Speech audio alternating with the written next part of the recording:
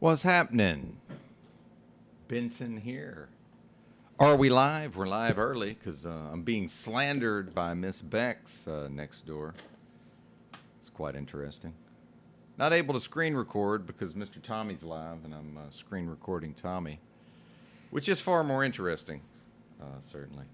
But we got Bex up here, so we'll try to play in some of this and respond to it.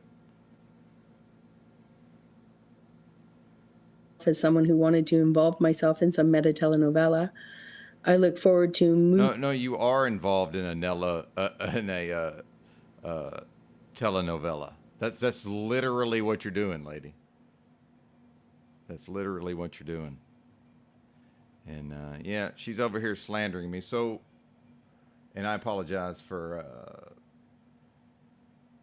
going live in such an impromptu fashion. Let me see. I got too many windows going. Oh yeah. Oh, that's because one of them's an incognito window, and because I'm a helpful teammate, I was trying to pump up her numbers. Now, some folks may say, "Well, I never asked you to do that," and that's being done artificially. Well, the fact is, if I'm not logged in, I can be on the same computer. I'm pretty sure, unless they've changed this recently, I can be on the same computer and pump up the numbers. So I'm representing two viewers. So that's why the extra window was there. And just because Bex doesn't understand the format, hang on. She says that I have my record. She's assuming that I'm recording this as if I could possibly respond to it, but not understanding that I would also need the live chat, right? And if I was screen recording, I would have come in late and I would be behind. And that's how we got yesterday's restream of Bex got cut off because I went to the start and was recording in 1x. But anyway, we'll give a second to greet everybody here. And again, I'm mainly having to do this just to get all of this on the record. I feel like the stream title worked out though.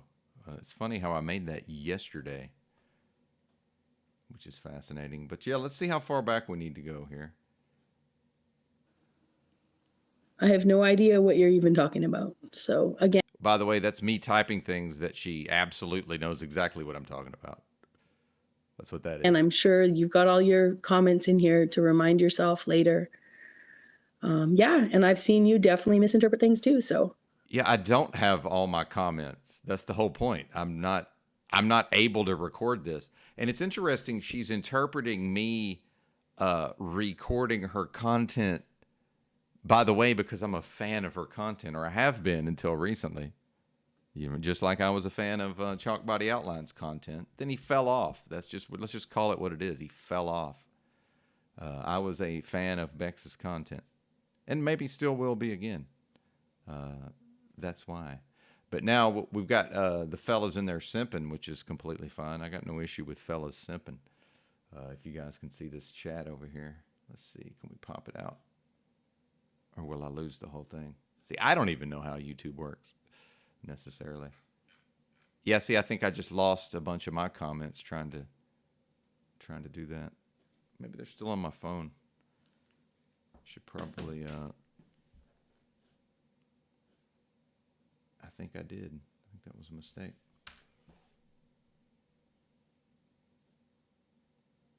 Trying to show this on the screen.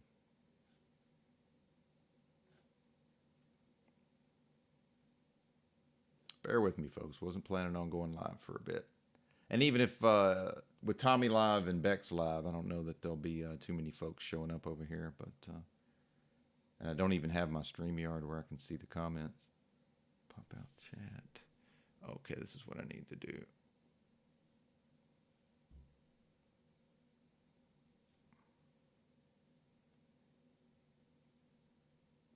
And then we get into when intelligent people intentionally misconstrue things. Because I made a comment about psychological warfare that she... see, I just don't believe when very smart people act like they don't know what's going on so that they can intentionally misconstrue things. I have this crazy habit, I know, call me nuts, that when the person shows themselves to be very intelligent, I go ahead and only treat them as if they're very intelligent and capable of picking things up. Oh, but that's right. This one always wants to fall back on a weak, powerless woman, which is, what is that, by the way? That can be a daddy issue dynamic. See, I don't have children. I don't have daddy issues. So before I got timed out, yeah, that's right. Bex is now timing me out in her chat. The lady that came over here and got to hit me with both barrels is timing me out in her chat now. Great. Wonderful. You know, we're just humans humaning. And I'll take the advice with a grain of salt. You know. What advice, by the way? Who's giving advice? I'm confused. Who's doing that? Hang on, let me share the chat here. Share the popped out chat. What's up, Michael Steven? Good to see you. I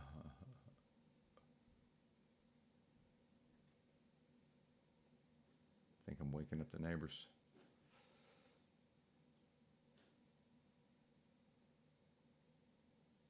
Oh, wait a minute. This is what we need to do. Sorry, my laptop is a screen recording, so I'm a bit lost.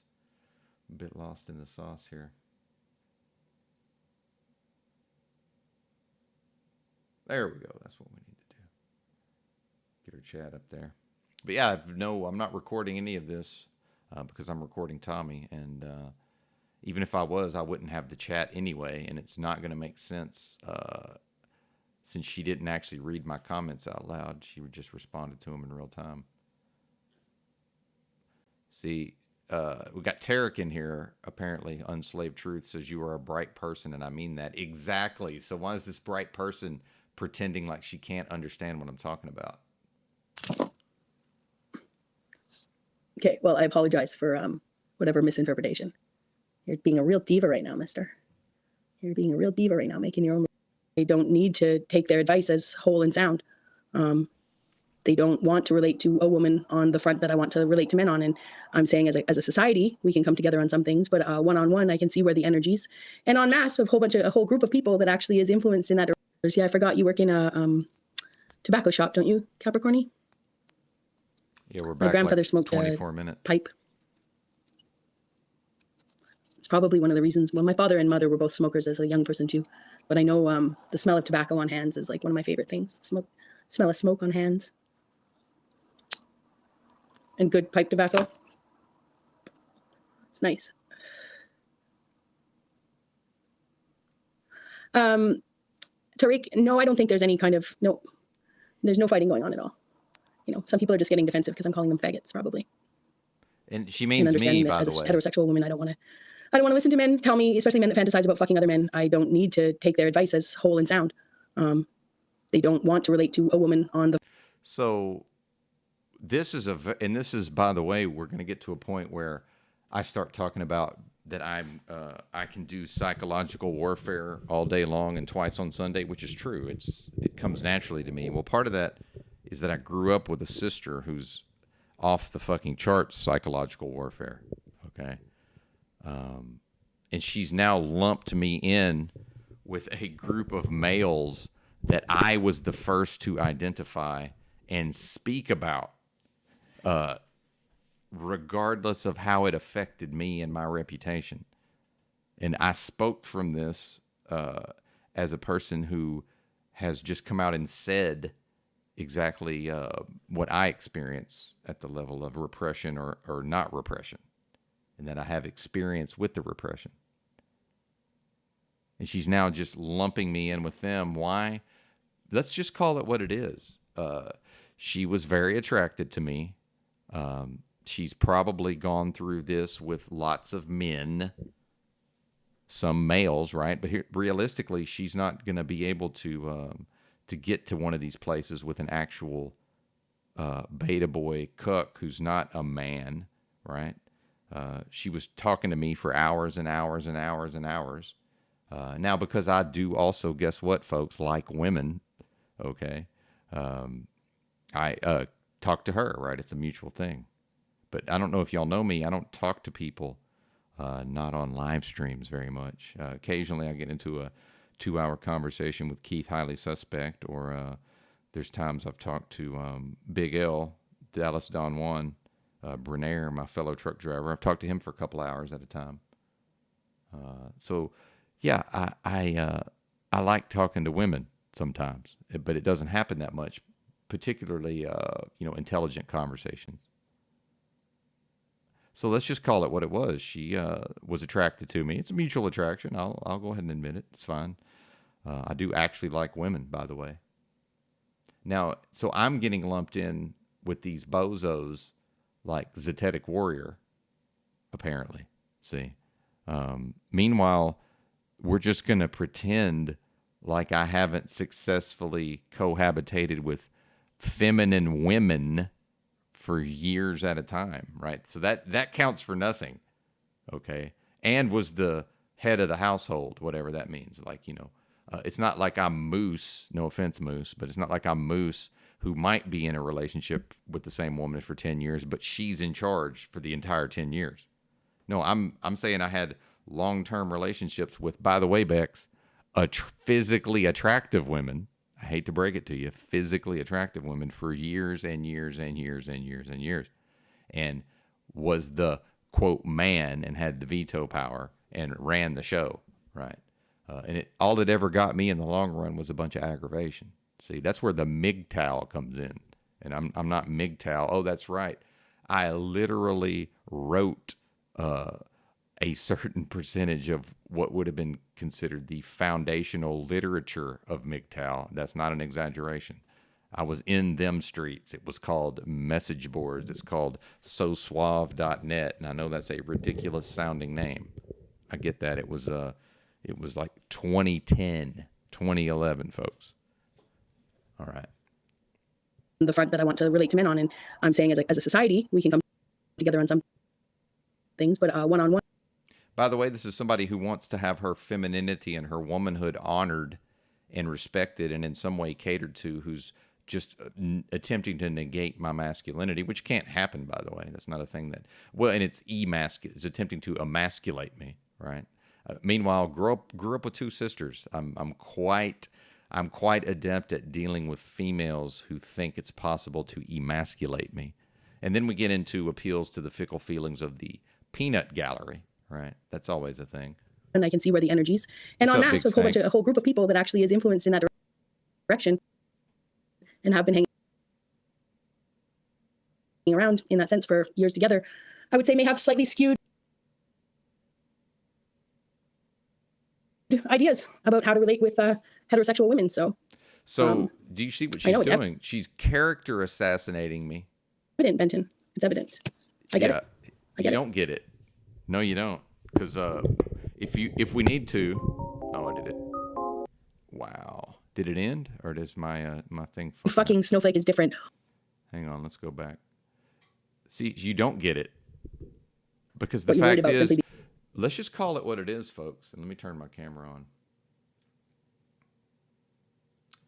Let's just call it what it is. So Bex, who's going at me with my supposed inability to relate to a woman, right? She's never had a long-term relationship with a dominant, in-charge man. She hasn't. She's never had that. She's had one with her father.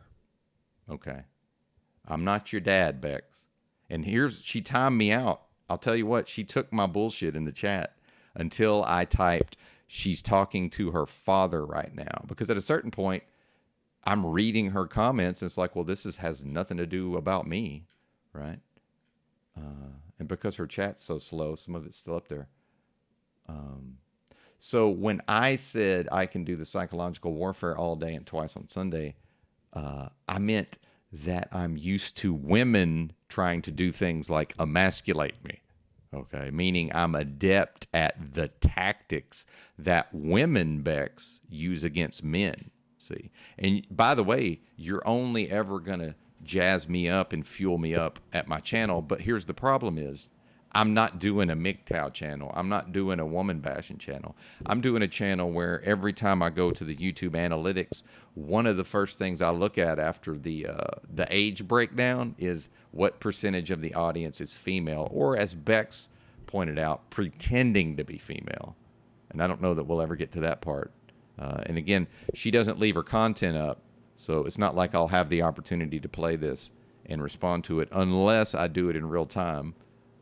But I have so much to say, see, or we can just hope. Oh, by the way, did you notice that the last 2 times that she took her content down, I restreamed it and told her that it was good. Here's daddy giving the reassurance to the child, right? Except I'm not a father and never had kids, don't view myself that way.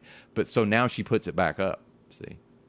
So I fully expect this not to be left up unless I screen cap it, right? Except the problem for her is we got Tom over here, and I don't know what the fuck Tom's got going on, and I need to have a permanent copy of this, and my other laptop is having audio issues, and I can't screen record on my main PC because then I can't use my main PC, right? But Bex has never in her life had a long-term committed relationship where she cohabitated with a strong man who ran the show, and she was free to be her just feminine self. I've been through 3 of them, okay? Started in before college. The first one started in motherfucking high school. That one went about 3.5 years. Then I met my first wife at college. That one went approximately 7 years. Okay, we lived together almost the entire time. No, not all of it. Maybe the first, I don't know, less than a year we didn't live together. By the way, since she wants to lump me in with the men that she's claiming don't like women, we had sex 3 times a day for the first year of X. Yeah, like I'm talking like she had multiple orgasms multiple times a day for a fucking year. Think about that. Okay, but now I'm getting lumped in with a bunch of people who we're calling repressed homosexuals that I'm the one who noticed them. I'm the one who said, hey, we got all these repressed homosexuals running around, while simultaneously having the, I don't know, you can call it brave if you want, while me just putting it out there that I have certain proclivities, right, that haven't been acted on very much. But does it really matter that they haven't been acted on very much? Does it really matter? Meanwhile, I don't know if you know this, Bex, ex-wife number 2, that's an Arkansas dime piece, ma'am. Ma'am, 5'7", 112 pounds, gorgeous face. She used to get annoyed because people would say she looks like Michael Jackson. I said, no, you look like what Michael Jackson wants to look like. Think about that. You look like what he's trying to look like. You look like the ideal facially for a woman. A literal Arkansas dime piece on my arm for 10 years. But then you know what happened is I grew and changed and no longer needed to feed my ego. I no longer needed to run around 190 pounds of muscle with my flowing locks, see, and was 40 years old in Austin, Texas, and as far as I could tell was the best looking guy in Austin, and that's probably not an exaggeration. Okay, now look at me. Okay, now look at me. Meanwhile, she can't even get into a relationship with the 120-pound, almost dead version of Ben. Right, but I'm not here to drag people based on any of that. I'm happy to have a working relationship with her. And here in a minute, she's going to try to misconstrue it as if I offered her kindness and friendship. Okay, and let's just call it what it is. She's a toxic person. She now represents a toxic person in my life, period. Now, that doesn't mean she can't come up on the panel. Guess what? So Mitchell can come up on the panel, for fuck's sakes, at times, right? Certainly not implying that he's not under demonic oppression, right? Certainly not implying that, oh, by the way, clean your room, bucko. But this is just sick, man. It's sick. So the fact that I detected that she was going to war with me psychologically while and here's how the women are. See, and this is why most males have almost no chance against a woman, right? This is why most males and some men get eaten alive by these broads. Imagine if she was hot, y'all. Imagine the damage this woman would have done if she was hot. And I don't even think Amber Heard's attractive, but you know, just imagine what could have been accomplished if she wasn't misshapen physically. And I'm not here to drag you. This is a technical term, right? A man like me, right, with my Arkansas dime piece on my arm,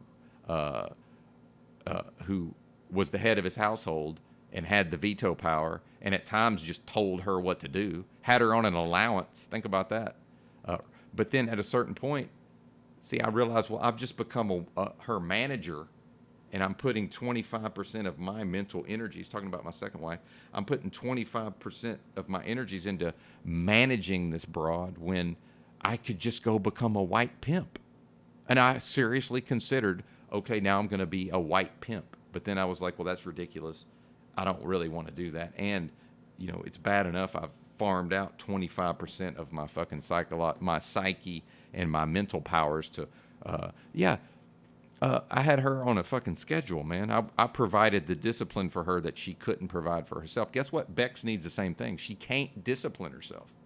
And that's the primary, let's just call it what it is. And at the risk of, and see, by the way, this is when we get back to the psychological tactics. She's jealous of the fact that other women come to my channel and want to interact with me. Did y'all see how she reacted to Liberator of Self? She immediately became jealous, right? I was, because Leslie had been on the panel like 2 days in a row. And then I believe I was, while Bex was on panel, I believe I was talking to Leslie, who was in the chat. Bex got jealous of Liberator of Self. She can't fucking stand it when she comes into my channel and there's all these women being nice to me.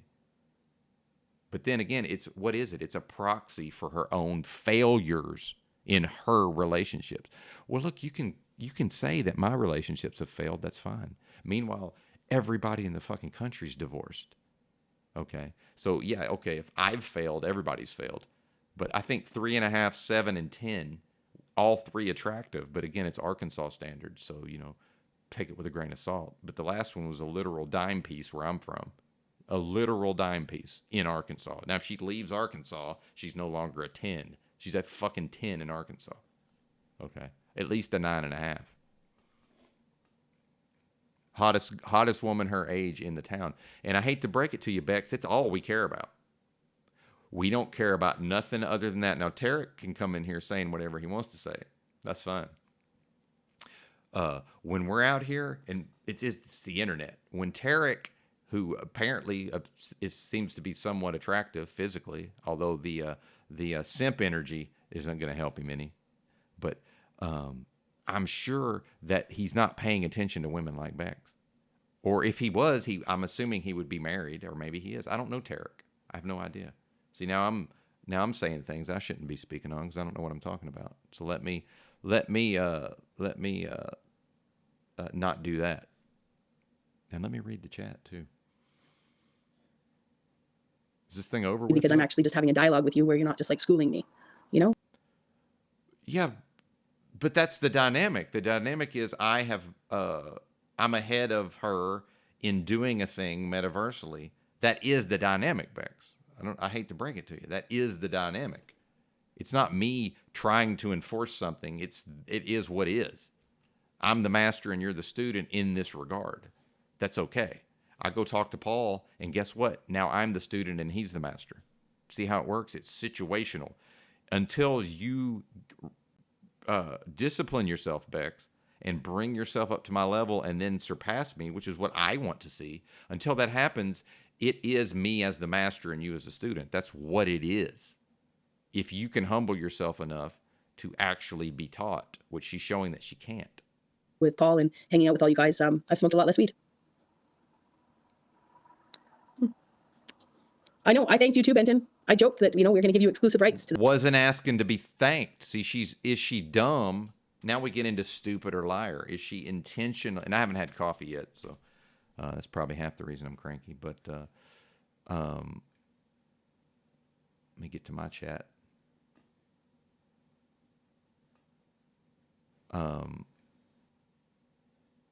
What's up, Butthole Winker? Good to see you. What's the conversion rate of hotness between Nebraska chicks and Arkansas chicks? I don't know, man. I'll just call it like it is. What I was talking about is that's all we care about is the physical. That's true at first, right? That's what gets our attention. See, it's a little more complicated than that. But I got to be honest with you, man. If I found a woman attractive, that's all I cared about. And I'll just say it. High school girlfriend had a Playboy body. That's not an exaggeration. She had the nicest breasts I've ever seen, 36, 24, 36. Perfect body, busted face. Well, what do you think a 17-year-old Benton was interested in? A 16? Do you think I was interested in her face when I was 16 or 17? I mean, I'm just like, we moved to this new town, and I'm the new guy, so of course I'm getting attention from the ladies, and I chalked it up to the new guy factor. But yeah, I'm like, okay, you dumbos grew up with this chick, and she's got a Playboy body, and you can't. Nobody's. She wants a boyfriend, and none of you idiots can figure it out. Okay, I'll be her fucking boyfriend then. Why wouldn't I?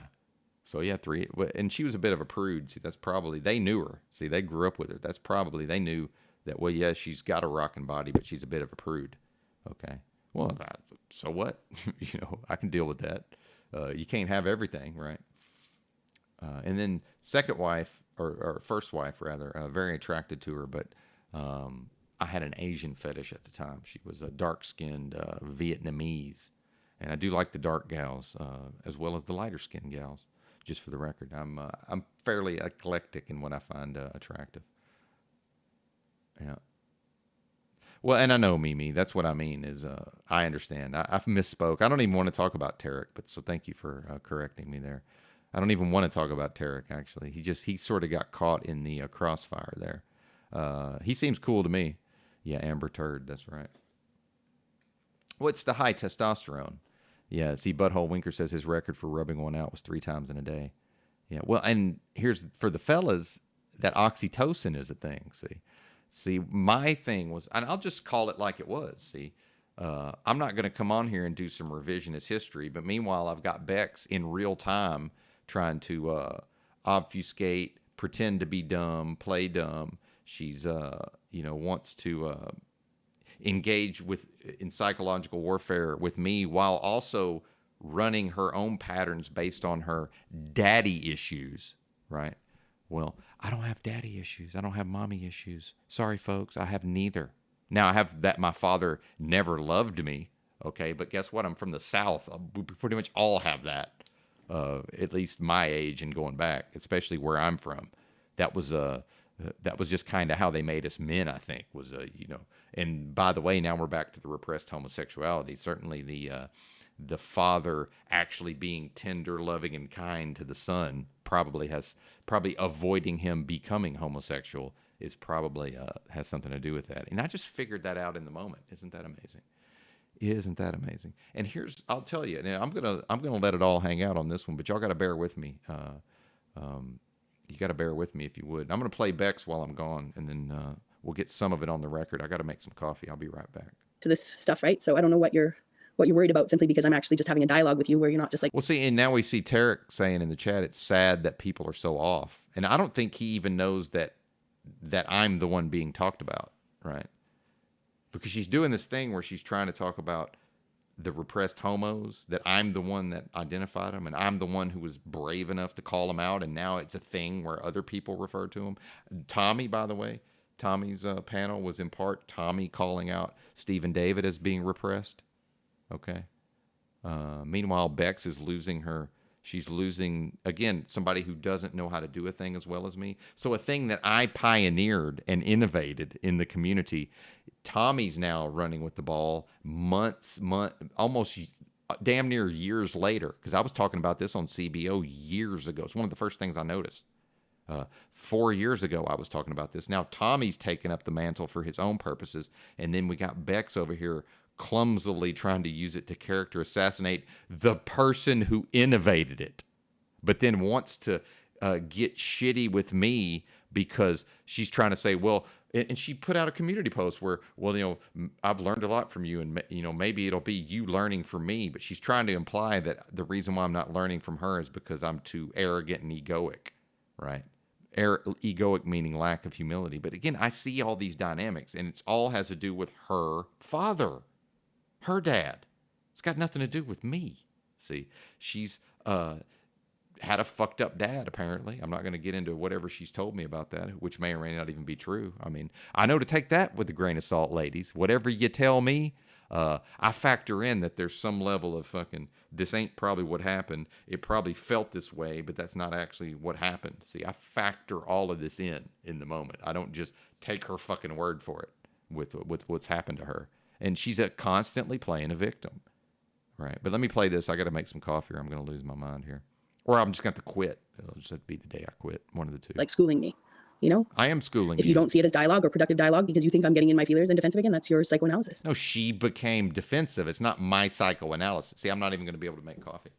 This would be one of the times it might be helpful to have a lady in my life. But I can make my own coffee. But I can't make my own coffee and do a broadcast. Oh, shit. Right? This is my, like, you know, I only give so much energy to, you know. You're worried about me now. You're worried? Yes, Bex, I'm worried, addressing my emotions. I don't understand. I'm sure you'll do a response, though. I'm sure you'll do a response, and I'll understand. So that's great. I look forward to it. I look forward to it.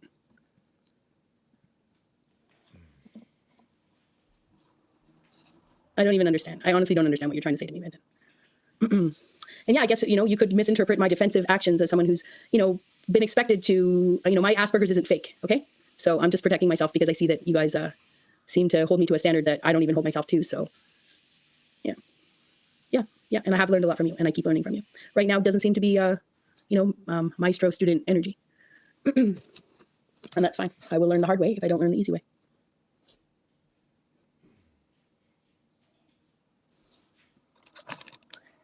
That's a fact. So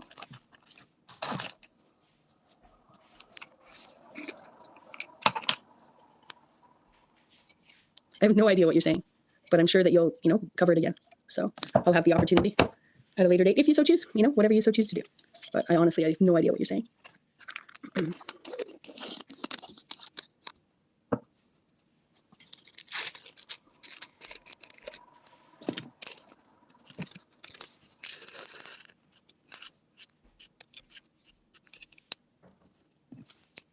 I'm not very good at the cone rolling big drink tea. I have rolled them though, and even the big ones, they used to get the sort of novel ones where you had to like poke it all in. Unless the cones are always like ones you poke in.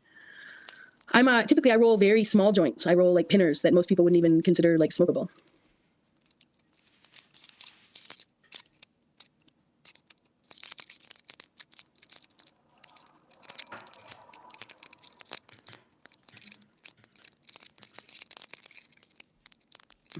Were her joints small? Oh, the cone rollers. Yeah, I forgot you work in a tobacco shop, don't you, Capricorny? My grandfather smoked a pipe. It's probably one of the reasons. Well, my father and mother were both smokers as a young person too. But I know the smell of tobacco on hands is like one of my favorite things. Smell of smoke on hands. And good pipe tobacco. It's nice. Tariq, no, I don't think there's any kind of, no, there's no fighting going on at all. You know, some people are just getting defensive because I'm calling them faggots, probably.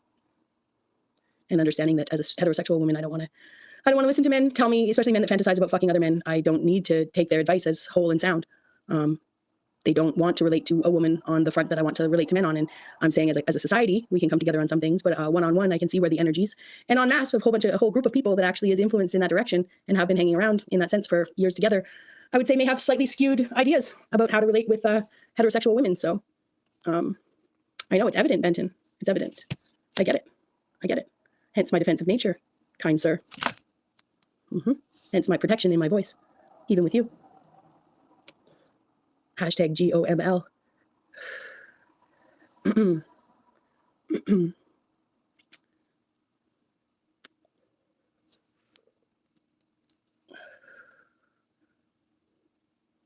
Maybe.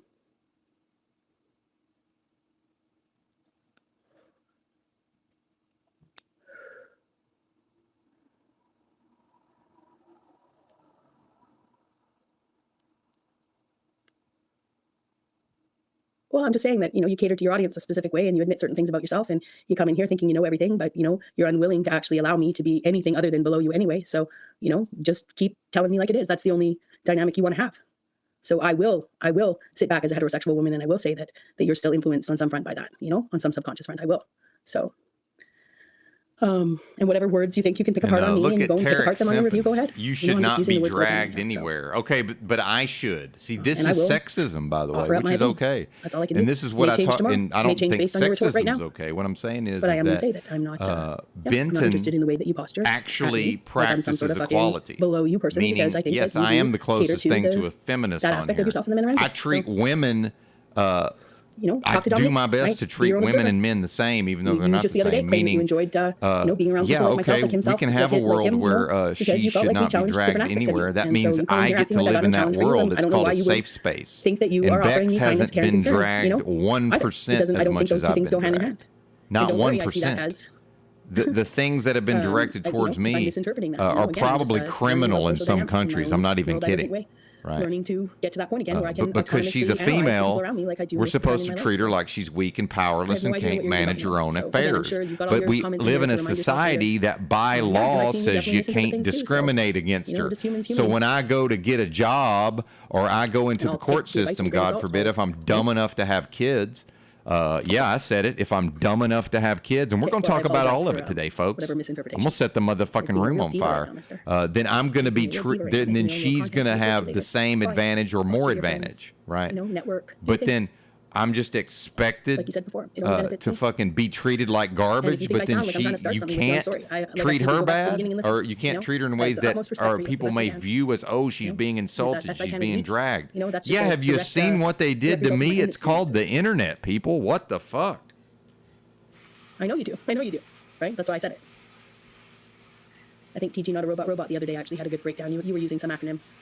She gave you a good one too. Whatever, Benton. Everybody comes in like that sometimes. So, you're just wanting to maintain some sort of antagonistic discourse. It's fine.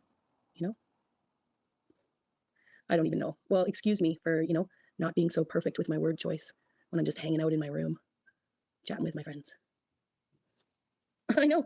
I'm not even, I get that. That's what you've come in here. I'm not even asking about psychological warfare or whatever. I don't even understand what you're talking about. But you've probably got enough of this for your own content. And I just think that you're distracting. So you can respond. And then this is her reputation, by the way. Big Drink T, by the way, living his best life. And he, who had no problem with my commentary that got me timed out. He was right there in the chat the whole time, just ignored me, I'm assuming, because, we don't have to agree, by the way. I don't expect him to team up with me because we both have the same equipment. That's not how it works. But he says, hope you don't delete this sleep time. Yeah, exactly. I hope she doesn't either. I'd like to be able to play the whole fucking thing with chat. If we get my chat in there, it'll really make sense. But I can psychological warfare, to every day and twice on Sunday.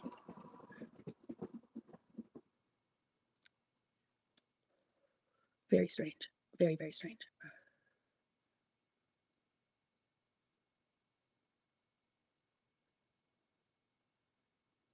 I don't understand what you're saying, Tariq. But if you're breaking it down to gender right now, I'm not allowed to do that. So neither are you. So sorry about that.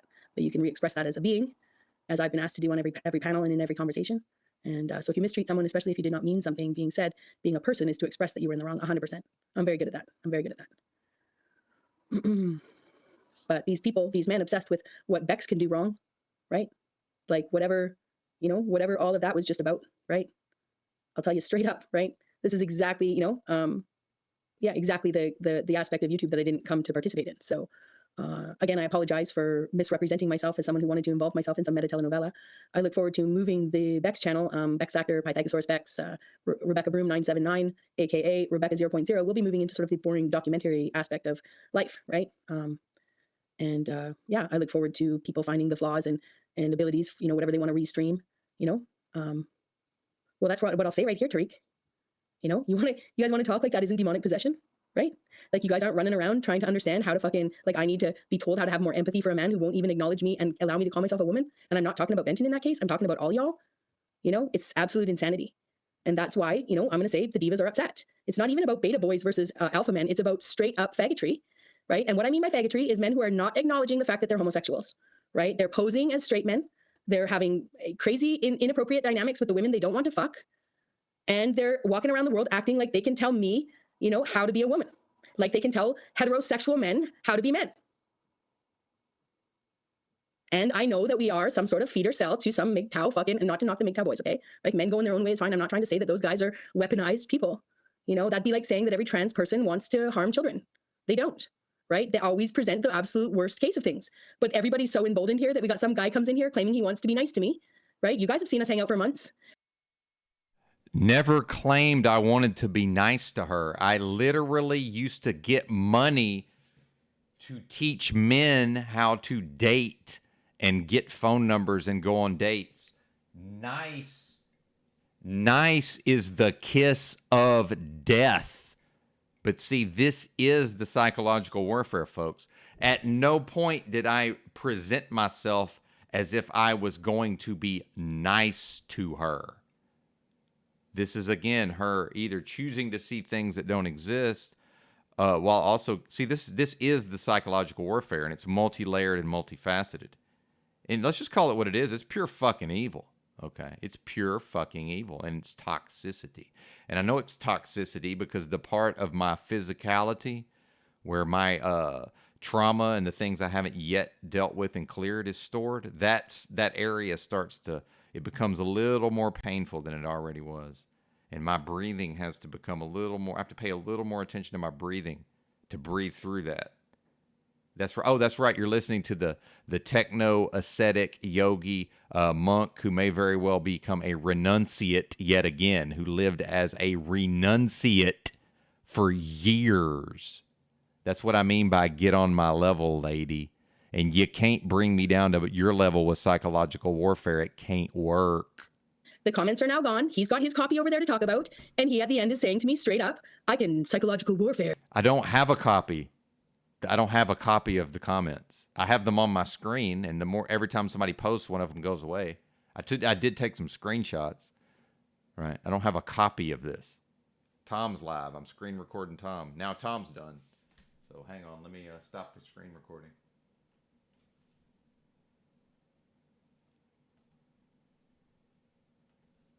Yeah, you're not the only one out there that's screen recordable, Bex. Any day and twice on Sunday, right? Like, is he trying to say he wants to psychologically warfare with me, Tarek? You know? Because I'll tell you straight up, I know that no matter what's happening with the channel you're most affiliated with, that dude, okay, out of all the people around here, that dude ain't doing any of that stuff. You know? Ain't coming into girls' room, isn't going into Carmen de Laguna's room, right? And saying I can psychological warfare with the best of them, right? Trying to tell me he's heterosexual, right? You want to talk about who's triggered? You know? Unbelievable. Well, and men who are not straight, right? Who want to, you know, be the diva that they are, okay? Repressing the feelings and feeling proud about it like they are, right? Want to come in here? Yeah, they should look at themselves, right? Because he's actually threatening psychological warfare on me, right? Like there's no tomorrow. Don't worry. I got all your old deleted stuff. I can fucking give it all to, you know, so-and-so, and we can make you the content forever. Yeah. And you guys can stay in your little loop hating on Bex while she goes into documentary world, right? Well, she actually just, you know, redirects into some of the other millions of people in this fucking metaverse. And what are people going to do? Follow me around and destroy my future relationships with other people? That seems super fucking like weird. And I'm just going to assume not. You know, because that seems a little obsessive, all because I said a diva was fucking, because like a guy who says he represses his homosexual feelings, calls himself a diva, shows the content of everybody dragging him, but I'm the only one that can actually put it all together, say it to his face, and for some reason, I'm the metaversal enemy, you know, because I just put it all together and said, that's why you can't relate to me. That's why you blame everything on the fact, yeah, you just told me I can't be your fucking equal, right? It's the same problem that Illumitami has. It's the same problem that a lot of these content creators end up needing to cater to. And whether it ends up actually being an aspect of that person's masculinity and how they come in touch with their own femininity, I don't fucking care. I'm not trying to fuck anybody, have relationships with anybody. I didn't ask anybody to look out for me. I didn't ask anybody. They just had open panel links and I clicked the fucking links and I thought I made fucking friends, quote unquote. Unbelievable. And that anyone in this chat thinks that they can come at me with any kind of added perspective, right, about any of the things that you guys consume as content and my judgments thereof, even if somebody over there is right now finding like. And what are we back to, folks? What did I tell her when she came over here? I said, who is you? I said, you ain't special. This is the internet, lady. Ain't none of us special, especially in this whatever this is. You know, shunted off into this corner of the internet. Can I remind y'all for the millionth time, and not you, I'm sorry, my apologies, that I got millions of views on a message board thread.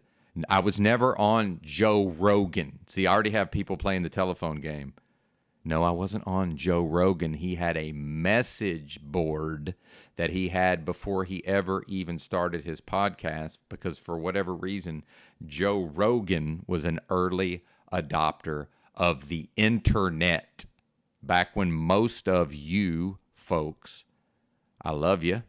Well, that's not necessarily true. Let me see. Now I'm saying things I don't mean. I'm glad you're here, and you certainly, most of you have excellent taste if you're listening to me. Let's go ahead and do that. And I certainly don't want to offend people, unless I do, right? Unless I'm trying to run somebody off. I can walk the room, Bex, and I know she knows what that means from stand-up comedy. Shit, I lost my point. Well, and she's getting what she needs. See, I'm reading Tarek's comments. She's getting what she needs over there. Like worst moments and sending them to people in other. Yeah, and I can't address Tarek. I can only address men in general. But by the way, Bex, never promised you that kindness, love, care, and friendship. Never once did I present myself as a nice person. Now, did a cult brainwash me to smile and have a certain facial expression and a certain presentment? And, you know, the fact that I like to say to people in the chat, hey, how are you? Or, you know, good to see you or whatever. That some of that is probably because a cult programmed me to be that way. And some of that's probably my natural personality. Guess what? I can't tell the fucking difference. Other fucking communities where they will forever analyze these things. I don't fucking care. That's the beauty of what I've learned. Again, Bex, you don't stand apart. You fit right in. You fit right in with the rest of us. You're not special. You're not above the program. You're not some wonderful person that should be treated some type of way. Who the fuck are you? Who is you? Meanwhile, you know, I have some of these traits also, Bex. Some of this, and narcissism has basically lost all its meaning. So we're going to have to figure out another way to refer to these traits. But, yeah, that part of it is a bit of a non-starter these days, the narcissism part. But whatever this is, right? It's megalomania at a certain point. It's barely covered up megalomania. You have some of this too, Bex. Okay, but then I pulled my head out of my ass and I realized, you know what? Not only are these people who claim to be my friends on some level, who probably do have some level of regard for me, the CBOs, the TBEs, the EBTs of the world, and others.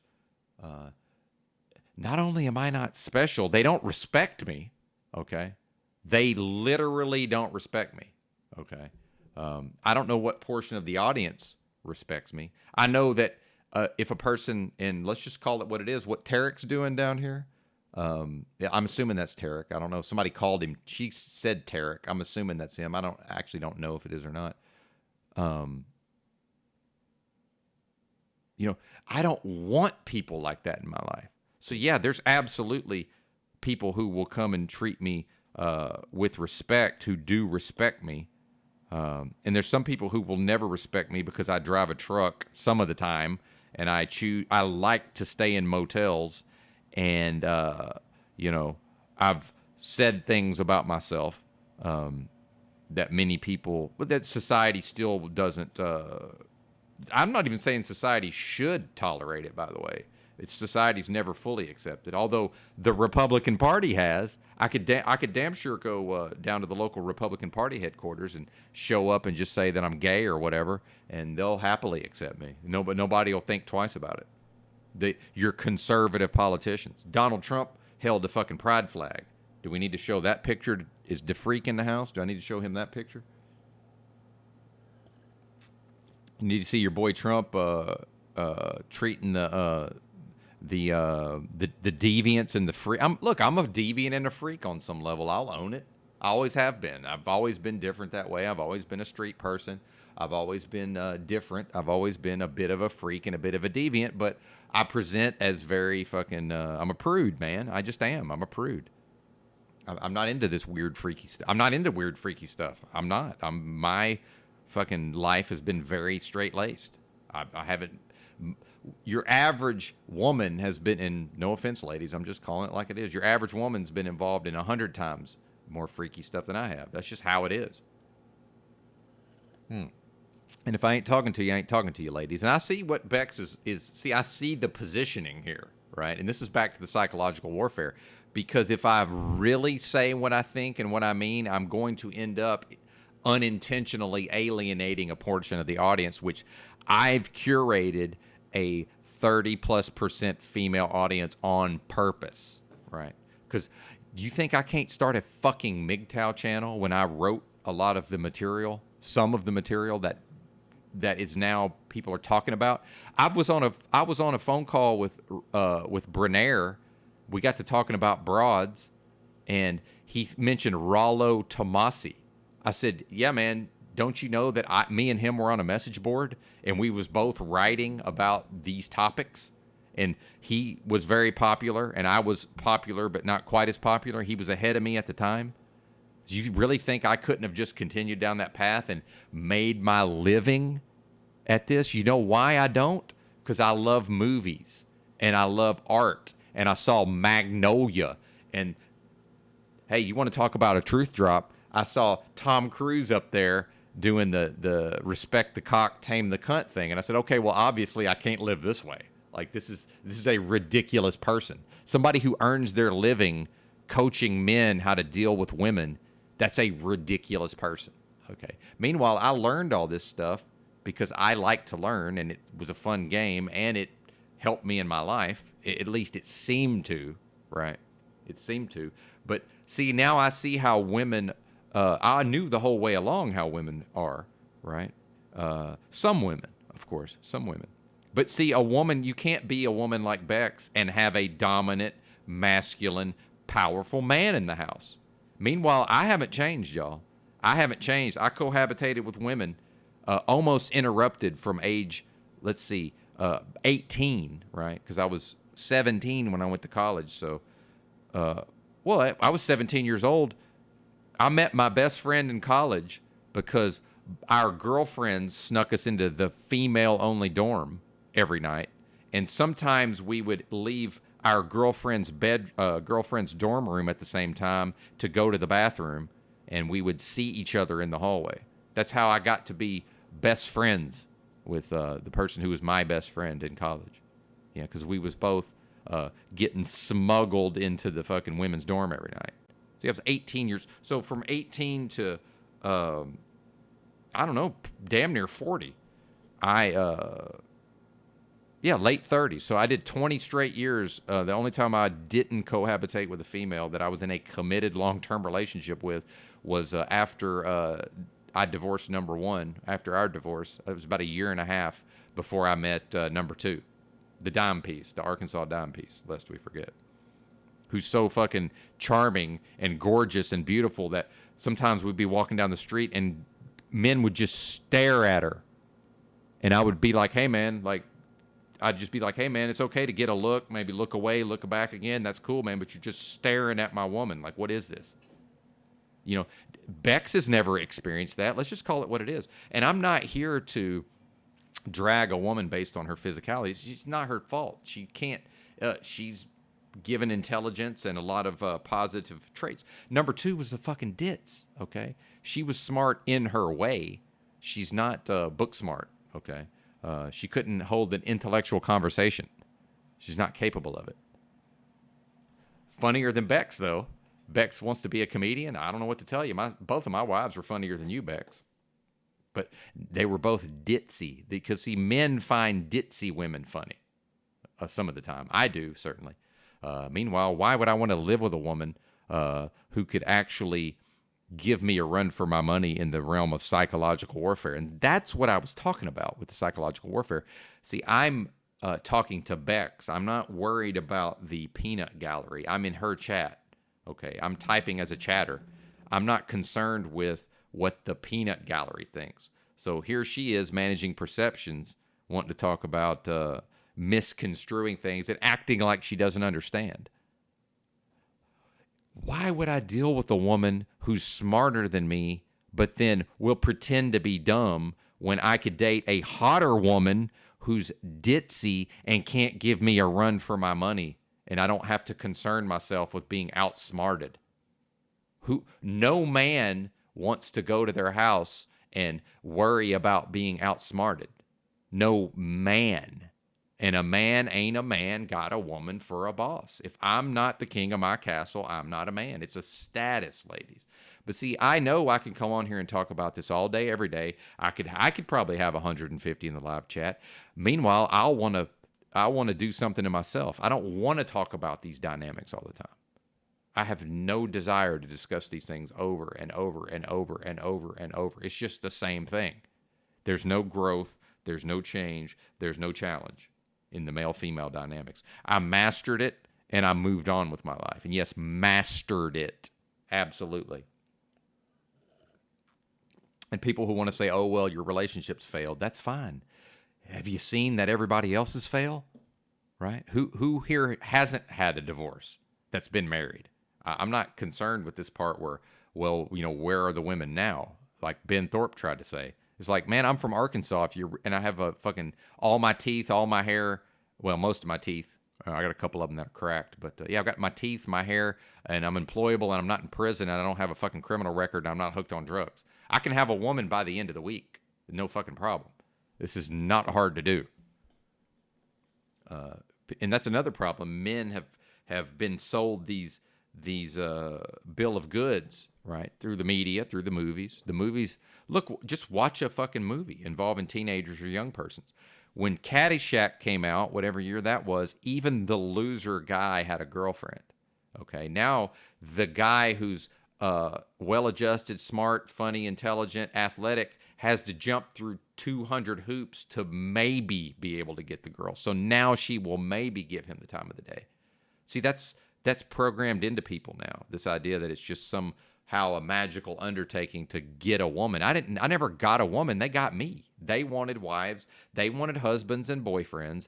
I wanted pussy. And it was a fair exchange. I was willing to agree to something I wasn't even capable of, by the way. I was willing to pretend like I was going to restrict myself just to her, and mainly accomplished it. Although I've cheated with every woman I've ever been with. Meanwhile, surprise, surprise, that's the kind of guy who has no problem having a wife or a girlfriend, while the beta boy, I don't even like that term, while these losers who can't get a date and people who say, I would never treat you that way, you should never be dragged, blah, blah, blah. Women don't want those guys. They don't want nothing to do with them. Now they're happy to use them for their own and I don't mean all women. See, I'm already doing the thing. I'm speaking very broadly about broads. See, I'm already offending a portion of the 30% female audience. If I ain't talking to you, I ain't talking to you. I'm not accusing you of doing this. I'm not saying that all women do this. I'm speaking very generally. If I just go out here and start talking to women, and yes, I have those skills, I can just go to a grocery store and talk. All I have to do is shop. This is what I have to do to meet a woman. Do what I do anyway. Oh, look, this woman is looking directly at me. I wonder why. Then here I go down the store. Oh, look, she's followed me over here to this part of the store. Oh, now the beta boy goes, what do you mean? Maybe she just happens to need this thing that you need. Yeah, I guess so, but this happens every time I go to the grocery store. So, I'm just going to go ahead and assume she's following me around the store. I've had multiple women following me around the store before. Okay, yippee skippy, yay for Benton. But they don't talk to me, see. They come up and talk to my dad. Me, they wait. They need me to show that I'm bold. They need me to show that I'm aggressive. They need to see something out of me, right? Because they're not quite sure. They think, well, maybe he's this thing that we respond to that they don't even want, by the way. You think these women want to move some man in? No, they don't. They don't want to move they like their space. They like their life. They don't want to move me in. Are you kidding me? But they respond to me as I respond to them. I don't control that part where I respond to women, okay?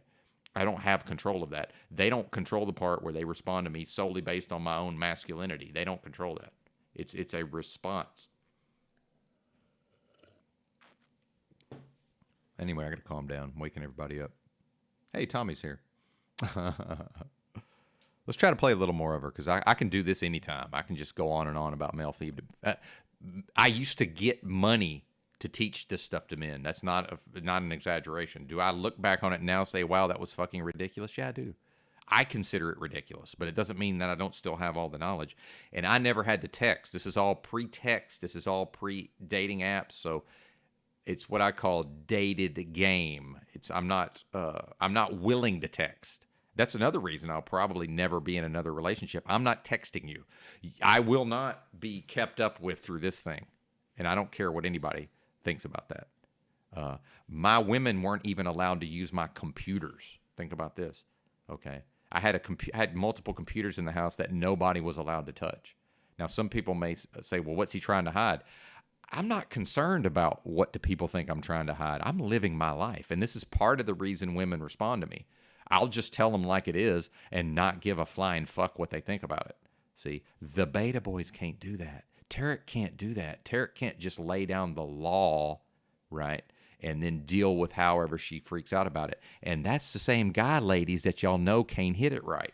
I'm just calling it what it is. He can't fucking, I'm never into choking, but he can't, sort of use his strong hands to maybe, just lightly and gently and lovingly hold her down a little bit and sort of just kind of give her a certain type of animalistic face and maybe growl a little bit, bite the neck, right? I don't need any of this, by the way. That's what she needs. See, I'm giving her what this does nothing for me, right? I've had them just try to I've had women wanting me to knock them around and choke them and shit. I'm like, I'm not into that. What are you talking about? Yeah, I'll give you a little bit of it, just whatever. But come on, I'm not into that. But see, let's just call it what it is. These women know they ain't shit on some level. Ladies, if I offend you, I offend you. Please, maybe come back another day. So here's why the nice guy routine never works. Okay, this is why it doesn't work, and this is why. Another reason why I don't like being in a relationship with a woman, I don't want to have to be mean to my woman. But the fact is, if the only time that me and number two rarely had arguments, the only times she really started tripping when I got to thinking about why is this broad tripping? Oh, I was too nice to her. She needs me to fucking be a little mean to her because she knows she ain't shit on some level, and it doesn't make sense. Why is this motherfucker being so nice to me? What's he up to? What's he hiding? See, she just assumes I've just met another woman, right? She just assumes that. Well, yeah, I have met another woman. Guess what? I meet them everywhere I go all the fucking time. Now that I'm in the metaverse, I don't. And by the way, women that are here every day, I'm not messaging these women. We're not corresponding through email, right? I'm not having a flirtation as the broadcaster and then they're in the live chat. And you've never seen me do any of that. Not one time have I done any of that. It's not a thing for me. I'm not interested in that. Meanwhile, guys who probably are repressed homos, who society has taught them that they have to at least appear to want to be with women. Now look at them doing what they're doing. See, look at them doing what they're doing. Okay. Yeah. Interesting. But I'm free to just be me. Isn't that amazing? Isn't that amazing? I love my life because I'm free to be me. And I've got a woman now dragging me, right, and accusing me of things that I've never done, like being nice and offering kindness and friendship. Never did that. Now, by the way, same thing with the ladies that are here every day. Yeah, I'm like, hey, good to see you, because it is good to see them. But I never promised them kindness and friendship and that I'm nice. I never promised any of that. Slow boy whiteboard, if that's actually a woman, got ran out of here. Quick, fast, in a hurry. Anybody can get it at that level. I'm only going to have cool people over here because I can talk to 20 people. No matter what. How many people are here? I bet it's 20.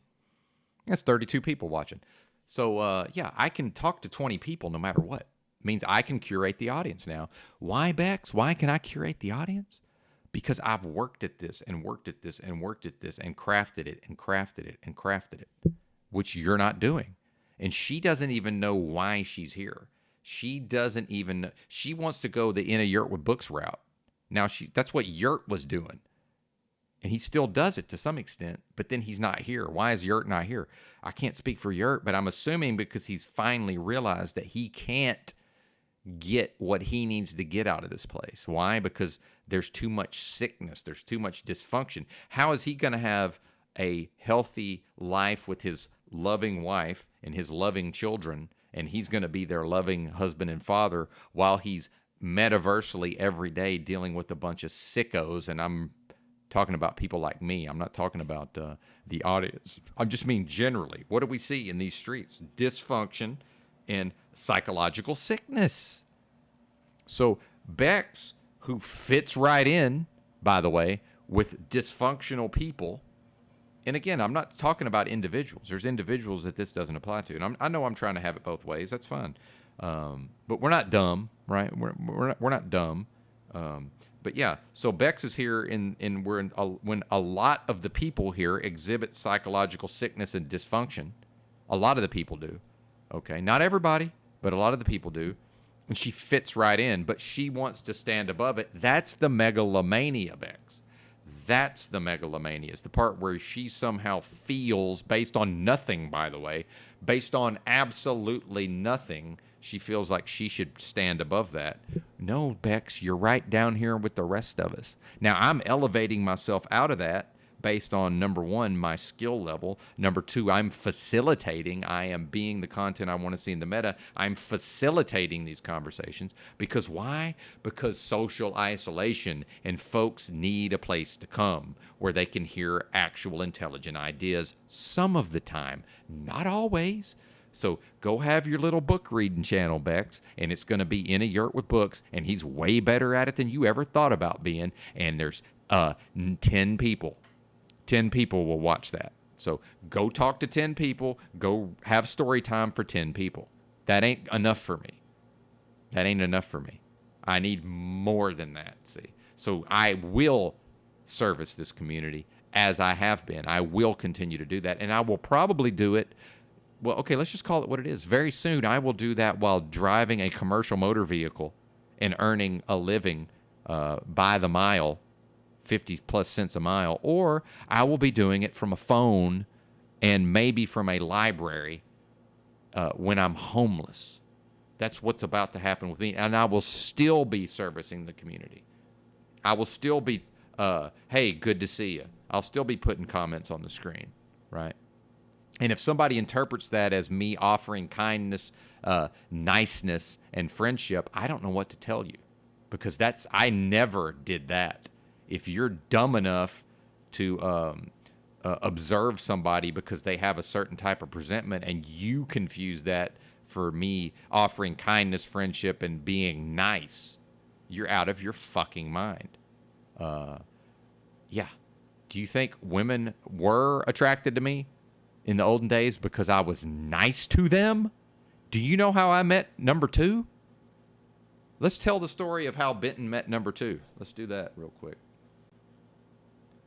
Hang on, give me a second. Sorry, apologies. Oh yeah, wait a minute. Tommy's done, so we can. I can log in on the StreamYard. Give me a second here. Let's get my setup back like it's supposed to be.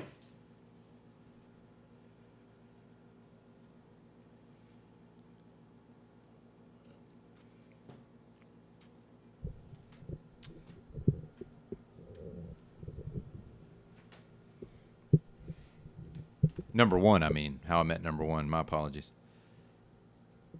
Since I threw my high school girlfriend into the mix, number one has now become number two. So long-term relationship number two.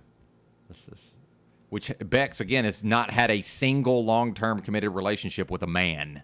Not one. But she's going to talk to me and denigrate me based on a sexual attraction while she presents herself as someone who would be somewhat sensitive to these communities, by the way, especially as a Canadian. And y'all don't have conservatives in Canada. I hate to break it to you.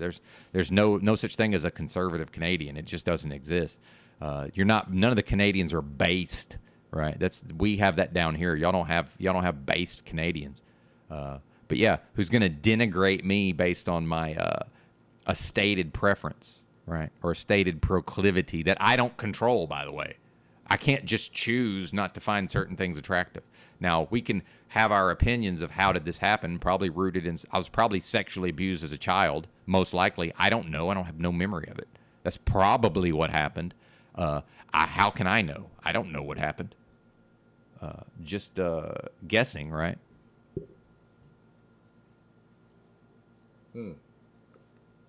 I've never lived that lifestyle. I know that.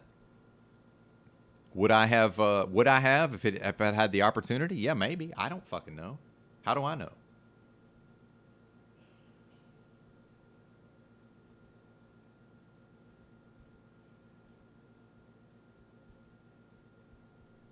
I was deprived the opportunity to find out. I don't know.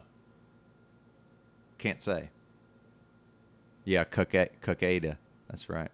But I'm not ashamed of it. Although, I mean, yeah, I'm still from a repressive culture.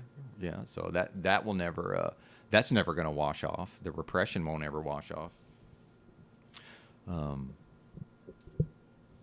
I mean, yeah. Anyway, I don't even want to get into it. It doesn't even matter. But so here's how I met long-term relationship number 2. The lady who was in college. I worked in the computer labs. Right, I was a lab operator because I was nerdy and I liked the internet. And this was 95 or 94, 94 or 95. I think sophomore year. I guess she was a freshman. Now that I think about it. She's from Bentonville, nearby Bentonville, home of Walmart, and born in Vietnam, but very American, very, very American. But, still spoke Vietnamese fluently, the whole thing, was involved in her culture and all this. And so here I am sitting at the back of the room at my desk, and I can see the screens to some extent. And so I'm doing my internet stuff because it's my hobby, and I'm enamored with the internet, right? I'm probably typing to meeting women on IRC in 1995 also, by the way, clickety, clickety, clickety. Met a woman and went and visited her in Dallas. I met her on IRC in 95, 94 probably, actually, now that I think about it.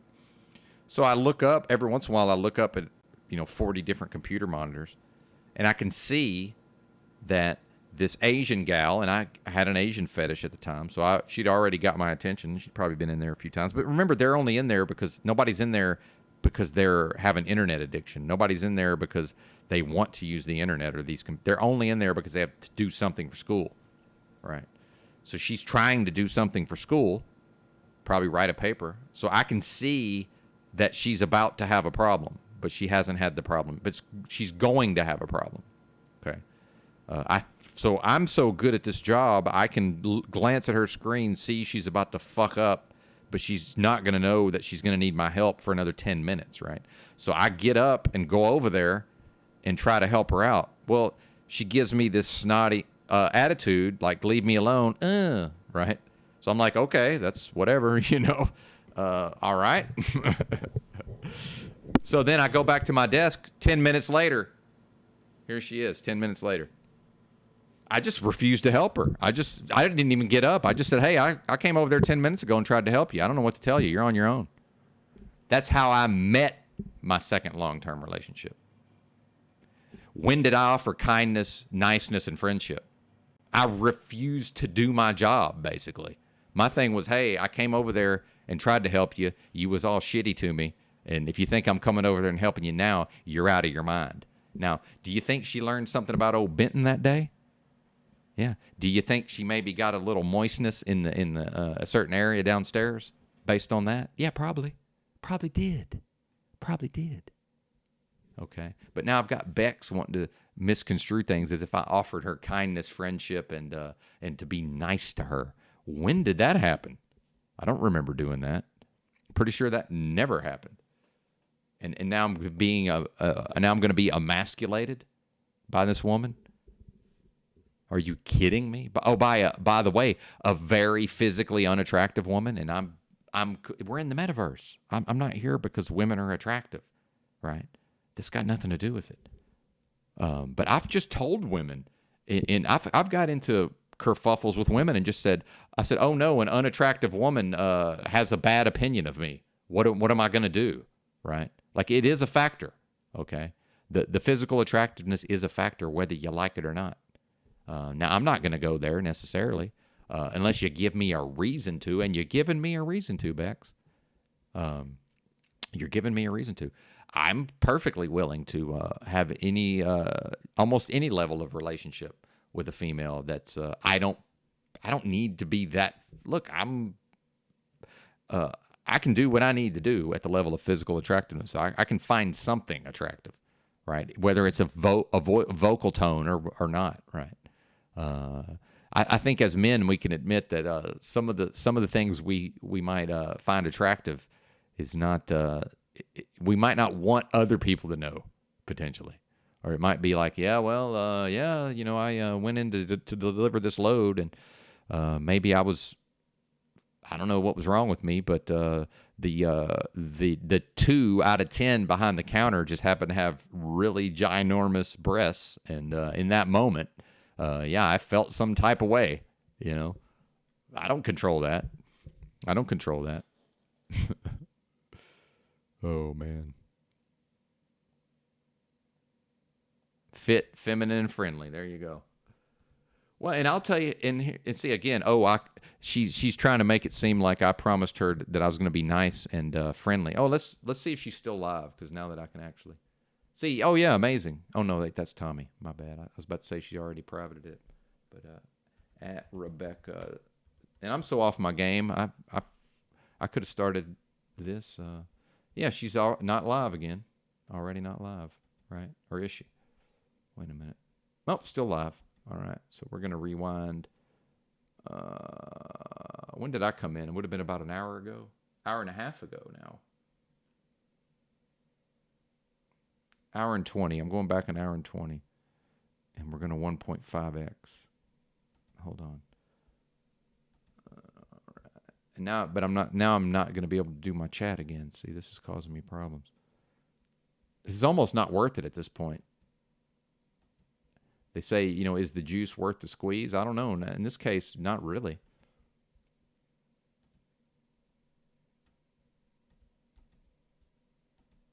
I mean, am I really going to revisit this later?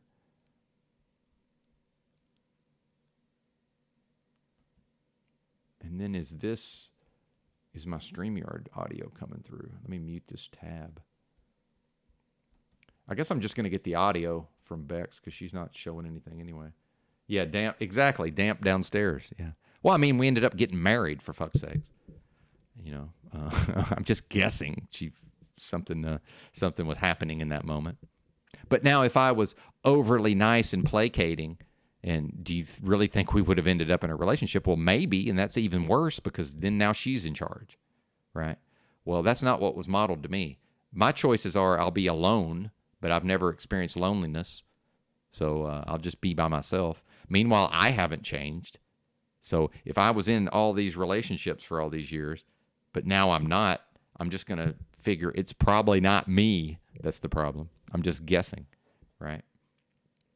And I feel sorry for ladies, man. I really do. Like, I've talked about it before. This, Andy Griffith, this Aunt B was right about my age. She was 50, and she was just free to be an old lady.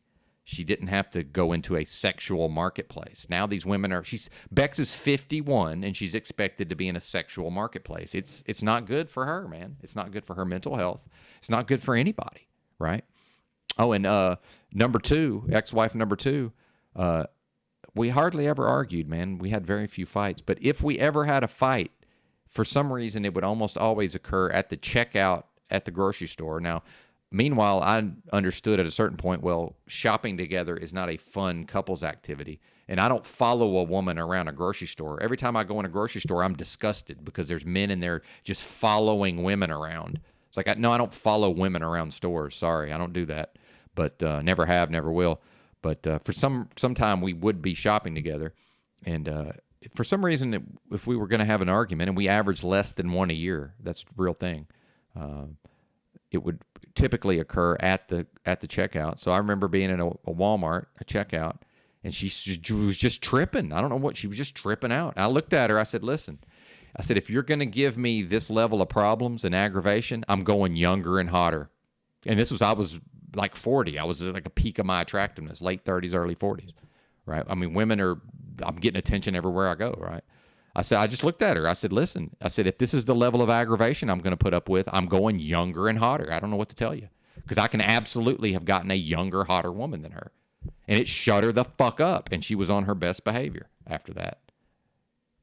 What do you want from me? Now Bex is going to fucking paint me into a corner. Are you kidding me now? Yeah, some portion of the female audience might leave. Guess what? How many waves have we had of me running off all the women now?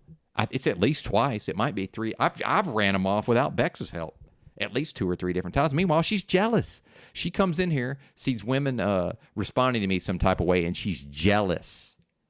Okay, you think I didn't see that shit with Liberator herself? I'm like, listen, I need to hear what Leslie has to say. Can I pretty please with sugar on top just have, my fucking version of Alexander the Great with the person in his ear saying, you're just a man, you're just a man. I need to hear that it's just a fucking hologram and the 5 senses trick. I need to hear that shit, right? I need that. Because I, left to my own devices, I tend to identify a little too strongly with the realm itself, even as evolved as I am, right? In that way. I still get immersed in it at times. I need somebody in my ear saying, well, actually, this is it's the separation of the positive energy from the negative energy. All the stuff she says, I need to hear that. And then here you go. Here's Bex getting jealous, trying to run her off. Yeah, thanks, Bex. And she didn't come back for like 2 weeks. Yeah. But that's the reality, Arpole. It's not that I'm cold. It's that's the reality. Now, again, the beta boy sees this as has mommy issues, number one. See, the beta boy has mommy issues. So when his woman starts tripping because he had an unhealthy emotional relationship with his mommy issues, that's something he needs to have resolved. See, he can't sit with that tension, right? The beta boy can't. The guy who is in a relationship, but the woman runs a show, that's predicated on being raised with too much of that feminine energy. And it's the walking on eggshells around the woman. Here's how me and my mama rekindled our relationship, because my mama was allowing my middle sister, who's very psychologically adept and very psychologically manipulative, she was letting my sister run her by proxy. Well, I just won't have that in my life. So I didn't talk to my mom for several years. This is like probably 3 years. So finally, here I am homeless and living with nothing, and finally got desperate enough that I emailed my mom trying to get some money, right? And meanwhile, my mom is like hemming and hawing, like she can't send me money. But I know, number one, she can. Number two, I never asked this woman for anything. Number three, both my sisters used to just drain my mom's resources. Both of them. She would just, because they know how to manipulate her. So I had a thought in my mind with my mom. I wanted to respond to some type of way, but it was so brutal. I waited till the same time the next day. I waited 24 hours, and this is what I typed into the email. I said, listen, I said, if you can't come up off of $40, then I basically said, I don't even remember, it's been so long, but I said some version of, you can take that $40 and you can shove it up your old cunt, right? I said this to her, and I said, I thought about this for 24 hours before I typed this. And there was more, but that was the major point. Was I said, you can stick this up your old cunt. And I was basically saying, look, we're just never going to talk to each other again, because I was basically saying, look, we haven't talked for a couple of years.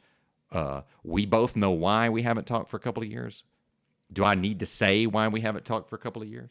Okay. Meanwhile, if you can't do this thing that I'm asking, you can just stick it up your old cunt, right? And we'll just never talk again. And it's not a threat. I'm like, this is what's going to happen. And I said, and I thought about this for an entire 24 hours before I typed it.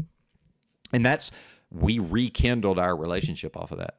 Yeah. I ain't scared. I've never in my life suffered from standing up for myself like that. Not one time. Anytime I've needed to express myself that way, it's never not worked out. Never. So the same thing with me and the Arkansas dime piece, who was probably feeling insecure because we were in Southern California, where she's used to being the hottest of the hot in Arkansas. Now here she is, and it's fucking off the charts. There's everywhere you look, there's women hotter than her. She's probably all insecure about it. And now now we're back to, why is he treating me so well? She knows she ain't shit on some level. So now she needs me to fucking slam her on her head, metaphorically. She needs me to put her in her. I don't need that. I get nothing out of that. She needed me to do that.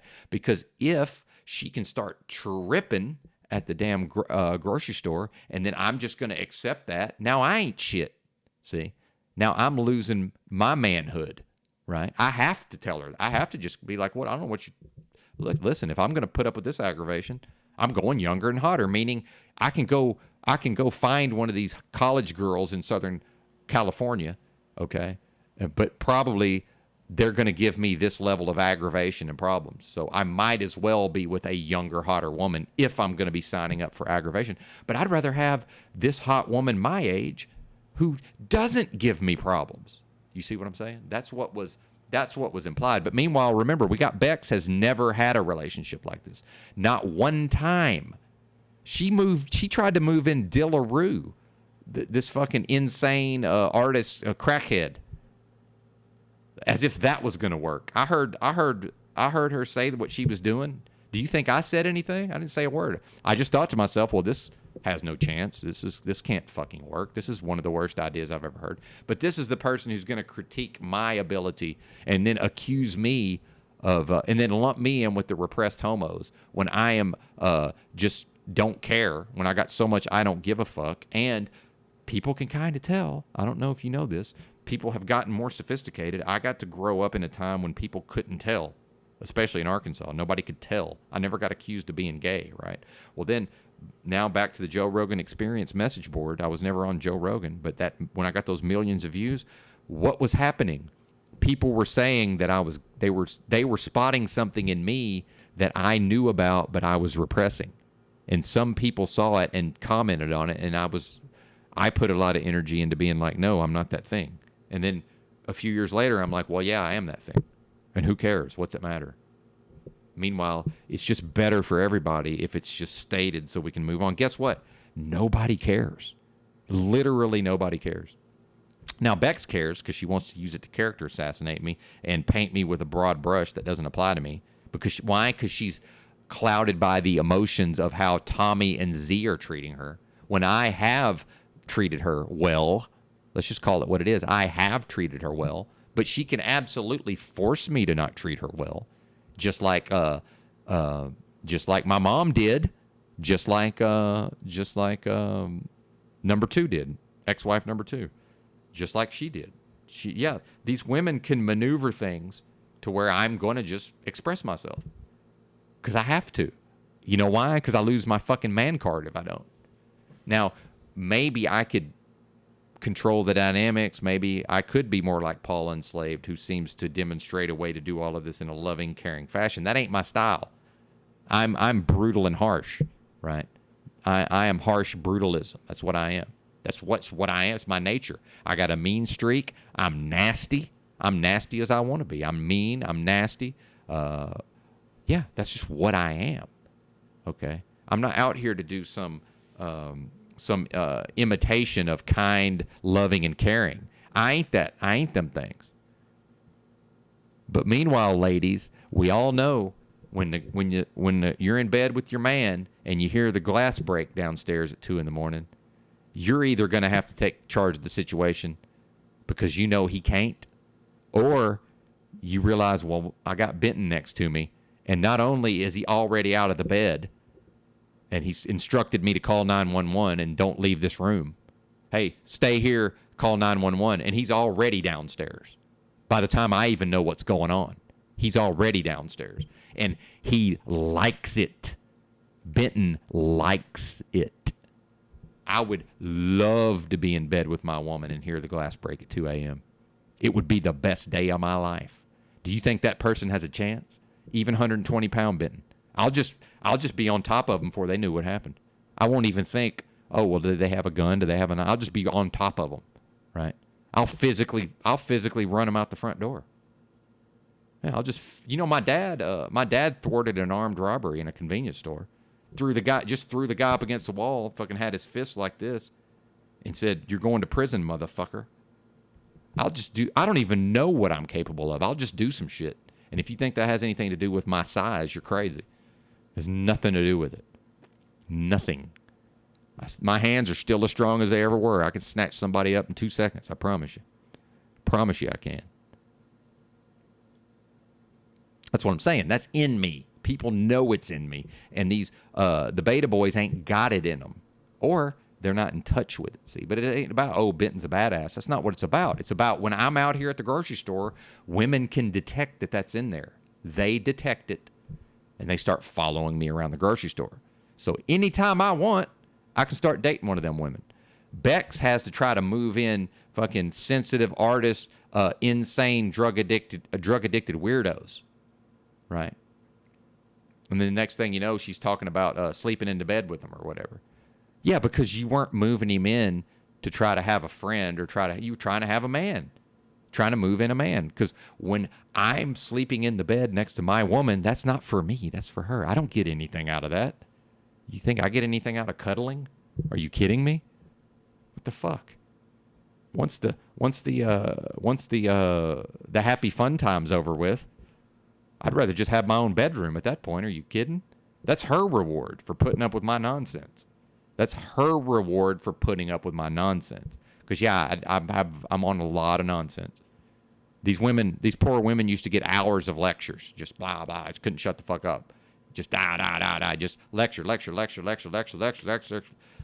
Because I didn't have control of myself. You think I'd do that shit now? Fuck no. Fuck no. But part of that is I need my own fucking room.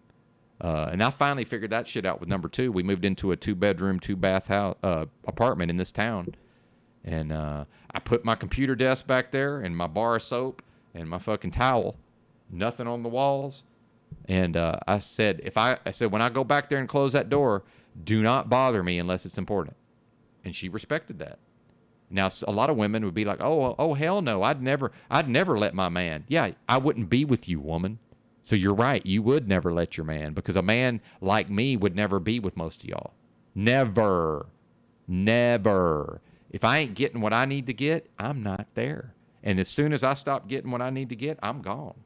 See, that's how it works. That's just how it works, people. And a woman, y'all ain't got the skills to keep a man, most of you. Some of you do. Most of you ain't got the skills to keep a man. Meanwhile, we're not complicated. Service me. Make me a sandwich. Try not to talk so much. That's it. That's all y'all got to do. You ain't got to do nothing else. Service me. Make me a sandwich. Try not to talk so much. But you can't even do that, most of you, right? And that's fine. I've accepted it. Meanwhile, thank God Benton's not wired for loneliness. Hell, I actually prefer being by myself. And thank God I'm finally 48.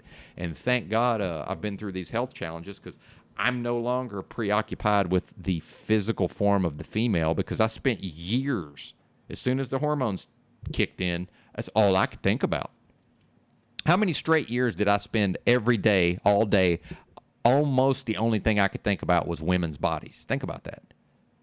For years, decades. I'm just glad that shit's over with.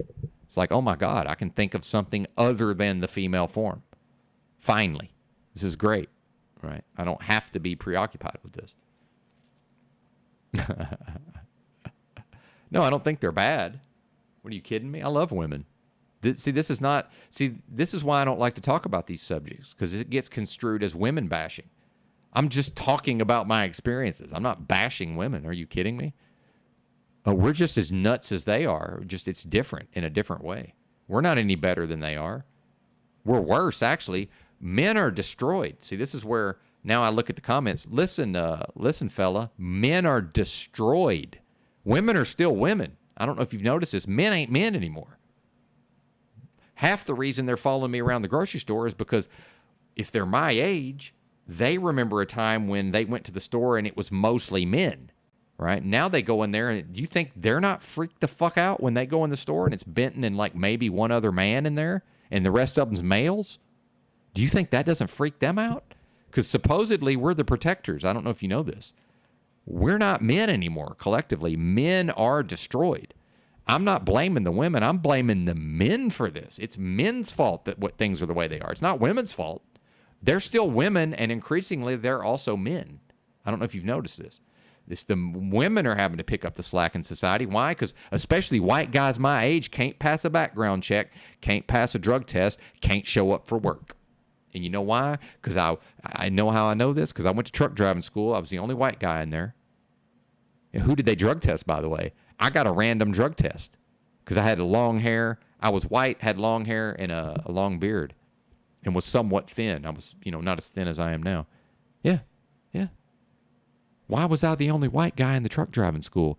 Because white boys my age can't pass a background check, can't fucking pass a drug test, and can't show up for stuff. They're not reliable. Okay. The men are in a complete state of failure and destruction. Please don't construe this as women bashing, because I don't bash women. I love women. Are you kidding me? Some of the baddest bitches of all time are in my own family, and I'm related to them. My mom's one of them.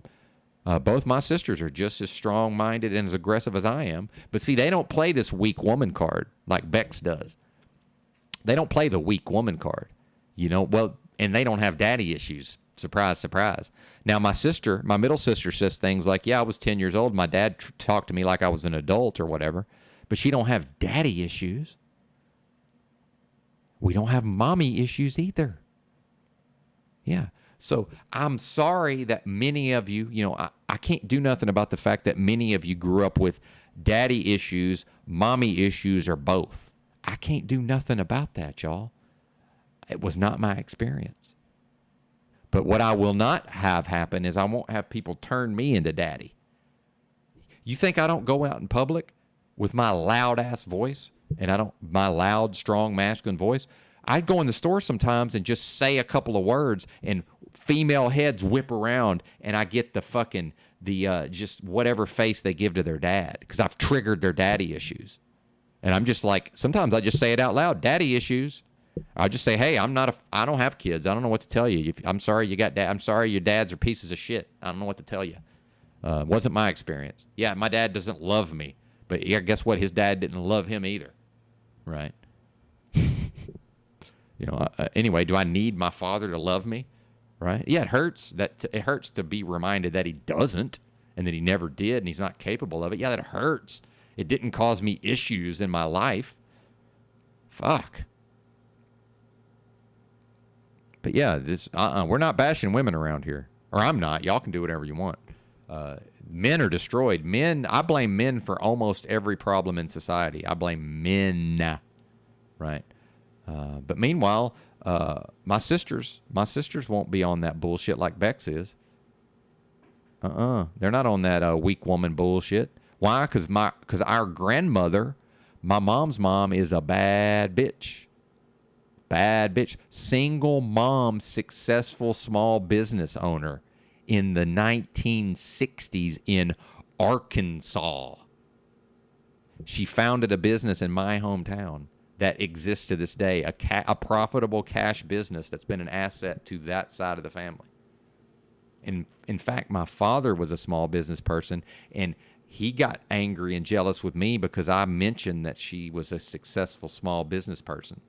Because he wasn't. He was right up until he wasn't, see. And the fact is, she was better at it than him in many ways. Yeah. My mom's mom. Oh, yeah. Yeah. Who dug a well for her family at age 11 and had not yet owned her own pair of shoes, folks. That's the women I grew up around. Okay. So I'm not ever willing to accept this narrative, oh, it's a weak woman, she's powerless, she's a victim, and I must treat her like, there's a reason why historically they said women and children. I'm not going to, oh, there, little Bex, it's okay. The big men were mean to you again. Oh, my goodness. No, I'm going to treat them just like I saw my sisters interact, right? Strong and powerful and aggressive and assertive and dominant. And it's got nothing to do with the genitals. It's got nothing to do with the XX or the XY. It's a mentality. And do you think my sisters need a man to provide them with discipline? No. My youngest sister has some issues around drugs. My middle sister is just as strong-minded, just as disciplined as me. Now, I have a little bit of an advantage. The testosterone is an advantage. But the fact is, Bex can't discipline herself. She's not able to do that. I don't know why. Maybe she just has never developed that part of herself. Maybe I'm attempting to assist her in developing that. And she's because of her daddy issues, she's going to be, if she gets there at all, I'm going to have to drag her kicking and screaming as if she's a little child. Well, I'm not going to do that. See, now we get into, I'm not getting enough return on my investment. See, just like with ex-wife number 2, I said, hey, if this is the aggravation I'm going to put up with, I'm going younger and hotter. And that was the truth. That was the truth. See, Bex may want to lie and obfuscate and misrepresent as if I've presented myself as a kind, loving, caring, nice guy. No, I didn't. That never happened. Now, if she was dumb enough to perceive it that way, that's her problem, because I didn't do that. Do you really think the person who literally wrote some of the foundational literature of what's grown into MGTOW, which I never believed in MGTOW, I never had the option of going my own way. My hormones were too high. When I hear a guy say MGTOW, I think an older guy or a guy who needs to get his testosterone checked. Because even me, a gal still catches my eye on occasion, believe it or not, right? And I got the priapism. This thing wakes me up sometimes, and it's painful, and I can't fucking go back to sleep because I'm in physical pain, y'all. Now, some of that is the small-hatted doctor fucking butchered me, but I digress. Do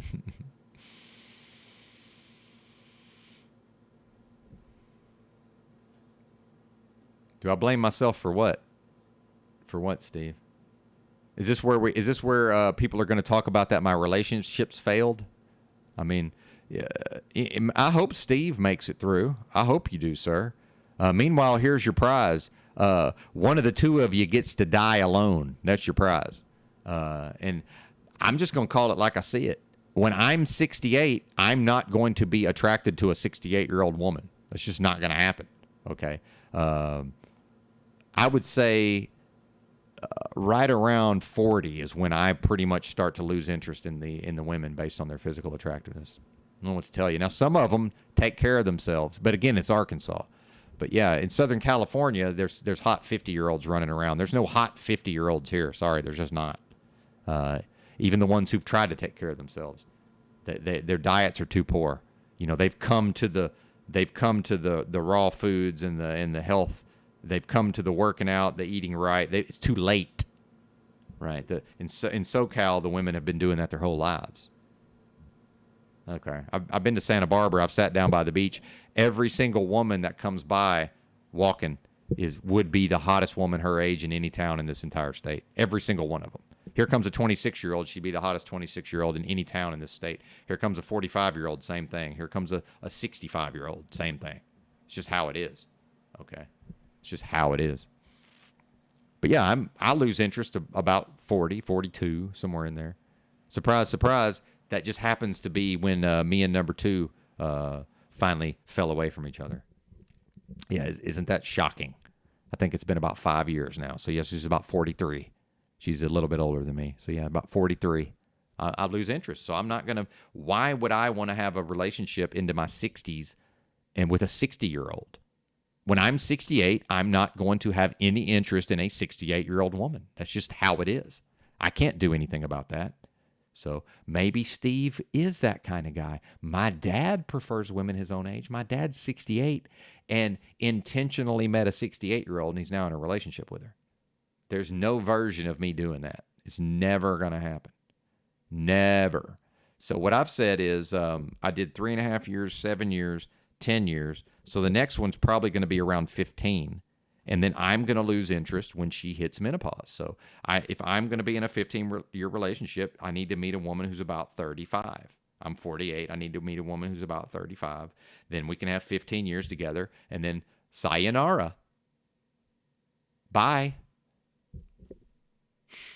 I don't know what to tell you, Steve. That's just how it is. I've signed up for monogamy.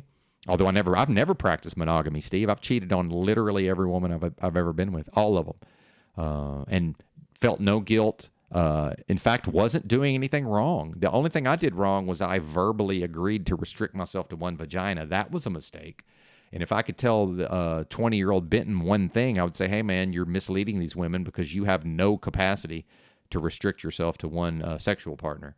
And I'm a prude and I don't get around. I've not been with that many women, believe it or not. Uh, these guys now have been with 100 girls, and I've been with 20 in my whole life. It's not that many. My dad is like maybe 6. See what I'm saying? It's the moral degradation. It's society's becoming more depraved, decadent, and immoral as time goes on, right? So to my dad, it seems fucking crazy that I've been with 20 women, right? And to me, it seems kind of crazy that, because meanwhile, my dad could absolutely be womanizing. He could start tomorrow and be with 100 women. Yeah, for real. But part of that is, look at how society's become. I blame men for that. And we got Christians running around. Listen to this. We got the CBO crew, TBE and all these people, EBT, Drew, LARPing as Christians. Well, what was the penalty for adultery in the Bible? In the Bible said you had to stone the woman to death. If a woman was found to have had intercourse with a man who wasn't her husband, she was to be put to death. Think about that. Meanwhile, what was biblical marriage? Biblical marriage was, I'm a man, I have intercourse with a virgin, and she becomes my wife. There was no fucking state of. There was no contract. There was no... now, maybe some of the families got involved in dowries and all this stuff, right? They wanted to get a return on their investment. They raised the girl, right? They put their resources into these women. So, yeah, if I'm going to take a wife, then and now that woman is forever tied to me up to the actual literal penalty, under penalty of death, because I penetrated a virgin. Now she's my wife. And then I'm going to live my life based on that ridiculous book in 2023. That's a schism. That's a schism. Unless a person can go create a society and recreate biblical dynamics, that is a schism. That's a psychological illness to try to live based on that book. Yeah, I take parts of it. I take the parts of it that make sense for me in my life. I leave the rest. Just like if for some reason I was to get into another long-term committed relationship, I would do it in the way that would suit me, meaning I would go meet a 35-year-old. And right about the time she's hitting menopause, we will be saying bye-bye to each other. And that's just how it is, Steve. I don't know what to tell you. That is reality. Now, we can say, oh, that sounds terrible. That sounds like this. I don't care how it sounds. Because back in the day, I was the guy in Arkansas with the dime piece on his arm. And some of the time, guys were literally just staring at my woman so much it became creepy and weird. Yeah. See, I was that guy, Steve. And I'm not saying you weren't. I'm saying you signed up for something that I had never signed up for. But unfortunately, because I did allow society to impose things on me, I verbally agreed to do things that I wasn't capable of doing, right? Meanwhile, no woman ever dropped me because I was found to be cheating on her. Well, most of the time I didn't get caught. But I don't know if y'all know this, fellas.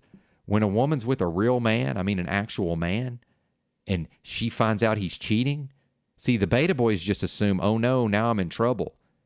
Now it's a breakup. No, it's not. Because these women say, why should she get my man? Because she knows if she drops me, now I'm free to just be with that woman full time. She says, oh, hell no.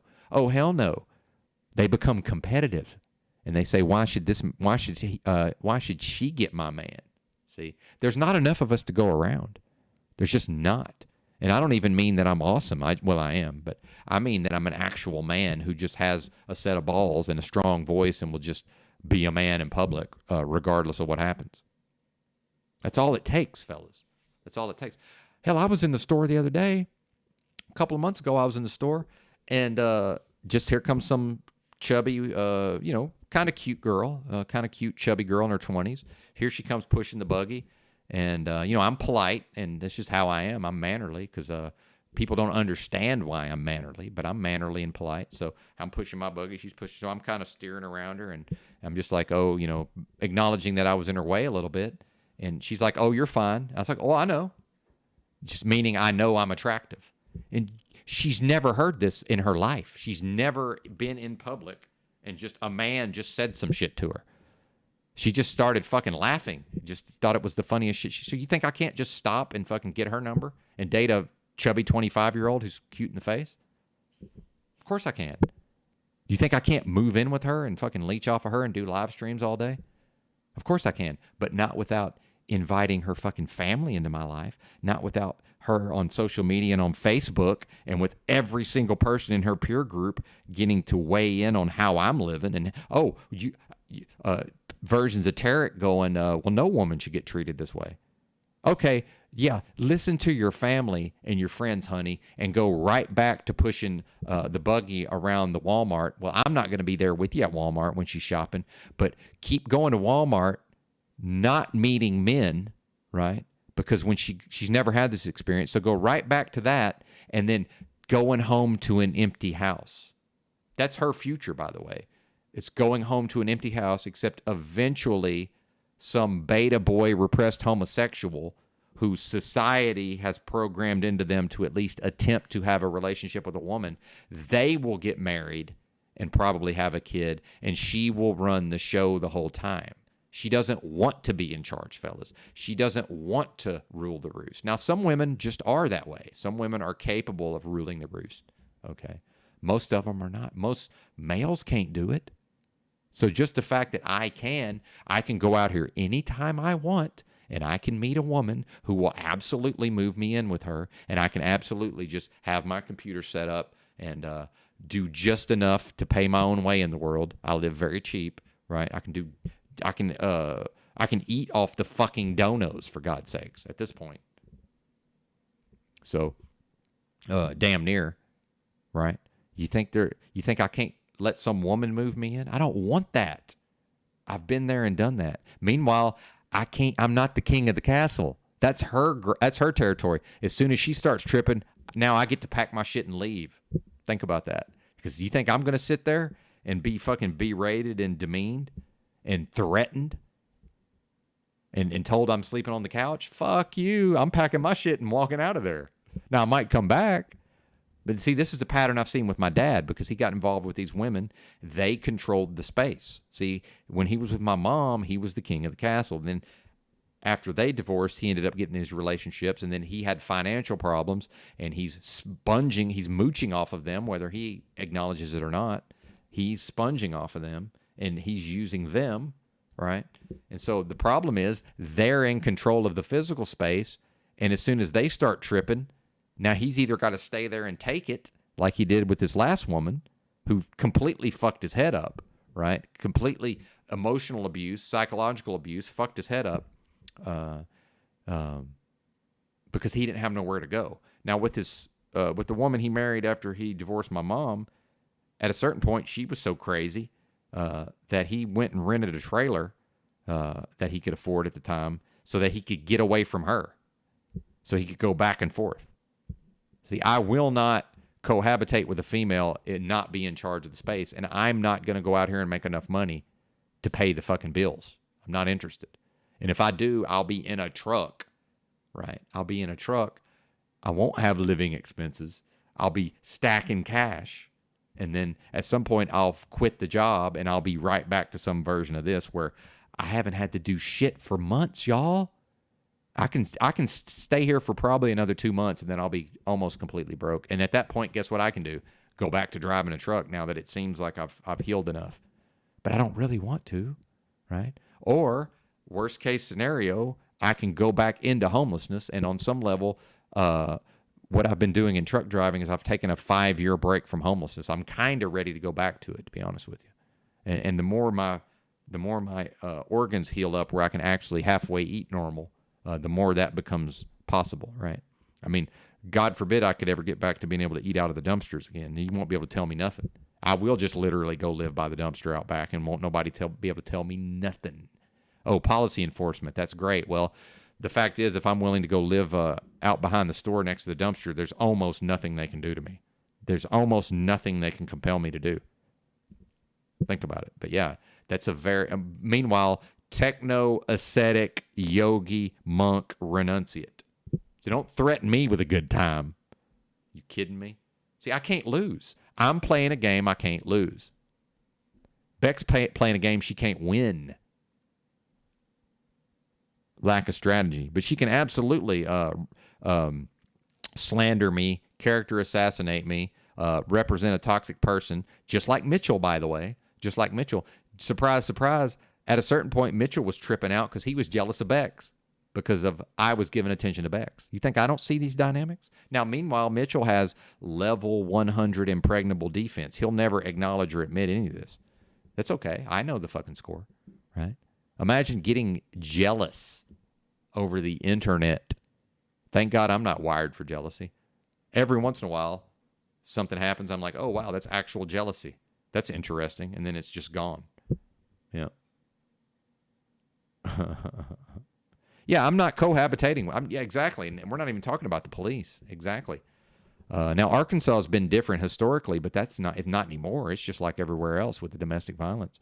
Now, if I owned a house, right, and I had money, culturally it is a little different here. But if I'm just moving to an apartment with some woman, yeah, the cops will absolutely. She can call the cops anytime she wants and just tell them whatever she wants, and they'll come home, eat off to jail. Yeah, I'm not doing that. No fucking way. I managed to make it through all that unscathed. I never had the cops never came to any place I've ever been because of a domestics. Never happened. Yeah, I'm just that. I'm glad you said that, MGTOW forever. I'm not even willing to put that in my life. I would rather be out back next to the dumpster. Not kidding. I'm not missing any details, sir. There's nothing you can tell me about any of this. Now, especially if you've ever, did you get your things taken away from you in a divorce? See, did you work your ass off and make a lot of money and then a woman took it in a divorce? And I need a yes or no on that, because if you did, there's nothing you can tell me, sir, because I didn't do that. So, no, I'm not missing any details. I just maybe haven't had the time to cover them. So, you're not on my level, sir, whoever you may be. So apologies for that. So sorry about your luck. But you did not write some of the foundational material for that thing you have in your name, MGTOW Forever. You didn't. You weren't on SoSuave.net in 2010 writing some of the foundational literature. I was. So, no, I'm not missing any details, sir. Sorry about your luck. And sorry you were dumb enough to let a woman take your shit. Never happened to me. You know why? Because I was smart enough not to make a bunch of money and not to provide a lifestyle to a woman. I never provided a lifestyle to a woman. Never. Never once. Financially, we were roommates.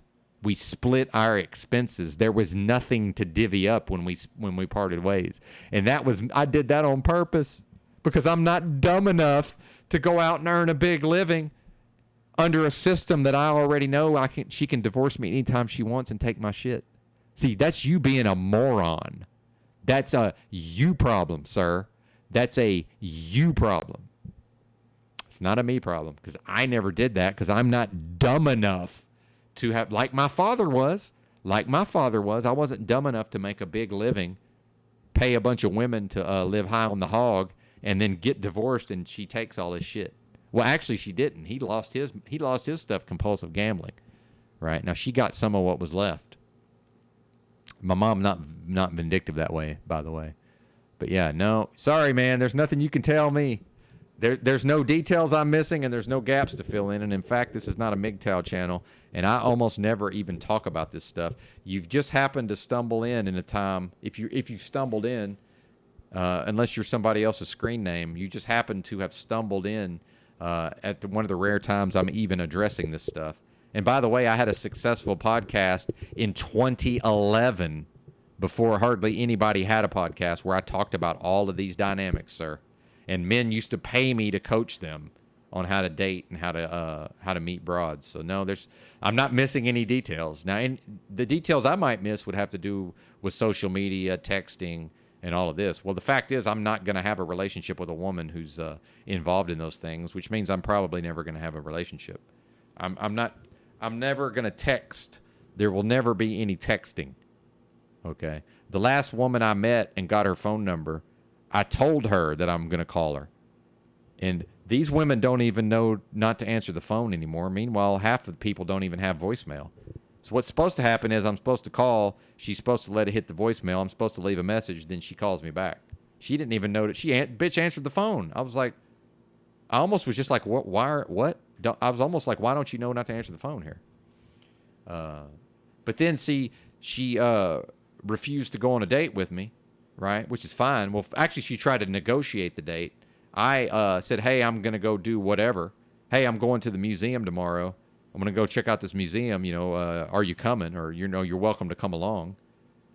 She tried to negotiate the date into something else. I was like, well, okay, maybe another time then. And then the bitch goes to trying to text me. I never texted her back. So then later that day, she starts hitting my phone with texts. I never replied to her text. Why would I? Why am I going to give her what she's trying to get? See, that doesn't make sense, y'all. Why are guys doing things that don't make any sense? I never understood that. It's like, yeah, I'm trying to get laid here, right? That was my motivation. I met a younger woman that I was physically attracted to. I'm trying to get puss. I'm not trying to. Now that might turn into dating. That might turn into. But see, I like to do it under the auspices of I want to get to know somebody. I don't want to. I'm not going on Tinder and fucking swiping right or whatever. I don't do that. Benton don't text. Benton don't swipe right. Okay. I like to have a good time. I like to get to know. Call me crazy for wanting to get to know the person before I potentially put my penis in their vagina. Right. Call me nuts for being this way. Well, I know everything I need to know. She's not that interested in me. If she doesn't, or she doesn't like museums, why would I want to spend my time with a woman who doesn't like museums and I like art? Doesn't make any sense. See what I'm saying? I can't lose. I've devised a game that I can't lose. See? Bex is playing a game she can't win. So I've strategically maneuvered everything to where I cannot lose, and I've got a woman attacking me and dragging me based on and when I say attacking, I'm saying that she's misrepresenting and putting me in a group of people that I don't belong to, right? For specific purposes at the level of psychological warfare. Literal psychological warfare. Let me see if she's still live or what? I guess so. I guess I'm still getting this screen recording. I guess I'm still getting it. Not missing any details. We have a limited amount of time. Yeah, no details are being missed, sir. Yeah, no details missing. You're about to get timed out. I don't want to. I'm not interested in your different stories that apply to what I'm saying. I'm not starting a MGTOW channel. Go to your MGTOW communities, as I'm sure you're already there, and they already know what you have to offer, and I'm assuming they don't want it. I don't know what to tell you. I don't need this. You can't offer me anything here, and even if you could, this channel's not about these topics. You just happen to be here when I'm talking about these topics. I have mastered all of this and moved on with my life.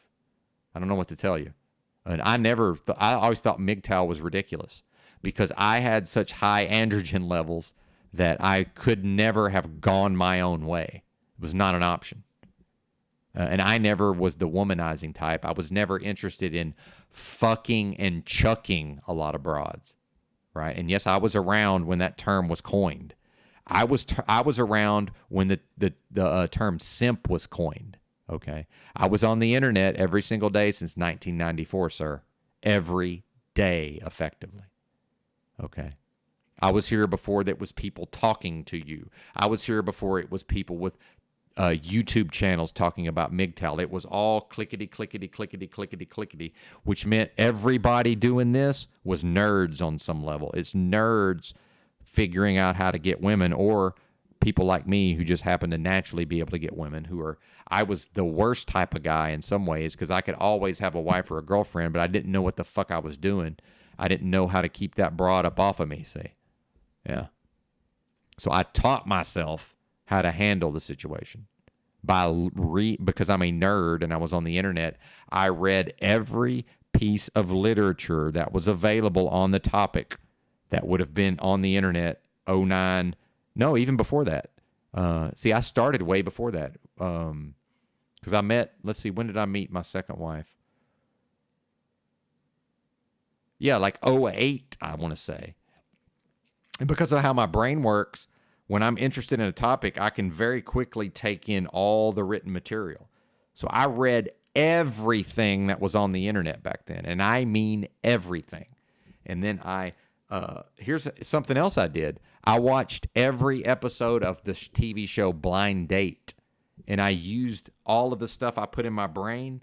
then I could watch that show, and that's how I integrated those dynamics, was by watching other people mostly fail. And guess what? The guy who did the best ever, the guy who did the best, and I understand it's a reality show and it's produced and I don't need to be told all of that. I'm already factoring that in.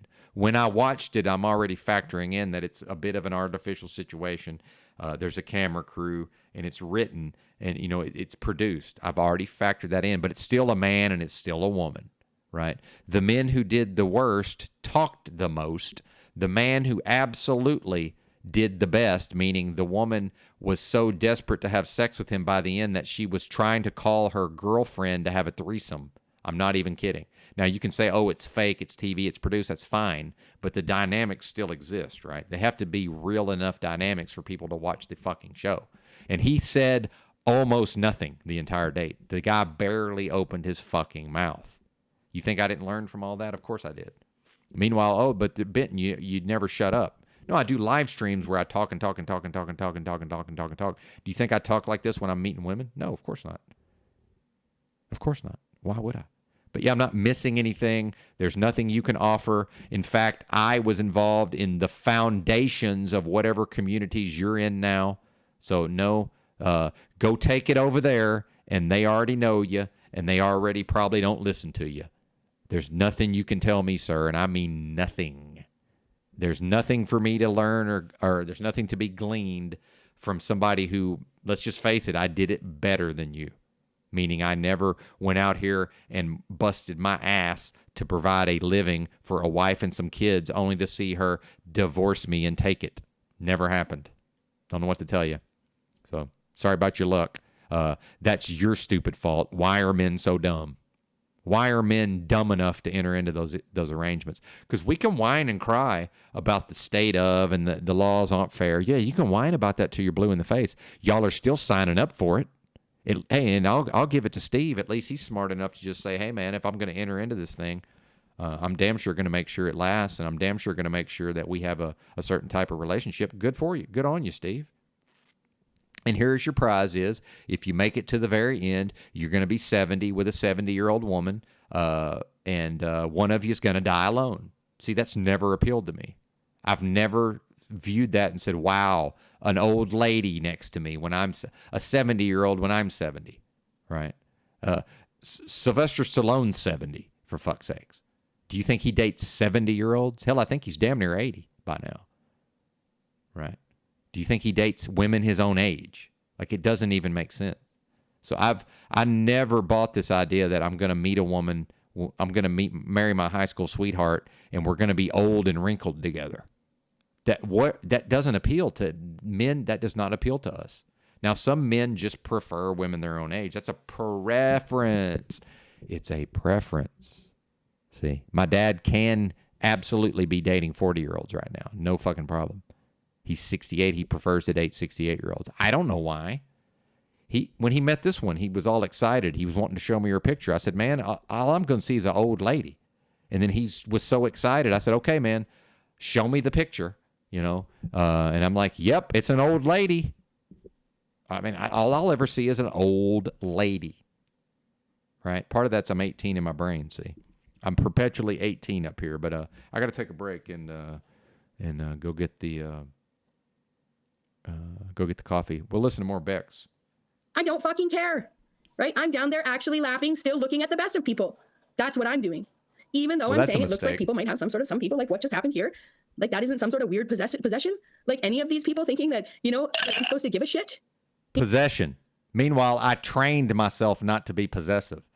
With my Arkansas dime piece, I literally practiced the opposite of possession, meaning I just because I'm not judgmental, because I knew to treat her non-judgmentally, she always would express to me when she found other men attractive. Meanwhile, number one never did, because I would be jealous and possessive and judgmental. See, I learned from number one not to be jealous and possessive and controlling, right? Even though I do have controlling, and I did control number two.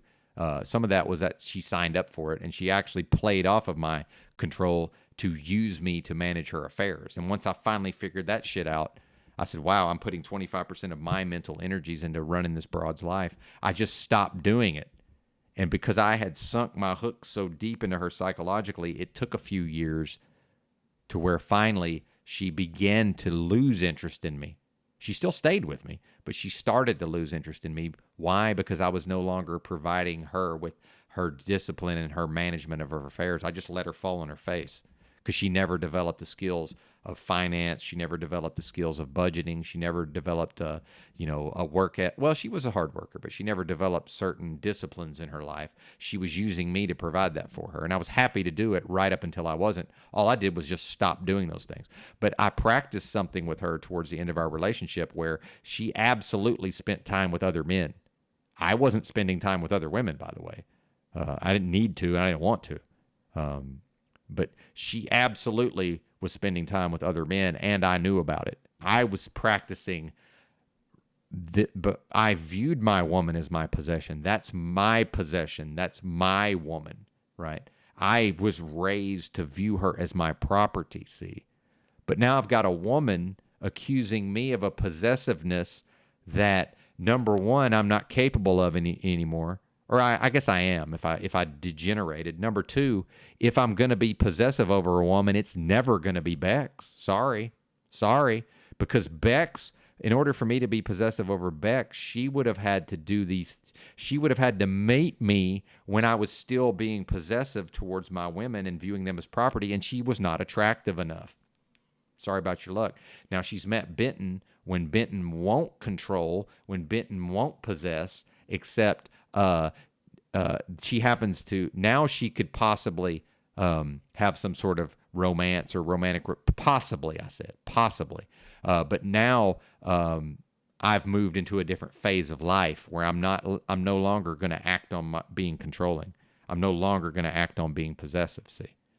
But when I was willing to do that, I had an Arkansas dime piece on my arm, or I had an Asian woman, a dark-skinned Asian woman, and I was fetishizing dark-skinned Asian women at the time. So yeah, she was objectively not that hot, although she wasn't ugly. She was, but I was highly physically attracted to her, which is all I cared about, right? She did it for me, again, 3 times a day, every single day for the first year we were together. That's not an exaggeration. Morning, noon, and night. Every single fucking day. I was clearly into it, right? But yeah, I was very possessive of her. Very possessive. That was my possession. That was my property, see? Right up until she wasn't. With number 2, I learned from number 1 not to be that way, right? Although my controlling aspects of my personality continued into number 2. But I knew to treat her non-judgmentally. Why? So that I could strategically get access to all information. Because when she's at work, right? Because remember, I didn't pay this broad's way. I'm not dumb. I'm not dumb enough like the MGTOW crowd. I'm not stupid enough to provide a financial lifestyle for a woman. No fucking way. So not going to happen. So she's at work, working at Dillard's at the Clinique counter. And see, she's smoking her cigarette, and by the way, Bex, no more smokers. You're out just because you smoke. So when I say she possibly could be, that's not true because she's absolutely no more smokers. But so she's out back smoking with the gals. Well, here comes some dude, right, in the alleyway, and number 2, very charming, very approachable, easy. I used to tell her she's easy to hit on, right? Well, see, when he comes and starts running game on her, I need her to come home and tell me that happened. Well, if I become judgmental for even half a second, she'll just never tell me these things again, right? So she needs to be free to have the same smile on her face when she remembers this interaction as she had when the interaction happened. So when he walks up and does or says something that causes her fucking face to light up, well, she can't tell me about that without her face lighting up. And the beta boys can't sit there and listen to their woman talk about some guy who talked to her and her face lights up. They can't take it. I can. And I trained myself to do that, see? Because I'm always growing and changing and evolving and doing better. I will not be the same a year from now as I am today. I'm better than I was a year ago. I'm better than I was a month ago. I'm always making tiny little incremental progress over time. That's what hashtag get it on my level means. It means develop processes, develop practices, and do better every day, only slightly. And on your worst day, you won't make any progress, but you'll still put out effort and you'll stay the same for that one day. Right. But what you'll never do is go backwards. Beck goes backwards. She goes forward, then she goes backwards. She goes forward, then she goes backward. That's a pattern. I've already observed it. She's going to continue to do that until she breaks the pattern. She's going to go forward, then she's going to go back. Then she's going to go forward, then she's going to go back. She's in the exact same place. And in fact, over time, it's a regression. I hate to tell you. It's actually a regression over time because the years and the time are ticking away. Right. The years are ticking away and the time is ticking away. But so she comes and says, as she's telling me the story, this is where Paul and Slaves talks about giving her the good game. See, I give her the good game because what's his approach? See, his approach is to ask questions about me, right? Because the women, a lot of times, the first thing they do, oh, well, I've got a boyfriend or, oh, I've got a husband or whatever, right? So now he tries to start undermining me. He wants to ask questions about me, and he wants to. Maybe he is way more financially successful. Maybe he has a house. Maybe he has all these things I don't have. Meanwhile, I don't have them because I'm not dumb enough to give them to a woman who can then take them away from me through the court system. That's called stupidity, folks. That's called men being dumb. It's got nothing to do with me if men choose to be stupid, right? So now he comes along. Well, now I get to hear her describing the interaction. And then I get to drop the good game on her, meaning, well, you see what he's doing here, right? Like he's finding out about me, and he's trying to make himself look good by putting me down, right? So what do you think happens next time she's out smoking with the gals? Here comes the same guy, right? Well, now it's the closed off body language, and now it's the fucking resting bitch face. And now she still talks to him, but she's staring daggers at him. She's kind of turned away from him, smoking her cigarette in a very different way, right? And just kind of looking at him like kind of out of the corner of her eye. And when he walks away from that interaction, the verbal content probably wasn't that different, but the interaction was completely different. And now next time he comes by, she's probably going to give him such bad body language. He's probably going to turn around, or he's going to walk up, but maybe not even talk to her, right? Now, do you really think you got something to add or some gaps to fill in when I can drop this game all day, every day? When I can just sit here, I can sit here and talk for 10 hours about this stuff easily and never shut up. But yeah, I'm sure I'm missing some details, MGTOW forever, meaning I'm not going to take the time to cover every little fucking ins and outs of the whole thing.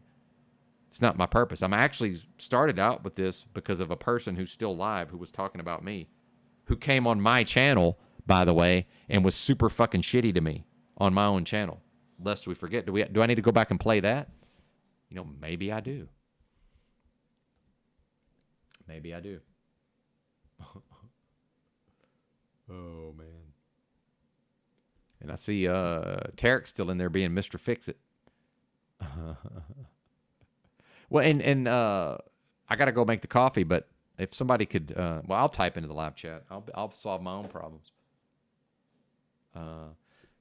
Compare and contrast the makeup of Bex's audience that is forming now versus what it was when I showed up on her channel. All right, that's to remind me to talk about a thing. Yeah, she's just this is what I mean about going forward and going back. She's now recreating the exact same dynamics that existed when I first went into her channel, and I'm watching it happen, right? Where these males are going to it doesn't even matter at this point, but I'll be right back. Let me get to my chat. You know, like what they're doing is caring, Tariq. Caring, okay, caring, you know? Caring is the little kid gloves I was treated with at the channel you affiliate yourself with, right? I saw it, you know? And I just mean I was treated kindly, generously. I felt like I rose to the occasion when I was put in the optics of drama, and I could have done a lot more. But I'm not in YouTube to just hang out, perform, and, you know, be whatever, mocked content or welcome participant content. And if I am, I'd like to start having conversations about getting back to questioning everything. That's all. That's where I was going anyway.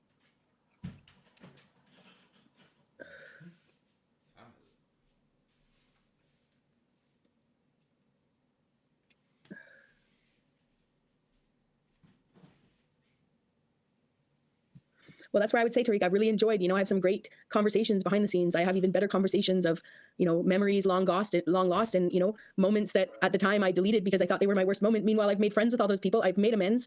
I've seen situations that people were put in where, I'm just saying that shit happens out here where you're just, being human. And the beauty of all the, the sad thing is I got rid of my first 3 weeks of hanging out with my friends. And the beauty of it is like, there really isn't anything that these guys could do or continue to do, or moments. Like, I guess it could get personal. Someone could hack my personal bank account or something. I guess that's where we're getting into something like that. But, I don't think anyone plans to like, that's not what was meant by like, I can, psychological warfare any day and twice on Sunday. I don't think that's what was meant there. So if we're talking about, like I just, if I want to go hang out with my Muslim friends on their gigantic 70,000 person channel and go up and ask some religious questions, or like, is Illuminati going to follow me? That's what worries me. That's why I don't go out networking. Does this meta drama, like, does it follow you into the smart people world? You know what I mean? Like, it's okay. Cause, I'm not worried. I don't mean to like, nestle myself up to critical people who already were taking on critical things, but I already follow like parody channels and, and critical channels. Like, I already was watching Sanity Machine, El Diablo, Crimes of Beauty, Notes on Materiality, Tartarian Truth TV, the Truth Hurts, I think it was another one I found as I was cleaning out my subs the other day. I was like, man, I didn't even know about this guy, right? I'll have to check Truth Talks, Truth Hurts, something like that. Like, I know what content I could make if I wanted to continue this, but I don't care to, you guys, I don't care to. And Big Diva, or my neighbor next door in the duplex next door here, us here in Guantanamo Bay, like you saw what he did. He came in doing that, and he'll act like, oh no, I'm not that smart. Just a little guy from Arkansas, blah, blah, blah. Right. That dude fucking, he thinks, these guys get upset because I'm fucking a fast learn. So fast if fucking, they have to, some friend, you guys saw it, people are going to act like they have like goldfish tomorrow if I ask for verification, like, in fact, I wonder if I can do something here. Nope, never happened. So just a second here.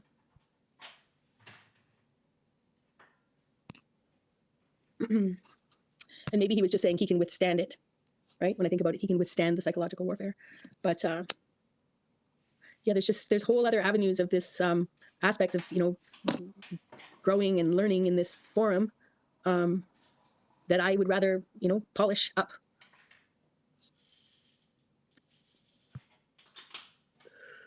And tonight's live stream only confirmed that. So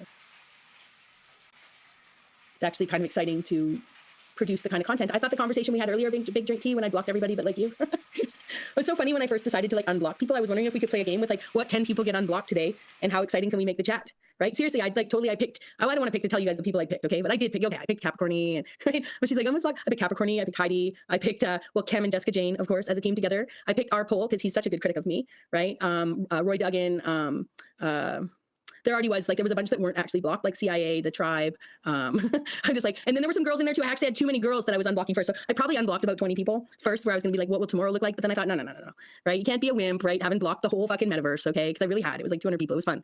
It was fun running around. I blocked y'all so much that all of the chats were like empty. I went back in to look at all the chats were empty. And then I had to, of course, make the sock accounts to come find y'all again, right? And to play the name game with the world, but everyone's like, oh, Bex, she got us. Did Bex get you guys? Did Bex get ya? People, who's the one feeling threatened, fucking coming in here screaming at the top of their lungs, right? Screaming in my chat, I know you didn't notice, like I was saying earlier with that, that group of people from the, I guess it's like, I don't know, Reddit or whatever, that YouTube channel, like where I don't know, again, that real like CULT, the BO crew, or OB crew, that's what it's called, the OB crew. Like they're not even allowed to comment in YouTube. Did you guys know that? Like they could get in trouble for being over here commenting in anything. I don't know if you guys didn't know that, but I don't know. I don't think that happens here in secret cult, in pretend cultsville, at least. But the metadrama and the fucking gang wars and the, stupid fat hoe, the stupid fat, cobwebbed fucking Canadian hoe dragging her around behind the fucking motorcycles of these streets, right? Psychological warfare, right? She's so sensitive. She doesn't even want to be called Bex anymore. You know what? Oh my God, so funny. It was so funny watching that response. Now, don't get me wrong. I did wake up, I did wake up and think, fuck this. People fucking spitting my name out in their mouth, fucking dragging me for like, not reading books, not sleeping enough, right? For being a woman. you know, that they'll never get close to, right? Fucking hilarious. It's fucking hilarious. Yeah, Leon, you show your face. You show your face, little MGTOW boy. You know, you show your face. Partner.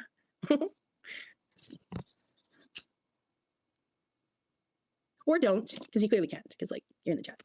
But my face can be seen all over the metaverse. Go back, I don't know, go back a week onto proper instruction motivates people. You'll see my face. Go back like a week or something. I don't know, 5 days, 3 days, who cares? So it's fucking hilarious. Anyways, we remember we had that picture of like dragged, you know, I have the picture of like Bex with her face cut off, okay, like and like a cutout doll from the latest content, right? You know, cutout doll of her, and she's being dragged around and passed around by a bunch of metafags. Okay, it's just a picture, okay, guys. I'm not, you know, nothing's happening to her because of course they're gay, right? And it's like avatars, right? You understand? I'm talking about 2-dimensional avatars. Anyways, do you understand? So that's why I thought I'd hop up and just let people know that it's like, you know, the kind of like this vitriolic use of the name in conjunction with yesterday's talk of like, we actually liked it. We like you. You know, we really care about you. Like, shut the fuck up. I love Bex. Okay. I fucking love Bex. You guys didn't build Bex, right? I built Bex, you know, and Bex doesn't have to play. You know, don't get me wrong. I get it. Everyone's like, no, we'll be dragging your content all the way down into the fucking, we'll be selling it to the meta teenage ninja turtles that are in the fucking sewers of the fucking streets we're in. We never even knew that there were sewers below us in the meta streets. Oh my God, in these streets, there's fucking lizards. Oh my God, even down here. Anyways, like seriously, if this is the kind of stuff, if this is the content that this little 150, 200 network little group of people need, you know. MGTOW forever. You don't get it, sir. I'm not involved in this material anymore. It's not about what you've heard 100 times. My point is, when I was in those spaces, nobody had heard it. That's not the point. This was years ago, man. What were you doing on the internet in 2008? Were you on the internet in 2008? I was on message boards all day, every day in 2008. You don't get it, sir. It's not a competition, okay? It's not a who can flex the most knowledge. I learned it. I practiced what I needed to practice in my own life. I did a successful podcast and started my broadcasting career in the space before your average person knew what a podcast was. Here was my experience back when I had a successful podcast talking about dating and relationships. By the way, I never identified with MGTOW. I think MGTOW's fucking ridiculous. The fact that you have MGTOW in your name, I think you're a ridiculous person. That's my opinion. Because I took one look at what was called MGTOW and I said, well, this is insane because these guys need to have their testosterone checked. Because when I was 33 or 34, I could not have gone my own way. That's insane. Now, some guys are happy to just bang a lot of broads. I never cared about that. I wasn't interested in, I wouldn't want to be around the type of women I could just meet and bang right away. Now, I understand, oh, well, that's pretty much all of them to some extent. Yeah, well, that may be to some extent, right? There are absolutely some women who will see me as relationship material and aren't going to know not to give me some the first night. That's fine. If they can tell I'm a piece of garbage on some level, then they know, well, clearly I'm never going to have a relationship with this dude, so now they're free to bang me, see? But it's not about me flexing my knowledge.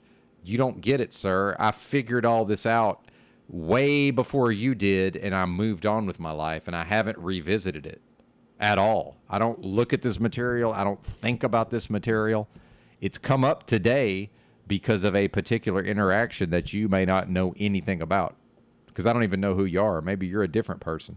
Because sometimes people are here under one name and they come back under a different name. Or you might have just wandered in and you just happened to wander in when I was talking about these topics. I have no idea. What I'm telling you is that the reason why I'm not saying anything you haven't heard before is because when those ideas were put forward, I was one of the people writing those ideas. So, yeah, are you really surprised that I put no energy into evolving further? So, of course, I'm saying the things that you've heard a million times because the people you've heard it from a million times learned it from people like me, you fucking idiot. How can you not understand that? I'm just confused.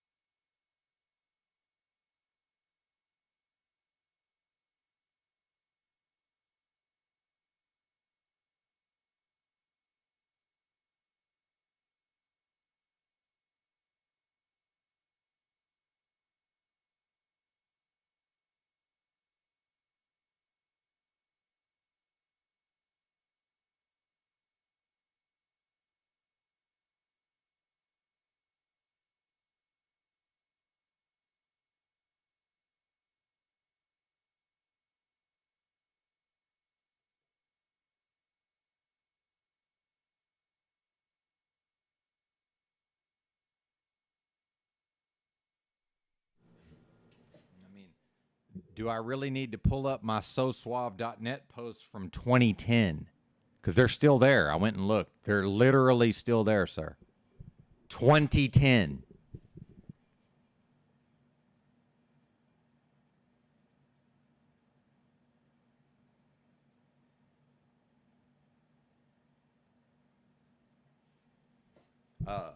My website from 2011 is still on the Wayback Machine. We can go read that too if you want. Yeah, 13 years ago.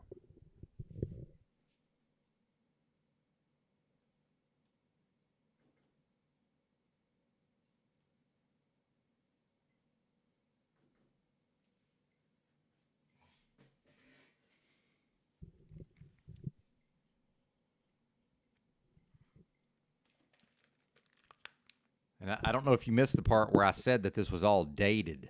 This is all dated material. And this is not a MGTOW channel, and it never will be. And I don't know if you know this, sir. The audience for this podcast, or broadcast rather, is 30% female. Right? Now, I don't see any of them in here right now. It seems like it's all the fellas. I guess the ladies are over there listening to Bex, which is fine. But I want to show you something here, fella.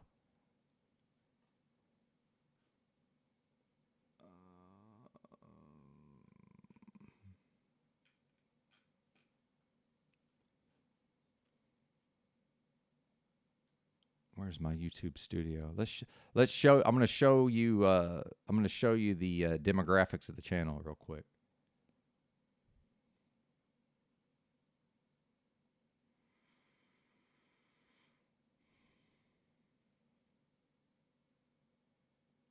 Oh, it's going to make me verify.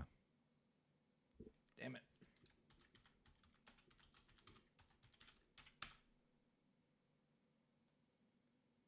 I thought I was playing Bex. Did she stop? Is she finally done? Oh, I paused it, I guess, for some reason.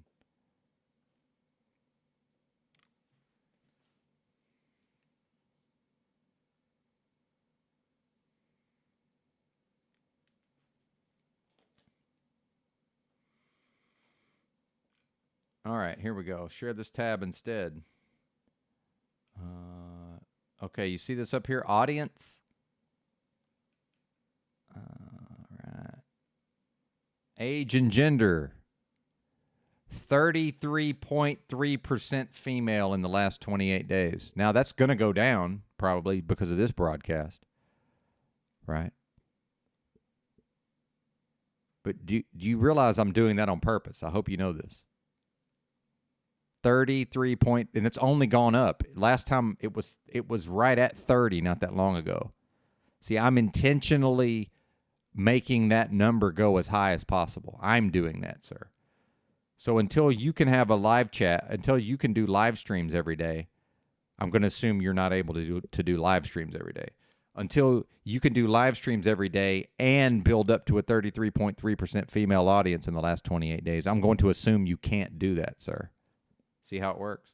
So now if I'm dumb enough to listen to people who can't do what I can do, right? Am I really that stupid? Okay. 33.3% female. You know what it's not going to be? It's going to be damn near 0% female if I talk about MGTOW, which I think is fucking ridiculous. The fact that you have MGTOW in your name, I find that to be fucking ridiculous. You must be a ridiculous person, because I could never have gone my own way. Are you kidding me? So now we're not going to have women in our life? Or we're going to go to prostitutes? What? Or what? Surely you jest, sir. Surely you jest. This can't be real, can it?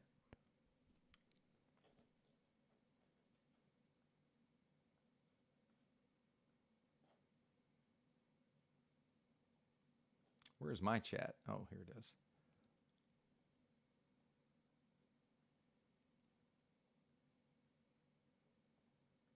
Here it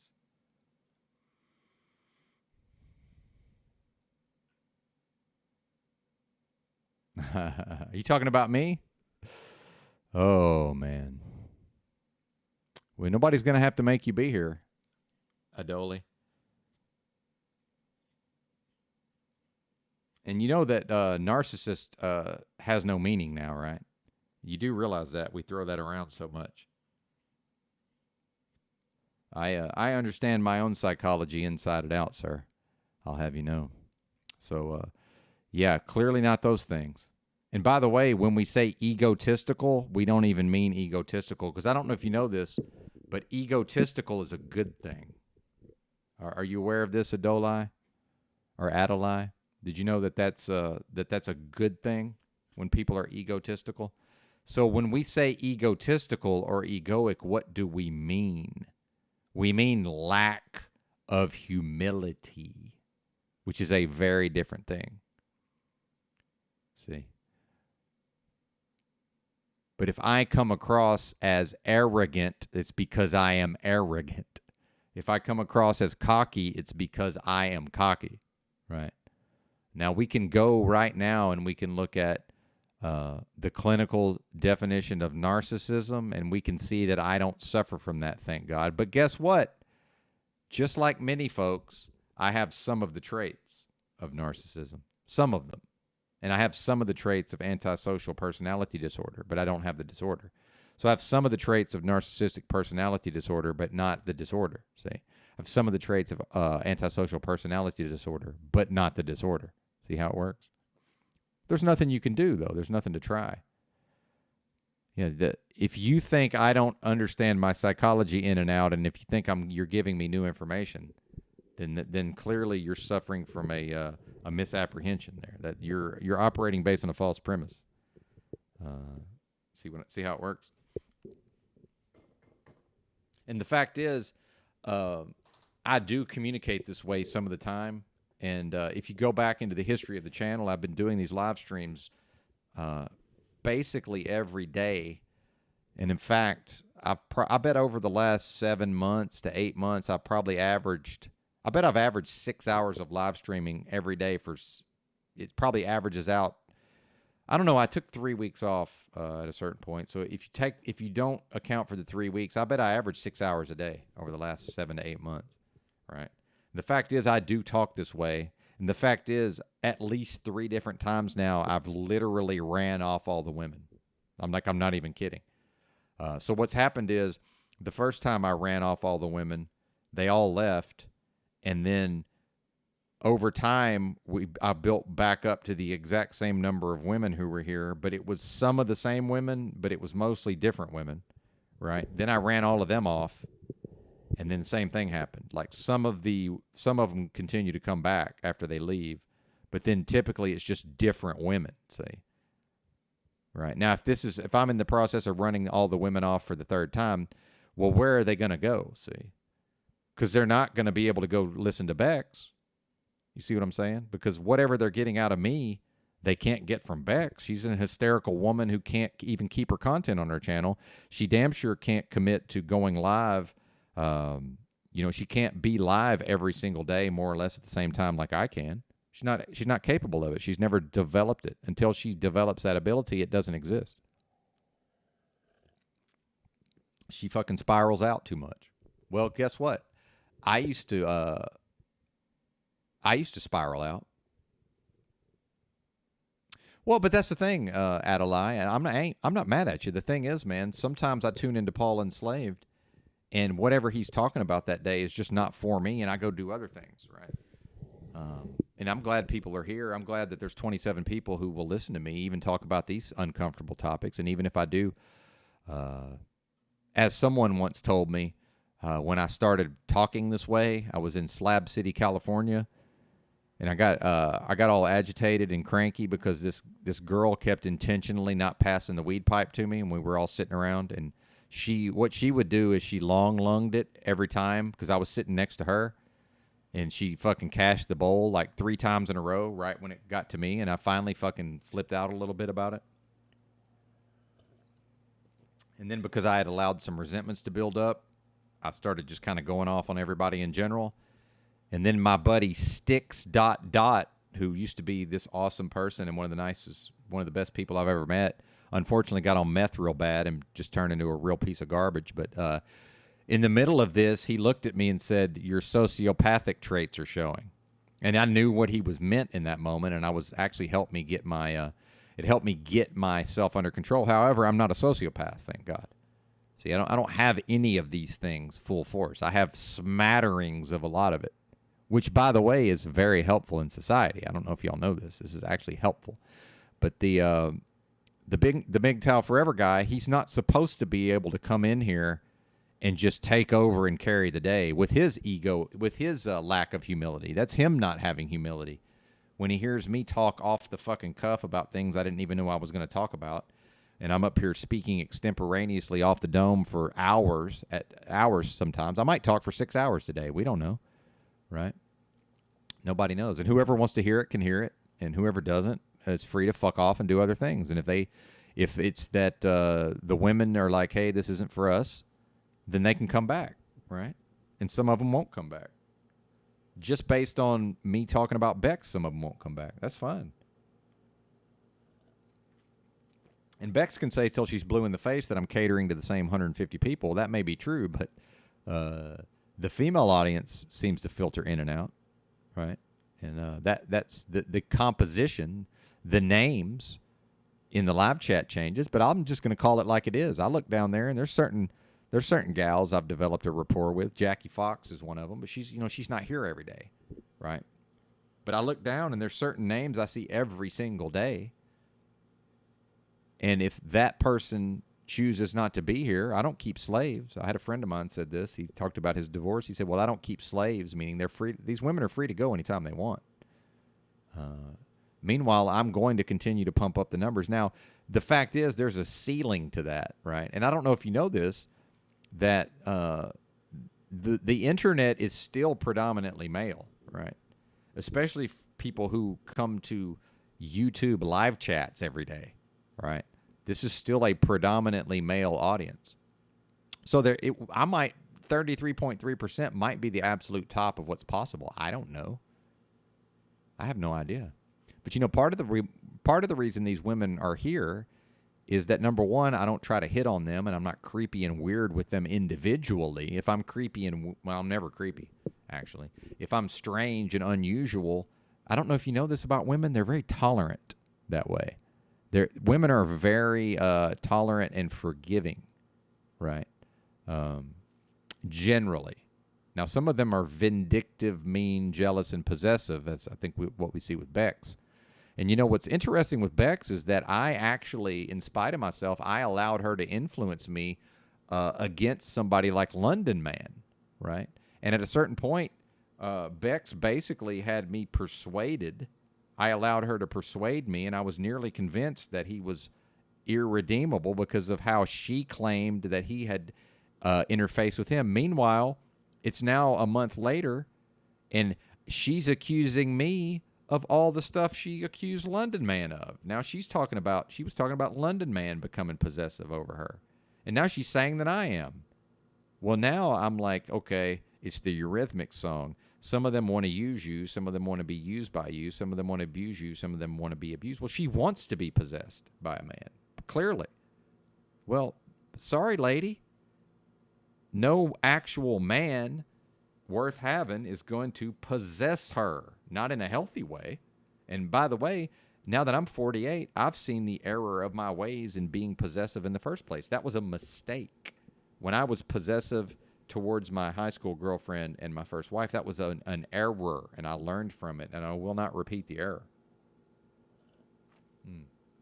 See, now he's back. He's back. He can't handle it. He can't leave, right?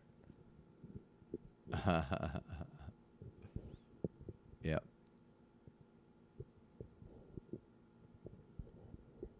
Well, no, the women aren't here to learn about the male side of things. That's not why they come to this channel. That's who y'all have in the MGTOW channels, right? The MGTOW channels aren't 33% female, but you see what you're doing here, right? This is a false equivalency. See, the women we have here are nothing like the few women y'all have at the MGTOW channels. That's completely different. That's a completely different audience. Yep. Oh, you're good. You're good to come back. I'm not here to character assassinate. And it's topical tonight. but the point I'm stressing is that we do not cover these topics generally. You can, if you choose to tune in for the next 10 streams, if we're talking about this at all, it'll be because of this one lady and how she's behaving, right? And I'm not dumb. In fact, I'm very adept strategically, and I see part of the psychological warfare that I referred to directed towards me. I can see the tactic of um, where I'm going to be more likely to assert myself in ways that will turn off most of the female audience, right? While Bex continues, hey, what's up, Jay? While Bex continues to recreate the exact type of audience she had when I first came to her channel. And guess what I did? Guess what I did when I first went to Bex's channel? So it reminded me of an experience I had at the peak of my when I was really leaning into lifting weights and getting as physically big as possible. I put on a ton of muscle mass. I had long hair. You know, I was very into my appearance. You know, I was very into my ego. Part of that was, you know, I wanted to have a long-term relationship with a very attractive female to magnify my own ego, but I wasn't fully aware of these dynamics, right? I didn't have quite the level of introspection and insight that I do now, but I figured it out over time. Why? Because I am introspective. I've always been very introspective. Okay. Meanwhile, guess who's not introspective? Narcissists. Narcissists almost entirely lack introspection. So do sociopaths. So to Adelai's point, I can never be a narcissist solely based on my very high level of introspection. It's literally impossible. My father's a classical narcissist, which, by the way, classical narcissism is rare, although it is on the rise as we see society becoming more and more narcissistic. See, the narcissism is actually built into the society at this point, and it's certainly built into these internet platforms such as YouTube and especially live streaming. The fact that I do love attention and I do manage to effortlessly become the center of attention pretty much everywhere I go for the entirety of my life. Yeah, looking down and seeing 35 people listening to me, right, at fucking 3:42 a.m. Central Time, right? Of course I like that attention. Now, if I'm dumb enough to believe my own bullshit, well, I'm probably sowing the seeds of my own destruction, see? But anyway, yeah, everybody's welcome here, man. Well, right up until they're not, of course. Meanwhile, what did Rebecca do to me? She timed me out. I don't time her out over here. Are you kidding me? I don't, you know, by the way, I had her up on my StreamYard yesterday or the day before and just let her fucking say whatever she wanted to about me and didn't even respond until after she left. Now, if anybody's a narcissist, it's her. Now, I'm not accusing her of that. I'm saying if somebody is, it's not me, it's her. But I'm not out here to psychoanalyze her. But yeah, so I wanted to compare and contrast the makeup of Bex's audience that is forming now versus what it was when I showed up on her channel. See, what happened was that, and it reminds me again of being when I was very into my appearance. I was going out to nightclubs. I was going out to, you know, bars and restaurants a lot. And I went out with some people, and one of my friends had met a bunch of pretty attractive Asian women, right? And we were, I don't know, I would have been 30 something. They were probably college age, maybe like mid 20s. And, you know, I didn't really hang out with them at the club, but I don't know if we arrived more or less in a group and then we left. I don't think we left as again, this has been a long time ago. My memory's kind of hazy, but so at a certain point, we're just hanging around outside the club at like 2 a.m, 3 a.m, or whatever. And we're, you know, intoxicated to some extent, and we're looking to get out of there. Well, you know, as we know, some of these guys are so ineffectual with women. Some loser, meek guy who probably most likely was strongly attracted to these Asian chicks, you know, somehow he probably got to talking to him a little bit. And then maybe he thought, you know, he read too much into the situation. So basically, I'm just minding my own business. And there's this meek guy just sitting there on the bench next to a couple of these Asian women, right? And he's just got the real meek, submissive, you know, kind of bent over body language, right? Like let me model his body language for you. This is what the guy looks like. He's sitting there, but he's like this. and he's got his like his even his legs is like his knees are together, like his hands are down between his legs, and he's like bent over, very very submissive, the opposite of open, confident, dominant body language. Well, of course, I'm fully in my ego at that point, so I'm intentionally having just this over the top dominant body language. Because why? Because I learned all this material, right? And just the over the top cocky body language can attract women. Just that, just physically moving around some type of way. This is not rocket science, guys. But meanwhile, this is all before Neil Strauss's book The Game, and this is all before that ridiculous bozo Mystery had his TV show. So at that point, women were like, oh, wait a minute. We knew we were playing games, because all women play games by default, whether they want to admit it or not. That's just built into male-female dynamics. All women play games by default, period. There's nothing they can do about it.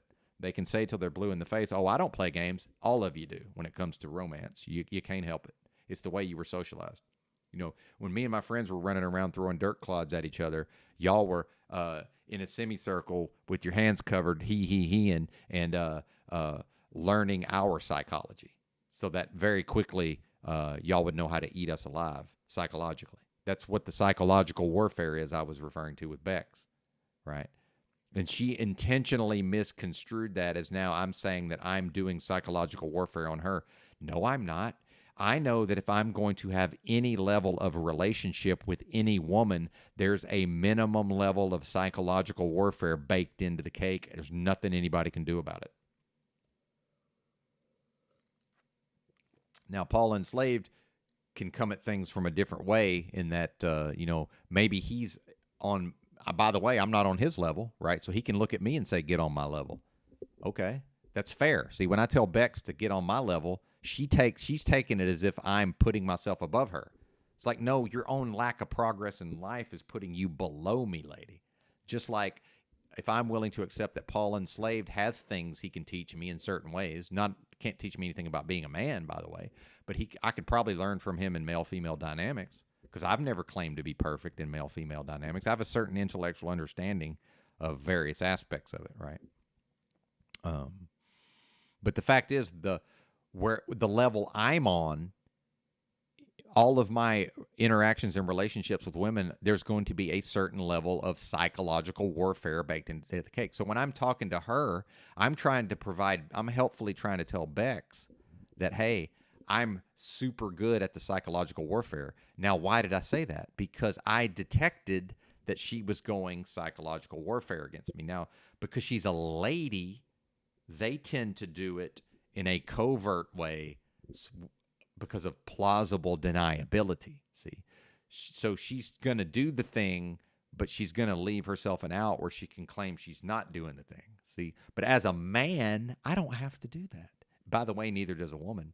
But I can just blast forward and just say, well, actually, I'm super good at psychological warfare, because I am, because I learned it from some of the best women in the business. See, it doesn't come. Now, the manipulation might come naturally to me, right? And that might be what some people are seeing with accusing me of narcissism. I'm super good at manipulating people, right? It just comes very naturally to me to be highly manipulative. Guess what? Guess who chooses not to act on it most of the time? You think I couldn't have just manipulated Bex, who more or less offered herself up to me? You think I couldn't have just twisted her up into some kind of pretzel? By the way, like her father probably did to her, right? Meanwhile, daddy issues. So what's she trying to get out of me, see? What's she trying to get out of me that I have no need to provide? I don't get anything out of the psychological warfare. I'd rather just skip it. Here's the type of guy I am. Did you guys ever see that movie, A Beautiful Mind, about with Russell Crowe? It's about John Nash, right? And at a certain point, Nash, who's a bad motherfucker, right? He's meeting women, and he's at a bar or whatever, and he says to the woman, can we just pretend like I've said the right things and skip to the part where we go to bed? See, he's acknowledging there's a social dynamic that he's not adept at, right? And he's acknowledging that he's seen other men be able to do a thing, even though they're not 1/10 of the man he is. Because I don't know if you know this, pretty much all of business, all of finance, basically all of society is based on the mathematics of John Nash, called game theory optimal, or game theory. Yeah, game theory. So this is one of the baddest motherfuckers of all time, right? But he was, INTJ, right? As am I. And yeah, I've taught myself various social dynamics, but it certainly didn't come naturally, the actual social dynamics. And I still have strange and bizarre and awkward social interactions at times. Yeah, it's fine. It's always been that way. Awkward. I don't even have my soundboard pulled up right now. So back to the story with these Asian broads and the guy sitting very meekly and submissively. So because I'm, rootin' tootin' fucking dominant body language, and they had been around me enough. By the way, none of these women were attracted to me whatsoever. They were looking for something specific that I certainly wasn't going to provide. Probably rich husbands. I'm assuming, especially coming from an Asian culture. They were smart enough to go, well, this guy's not going to become a rich husband. So I'm neither feast nor fowl, or is that what it is? Or I'm not a meal for them, right? But then they just want this guy gone, right? But they don't want to be mean to him and be like, hey man, beat it, because all they got to do is say, hey man, get the fuck out of here, and he'll just leave, right? But women, they don't want to be seen as that way. So one of them looks at me and says, hey, will you come sit down next to us so this guy will leave? That's literally what she said. And then I walked over, sat down, and the guy left. Well, I did a version of that at Bex's channel. I came in hot one day, and she had some bozos on the panel, and she had these bozos in her live chat, right? I came in hot one day, set the room on fire, left, and then most of those guys left, never to return. One of them wrote her a breakup email, I swear to God. Yeah. Because of just solely based on me metaphorically sitting down on the bench next to her and next to him. He's the guy sitting there like this. Benton's the guy that comes in when I sit down. Now he leaves. See, and she's now forming. I see the exact same dynamics are forming yet again. Why? Because she's not making progress. Why? Because she's stuck. So she starts to go forward, then she regresses. See, because I don't know why she's just stuck. I ain't stuck. I'm a better version of me as time goes on. I can look back at myself a year ago, 2 years ago, 5 years ago, 10 years ago. All I'm doing is creating a better version of me. And part of that was that I woke up one day, I looked myself in the mirror, and I said, wow, I just assumed I was a good person. Turns out that based on reviewing my recent past actions, I was a bad person. And I realized right then, I said, well, there's power in that, because now I can create a good person through my actions, which is what I have done and I will continue to do. And if I'm still here talking to y'all a year from now, I will be better than I am today, no matter what. Because I wake up every day and I have probably a dozen different practices. Again, techno, ascetic, yogi, monk, maybe going back to being a renunciate, right? That's me. That's how I would describe myself. And the core of my being is I am the indomitable, volatile, loose cannon, right? That's just what I am. I know exactly who I am, and I know exactly what I'm about. And I understand my own psychology, my own motivations inside and out. And I know exactly how I come across to other people. Now, if you don't think I can't use all that to manipulate the bozos around me, I don't know what to tell you. I don't have the luxury of manipulating the bozos around me, and I don't even view it as a luxury. I'm not able to use people in that way because I can't use people and then look in the mirror and say, well, I'm a good person. See? Now, can Bex look herself in the mirror and say, I'm a good person and mean it? Nope. She's probably an objectively bad person who's never taken stock of herself and has never owned it and is now trying to fake it till she makes it into being a good person. Hashtag get on my level. If I recognize that I was an objectively bad person, and then I've taken steps to create a good person through my yang energy, through my assertive energy, through my masculine energy, through my dominant energy, right? But certain other things I could only ever achieve through the feminine form, or the yin, or the passive, or the feminine, or the inactive. See how it works? Because I am mastering this, and if I live long enough, I will fully master my own emotions. See, I've got a long way to go in mastering the emotions. But if I live long enough, I will fully master my emotions. And y'all may not know this, I'm in a meditative state most of the time, whether people want to accept it or not. I had Notch up here, and we talked about meditation, and That's fine, but I don't think he actually realizes who he's dealing with at my level of meditative attainment. I'll go ahead and say it, Notch. I could absolutely do a 10-day Vipassana, no fucking problem. Now, I did show a little false modesty because the man was here and he's done them and I haven't, right? I could absolutely do a 10-day, no fucking problem. I might do it just to show y'all how easy it is, right? I've thought about getting addicted to drugs just to show people that opiate withdrawal ain't shit. Yeah, I know it sucks to be sick. Guess who was sick? I was sick as a dog for an entire year. I'm still sick, right? I drove a truck 7 days a week. Sick enough that most people would be in the hospital. I'm a bad motherfucker, y'all. I'm one of the baddest motherfuckers of all time. It's just how it is. What I'm going to be in the realm, I'm going to be here in the realm in 2023 talking to y'all in the metaverse. And this realm, if this realm could destroy me, it would have done so by now. It almost did. I almost drank myself to death, but I chose to live because I got a strong will to live. Okay? How am I going to be out here? And I'm sure I'll be modest. I'll be false modest at times. But how am I going to be a bad motherfucker and not show it some of the time? Right? And you think this woman, right? Yeah, I said woman. You think this woman can tear me down? Well, only if I'm foolish enough to allow her to. Only if I get in my feelers. Only if I become obstinate and oppositionally defiant, right? And can't see the forest for the trees. See what I'm saying? Meanwhile, I do great under times of chaos. That's called homelessness. That's called living in the streets with nothing for fucking 8 years, right?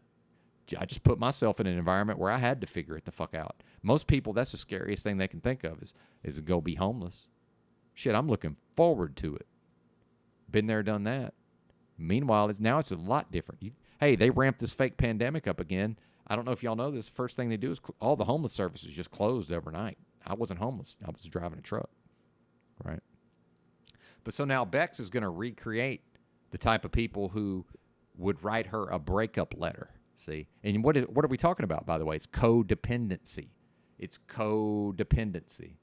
Yeah, why is Rebecca? So the person who mutes herself in my chat is going to come over here, in her chat is going to come over here, and now she's deleting her own comments in my chat. See, this is not a together person. This is not a serious person. This is not a person on my level.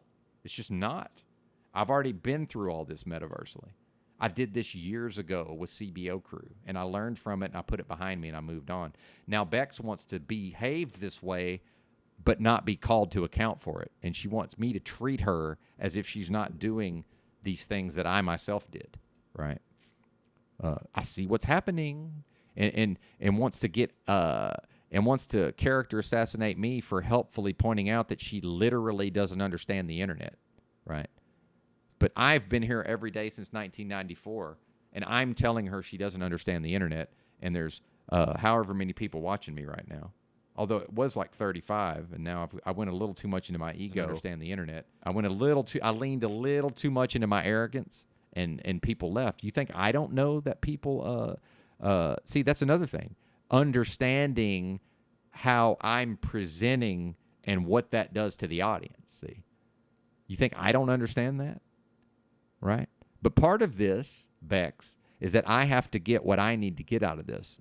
So some of the time, I'm going to come on here and talk like this. Guess what? I was coming on here talking like this some of the time before I ever met Bex. See? And in fact, at one point, Bex, as far as I know, was listening to me for months, she said, and represented one of those, the females in the audience, which I just said 33.3%. Now, probably that's going to drop. I'll probably check in 2 weeks, and it'll probably be back down to 30 or maybe even high 20s, right? Well, that's okay. It's an ebb and a flow, see. It's a long game. That's what Bex hasn't seemed to realize yet. It's a long game, and it's an ebb and a flow. Bex doesn't even know why she's here. And so she wants to go back to lying to herself about thinking that she's here to read books to people. And, yeah, you can have a Charles Waz channel all you want, and there'll be 6 people watching, which is fine. But I think, Bex, if you really got to look inside yourself and you really examined your internal space, and I'm not saying you don't or you haven't, I'm saying if you really looked at yourself, you might learn that you're better than that, that you roll out of bed and you're 10 times more talented than Charles Waz, who I almost never hear on mic over there, right? So the fact that he's got 6 people is probably pretty fucking good. That's probably, and I know maybe it goes up to 12 or 15 sometimes. What's the average? Okay. What's Beck's average? See what I'm saying? Bex can roll out of bed and she's 10 times more talented than Charles was. So for somebody who understands their own level of talent, yeah, you can go do a fucking channel and you can talk about ideas and read books and, 12 people will be there or 17, right? But they'll be filtering in and out because when I was listening to Yurt try to talk about these highfalutin intellectual ideas all the time, that was the exact same dynamic. And you can say till you're blue in the face you don't want to be compared to him and you're a different person. That doesn't matter. That's your own narcissism and that's your own overinflated sense of self. It's the same people. So of course the same people are more or less going to react the same way to the same ideas. That's how that works. You ain't special. So now we're back to why are you here? You're here because you're socially isolated. Period. End of story. None of us can go out here and recreate in the real world what we get out of this because we need to talk to people about intellectual ideas. We need to listen to intellectual ideas. We need to be able to occasionally go into a live chat and type about intellectual ideas. And you can't get that out here anymore. It's not possible. Or if you do, it's going to be in like a university setting or some kind of corporate setting, right? You can't just go out here and have friendships with people. And if you find those people, they're busy. Everybody's got a life. They're not available to sit around and chat with you for 8 hours. We're the people who are available to sit around and chat with you for eight hours about intellectual ideas. Now, some of us are driving vehicles, right? Some of us are Ginger Ridge driving to the next job site for 4 hours because he got up at the butt crack of dawn to get somewhere by 8 a.m. his time, right? And some of us is people like me who drive trucks some of the time. And I'm driving 8 hours. I might as well fucking talk for 8 hours, right?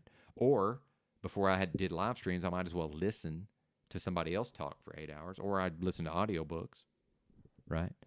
But I could kill two birds with one stone, meaning I can deal with my own social isolation. So I was way more cranky and agitated back during the truck driving days. Now, some of that was I hadn't, and I'm talking about with my first company, I was always on edge. This is before I was sick because I wasn't socializing. I was socially isolated. I was listening to audiobooks. I was listening to the kind of content I enjoy intellectually, right? But that ain't enough. We're talking mind, body, and spirit. We're talking mind, body, and spirit. And none of us operates. We only ever operate at the lowest level, Bex. So what are you putting in your body? Okay. What are you putting? Well, I've eaten a garbage diet for years. I ate complete garbage. And I still grew as a person over time. But guess what? Eventually, we hit the point where if I've developed as much as I can and I'm still smoking cigarettes and eating McDonald's and putting trash in my body, I'm not going to be able to grow beyond that. Meanwhile, my most powerful healing and some of my best personal growth, although, I've had a lot of personal growth in the past, has been because I'm no longer eating any garbage foods. And I've recently added raw egg yolks and raw vegetables. And I'm going up another level. Because remember, it's mind, body, spirit. It's whatever your lowest level is out of the three. You cannot go beyond that. But if a person hasn't grown, if a person still has a lot of growth to do, they can still grow. But eventually they're going to hit a point where one of those three is limiting them. See, that's how it works. That's how it works. And you can try to misconstrue what I said about psychological warfare till you're blue in the face. That's fine. You're not dumb enough to misunderstand me. Now, you could be in an emotional state. By the way, I'm one of the most emotional people on here. I'm not, it's a woman, it's emotional. Bullshit. I'm a man, and I'm emotional. TBE's, he's a male. I don't know if he's a man or not. I guess I'd have to be around him to tell, but maybe he is. Hard to say. Although I do judge, part of how I judge is based on the women, and he's with a very lovely lady that I know pretty well metaversally. So that's probably, and I know he goes to work every day and earns a living, right? I know he's a grinder. I know he can work his ass off when he needs to. So he probably is a man, but I won't really know till I'm around him in the physical. It's hard to know for sure. And there's a bit of a, generation gap there. But the point I'm making is, who else did I mention? See, now I've already forgot what I was saying. Why did I bring up TBE? I mentioned somebody else before him. Shit. I'm going to start writing stuff down. But yeah, I'm reading your chat, Bex. You're just, again, back to the comment on the screen. You're just recreating the exact same dynamics that existed when I came in that day and set the fucking room on fire, and you got a breakup email. You're literally recreating those dynamics. Yeah, I see it happening, right?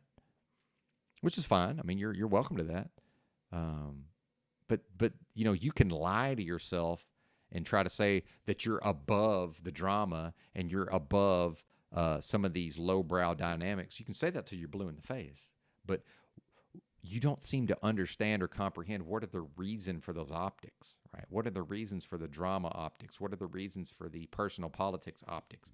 It's because we're all here in various states of dysfunction, right? We're all socially isolated, and we all have some version of psychological illness. Everybody here has got some form of I'm just going to call it like it is. Everybody here has got some form of psychological illness. Everybody here is exhibiting dysfunction on various levels, and everybody here is socially isolated, right? So she can pretend like she's above it all. And by the way, people want to accuse me of being narcissistic. I don't even like to use that word. Again, that word's almost lost all meaning. But just even that she thinks she should be above it all. So yeah, go back to doing intellectual content, except we both know you're not going to be able to do the intellectual content, not in the long run. Oh, video unavailable. Well, surprise, surprise. Well, I got whatever I got, so let's save recording. But yeah, I chose to screen record Tommy, by the way. That's also not a good sign for you. Because I'll watch that later. I mean, I probably won't, but a year from now, I'll be looking through my files, and then I'll be like, oh, look, a Tommy stream. And then I'll play it on my channel if I still have a channel, and people will be like, wow, this is amazing. Just like I played some of my old streams recently, and people are like, wow, I never saw this. This is fucking awesome. And it was just from 8 months ago. It's almost like being in a time warp, right? But what I was trying to type when I got timed out over at Bex's channel was, which I'll probably never return to at this point. Now, I might still screen record, but when people start timing me out and hiding me on their channels, I just don't come back. Talcott, I don't watch Talcott's channel because the first time I ever went there, I posted like 1, maybe 2 comments, and I got fucking either timed out or mute or just banned. And I just don't come back. I take my ball and go home. I will cut off my nose to spite my face. So same thing happened at We Are Awake TV. So Ian is so fucking dumb that he'll let Drew on the panel, and Drew will fucking drag him and troll him to his face, and Ian can't even figure it out. But I type 2 comments in his live chat, and I get fucking banned. Well, I'll never come back, right? You're lost, by the way. And Bex, I don't know if you've figured this out. I'm an asset to your channel, no matter how I'm typing in that box. It's only ever good for your channel when I come over there, period. Now, I understand that much of your audience probably hates my guts. That's not what I'm talking about. Hell, Tommy's been here. Tommy came here for the first time, and the live chat almost staged a mutiny. And I basically just told him, well, I don't know what to tell you. I like talking to him. So if you don't like Tommy, you probably ought to just leave. And ultimately, most of these folks, when I just say, hey, don't let the door hit you where the good Lord split you, most of them stay. I don't know if you know that. Why? Because I got no fear of people leaving. There's 30 people supposedly watching right now. Minus however many are bots, right? And if I get a little too in my fucking ego, or a little too, if I lean too much into some of the my dark triad personality traits, then and some of them leave. That's okay. They usually just leave for 10 minutes and come. Where are they going to go? Where are they going to go? I don't have an audience, Bex. Beck keeps wanting to talk about my audience. It reminds me of when I was going through something at the level of religion, right? I was having trouble with organized religion. I hadn't quite fully figured it out. And my grandmother was a Bible expert, and still is, but unfortunately she has dementia. Shout out to my grandmother, my mom's mom. And she's a very strong woman spiritually. Meanwhile, here by the way, here's Christianity, and she's not a Christian as far as she believes in Jesus, right? She'll say, I don't have.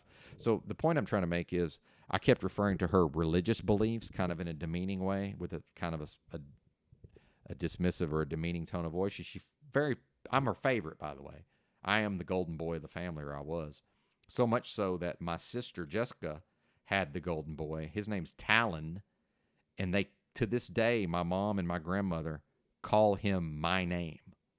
Right? Do you think I don't know on some level that I represent the golden child or the golden boy? And you think I don't understand that the biological drive of a woman is to have a male son, to have a male child that will have the chance of spreading the genes as far as possible? That's what your bodies do, and you can't control it. There's nothing you can do about that. Bex can go on until she's blue in the face and talk about a certain type of fucking rooster sitting on a certain type of egg or whatever she's on and on about, and that's got nothing to do with us. It's got nothing to do with people, Bex. Nothing. Women don't control the fact that her body wants to get inseminated, produce a male who will spread the genes. It's built into her. She don't control it. It's how it is. And it's 2023, and women still prefer boys. Now, the fact is, for making money, they don't. Like that part's flipped. Meanwhile, here we are in an inverted world. Here we are in an inverted world where actually now they are kind of trying to have daughters, some of them, because that's what's better economically. See, men are at a disadvantage. See, I don't know if y'all know this. Unmarried women in their 20s make more money than their counterparts, their male counterparts, not less. See, women aren't held back. In fact, women are pushed forward by this system now. So back to what I was talking about earlier, Bex, and this is why I will practice equality, because when I go to a job, when I go to higher education, I'm competing against ladies for advancement. I'm competing against ladies for positions and scholarships, and it's law that a woman's gender can't be used against her, right? You think they don't discriminate against us? A white man? You're out of your fucking mind. Of course they do.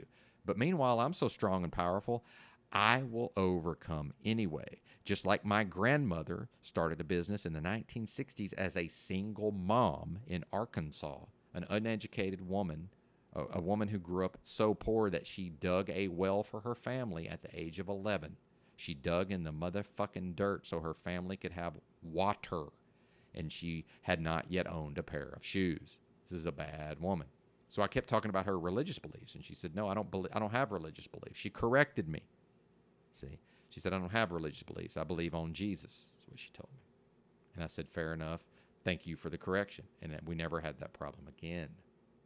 See, and I forgot why I brought that up, but I'm sure it was apropos of something, as it must have been. It must have been apropos of something.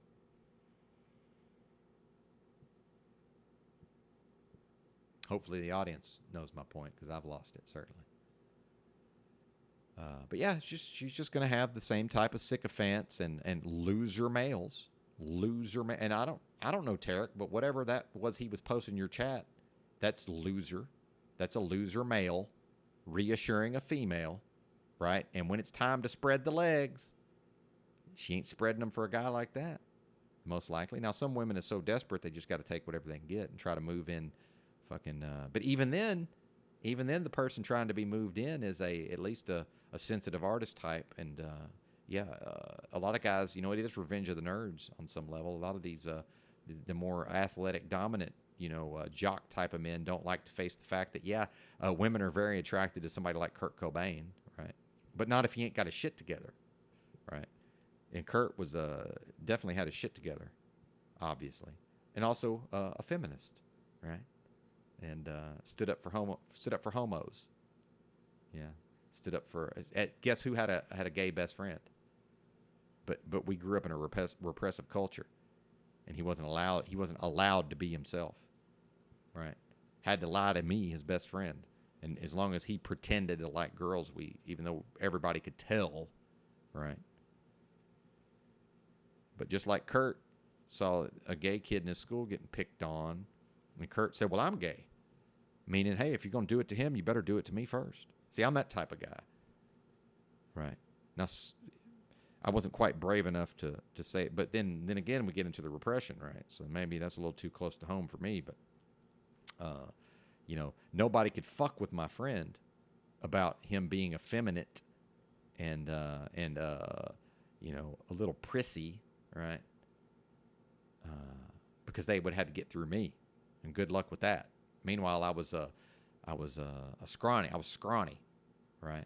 But good luck. Once I've decided to protect somebody, nobody ever tried me. Think about that. So that kid grew up in a very repressive, physically violent culture of complete and total ignorance, and couldn't nobody do anything to him. And I didn't even go to school with him. He went to a different fucking school district. My reputation preceded me to the point. This is why I'm saying I'm not going to come on here and be less of what I am. I'm such a bad motherfucker that I went to a different school district and they couldn't fuck with him in his school because I would have showed up. Think about that. That's a real thing. Yeah. So when I'm out here, I know I'm one of the best protectors there is. When I decide to let a woman enter into my life, and especially cohabitate with me, I know what I'm providing for her. Do you think sensitive artist Bozo that Bex was trying to move in? Do you think he's capable of doing that? Let's just say that they're sleeping in the bed and the fucking, you hear a glass break and somebody's breaking in the middle of the night. What's he gonna do? He's gonna hide behind mommy. While bad bitch Bex takes care of it. Yeah. Or maybe bad bitch Bex would rather stay in the bedroom and call 911 and Benton will go down there and deal with it. What do you think? But meanwhile, I'm not available. Not on that level. Sorry, not available. But wants to accuse me of being possessive.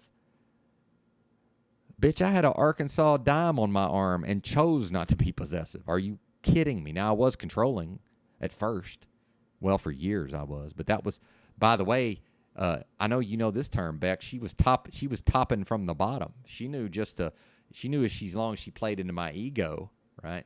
She knew as long as she let me see myself as in charge, she could access the controlling aspects of my personality to provide her with structure and discipline that she couldn't provide for herself, right? So she's the type of person, whatever amount of money she leaves the house with when she goes to work in the morning, she spends it, period. If she leaves with $100, she spends $100. If she leaves with $30, she spends $30. So meanwhile, when I met her, she couldn't hardly pay her bills on time, couldn't pay her rent. Well, as soon as we combine our finances, we dated for 6 months, and it was just an endless series of financial disasters. Well, as soon as me and her choose to move in together, well, now I've got a literal written budget. And here, hey, she goes off to work in the morning. Here's your $10 bill. Here's your pack of cigarettes. So I went and bought them by the carton, because part of being on a written budget is I got to buy the cigarettes for the best possible price, which in my area was by the carton. So we had there was always a carton of cigarettes in the fridge. And then I had to watch her because she would try to smoke more than one pack in a fucking 24-hour period. And I had to be like, listen, we can't afford this. You can't smoke 2 fucking packs a day. We don't have the money for it. They're too expensive, right? But I didn't, because I was in my own ego, I didn't realize she was using me to do things she couldn't do herself. And then finally I figured out how much of my mental energy was going to managing a woman, right? And I said, well, this is crazy. And I just stopped doing it. And it took a few years, but she began to lose interest in me, see, because I was no longer, I wouldn't let her use me in that way, see. So yeah, I've number 2 was able to access some of the controlling aspects of my personality, but I was not possessive over her whatsoever. So Bex wants to talk about, accuse me of being possessive. Oh, okay, well, I had a dime piece on my arm and wasn't possessive over her. And in fact, towards the end of her relationship, she just started seeing other guys, more or less, and I encouraged it to some extent. And I wasn't seeing other women because I didn't want to see other women. Now, we can have an opinion of that all we want. Maybe I was learning about me. Maybe I was like, well, I'm not really comfortable with this. But meanwhile, it wasn't her idea. She was happy to let me dictate the pace, right? My thing was I always knew she was attracted to other guys. Why? Because I taught myself to treat her non-judgmentally so that she could always, those rare times some guy hit on her and she liked it, right? The fellas don't want to face that fact. Fellas, when you're in a relationship with a woman, sometimes she's at the gas station and somebody kicks some game to her and she doesn't control the part where she face lights up and she gets a little moist downstairs. She don't control that. And then she comes home to you, and if she's dumb enough to tell you about it, you get judgmental and jealous, and you talk to her in a way where she's like, well, I'll never tell this motherfucker what's going on again. See, I knew that ahead of time. So I intentionally treated her non-judgmentally so that I could get full access to the information. See, but then this is what we're talking about with the psychological warfare, Bex. I'm very adept at this. So when you start utilizing psychological warfare against me, I immediately detect it as such. I'm so adept at it that number two's best friend was extremely manipulative. Scorpio, by the way. I know Bex hates it when I do this. Very manipulative Scorpio. And sometimes she would say things to me, number two would, and it would be a sentence structure that she's incapable of coming up with. And I would immediately know, oh, that's April. And I would just say, hey, April said that. I said, listen, I'm dating you. I'm not dating April. Meanwhile, I could have if I wanted to, right? Hell, I could have dated both of them. No thanks. April had a bunch of kids running around, and she had a bunch of personal problems I wasn't interested in, right? She's pretty hot, though, too. Not quite as hot as my second wife, but she's pretty attractive. Yeah. And, the Scorpio is very alluring in many ways, as we know. But, yeah. In the moment, I just say, that's April talking. I said, I'm not dating April. I said, you can't talk to me this way. Get this out of here. So you think I don't see your fucking psychological warfare backs? Of course I do. Of course I just immediately, well, that's psychological warfare. So that when I type that into your chat, that means, hey, I'm really fucking good at this, right? Just like your father, Bex. And that's what I was trying to type when you timed me out. I said, only one of us has daddy issues, and it's not me. That's what I was typing, and I clicked enter, and it said that I was timed out, right? I'm not going to time you out over here. You can type whatever you want down there, and unless you lose your panel privileges, which you're on the verge of losing your panel privileges. Tommy lost his, by the way. Yeah, because I don't reward bad behavior, and I damn sure don't, I punish bad behavior. I damn sure don't reward it. Now, you can say debatably I'm rewarding it with my attention here, but I got to talk about something if I'm going to be live, right? So might as well be this. And it does sort of fire me up and give me something to talk about. And this idea that I'm turning you into content is just ridiculous, Bex. That's insane. They've been memeing me for years on the internet, right? All the way back to the Joe Rogan Experience message board. They've been memeing me since 2011, right? This is nothing new.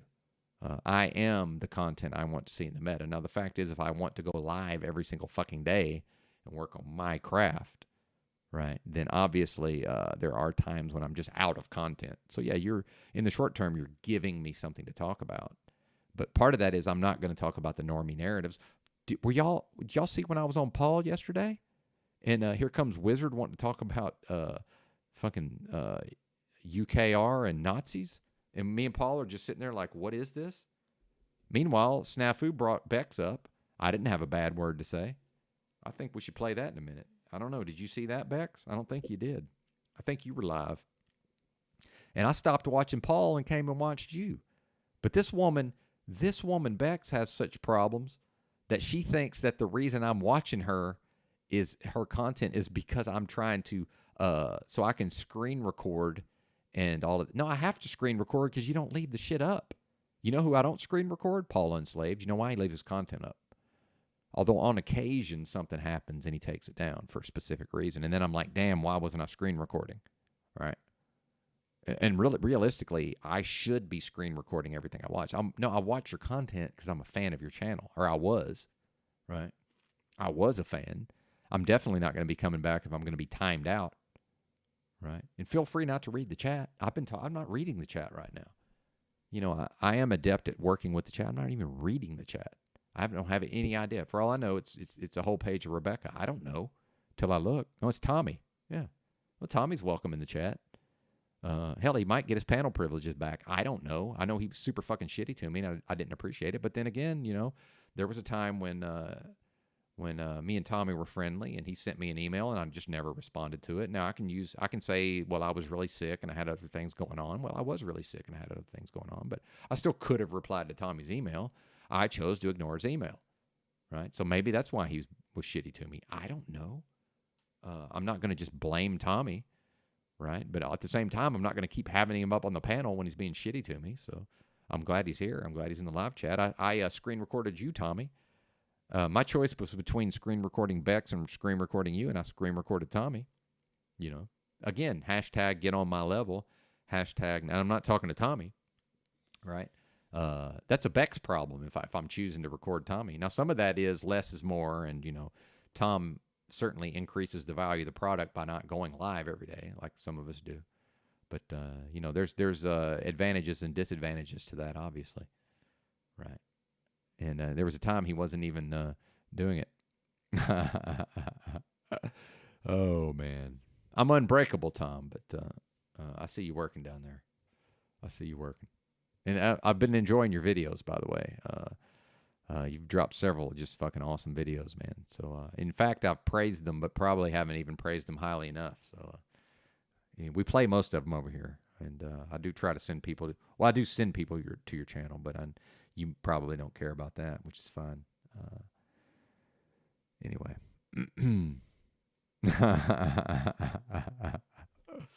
Oh man, that's funny.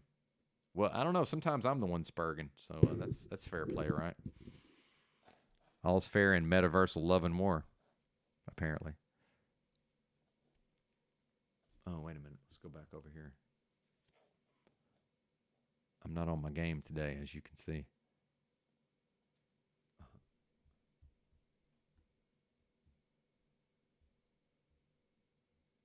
Well, and then, I just happened to see MGTOW guy defending himself. Dude, if you can't deal with me in here, how are you going to deal with a woman, right?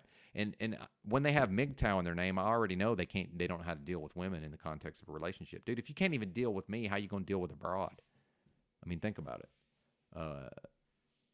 Saying I didn't mean to offend you or whatever, or I wasn't trying to be. Dude, I am an asshole. Just be a fucking asshole.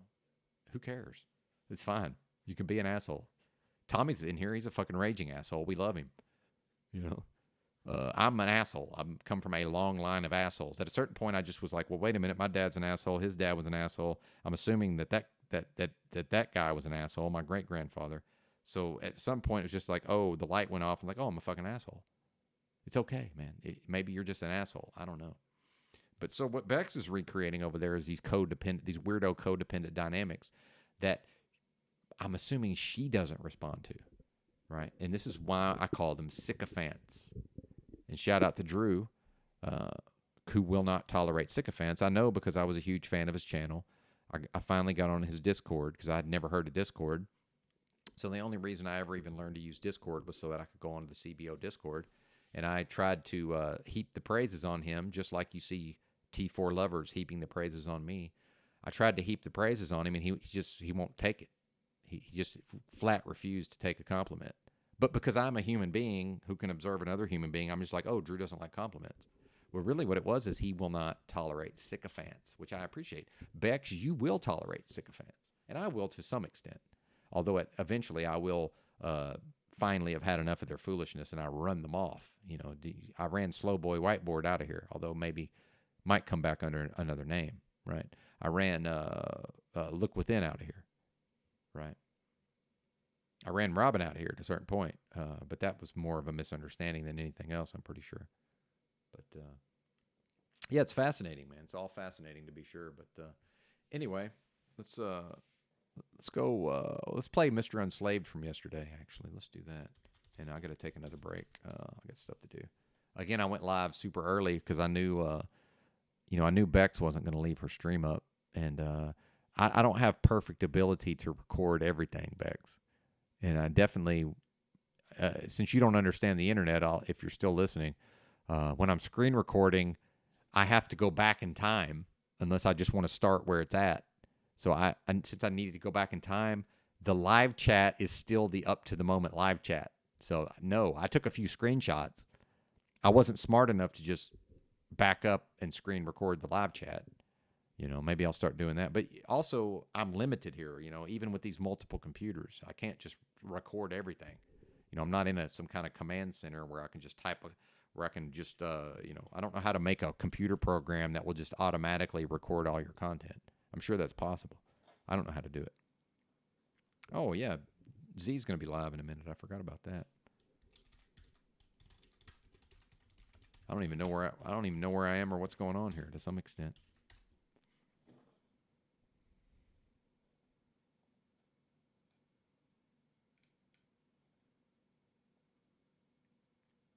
You don't want to sleep right now.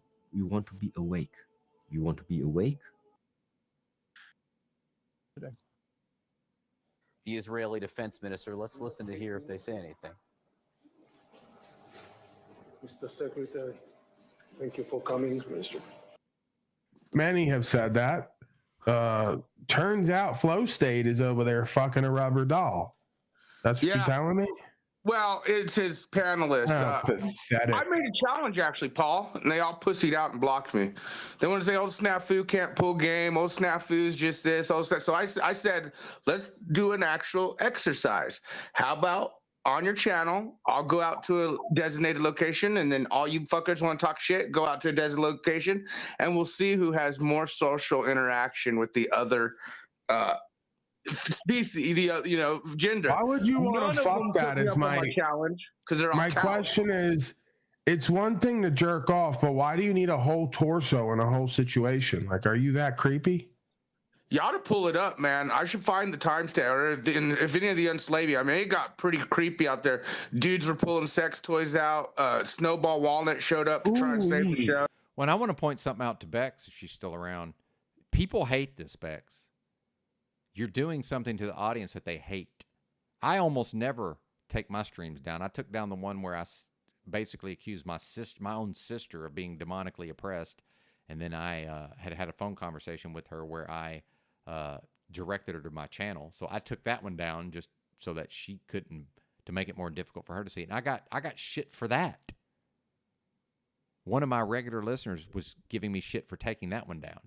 People hate this. You know why? Have you ever noticed, Bex? Let me explain the internet to you yet again, Ms. Bex. Hashtag GOML, get on my level.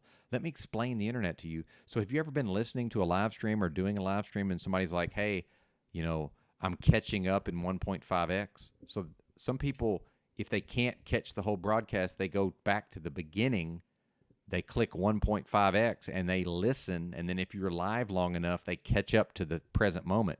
Unless you end the stream and private it, and then their screen says stream unavailable, or it says, I forget what it says, but it says this content is not, it says something on the screen. And then, so when I refresh my screen, because I had the video pause, it just says video unavailable. People hate this. Why are you doing this to the people? But then you want to talk about my audience. Oh, that's why I talked about my grandmother earlier. Thank you. I forgot about that. You keep wanting to go on and on about my audience, Bex. I don't have an audience. I mean, I do, but that's a very small group that fucks with me pretty much no matter what I do. I got a few people who got to know me when I did they got to know me through Drew's channel, and then they got to know me through my own podcast. And some of them will follow me pretty much wherever I go. That's my audience, Bex. I'm servicing, let's just be clear, this is Paul and Slave's audience for the most part, right? Let's just call it for the most part. And then at times, it's the CBO crew over here, and they're mostly lampooning me and throwing tomatoes at me on some level. But then they also do like me. They don't respect me, but they like me because I am likable, right? I am an engaging character, and I will engage. But people hate this. Why are you doing this to the people? Oh, but that's right. You're above it all. I forgot. Oh, wait a minute. You're fucking selfish is what you are, which is fine. Selfishness isn't necessarily bad. You're selfish in a bad way, Bex, because you're probably a really bad person. Let's just call it what it is. You're probably a really fucking bad person, which is okay. I was too. But you now have the opportunity to create a person who's a good person, but not if you can't own the fact. Are you just still assuming you're a good person? Right? Are you just assuming you're a good person? Because that's not a given. Because I know I used to just assume, well, of course I'm a good person. I said to myself, well, how could I not be? It's me. Of course I'm good. Oh, no. Do enough bad things, you're now a bad person. See? And when I'm interacting with you and I'm starting to vibrate in this, I'm starting to get more in touch with my the part of my body that hurts based on whatever happened to me in my upbringing. That same, if I engage with Mitchell on a certain type of level or other toxic persons, right? That means something, and it's not me. That's not. I'm not creating that. See, that's I'm learning something about you when that happens. See, now sometimes it is me, but that's a different thing. I can tell the difference. I'm very tapped. Again, mind, body, and spirit. We're operating. If the person is always growing and changing, I can only operate at the lowest level of those three: mind, body, and spirit. Or I can have them all at a high enough level that I'll also always have a ceiling to grow into. If your intellectual is really high, right? But then the spiritual's way down here, and the body's not yet a problem. Well, now bring the spiritual up. See what I'm saying? But the intellect is always going to be at the top. So this is where Bex is. Intellect's always going to be way up here no matter what. And this is, by the way, why I will not let smart people get away with playing dumb. So the intellect's always super fucking high. And then the spiritual is probably way down here. And then the physical is probably, higher, but not a lot. So she can come up spiritually. But then if she wants to keep going, she's going to have to bring, see what I'm saying? And I've done this in my life. I've absolutely done this. And that cannot be done until the being, myself in this case, takes stock of themselves honestly and just I had to face the reality that I was spiritually bankrupt at a certain point. And because morals plays into that. Morals has a part to play in that. Morality. And I was taught specific lessons. And one of which was how harmful it is when person A uses person B for person A's own gratification. Well, I had done that to a lot of people. Now, it wasn't my intention, right? I didn't set out to do that.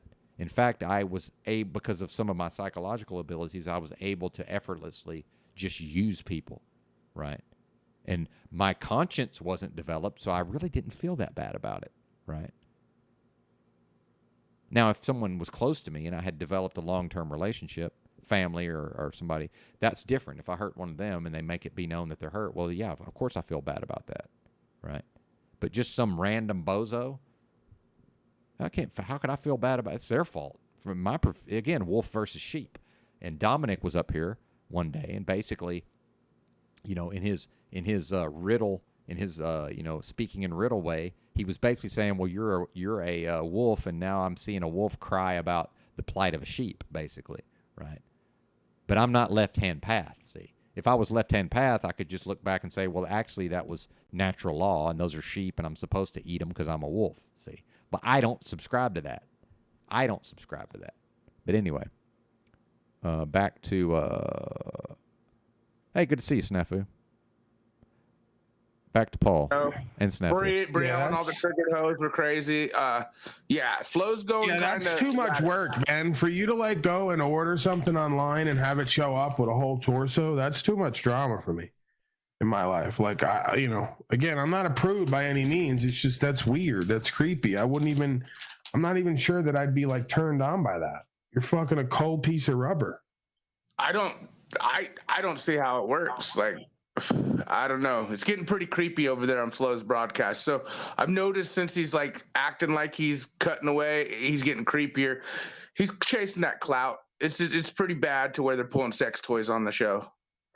Yeah, I mean, it's going to get real desperate like it does with a lot of folks. And I can feel that energy.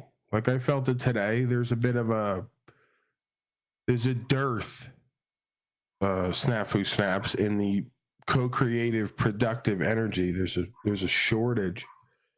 It's what it is what I interpret as this World War III thing shows itself, you're going to see certain changes in the individuals. Folks like myself becoming more focused on my inner space, my life, communing with the spirit. And these folks are losing their minds now. Fucking rubber dolls trying to get some kind of energy and attention. And it's dude, I did that already. I'm over all of it. I didn't even really have to try. And I'm kind of. Hippie chick said she was there and witnessed it all and said I was very nasty. Why don't you come up on panel and tell me how nasty I was? I wasn't the one showing sex dolls and Nazi blocking. Yeah, Snafu doesn't do that. He's done other things, but I never once known him to take out rubber sex dolls and. Not yet. Well, yeah. I mean, I don't know. I don't presume to know what you do off air, but I've never once seen that on air. And then Sly, I see you in the chat. Why are all the blackies not coming up on panel anymore? How come I'm the only minority motherfucker up here? Yeah, what is up with that? What is up Yeah, with what's that? up with these Cleveland, minorities? they tell me Cleveland's, running around town. He's jaunting around town with another white woman. Haven't Yeah, I seen heard him she was in a chubby weeks. white woman. Well, what else is new? I mean, it kind of goes without saying, but yeah, But why I do they mean, disappear? Why do they just disappear? I don't know, Sly, snappily snaps. Sly, can you explain why you colors just disappeared all of a sudden? I'm here. I'm a minority. I'm with you, Sly.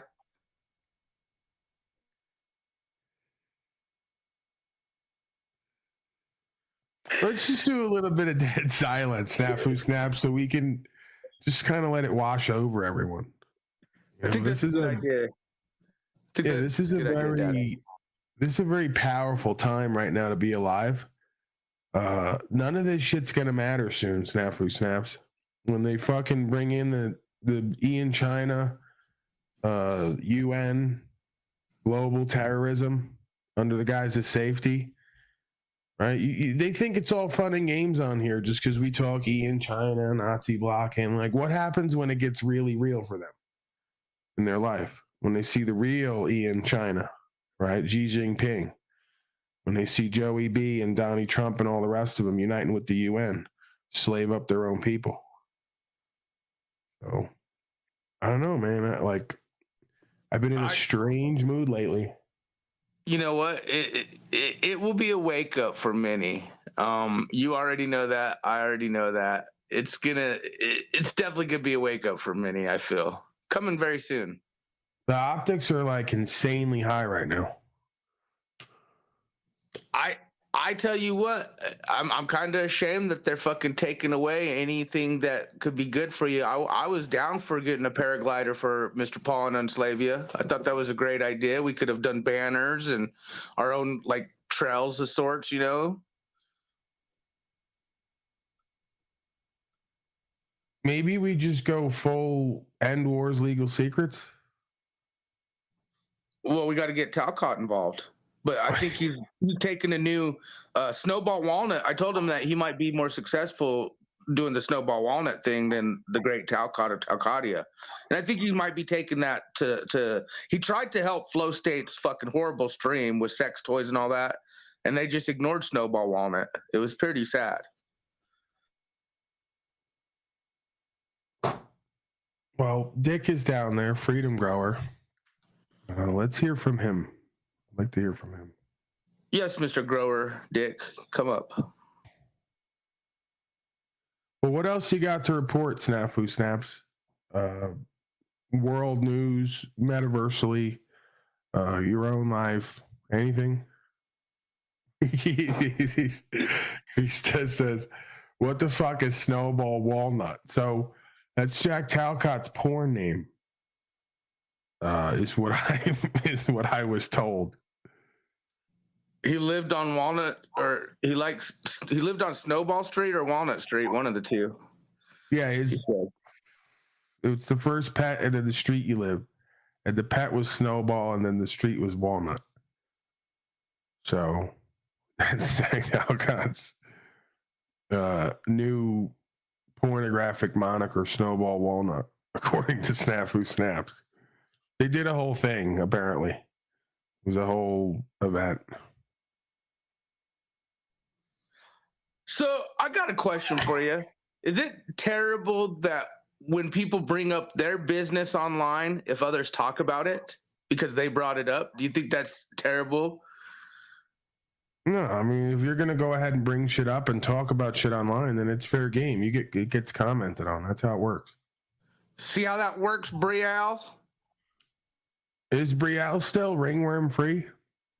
No, it's just they get like, I don't know why Flow State and all these people want to talk about simping when they're like big simps, and then of course they attract the simps. And you know, I was trying to make examples of men learning from mistakes by what women have done, and we've seen some optics with certain women. And I brought up names, and they all fucking say I'm attacking, and and I'm trying to tell these fucktards, if you bring it online, how the fuck would old Snafu know any of this shit, right? They act like I'm fucking just making this shit up. Manton's down there. What's up with these people lately? Why can't I get anybody up on panel? Choosing love.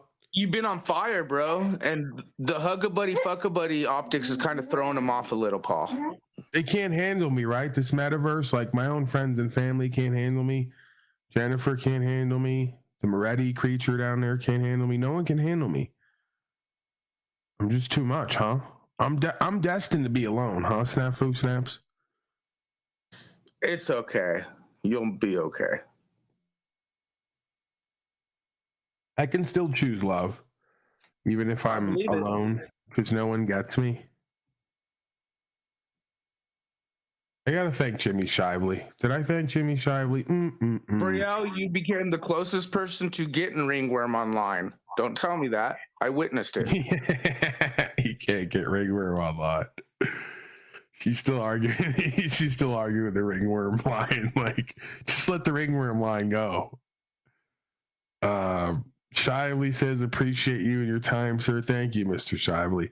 Shively giving me pity contributions at this point. He feels bad for me. He goes, all right. He believes in you. He believes in me?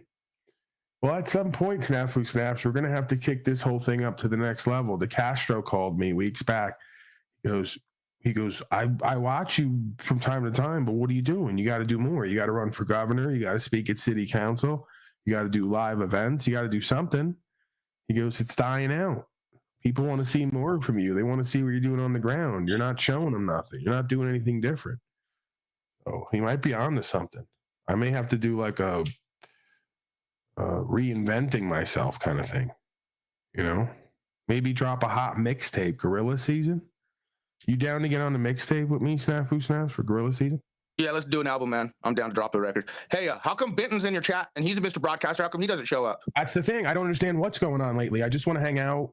I just want to, like, the breaking news has been fucking terrible lately. I want these people to come up and fucking kick it around. You know, if nothing, like, I mean, I've been a nice guy. I've given so much to this audience. I don't ask for much. You know, maybe some women to come up here for me to, like, of course I wouldn't sexually harass them. That'd be illegal, but just kind of look them up and down, you know, make sort of flirtatious comments at them, come on to them metaversally. Well, it's not sexual harassment if it's willingness to be a hoe, like Verily Optics. I mean, I wouldn't consider treating her like what she wants, sexually harassment. I was going to agree with you, but the whole last part of it, because you kind of threw on there like Verily. And then if I agree with that, she's going to think I'm agreeing with calling her a hoe. And well, don't agree with that. That's just me. Yeah, I can't confirm or deny that. Mr. Benton does have breaking news, though, because he has broken Bex or Becca. I don't know what's going on with that, but Mr. Benton has broken Bex to Becca. Something happened. Mr. Benton may be able to explain what's going on. Well, can I get a mic check? Mic check 1 2 1 2. What is this? Good to go. Yeah, she became hysterical the other day, but I'm choosing to move on. But good to see you, Paul. I'm so old. I went to sleep at this time yesterday. That's why I haven't been around. So wow. So can I ask, just to, without completely rehashing it, why am I chopping on my end? This is annoying me. Okay, I'm chopping. Gotta figure this out. What was her issue? Because I heard through the grapevine that there was, like, you know, the beta council's upset. She blocked everyone. She won't talk to them. I'm getting the blame. They think that I can order her around, apparently. That I would, or that I can. Any thoughts on any of this nonsense? She seemed hysterical, but for what reason, I couldn't say. No idea. I was confused by the entire thing. Made for a good content, though, as it often does. So yeah, what is the whole Bex to Becca? Like, what's that about, Mr. Benton? I don't know, Snafu. I don't know. What your thoughts, Snafu? What do you think? Siren says. Remember when she first showed up on scene? I warned her that the optics are high. And Siren says she heard her calling me an agent yesterday. Oh yeah, I'm an agent too. Apparently, yes. Is that the case? Is she doing a bid or? We don't know. Unclear. Okay. Unclear. Yes. Well, hey, I mean, you know, you never know. Maybe she's kind of confused a little bit, or maybe she's doing a bit. I don't know. I haven't heard. I don't know what to make of it. But I mean, if I'm an agent, I'm pretty damn good at what I do. You know, I'm even better than Talcott. I'm so paranoid. I still think Talcott's a possible agent. I think that about everybody, but I don't know. I don't know exactly what me and Benton would be agents for. Oh, What are I'm we? on a soundstage in Quantico, to be clear. Just want to put that out there. Yeah, like what am I working everybody toward as an agent? Like what's my end goal? What am I achieving?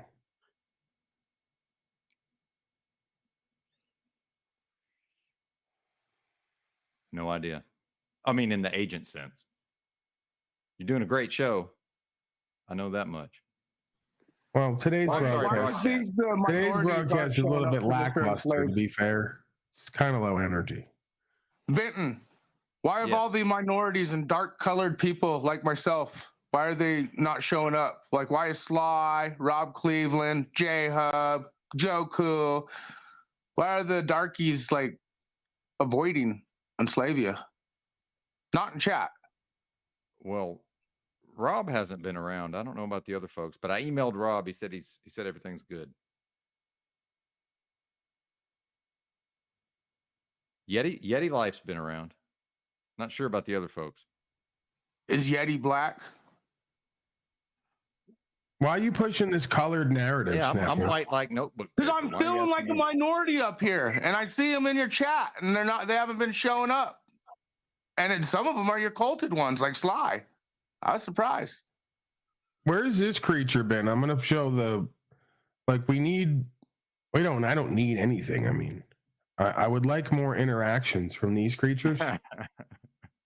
Well, by the way, because like I checked in yesterday and they're just constantly still talking about me. So I'd like to see more of these creatures up here. I'd like to there you go. Oh no, that's not the real creature.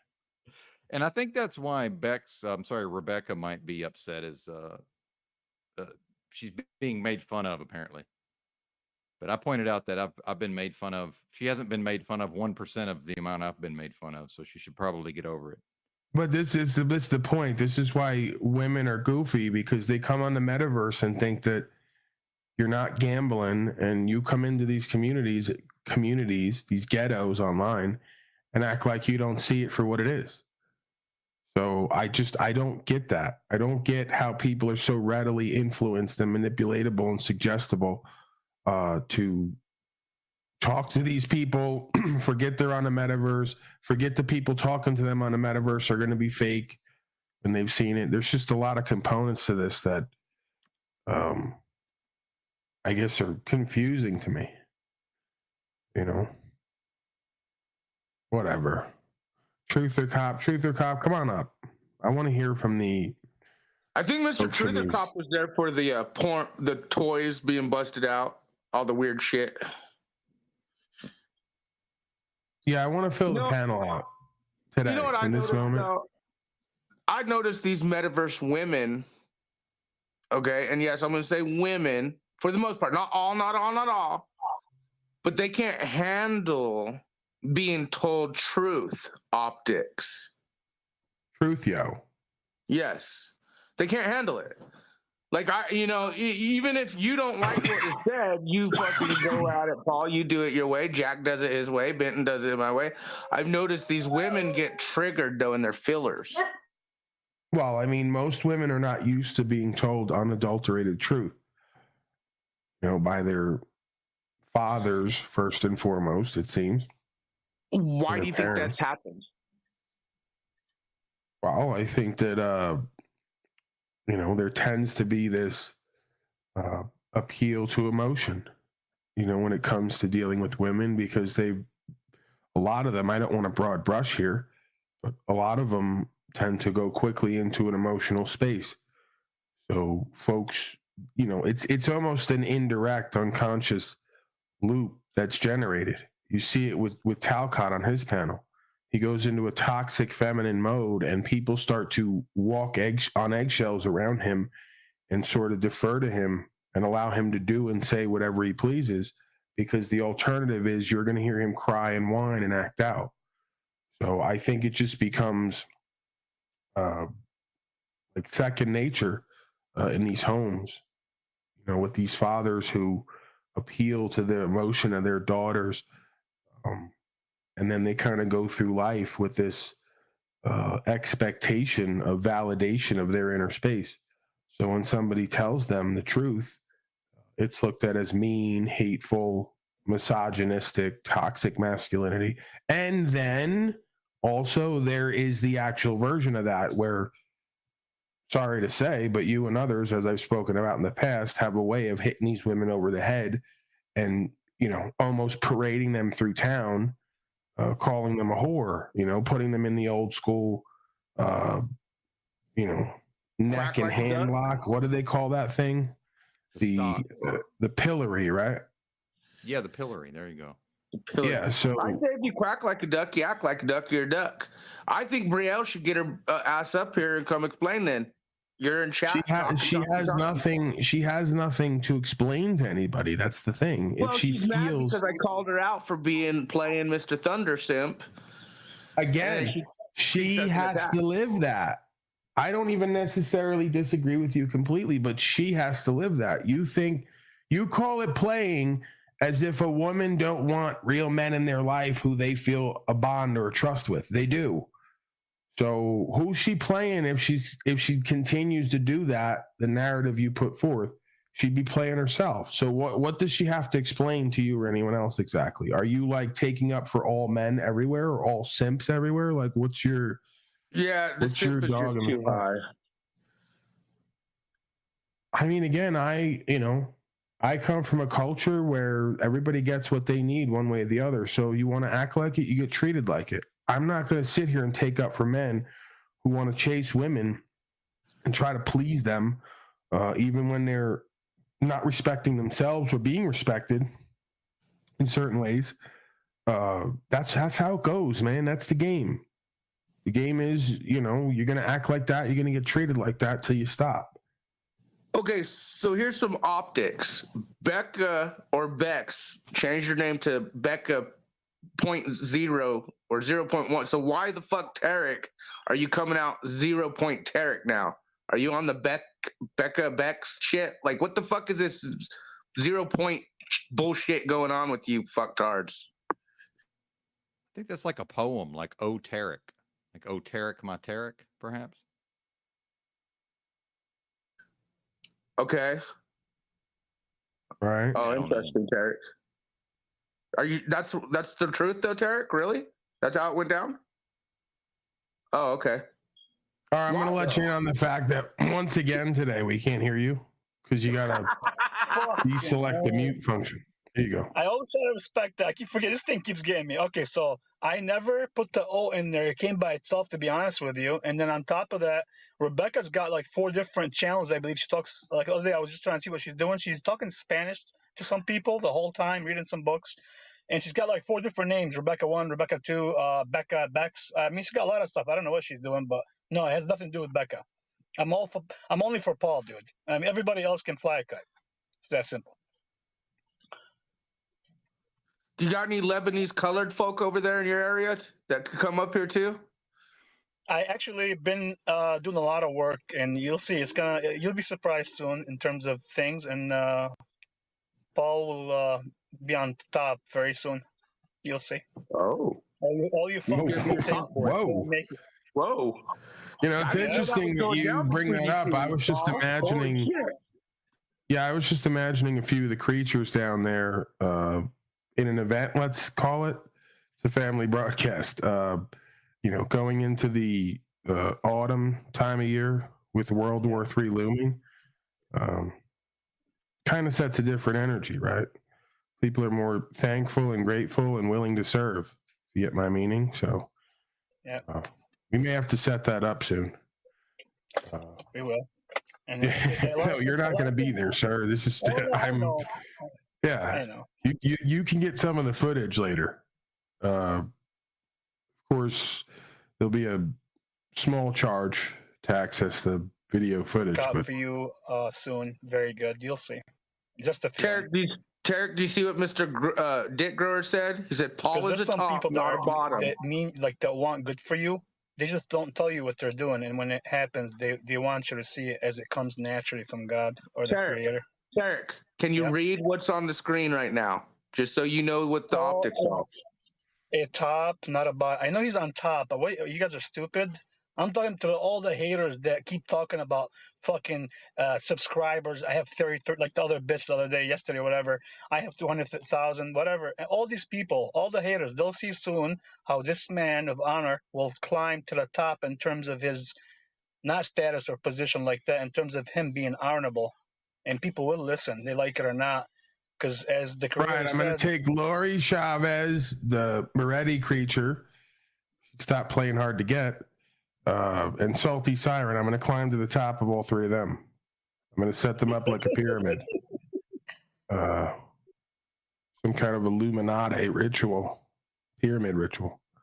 Aren't you forgetting like Sophie and some others? Who now?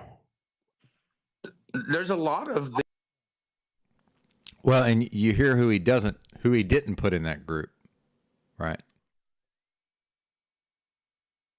the groupies of Enslavia. You forgot to mention. Not all of them are. Not all of them are willing participants, and or not all of them are selectable. They're not like, like when you run for president, they say it's not an electable candidate. So there's certain ones that. Bingo. Some of them are not selectable.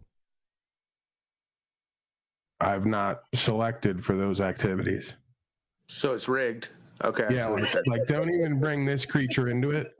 This creature absolutely.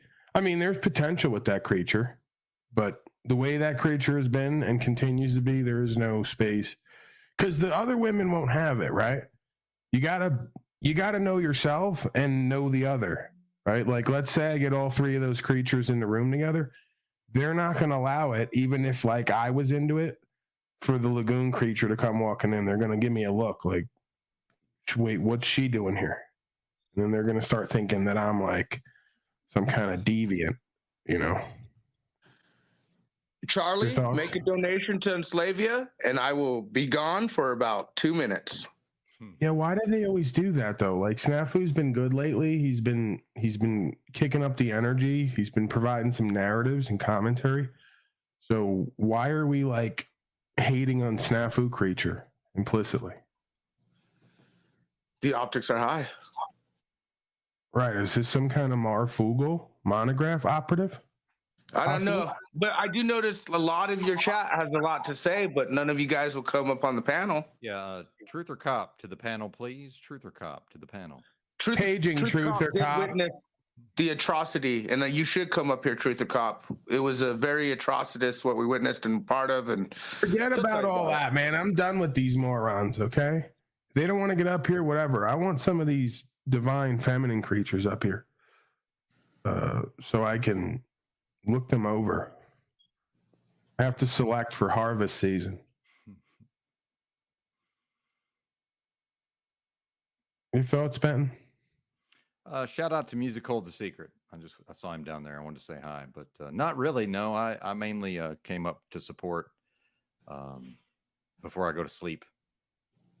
Mr. Benton's been doing it up. He's been working on his soundboard and all kinds of stuff. Yep. Radio style drops, indeed. Thank you. I kind of figured you'd be able to update us more about what's going on because it seemed like Miss Rebecca was very upset with you. I did nothing. She became hysterical. I don't hold a grudge, so hopefully she'll be back. That's all I can say. What is hysterical? May you go in depth of what hysterical was? Like the definition, like the dictionary definition of hysteria. I don't know. I can Google that for you if you'd like. Snafu, you better not be having sex with that dog over there. I told you. Stay away from it. Oh, man. Go ahead, wizard creature.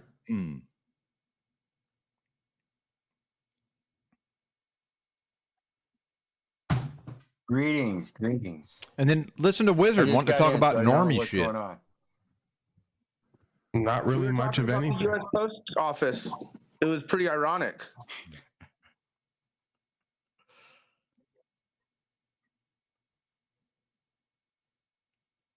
All right, you guys are boring me. You're bringing the energy down. Yeah, I'm gonna let these guys handle it. I'll be back. Well, don't leave, Yeah, Snafu he needs Snaps. to stay. I was gonna leave. I need you here. Oh my God. I need you here in case some of these other folks come up to address you. Back up here. Go ahead, Wizard Creature. What do you got before I move forward? I got police shootings. I got to thank the Grifter for his contribution / gift. Thank you, sir. Well, well, I don't know how we missed it, but what's the deal with Trudeau and his Parliament House giving kudos to a Nazi? You guys hear about that? No, what does that mean? Well, a couple of weeks ago, the Parliament House gave kudos to this supposed Ukrainian guy that's 98 years old, and come to find out he's a Nazi. The guy stepped down and everything. He was supposed to have vetted him in order to allow him into the Canadian Parliament House, and evidently he didn't do so, because if he had, he would have found out he's one of the Nazis they want. I mean, like, again, this used to be so shocking, and now it's just another day. I mean, yeah, they're doing the world order. They're taking over everything. They're plunging economies, and they're doing whatever ism you want to call it: communism, socialism, Nazism, fascism. What's the difference, really? Right. And when you look at Ukraine and the situation over there, and you do some deeper research, you realize that Ukraine is actually on the Nazi binge. They're even starting to use some of the Nazi symbols from back in the day. It's amazing how the world is just ignoring it. It doesn't come up in any of the news things. Yet when Wiz, the world doesn't ignore things. The normies respond based on their programming, sir. Surely Wizard knows this. Nothing's being ignored. As soon as the media instructs them to care about a Chinese balloon or aliens, they care about a Chinese balloon or aliens. If there was really Chinese balloons endangering people, and I knew about it, and you folks knew about it, and we went out here trying to tell people about it, they would just look at us like we're nuts. Meanwhile, the exact same people, when there's a Chinese balloon in the media, then I'm truck driving, and I'm in some small town outside of Houston. They're acting like it's the country's. They really believe the country's under attack. Whatever the media tells them to believe, they just believe it, man. Like, are you really confused that people are ignoring things, Wizard? I mean, this is not a good sign, by the way. It's a bad sign for Wizard. And this is what I've been talking about with, it's so late in the game, and I don't know, is it because I had the privilege of hanging out with Chalk Body Outline 4 years ago, and because I was, while I certainly understood that, and I came up with the term official fiction, and I certainly understood that things are not as presented, but, I was a little more willing to uptake some of, what society was putting out. But now I'm more or less auto hoax. Like, yeah, things are happening. I'm not saying, like, nothing is happening, because when I first started talking to Drew, he was like, well, money's not real. And I'm like, well, I mean, I pushed back because I'm like, well, you say that, but, I'm having to work a job so that I can get the money so I can buy things. Like, it still buys things, right? I understood the point he was making. It's not as presented, right? So whatever Wizard's talking about here, it might as well be fake. It might as well not exist, because it certainly doesn't exist in the way that he believes it exists, right? There's nothing to be done. Yeah, do research. Well, and what's Wizard doing? I don't know what research he's doing, but no offense, Wizard. Go hang out with CBO crew. Like, EBT, people still haven't figured out that EBT is a mad researcher. Dude has researched and researched and researched and researched. Okay. First time I ever talked to EBT on a Discord, the voice cringe. He said something that annoyed me, and I challenged him because I felt like he was running his mouth about things he didn't know what he was talking about. It had something to do with like Indian burial sites, and he was like, "Oh no, I've been to the." I said, "No, I went to the sites." Like, dude went and investigated stuff for himself. He's not just out here talking about things he's not talking about things he heard about on the internet, right? Some folks do actual research. Now I'm not saying Wizard doesn't. He certainly seems like he's a researcher, but I'm so over this part where people martyr themselves at the level of their own research. Yeah, okay, Wizard, I understand that you care about Trudeau and the Canadian Parliament. Most of us don't, right? And the ones who do care are only really into the normie narrative. I don't know if you've noticed, but the thumbnails have been World War III themed because that is the fear mongering, right? And like Truther Cop pointed out, I think Truther Cop had a community post where he was talking about, the people who are fear mongering are all trying to sell something, whether or not that's a financial product or not. And, I'm assuming some of that was directed Paul's way based on the World War III thumbnails. Meanwhile, I just see it for what it is. And the fact is, a big portion of the people that tune in to watch Paul, I mean, there's a reason why, because Bex can say till she's blue in the face that we're all talking to the same 150 people. No, we're not. Paul is talking to 150 people at a time. Some of them are here when I'm talking, right? And then some of those folks filter in and out depending on whatever drama might be popping off or just whatever I'm doing, right? So no, I'm not even talking to Paul's audience. But meanwhile, Bex keeps wanting to address what do you mean, my audience? Do you mean the part of my audience that's not filtering in and out based on being Paul's audience? I mean, what are we even talking about here? I don't even get it. And why isn't Bex? I tuned in for how long was it that I tuned in and every single day Cynthia was up there with Paul? Annoying the fuck out of much of the audience, by the way. But I just, I wasn't that interested in listening to Cynthia, so I tuned out and came back later, right? But I watched some of it. Why is it? I'm sure Paul would be happy to have Bex up there. It's not just going to be me and Snafu and Paul and Tarek just looking at each other, right? And then here comes Wizard with the normie narratives. Oh, but it's not a normie narrative.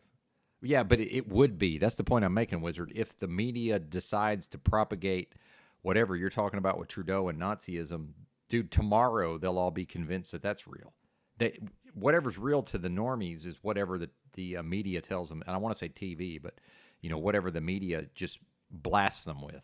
That's what's just Chinese balloon. I'm done, man. So when I'm up there and Wizard wants to come talk about Trudeau as if he's real and talk about the Canadian Parliament as if that's real, I'm just like Chinese balloon. That's all I can think of is Chinese balloon. Once I saw how in the fake pandemic at least made some sense in that, even I was like driving a truck and I was like, okay, maybe I am in danger. Who knows? Who knows? At first, but then and also Alex Jones had helped me with the medical tyranny. He had programmed my mind in a way to understand that as soon as a pandemic is declared, then obviously the governments and the corporations are going to take advantage of that under the, never let a good crisis go to waste, as Rahm Emanuel instructed us many years ago, right? So how can we understand all of this? And many of the folks here would probably consider themselves post-conspiracy, although not everybody. Some folks might actually be rights and freedoms and then somehow just got engaged with my content or my personality or whatever, But I'm just going to assume most of the people who come here are more likely post-conspiracy than anything else, and I certainly identify with that. But I am a conspiracy theorist, meaning I like conspiracies.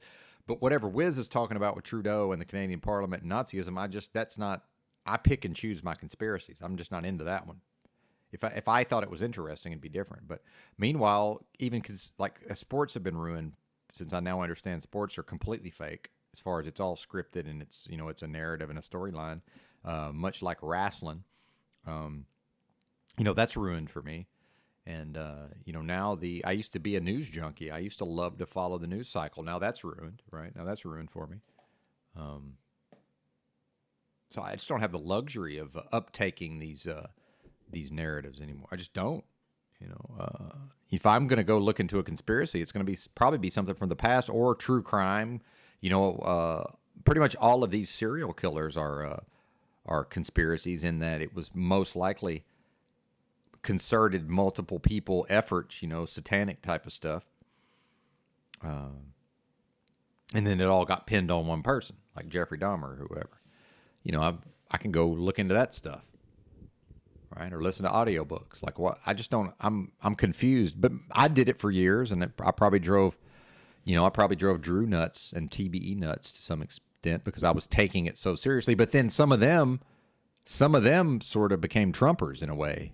So, none of us are above uptaking some of the downloads, right? Or some of the, we're not all above that. And I saw Bobby was around earlier, and I was a little bit regrettable that I wasn't able to talk to him much more. I had such a head of steam going with this Beck stuff. And, I never even got to play all of that. I never even got through the material really where she was sort of going in on me. But I want everybody to see that on this Paul clip I'm playing that I just played, I had every opportunity to take pot shots at her, and I took the high road, right? I don't do that for Bex. I did that for me, right? Because I'm not. And by the way, it would have brought the content. Paul's sitting there bored out of his mind. I'm sure he would have. I can't speak for him, but probably he would have been good for the show. Let's just put it that way. The broadcast, maybe, right? If I had went up there and aired some dirty laundry. But meanwhile, and I saw somebody in the comments earlier was like, I'm glad that they're glad I'm seeing Beck's, the situation properly. It's like, look, man, I almost always give them enough rope to hang themselves. The stuff with Talcott, when I spotted Talcott so quickly, was mainly based on a lot of similarities between Talcott and my own dad, and just very quickly being able to spot, a couple of different red flags with Talcott. And I was like, okay, I pretty much know what this is. Like, I don't have that across the board. I can't do that with every human being, right? I need to give them enough rope to observe them so they can hang themselves. Oh, does that sound nice, by the way? And I'm completely disappointed that she character assassinated me at the level of implying that I'm nice. Like, I've had entire marriages that were based on me being the opposite of nice. What are you talking? I don't present as a nice person. Yeah, I have manners. I'm polite. I'm considerate. That ain't nice. No. What are you talking about? Nice is the kiss of death. And she knows I'm not nice, for fuck's sakes. Meanwhile, here, apparently she got involved in whatever with Dominic, and got involved with whatever with London Man. And then next thing you know, she's coming around to my channel, and I'm going to her channel. And then now she's, look, I said this earlier, I almost never have hours long, conversations offline, when I'm not recording it and it's not being live streamed. And, I think one day I talked to her like fucking 6 hours or something. And, she's a likable person, and it was an interesting conversation. And, when you meet, I think we're all this way to some extent when we first meet an interesting person who has enough time, right? Just the fact that I have 6 hours and she has 6 hours is a bit of a red flag in some ways. Because there's certainly times when I don't have 6 hours, but, I'm living a different type of way temporarily while I still have some money. I wonder how much money I do have. I think I got about close to 3 G's, maybe somewhere in there. That ain't going to last, but I know how to make it last in the short term. Yeah, extremely nice. Exactly. Thank you, Roy. Yeah, exactly. Roy noted my yeah, exactly. And nothing against Snafu, but Snafu was clearly would have preferred that I went into the drama. And if it was appropriate, I might have, but I didn't at that point. I was still doing the give her enough rope to hang herself. But I'm pretty sure she can't recover from this, right? Because I don't determine. Once a person goes too far afield, especially when she's timing me out and continuing to talk about me, right? When I had her on my channel, I just shut up and let her say what she had to say. Then I started to show something on the screen, and either she disconnected or I'm thinking maybe she saw that I was going to play something and left. And then she comes back, and I just cleared the decks for her, even though I was in the middle of something. I let her come back and say whatever she wanted, and then she left. And, she actually did a shitty thing, by the way. If we, I don't know that I want to watch that for the third time, but she did a shitty thing where she left without allowing me to respond. Like I didn't even get to respond, which is kind of shitty. It's like, I've had, and again, back to the male-female dynamics, I've had, especially number one probably did this to some extent, my first wife, where, they're at such a disadvantage because I'm so good at, and I've never lost an argument to a woman. I'll just go ahead and put it out there. I haven't lost many arguments, period. But, I hear guys say this about, some idea that the women win the arguments, and then it's some idea that they're going to be, in the doghouse. So even if they're right, they still have to sort of let the woman win. I've never lost an argument with a woman I was in a relationship with, and I mean never. I don't date women who could out-argue me. Like, why would I do that? I like to argue. I'm good at it. I don't seek it out, but it's certainly I'm really fucking good at it. The only way people can beat me is if I become so emotional that I make myself wrong because of the way I present myself.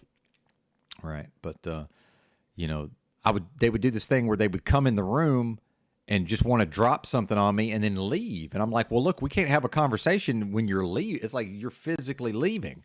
And then we would have an argument about, well, no, I'm not. I'm like, no, look, I said, look at your feet and your body. I said, you got your whole body turned away from me and you're like escaping the room. That's basically what she did to me. She just said what she said and then fucking fled. It's like, all right, well, I guess I get to respond here. I mean, I do because it's a live stream and I get to keep talking, but I can do that anyway. I didn't need to bring her up on panel to talk about her, but again, and then she wants to paint it as if she's giving me content. It's like, well, wait a minute. I had fucking how many hours of content did I have before I ever even know who she was? And Christos,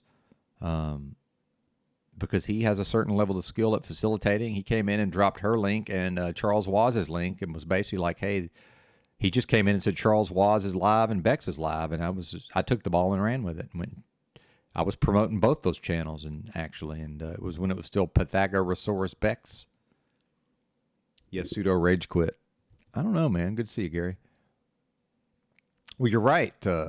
React and respond are two different things. You're absolutely right. And my thing is, I'm pretty fucking good at being reactive, meaning I'm oftentimes able to react immediately and still do it appropriately, but then not always, clearly. Sometimes I fucking spurg out and spin out.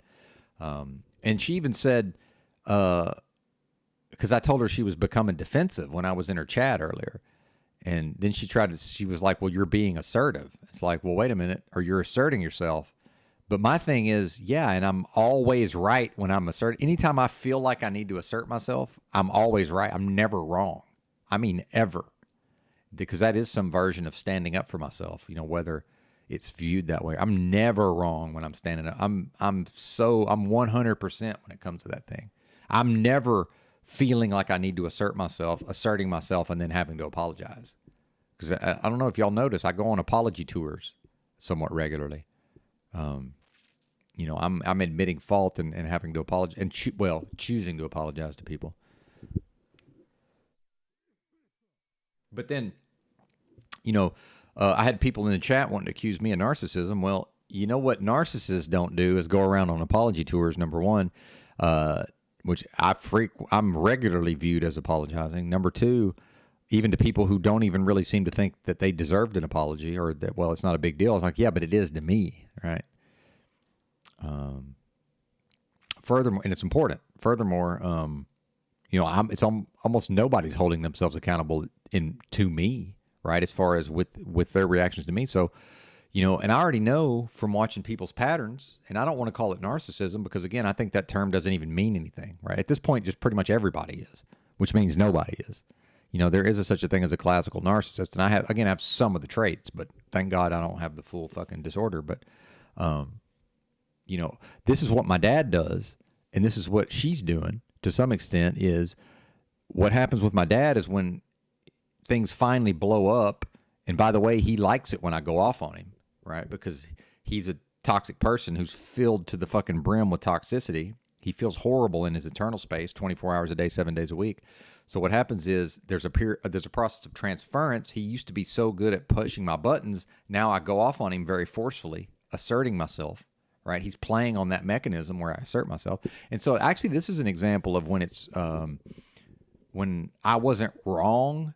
I was right to assert myself, but the manner in which I asserted myself with my father made me wrong because the psychological process of transference occurs to where some of that toxicity that's in him gets transferred into my sphere.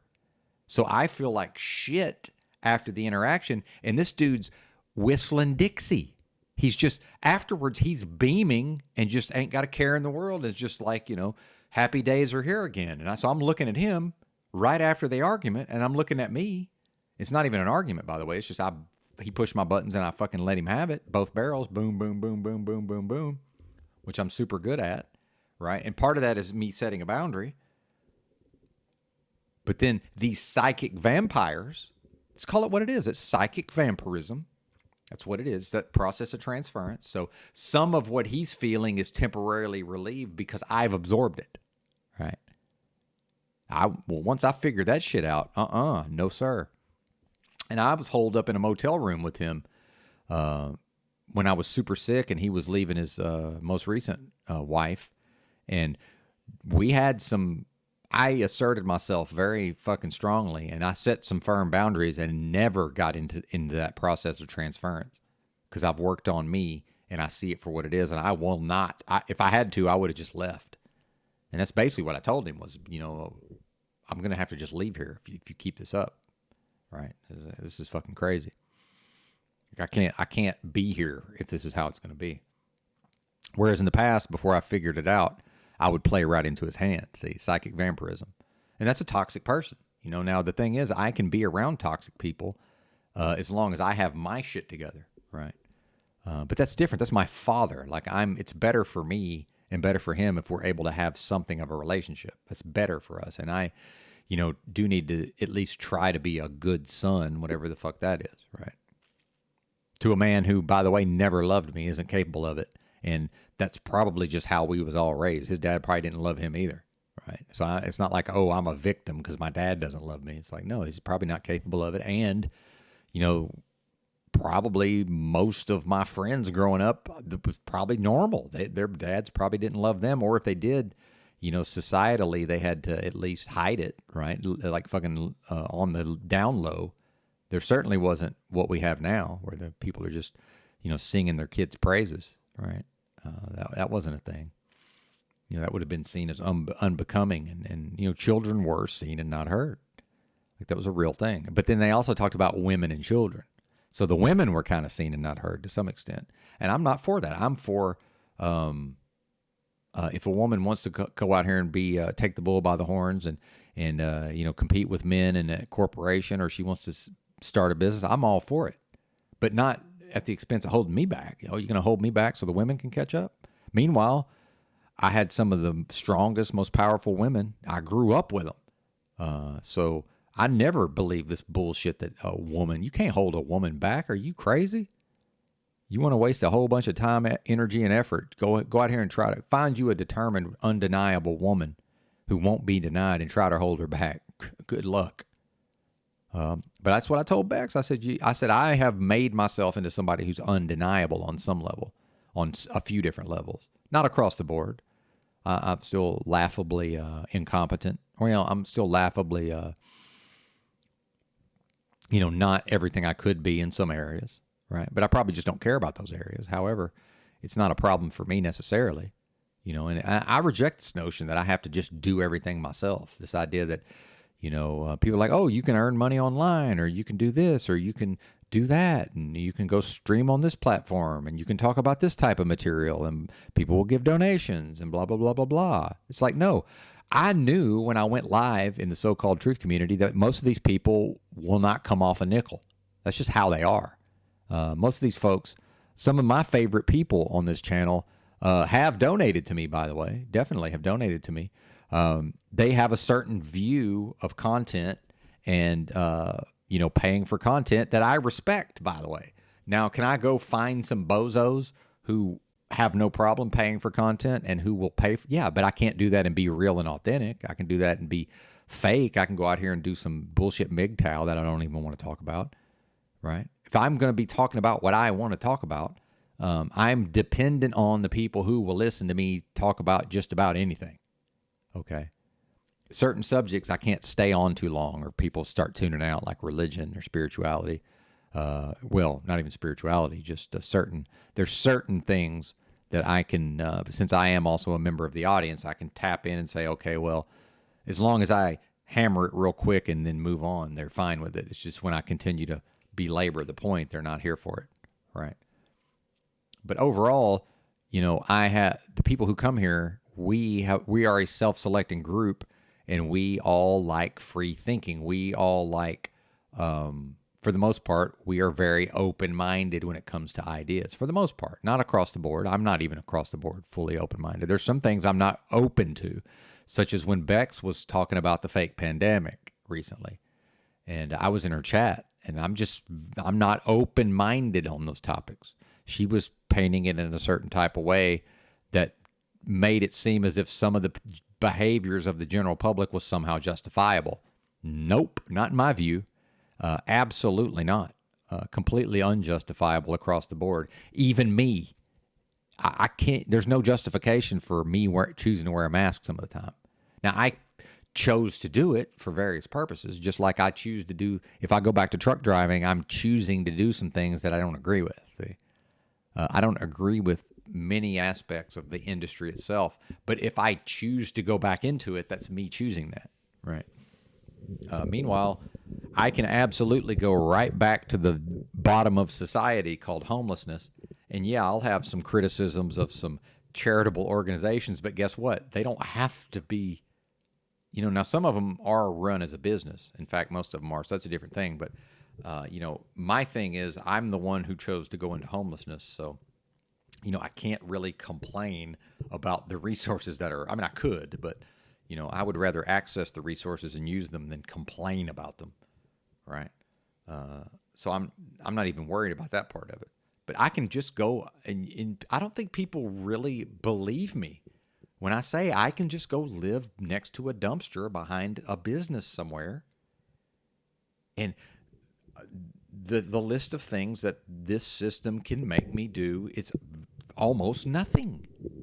And especially if my digestion gets back to the point where I can actually eat out of the dumpster, right? And it's not that hard to just maintain one's life if you think about it. You know, you see so many people talking about fasting and promoting fasting. Yeah, it's because I don't have to eat to live. And the fact is, I'm so bloated and constipated for like a month now, and I'm bloated. I've been bloated for the whole life. I'm just bloated no matter what. But at this point, I've healed as much as I can, and while I'm also eating food. So now we're going to get into probably going to be doing 72-hour fasts because I'm convinced. See, now I can't talk about this because it's medical misinformation. I'm talking about what I'm going to do. I can't even go into the theory about why not to go beyond 72 hours. I'm just saying I've recognized for me it's probably not a good idea to ever go beyond 72 hours in a fast.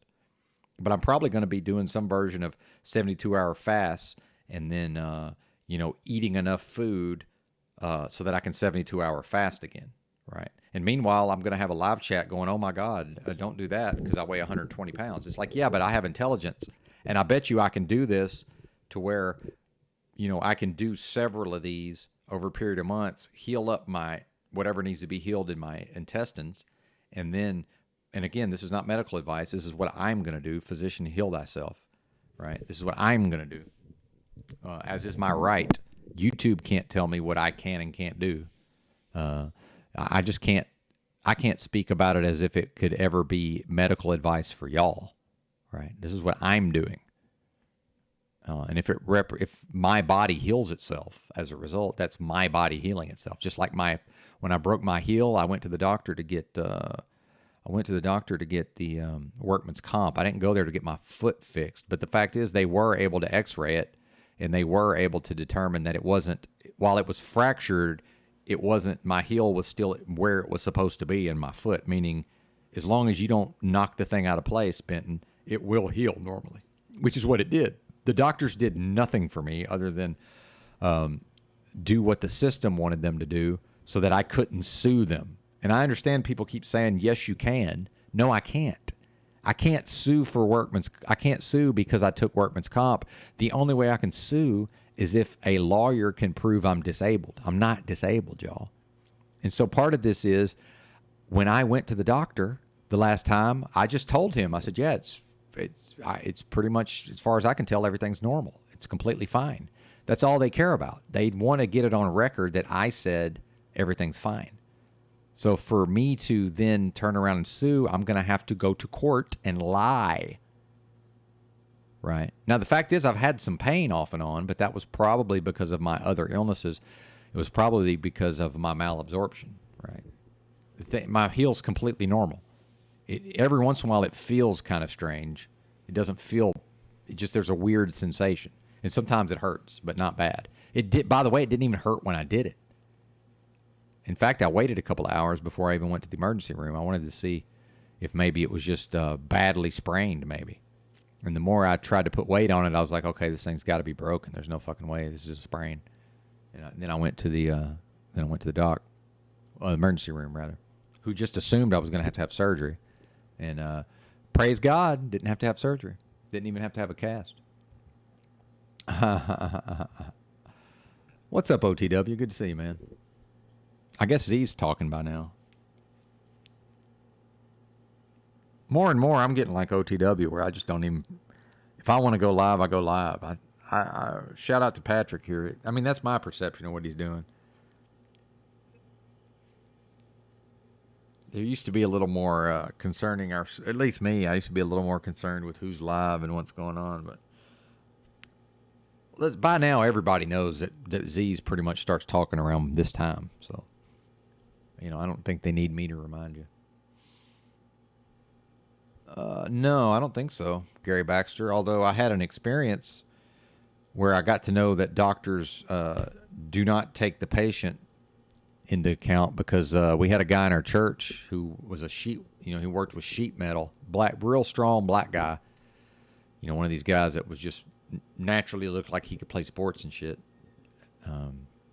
Real dark black guy. I guess he was his mid-40s probably. Early to mid-40s.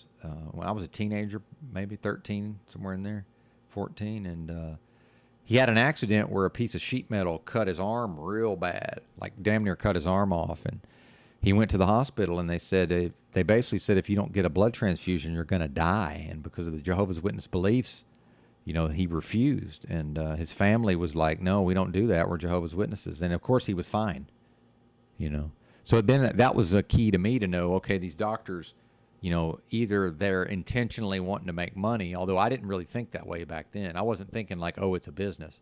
I was more thinking like, they're just taught to push this stuff, so they push it. Right. But meanwhile, I knew that the doctor on some level doesn't know what the fuck they're talking about. But now I know, well, it's all based on medical coding and billing, right? But my thing, Gary, is that of all the people I've talked to that have been through a chronic illness, and went to the medical system, which is damn near everybody, even Wizard to some extent. I'm one of the few people foolish enough to just go through what I'm going through and have gone through over the last year without going to a doctor. But I mean, at all. And people are like, oh, just go get blood work, go get diagnosed. I'm like, why? For what? That's not going to change anything for me. It's pointless. But they just want, it's just like Beck said, because she said fake autism. Because now she's joining the fake autism bandwagon. Well, it is kind of fake, Bex. It's not. I'm not faking having autism. The fake part is that autism itself is fake, Bex. Your Asperger's is fake. Oh, but that's right.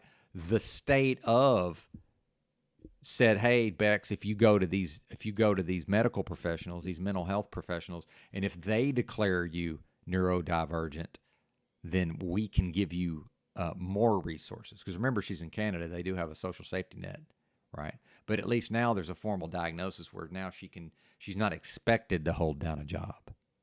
Okay. Meanwhile, I'm not disabled.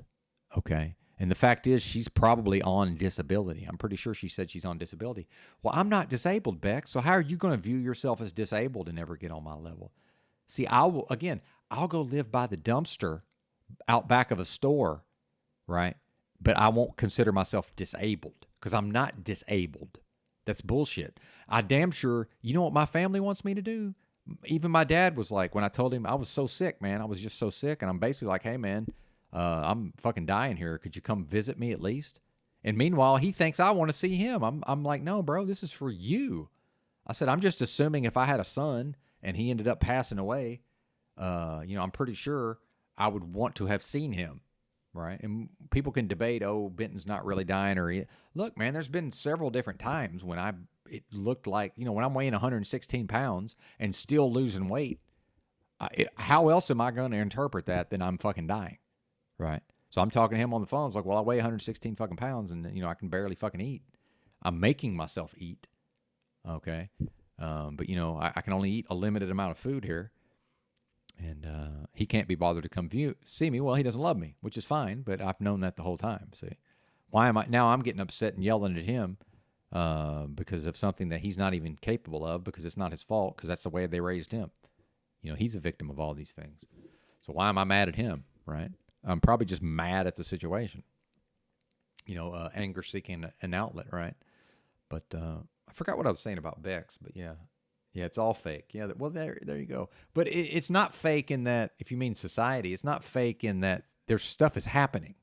And that's where me and Drew got to, was because if y'all don't know, me and Drew made a lot of content together. And although he made more than I did at the time, he was making a lot of content. And I was making some content. But we worked on a lot of content together. And I actually was a little more of a dominant force, believe it or not, on the mic than he was. Well, you guys may not have trouble believing it because he's not doing as much now, and I'm doing live streams every day, but for the most part. But there was a time when he was, pretty top of his field there in YouTube and conspiracy stuff, and I was either equal to him or actually taking the lead in some cases for a time.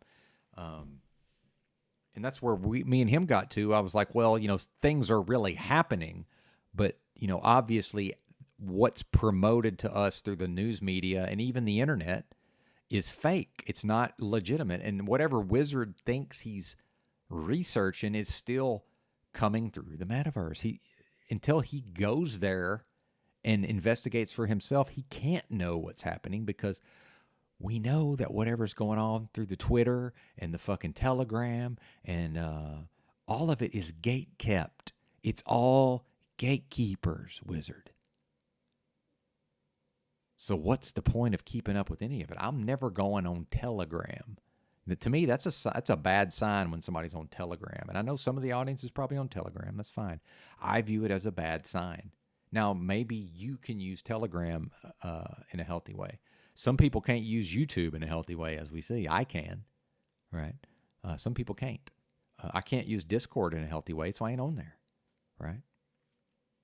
Hey, what's up, Mr. Me? Good to see you.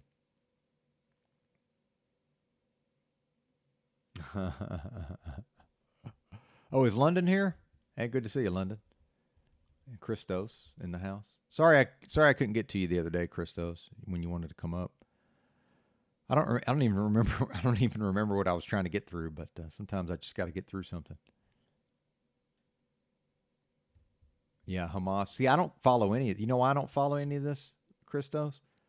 And I used to drive, when I first went over to CBO, when I first started showing up on their Discord, after being, I was probably the number one Chalk Body Outline fan. That's not an exaggeration. I was, I'm sure. But now I can't breathe all of a sudden.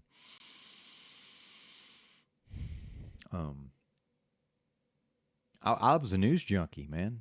And then the fake pandemic kicked off, and it was like, that was like pornography for a news junkie, if you think about it. Because then it was like, oh my God, the shit really is hitting the fan. Like, not even the most optimistic person can't even try to put a fucking happy face on this. At a certain point, everybody was basically like, yeah, if you're not a doomer at this point, it's just a delusional. It was doom or delusion at that point. And I used to drive them nuts with some of my normie narratives, right? But always coming from the conspiracy angle or the do your own research angle, like I see Wizard doing. But I'm tapped out, Christos. The Chinese balloon story tapped me out. I'll never come back.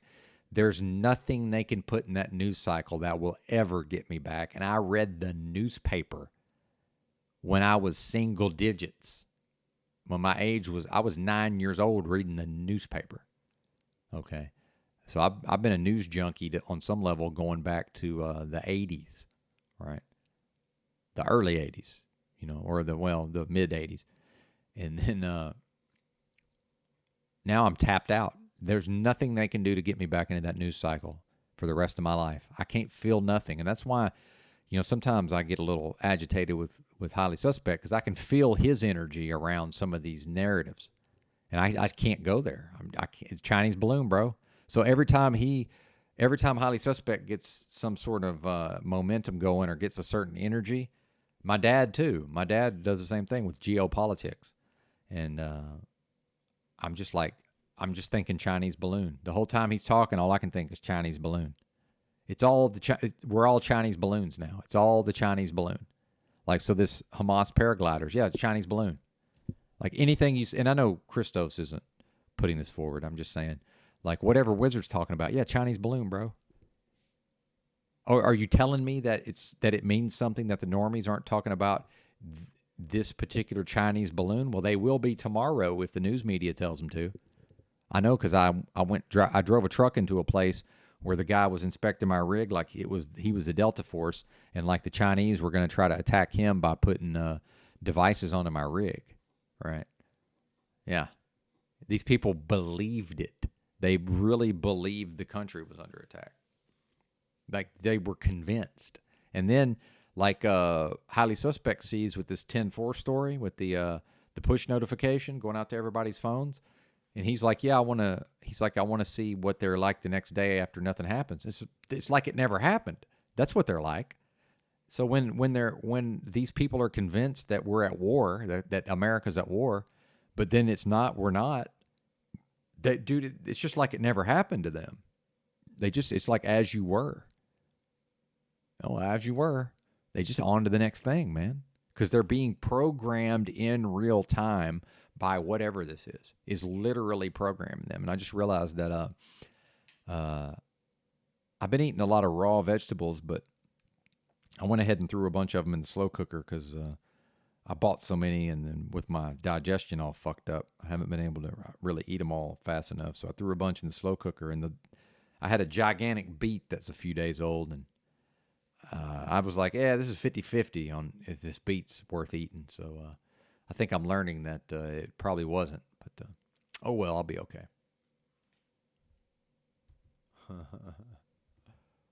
Oh, I see what you're saying. Yeah, paragliders. Well, and I don't know how much history you know, Christos, but that was supposedly a thing in World War II. They claimed to be using paragliders in World War II, which I think, what's the fear of a paraglider is that, well, you can hear a jet coming, right? You can hear you can't hear a Chinese balloon or a paraglider coming. So I think that's part of the reason why, because even go back to World War II, they talked about supposedly using paragliders. I'm not saying they didn't. I'm just saying that was part of the official story of World War II, is that at a certain point, for whatever reason, the U.S. was using basically what would be a paraglider. I don't think they called it that. But yeah, these beets are no good. Now, the question is, do I just eat the rest of them anyway? Because I've got 3 more meals since I cooked a whole bunch of veggies at once. Do I just eat them anyway? I might. That is what they know. And this is a nuance, by the way. It's not that they will believe what the media tells them to believe. They only believe what the media tells them to believe. So that's why we saw Wizard being frustrated. Because Wizard's like, and he said, I don't know why people are ignoring it. They're not ignoring it, Wizard. They only know what the media tells them they know. They're not picking and choosing, right?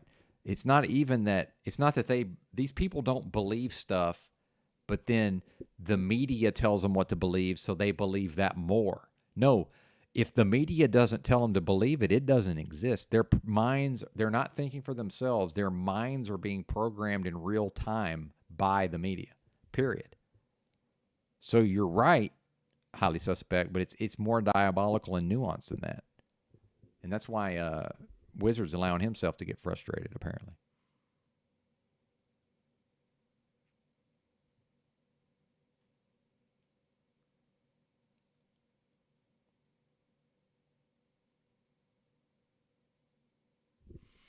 Well, but good to see you, by the way, Mr. Repairman. He says all this shit is like it is because I guess you mean the masses, are not supposed to all follow one series of news feeds or living the same way. Well, that's true too, because that is the corporate structure. You know, the corporate structure, it necessarily makes everything the same. It makes everything into a widget so it can deal in widgets, and including the people. So that's what we see is now that the system has achieved, you know, as far as I'm concerned, it's achieved psychological control of the populace. So of course, it's going to use that control to make people into widgets, right? Which is what's happened. Yeah.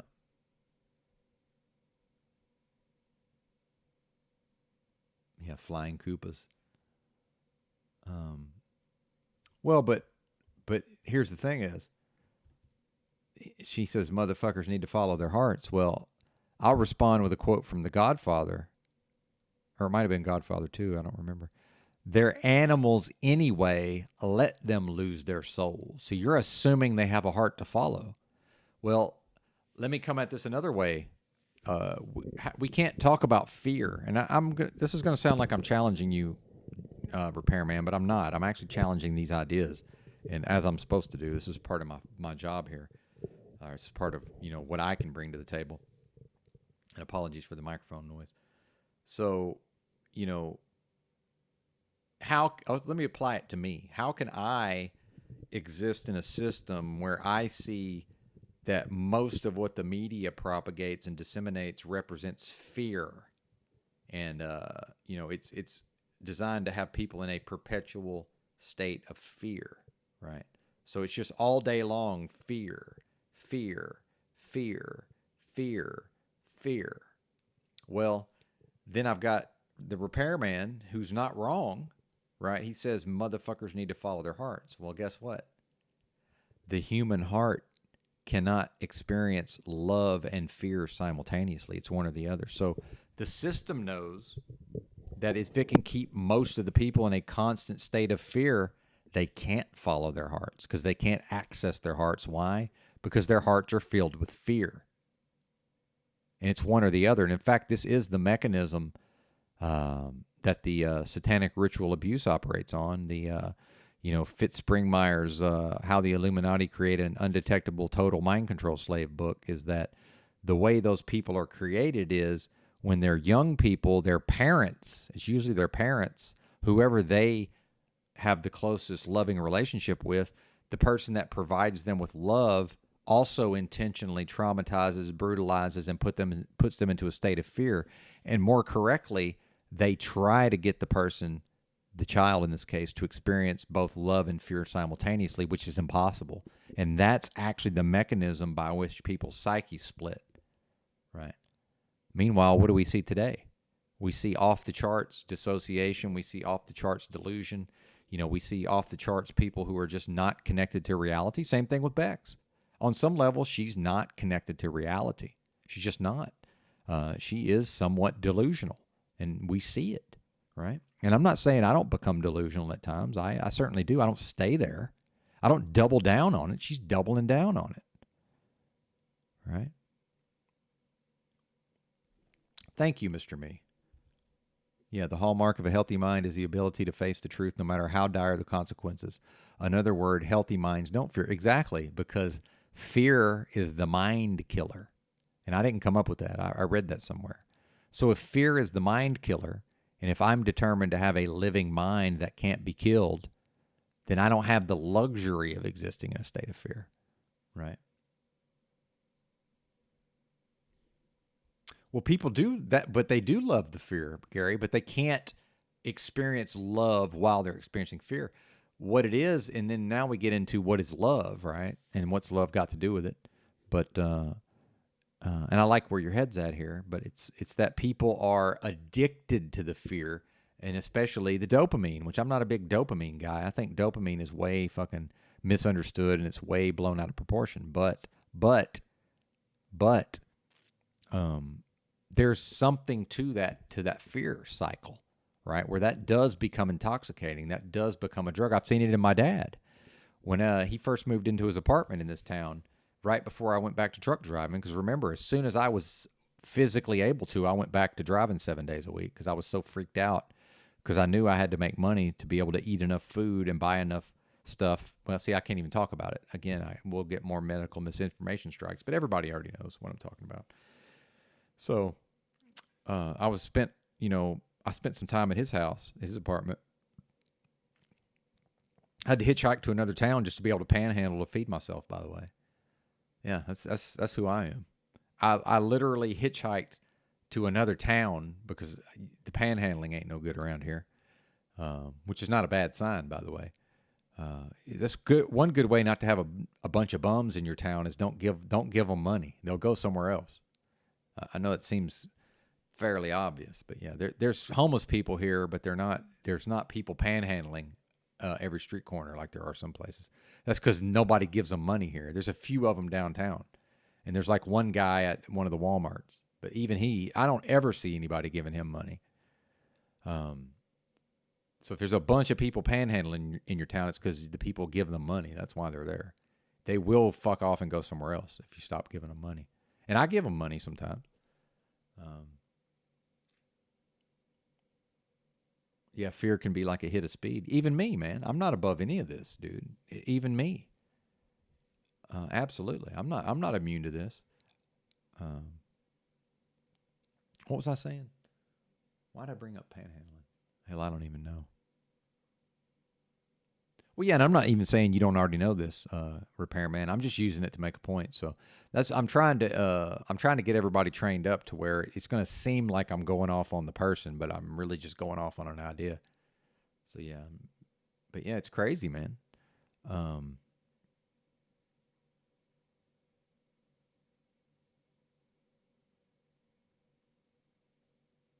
Yeah, fear can be useful. Well, yeah, we have to have some level of it.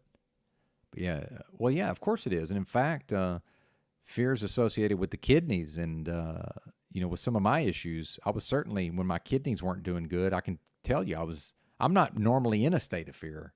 In fact, I'm the opposite. I'm one of these people who I don't have enough fear sometimes. Like I'm been pretty fucking fearless my whole life. And that can lead to some recklessness, as we know. But, yeah, when my kidneys were in really bad shape, dude, I was in like a constant state of fear. And it actually, even in this motel room, it wasn't that long ago. I was freaking out about, what am I going to do for money? How am I going to earn a living? Where am I going to live? Oh my God, I'm going to be homeless and I can't eat the food. And, people are going to be giving me food and I'm not going to be able to eat it. And just all these, it's just fear, man. It's fear. When realistically, I'll solve those problems just like I solve all my other problems. Like, that's nothing new. Yeah, there you go. I'm a big Yoda guy, so I love that. What's up? Good to see you. Yeah, big Yoda guy. In fact, the first thing I ever heard that really made an impression on me was do or do not. There is no try. Right? Empire, I believe.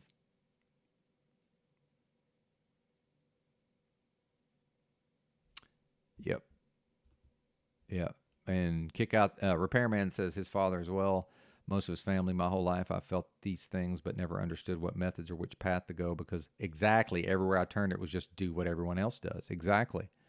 And then, so this is where, I've identified that basically you can take the masses and you can separate them into the major group is about 85%. And that's just my number. I've just come up with that.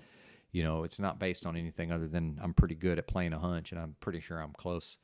But I say about 85% of the general population, they're all set up to where they have to be doing what everybody else is doing. Or they can't feel comfortable.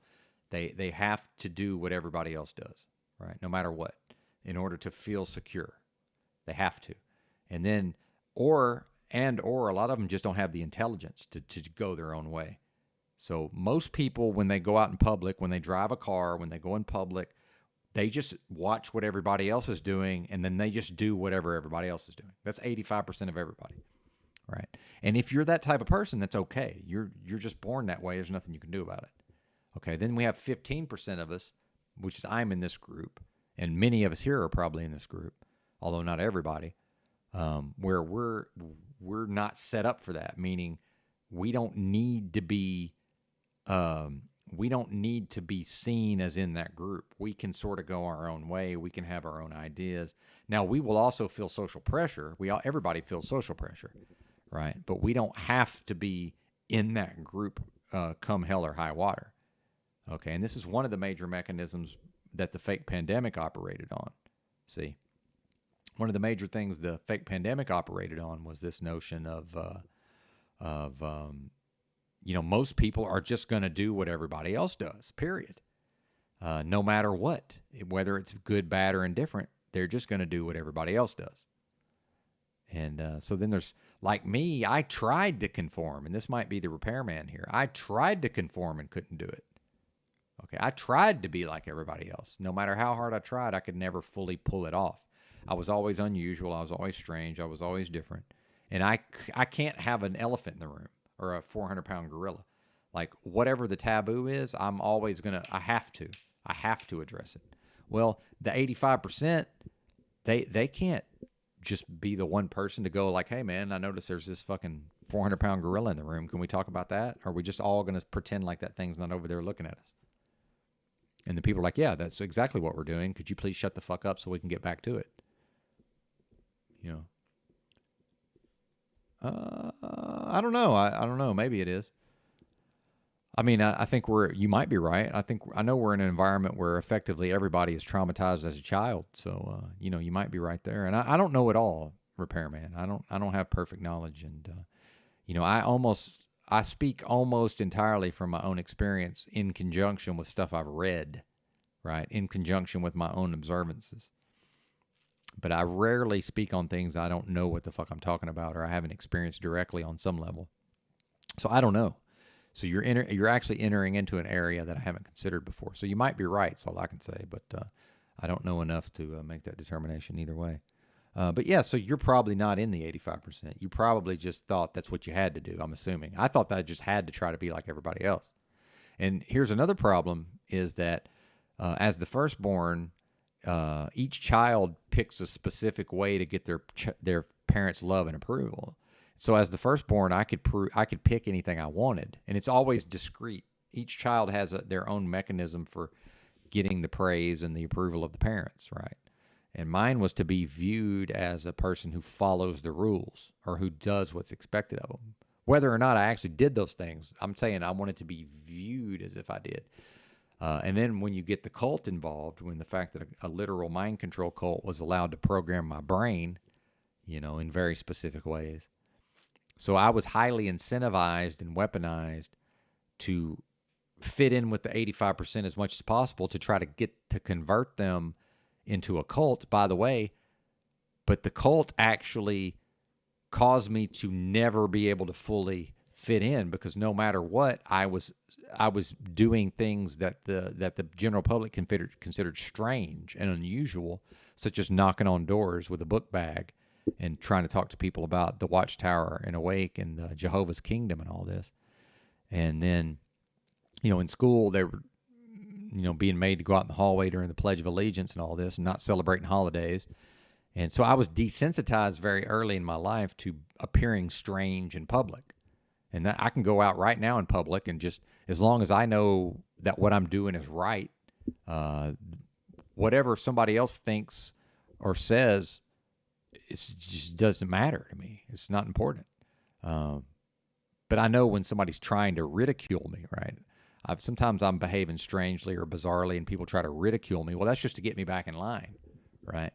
That's so that I'll stop behaving in a deviant fashion. But why do they want me to stop behaving in what they view as a deviant fashion? Is because it holds up a mirror to them and say, wait a minute, you're a sheep. And they don't want to, they've been taught that they're a unique individual, they're powerful, and that they have a high self-image. But why have they been taught that? It's so that they can be marketed to. And I figured this out years ago. This was many years ago. NFL Sunday Ticket on DirecTV, their advertising campaign was become the world's most powerful fan. And so then it just hit me. I had an epiphany. I said, oh, okay, people's minds are programmed. The national religion is consumerism, right? That's what people worship in America. We worship consumerism, or buying specific products and services, so that if we buy the right products and services, we now are emboldened, and it's now okay for us to view ourselves as powerful, see? And so the reason why people's psychologies are the way they are in big part is due to so they can be marketed to in the most effective way possible. And as we know, women are more susceptible to these things. But now that it's in 50 years, we'll all be chicks, Adam Carolla's first book, now that that's happened way faster than scheduled, it's not even really women anymore that are uptaking all the programming. It's men also. But so I'd be staying with my dad in his apartment, and my apologies on Woody's pointed out that I've developed a bad habit of going down these tangents and never fully exploring them. But I'm going to do better, Woody. I'm working on it. I don't know if Woody's in the house or not. I'm not really reading the chat, but and I'm a little sick to my stomach. Whether that's the, you know, when sometimes it's a good sickness when you can tell like this is going to be good in the long run. So this one could go either way at this point. This is either going to be really good for me or it's going to be not so good. So I don't know. It's interesting to find out. But the old gallbladder's doing something down there. What that is. But I'm thinking maybe these beets were not edible, and I ate them anyway. But we'll find out. They did taste a little funny, I must say. Probably should have given them a little bit more of a smell test. But I don't know. They seemed okay.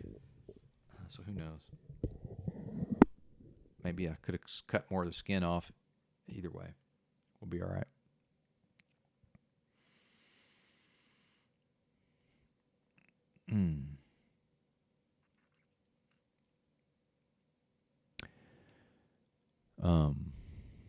Shit, I think I forgot. I think I lost my point.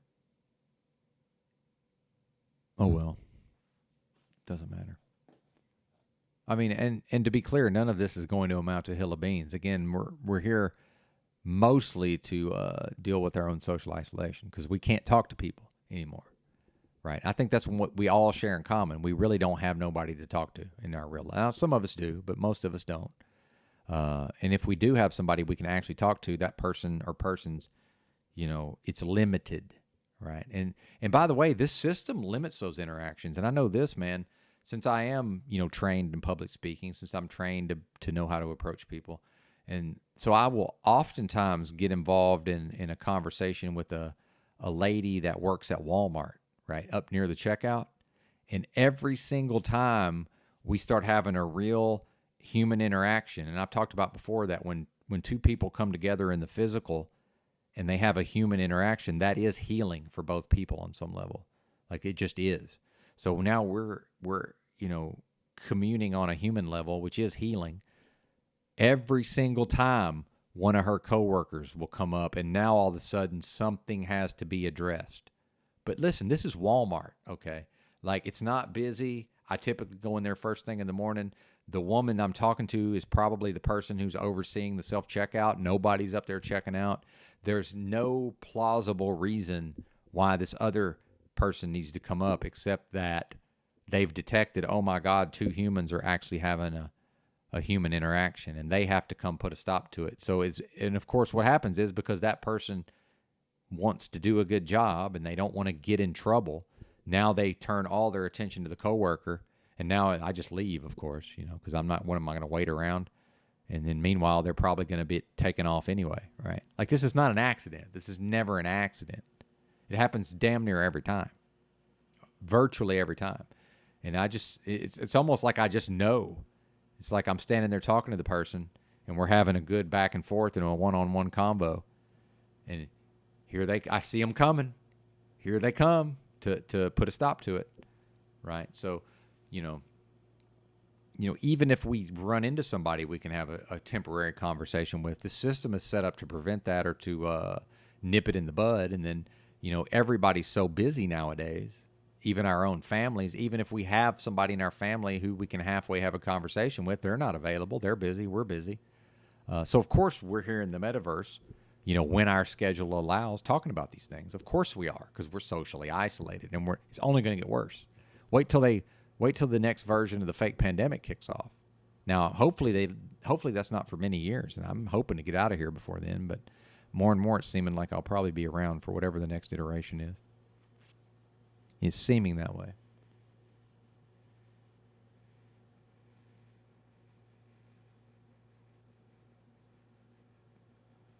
But I'm starting to think there might be a bathroom break in my future, and I'm trying not to get too graphic, but I've been experiencing some pretty extreme challenges in the which I don't, But anyway, I don't want to. I'm trying not to talk about my toilet habits. So I'm merely pointing out that I may have to disappear for a few minutes here coming up.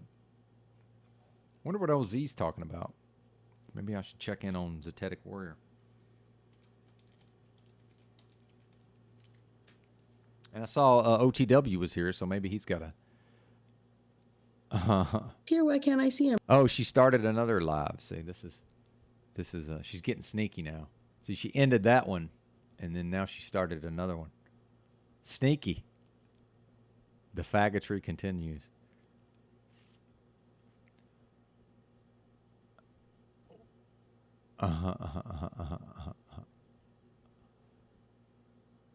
Well, and then we get into you know, because see, I'm the one who said bisexuality is not a thing, right? I could almost guarantee you that Bex believes that there's a such thing as a male bisexual, right? But now now I'm being called a faggot, right? Now I'm assuming this is about me. I'm just guessing. So now because I'm the one who said that there's no such thing as bisexuality in males, right? She's been talking for an hour and a half. And nobody told me, by the way. I'm a little disappointed in the audience here. I know some of y'all knew she was live and didn't even tell me. That's not right. That's not right. I'm a little disappointed nobody told me she was live. Little disappointed. That's kind of shitty. You can't tell me none of y'all knew she went live. Hell, probably some people were here and went over there. Christos is going to get the business. Christos is going to get the business. It's been live for an hour and a half. Nobody told me.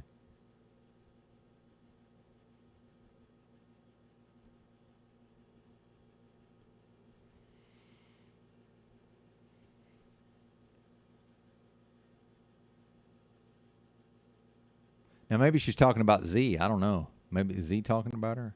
I just assume this is about me. I mean, I don't really have any way of knowing that.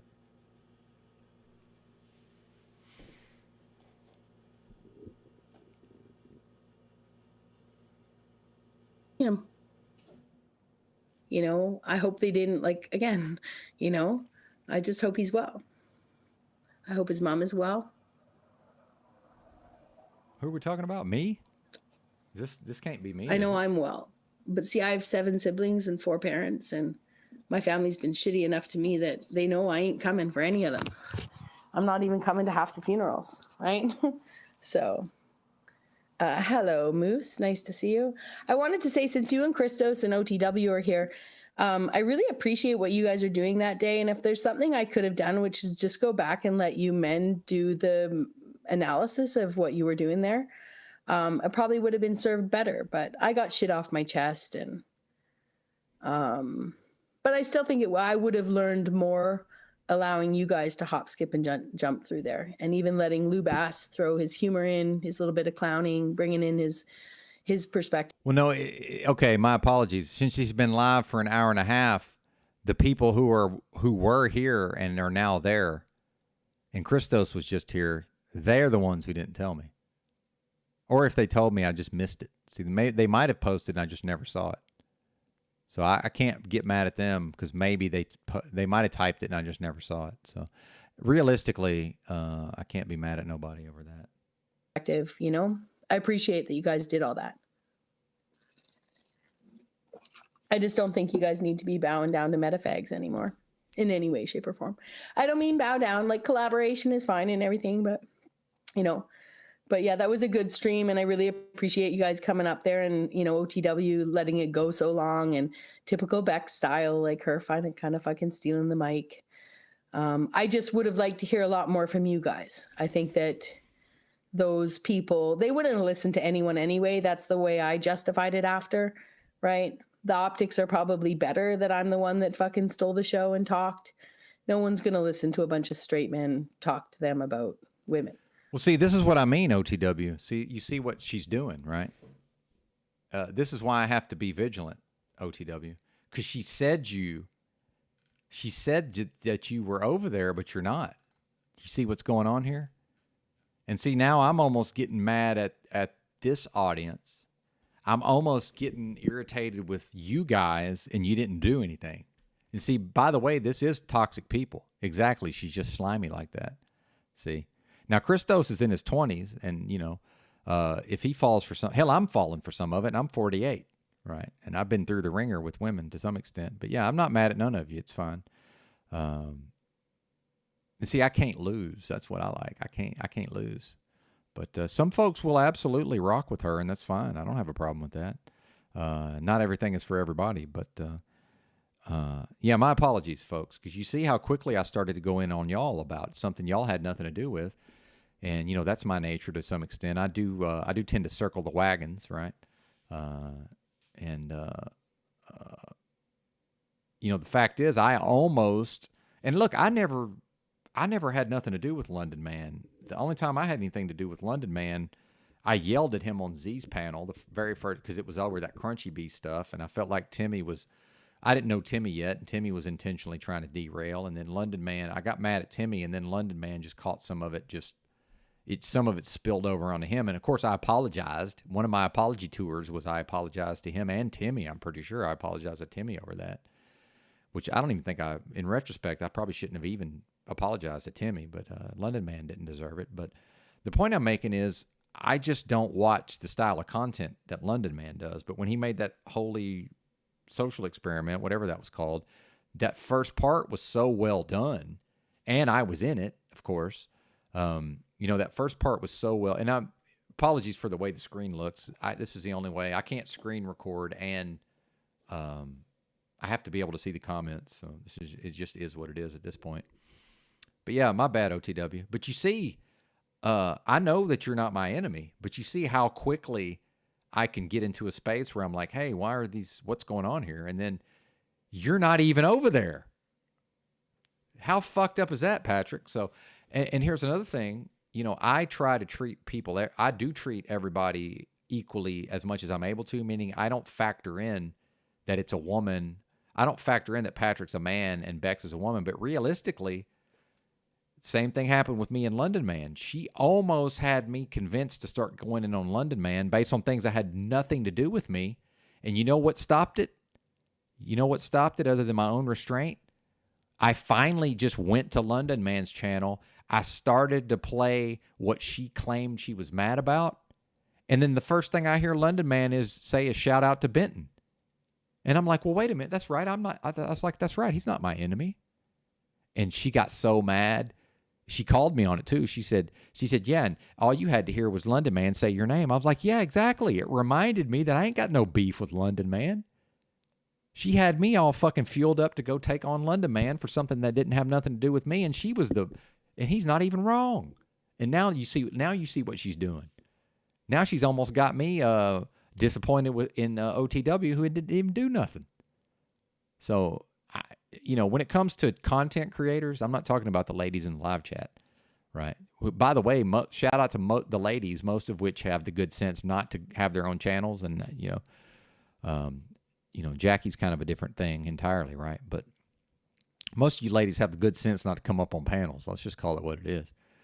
You know, it's us males that are foolish enough to be going up on panels for the most part, but with some exceptions. But I'm just going to have to start just whoever's a man and a content creator. And I don't put Christos in that. Christos doesn't do live streams, not on any kind of regular basis. So Christos isn't going to be included in that. But OTW gets preferential treatment because he does live streams. The Zetetic Warrior, who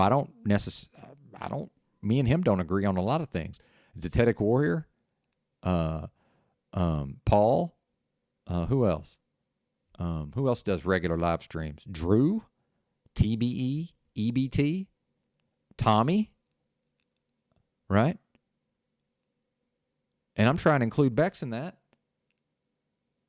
because I'm practicing equality, and it's being weaponized against me because I am the closest thing to a feminist in this space. I am. And we don't have feminists in this space, but I'm the closest thing there is. I'm proud of that on some level, but you see how it's being weaponized against me, right?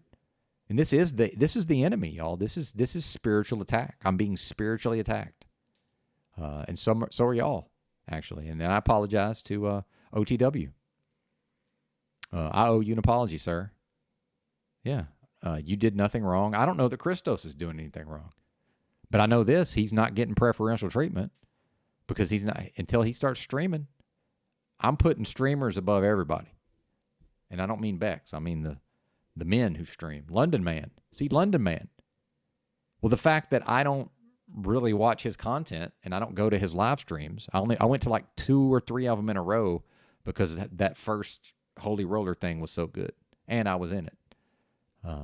And then I realized, well, okay, this is not really for me. I tried to support him, and I shouted him out a bunch of times and sent people over there, but it's just not my style of content. It doesn't mean he's bad at what he does. It just means that not everything's for everybody, and that's fine. But I actually like most of Bex's content, believe it or not, until she's decided to wage war against me. I guess it's my turn in the box, right? It was London Man's turn in the box. Now it's my turn in the box. And some of these guys, she will turn some of these guys against me. Just like she turned some of these guys against London Man. Just like, I almost got sideways with OTW. And then he's like, wait a minute, I'm here. What are you talking about? Yeah. Behringer's is the same hand, my friend. That's right. Oh, 2 fingers of the same hand. That's right. Oh, is that the French word? I thought you meant like the company, but yeah. Yeah, man. It's just, see, and that's what people don't, the enemy will never understand this, that as long as people stick together, it'll only ever make us stronger. And that's what I told Machine Lies. I said, man, I'm powerful out here. Do you really want to push me into the hands of your enemies who I used to kick it with and now I don't? I said, shit, we're just going to end up, you're going to reunite me with the CBO crew, for fuck's sakes. Like, really? Thank you, Sterling Ray. And that's what I mean about curating the audience. And that's what I mean about, you know she's implying that you're not female, right? I don't know if you know this. She didn't mention you specifically, but she's already today, she said on her stream, and I don't know if I screen capped that part or not, but I heard her say, in fact, that's one of the first things I respond. Listen to this. And I'm proud of this, OTW. I went and checked my metrics. Last 28 days, 33.3% female audience. I'm proud of that. That's other than the age breakdown, that's the number one thing I look at.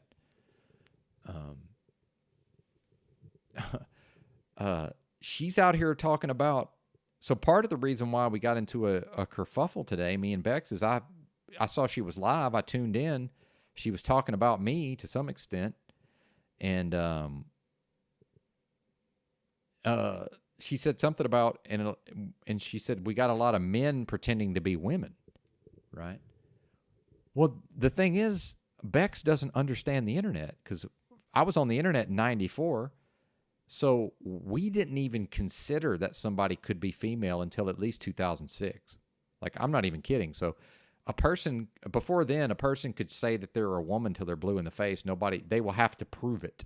And really, I mean, you can think about how people would demand proof, right? I wasn't demanding proof, but I'm just saying, basically, until we see the person's parts and hear them talking simultaneously, we're not going to take their word for it, right? Or at least take a picture with a penny pick or whatever, right? Like, take a picture that we can see you and you can prove that you're female, right? Like, I'm not even kidding. So for most of my years on the internet, when a person claimed to be female, we just assumed they were male. Well, that changed as more and more ladies came to the internet. At a certain point, it reversed. And now I just take everybody's word for it that they're female. However, because I've seen so many men posting as women, I know what that looks like. Okay. Now, obviously, some people are just so good at it, they can fool. That's not what I'm talking about. Your average man who wants to go out here and post as a woman can't pull it off to somebody like me who can spot it for what it is. Right? It's just not possible. Now, again, yeah, there's a few people who are going to be so good at it that I'm not going to be able to tell. But the point I'm making is she's already trying to weaponize my female audience against me, in part by implying that they're not actually females. Think about that. Yeah. Think about that. Well, you're right, Jeff. Yeah, that's fucked up, OTW. And I almost believed it. Because I saw you were here earlier, and then I tuned into her stream, and then I saw Christos over there, and I heard her talking about OTW. So I was like, oh, shit, I guess he went over there. But I didn't stop to think, well, wait a minute. Number one, it's okay if he goes over there. Number two, he might not realize to tell me and give me the heads up. Number three, somebody might have posted in the chat and went over there. But then he's like, I didn't even know she was live. I'm over here. You know? But then what's Christos doing? But anyway, he can do whatever he wants. I ain't mad at him. Yeah, that's fucked up, dude. Thank you, Mr. Me. Well, yeah, because I actually love women. And that's the part that's driving Bex crazy, is that I actually get along with women. But I'm a man, you know. I come across as a man. But then now, because I've admitted something that most people can probably just kind of tell, that I am at times attracted to men. What do you want me to say? Yeah, sometimes. What? Who cares? Does it matter? I don't fucking know. It's not a lot. I don't act on it. I've never lived that way. But yeah, sometimes I find a fellow attractive. Is that all right? I mean, I don't know. Most people don't seem to have a problem with it.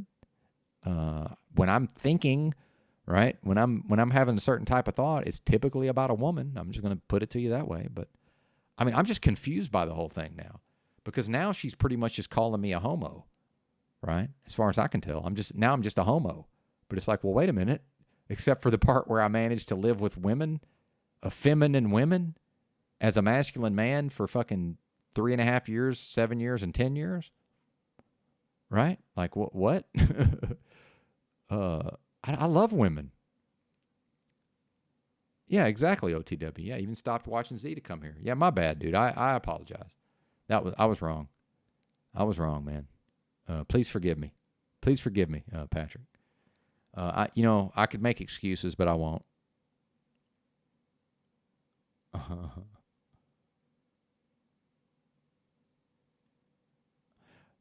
Dude, somebody's in her chat giving her the business. Somebody said, "Who made you lesbian?" This is hilarious, dude.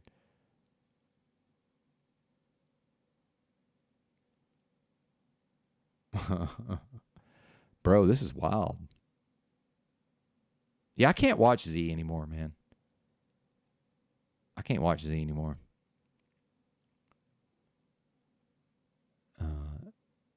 Yeah, that's right, Roy. Some of us be working. And I'll probably, look, I'm going to be homeless or I'm going to be working in the near future. So, and that is, if you don't think that's work, I don't know what to tell you, because it damn sure is.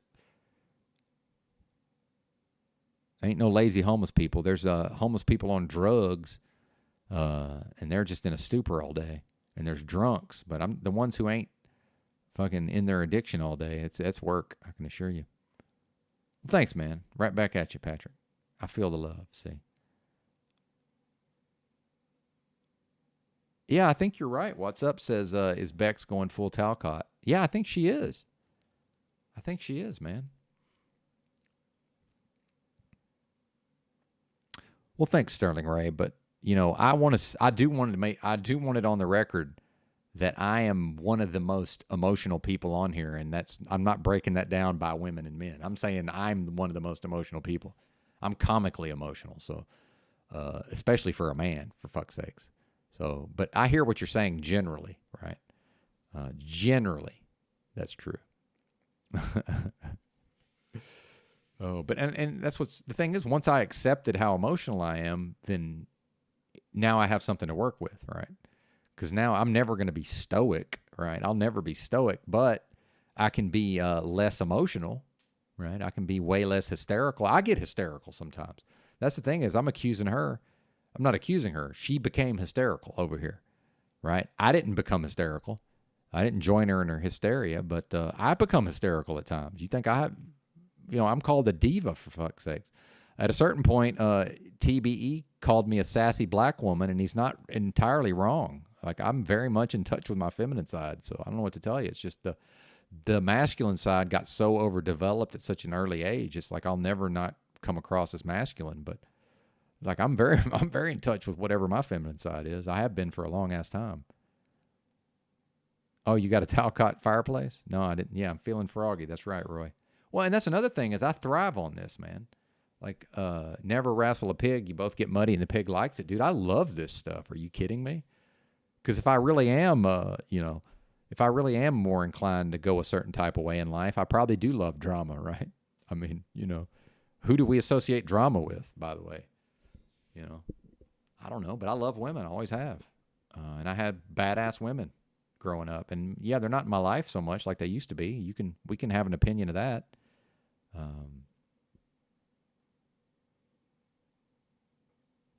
Well, now is everybody a woman? I thought you were. See, I didn't know What's Up was a woman. But what? Oh, women don't like other women. Okay, I misread that. I was like, well, wait a minute. Is What's Up a woman now? Like, what is this? Now I'm confused. No, yeah, exactly. No, they don't. They can't stand each other. They can't stand each other. And do y'all remember when Leslie was up here that one day, and people were commenting on her physicality, and she was up here for like an hour and a half, and that's when I got to talk to my sister.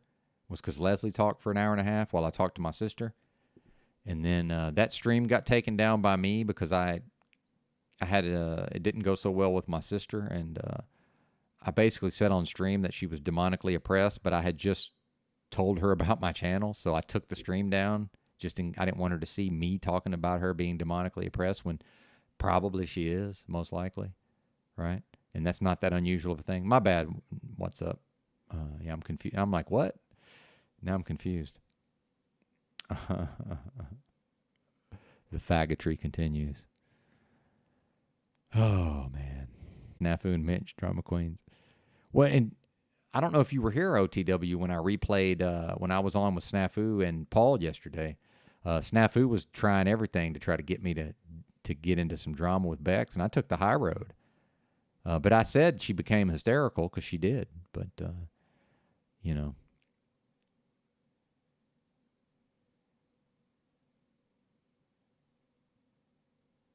Now my internet's taking a shit.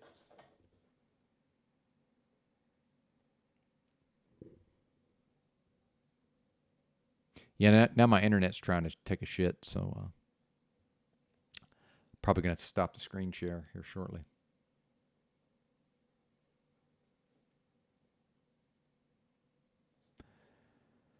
Oh, man.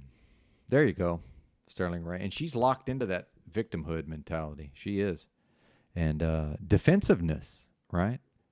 You know, and that was ultimately where I was taught. That's where I was coming from. Oh, good deal. What's up? Yeah, you know, I get confused sometimes. That's all I can really say. I was like, wait a minute, what? But I knew you were a guy. I was just confused. But yeah, I agree. Most women don't like other women. So that's what I was saying about Leslie. Was you know, I know Bex thinks it's a bunch of nonsense what Leslie says, but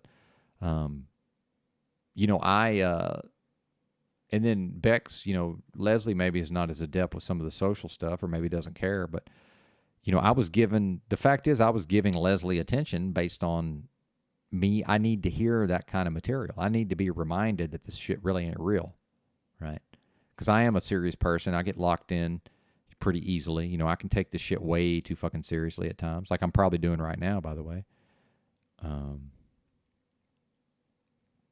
going to have to take a break soon, but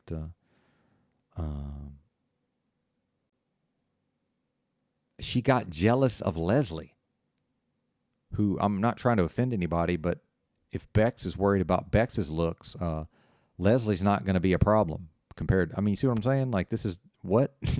And again, I'm not here to insult people based on their physical appearance, but you know, just seeing how jealous she got because I was talking to someone who comes to my live stream, right? Who has a message that I need to hear. And, you know, part of this is my fault for recognizing these red flags and just moving forward anyway, because I'd like to have a co-host, or I'd like to have, you know, somebody I can work with. But the reality is I'm probably not going to have people on panel up here hardly at all. Now, you know, the fact is if it's a Saturday and I want to do 12 hours and I don't have nothing, then, you know, maybe I will open up the panel. But I'm going to, again, I can't say what I will or won't do, because part of that is I've noticed that when anybody, myself included, starts saying what they're gonna do, that's usually how you know they're not gonna do it. So I don't know what I'm gonna do, but I'm considering, now this is true, I'm considering doing way less panels and just way more me talking. And if that means I just have to play, somebody's content for 30 minutes while I go take a break, that's fine. And then at some point today, I'm going to need to go shopping probably. But part of that is I want to do my shopping first thing in the morning because there's less people. But realistically, I can go later in the day. It's just, it sucks. I don't like it.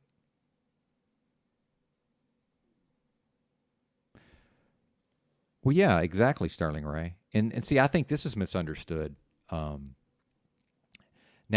and I think this is also misunderstood because what will happen is certain men will construe it as if it's because I'm attractive, which I am, but that's not bringing the women to the broadcast, right? And everybody's got their own thing they're attracted to anyway. Like most of the women here probably don't find me particularly attractive. I'm just going to go ahead and put it out there. While they don't, I'm only going to speak based on what I think is the case. Like they probably understand that I'm decent compared to most of these bozos, but I don't think any of these ladies is fantasizing about me after the broadcast or before the broadcast, right? I just don't see it. I just don't think that's a thing. Okay. Now, a lot of the males will just assume that ladies come here, because they like me. Well, it's like, no, I'm likable. It's not a sexual thing. Meanwhile, I don't hit on the women here. I don't flirt with the women here, right? I can't, it's not going to do anything for me. I'm not set up to need to flirt through a YouTube channel, right? Yeah, she's jealous. That's right, Rachel. She's jealous. It's absolute jealousy. And I'm not wired for jealousy. I'm confused by jealousy. Oh, man. Well, it's mostly me. But yeah, exactly. I also admire that. Yeah. Yeah.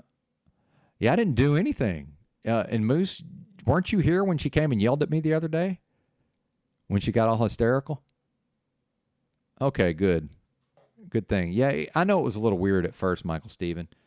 And I appreciate you hanging in there with me because, some of these folks like Michael Steven are still fairly new to the channel, and him and Jay probably don't have no idea what's going on, right? Now, those of us who've been in these streets for a couple of days, a couple of months, a couple of years, we get it, right? But, yeah, menopause, there you go. Well, I don't want to get too much into that. Well, and I don't know if y'all noticed this, but I won't allow this to turn into women bashing, and Jay was doing a little bit of that. T4 Lovers, he was trying to get into the woman bashing a little bit. And I'm just like, well, wait a minute. No, we're not doing that. No, sir.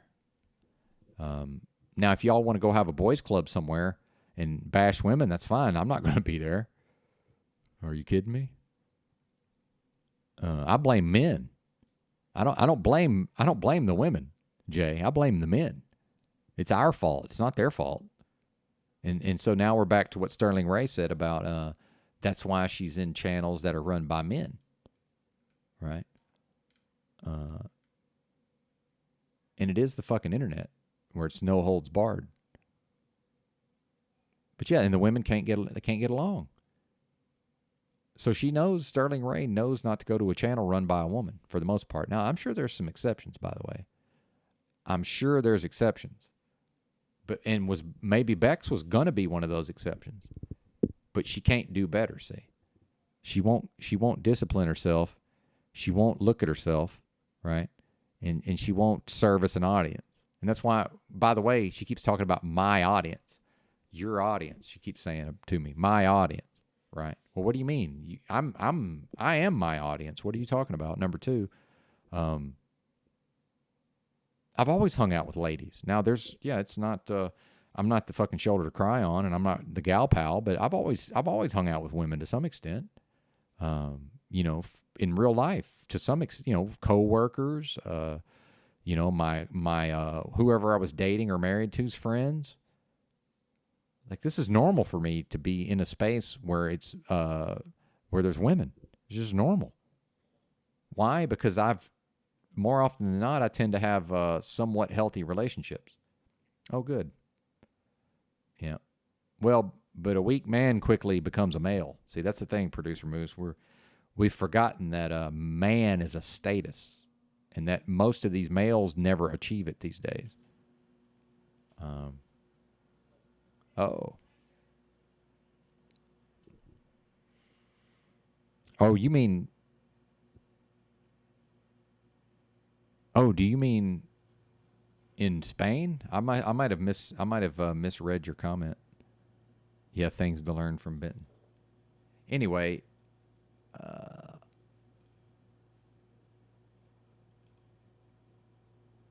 oh, good. That was Sterling said that. My bad.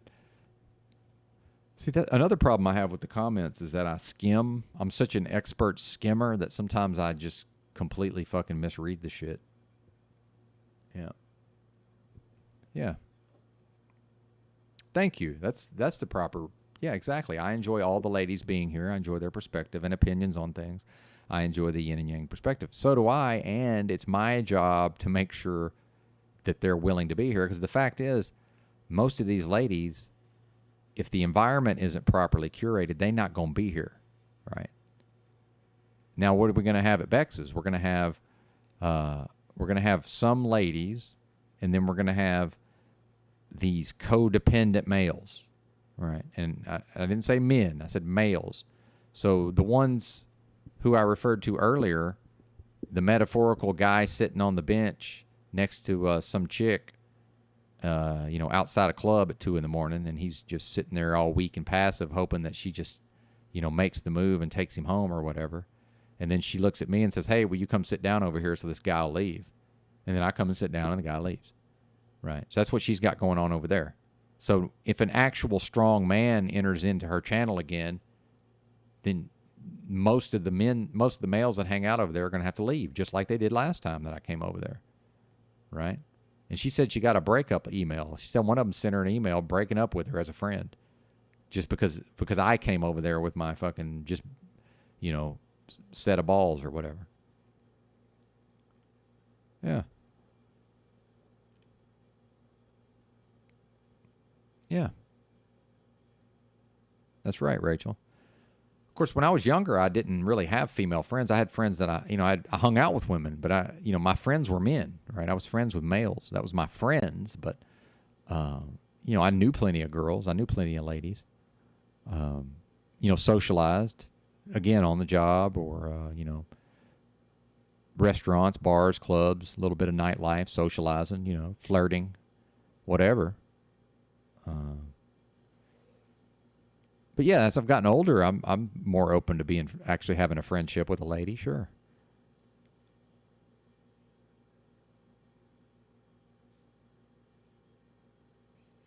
Yeah, there you go. Yeah, male chauvinism, that's right.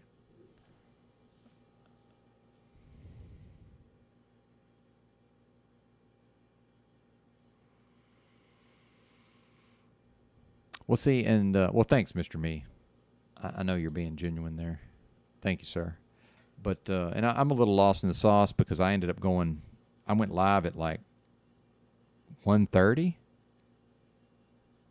Oh, see, look at Christos. See, she's painting me with his. See what she's doing over here. Look at what she's doing. Hang on. Let me share this screen.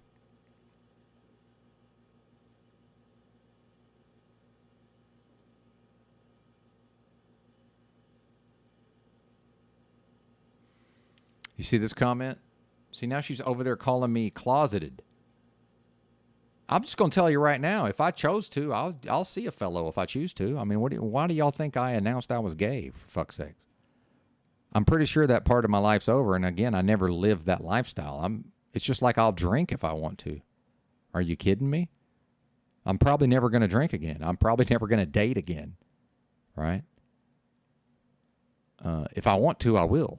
I don't know what else to say. Like, why do you think I even put that out there? Because Benton's going to do what he wants. That's why. But yeah, exactly. I don't do nothing in the closet. Well, what the fuck?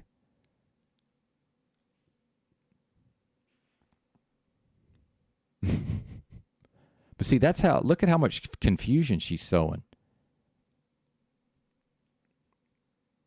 And meanwhile, I don't know if y'all have noticed this. Women don't care. Now, they may not want to have anything to do with me in a certain way. That's fine. But women don't seem to give a shit. And most guys don't give a shit. You know who cares? People like Bex who want to weaponize it against me. She cares, right? Meanwhile, she was happy. She was completely fine with it. And by the way, when she was talking to me on for hours and hours and hours, when I was talking to her, actually, and she was pushing that more than I was, but I was happy to talk to her. I'm a big boy. I'm not a victim of nothing, but you know, I wasn't making no secret that was something I've experienced. And I want to be specific. I'm talking same-sex attraction. That's what I'm talking about. I'm not talking about anything beyond that. I'm talking about an attraction to a person of the same sex. That's all I'm talking about. Yeah, I can't be closeted. I've told everybody, for fuck's sakes. You know, I got called faggot for 6 straight months. I don't know if y'all know that. Because my internet coming out was to the CBO crew, by the way. Probably the worst crew anybody could come out to. And I hadn't been there that long, I don't think. They'd gotten to know me, but yeah. And I got called faggot 20 times a day for fucking 6 straight months by my friends, right? Meanwhile, I'm from fucking Arkansas, man. It's them's fighting words, right? That's what we called each other when we wanted to have a fight. So I wasn't called that very much because people weren't trying to fight me. Not because I'm tough, because I'm crazy. Nobody's picking a fight with the crazy motherfucker. Very few people are trying to get involved with the crazy motherfucker. Well, that's the thing is, yeah, they don't, but see, that's the whole point. Yeah, that's the whole point, is that women don't respond viscerally to males who are feminized. And in fact, let's just call it what it is. On some level, nobody respects a feminized male. And I mean nobody. Now, part of the reason I can get away with admitting to something, and look, am I the only one? Hang on, I gotta cam up for this. Is it possible? Is it just somehow possible that I'm the only person here that suffers from this? Like, is that even possible? Right? Meanwhile, I'm literally the one who, again, I've already said this on stream. I'm the person who came into the so-called truth community, had already accepted certain things about myself that I had repressed, right, for years, because I come from a repressive culture, and we all do on some level. And I looked around and said, wow, that thing that I used to be, a.k.a. repressed, I see a bunch of people who are repressed. That's what I saw. And I'm the one who started speaking on it. And I started speaking on it to the people who are repressed, okay? Because once I know something to be true, that's good enough for me. I don't worry about the rest of it. See? Once I know I'm right, I just go in. Come what may, by the way. What came to me was I got called the F word for, and I still am. We played that video, what EBT thinks of me, you know. Meanwhile, I can sit here and say till I'm blue in the face, I've never lived that lifestyle, and I don't act on that, and I'm retired. And EBT can say, he says gay is an activity. And I said, well, okay, by that standard, then I'm got nothing, and then there's nothing to worry about, because I ain't been with nobody in at least 5 years, and that last person was a lady. I mean, I don't know what else to tell you. So, I mean, how could I be any more clear than that, right? But I'm not going to have a thing, right? I'm not going to have a certain attraction at times and just fucking repress it. It's bad. It's bad for everybody. It's bad for me. It's bad for the people I interact with. People can tell, by the way, just like I can tell. But now I'm getting accused of the thing that I more or less am the first person to spot it and start talking about it. And this was like 4 years ago, y'all. This was like 4 fucking years ago. And now I got Bex running around calling me names. Yeah. Well, thank you, Christos, for taking up for me. I appreciate it. There's a little bit of confusion because I was confused why nobody told me that she was live. However, for all I know, you told me and I just didn't see it. So I don't know what's going on. And then, there was some confusion because she was making it sound like OTW was in her chat, but he was over here the whole time. So I don't know what the fuck's going on. But yeah, very interesting situation. Very interesting. But I appreciate you clarifying that you don't think I'm, because I'm anything but closeted, right? Yeah, and I see you backing me up again. I didn't even see this comment where you said Benton took the keys from Paul. Yeah, exactly. Because he fucking annoyed me. That's why. And meanwhile, do you think he cares about having the keys? It's probably better for him, but I'm not sure he cares. Yeah. But so thanks for speaking some truth over there. I appreciate it. I started to get a little annoyed at you, but then I saw things differently. Plus, I'm kind of in war mode, so it's like kind of everything looks like something I might start shooting at, to a certain extent. Yeah. Well, and there's 15 people over there. There's 14 people over there, and there's 37 over here. And Z's live, for fuck's sakes. Right? Now, it's not about, Benton's does a fucking great broadcast. I mean, it's not even about that, although I do at times. But,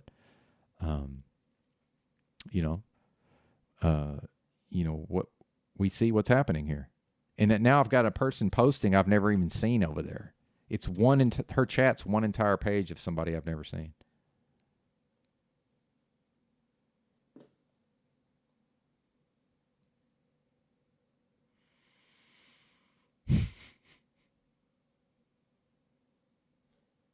Oh, wait a minute. Yeah, my bad.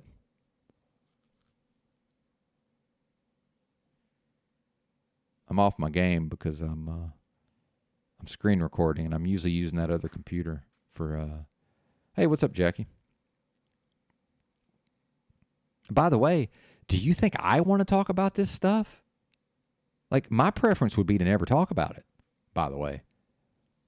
That'd be my preference. But look at this. We had a whole page of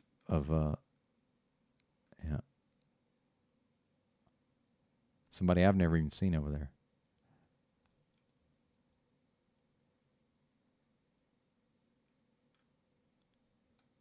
And then shout out to Big Drink T, who he doesn't give a fuck. So I appreciate that. By the way, one of the biggest contributors ever for Donos, Big Drink T.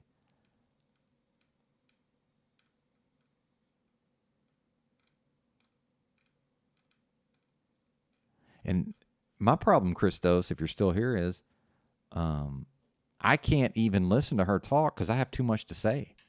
So it's like, thank you, Yeti Life. Appreciate that, brother. I can't even listen to her right now because I have too much to say.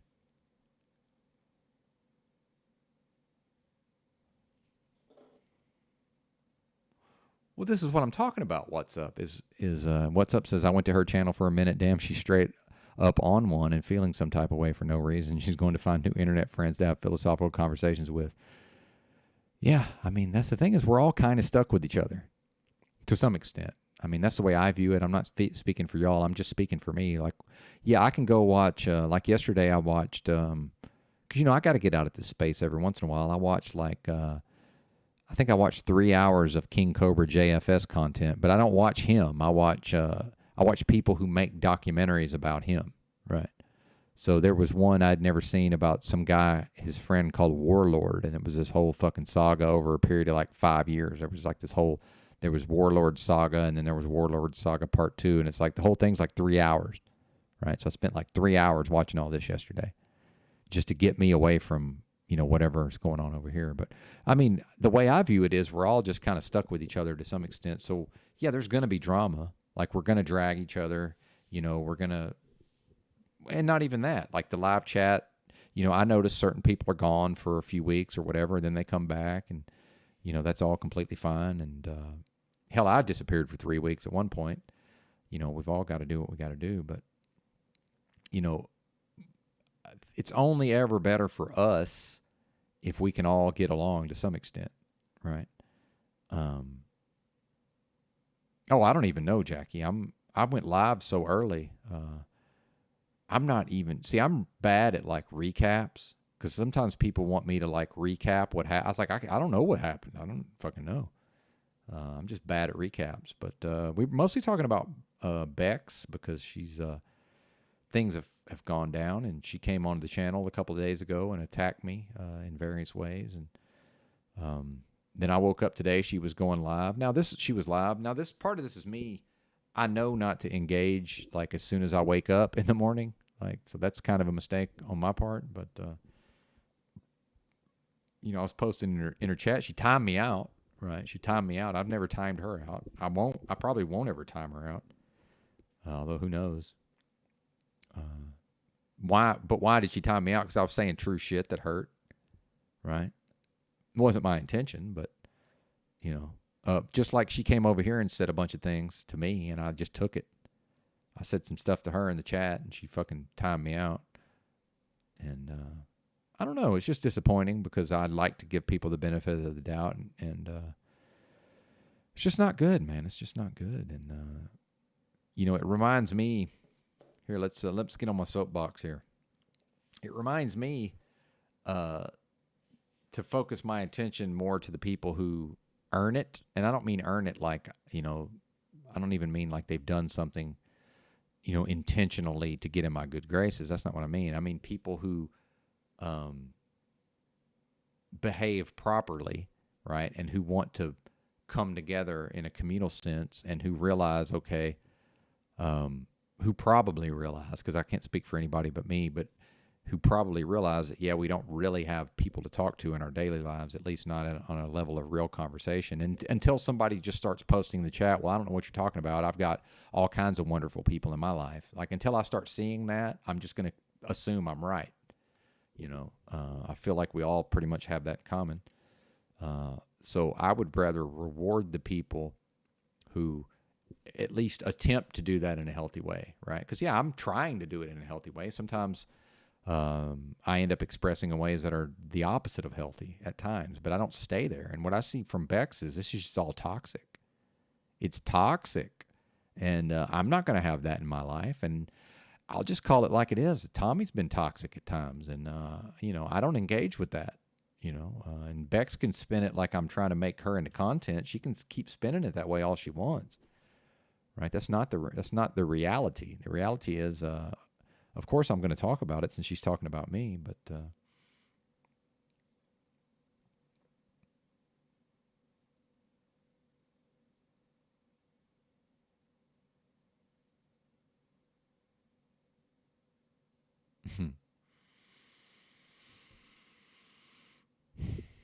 yeah, of course, Christos. I need to take a break though. I wonder if you solo it or what? Yeah, she timed me out.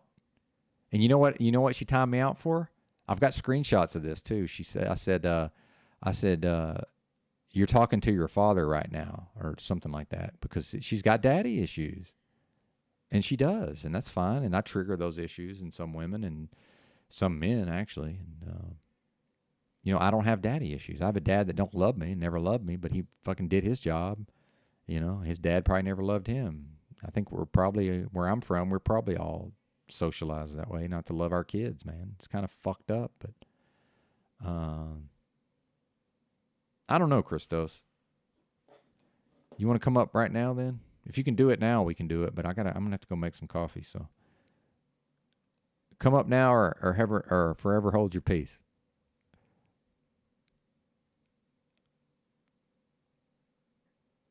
There you go. Thank you, Sterling Ray. You're right. And see, this is one of my failings, is that while I'm pessimistic when it comes to society in general, when you lump people together, I'm very optimistic when it comes to an individual's ability to overcome, you know, their own, transcend their limitations, right?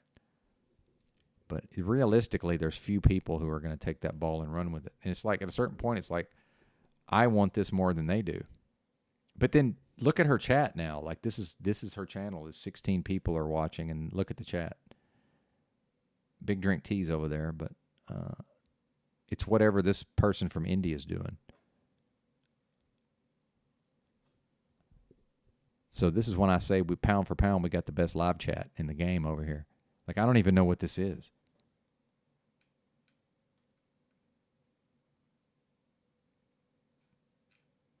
And then I don't think she's going to be able to address it, because look what her chat is now. It's people coming in there saying, I don't understand what the problem is. And then how is Bex gonna manage those expectations? Like, how is she gonna, without telling the truth, by the way? See, I can't lose. I can't lose.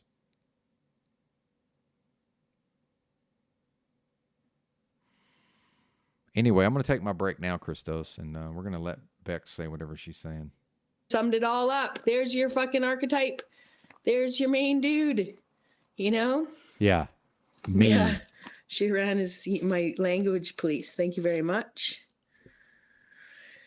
Oh, the other one was better, but you know, I just really thought that I should give everyone some fucking content so that, you know, as I fucking slide away. Yeah, I'm sure that was your intention, and to give me everyone's like, content. she's going to be back hitting those panels. She's going to be back. I know. I got $50 on not Bex hitting fucking Benton's panel in the next 5 days. I got, you know, no. Right? I'm going to give this stuff out.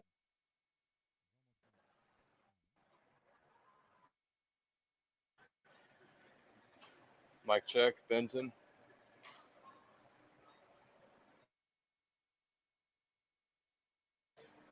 I don't know if that's my end or because you're doing the OBS thing, but I can't hear you.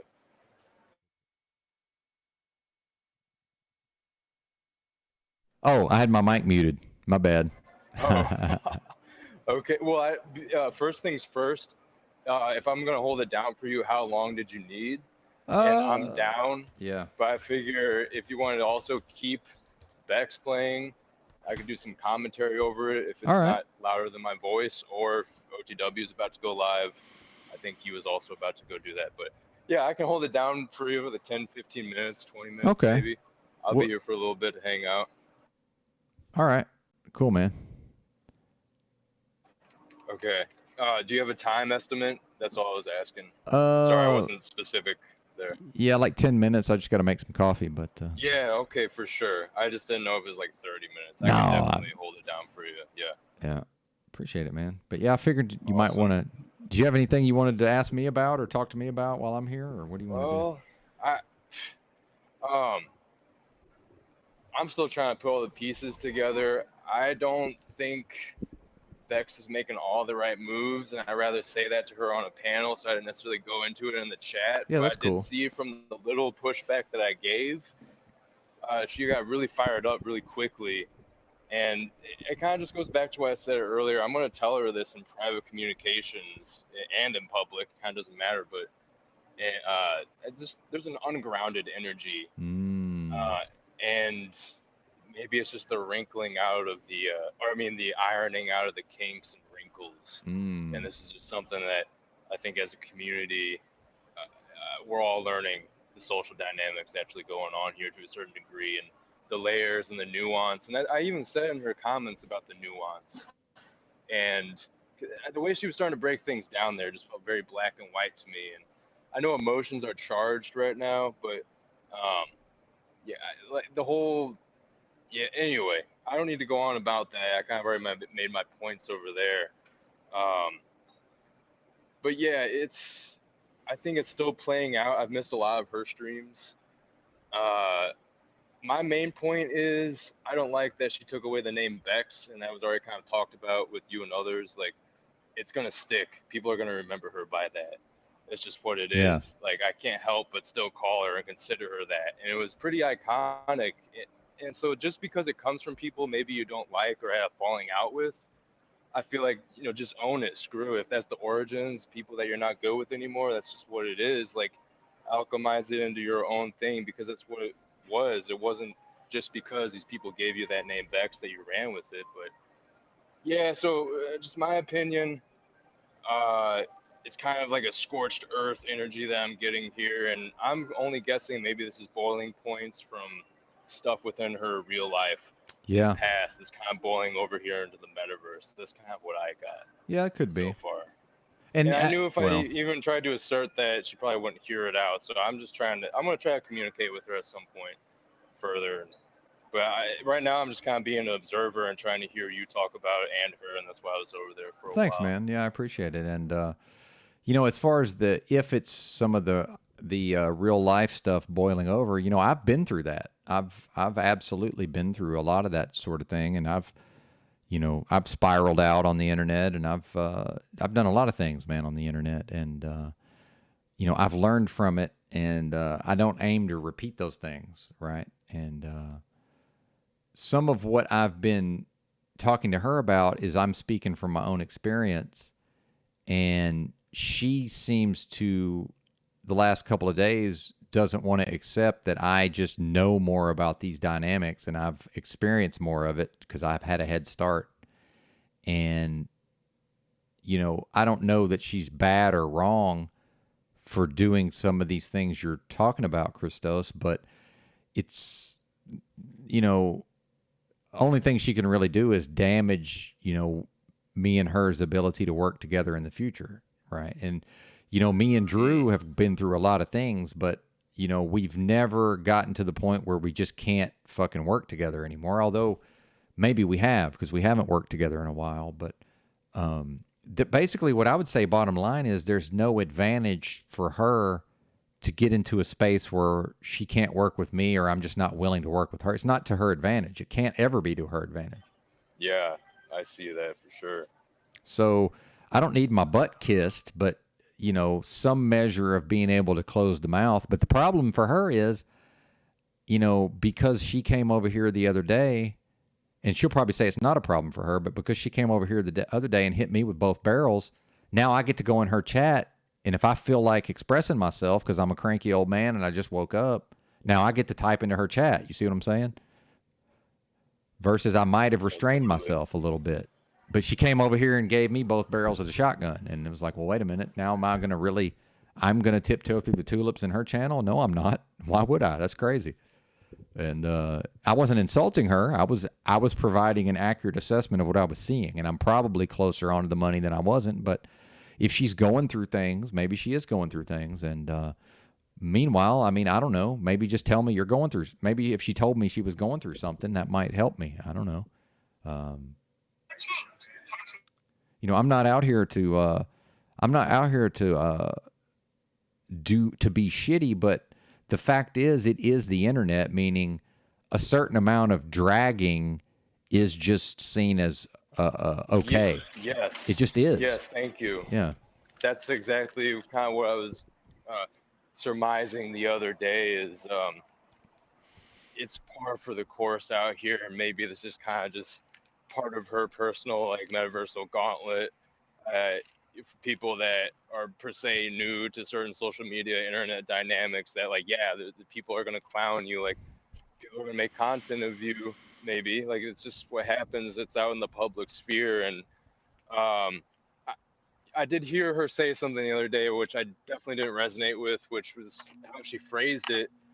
I could be misinterpreting, but she was saying, XYZ, these men, to come at a woman, and the way she put emphasis on woman, and you and others had pointed that out, and I also ended up seeing her shortly after in a chat or I think a live chat say, I never brought up gender, but I remember specifically hearing the emphasis on woman, shame on you men for doing this to a woman online type thing. And her tone of voice and energy did give me vibes of what's her name, the global warming little girl. Oh yeah. How dare you?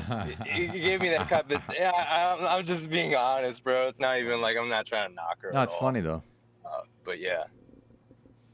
So I do see. I just think there's maybe some ignorance that's taking place, and I'm not even saying just necessarily with her. It's that intertwining of the personal lives of people, kind of like I said earlier, and then this metaversal stuff. And I think maybe there's not necessarily a cohesive in between for some people, where maybe certain energies are feeling, just like the whole idea of your job, or when you go into your work, you leave that personal shit at home, keep it professional. It's just not exactly paralleling that analogy, but being able to keep your personal life and internet life separate to a certain degree, or knowing and having the discernment of when to cross those things over because it could be good content. Like, when those people were coming up on you early in the morning in the dark and you had to show them that you were armed. Like, so yeah, there's totally a crossover between those two, but I think sometimes maybe people unknowingly let things from their personal life bleed over into the metaversal, whether that's stresses, emotions, subconscious things, whatever, different personality Absolutely. complexes, whatnot. But I Well, don't mean to keep you. I know no, you're about you're to good. go do something. Oh, no worries, man. I'd rather be here for this combo because it is kind of hard to wrangle you sometimes because you're a busy man. But and I appreciate your feedback here. But Thank you. You're welcome. Thank you. What I just said though, or what you just said about the whatever bleeding over, and maybe I'm just in my feelers.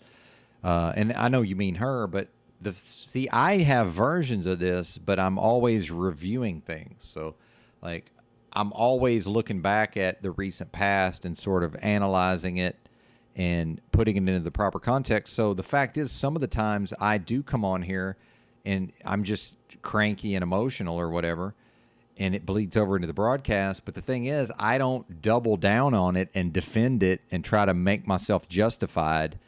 I own it, I accept it, and I realize that I behaved from that space. And I don't go into a shame spiral, right?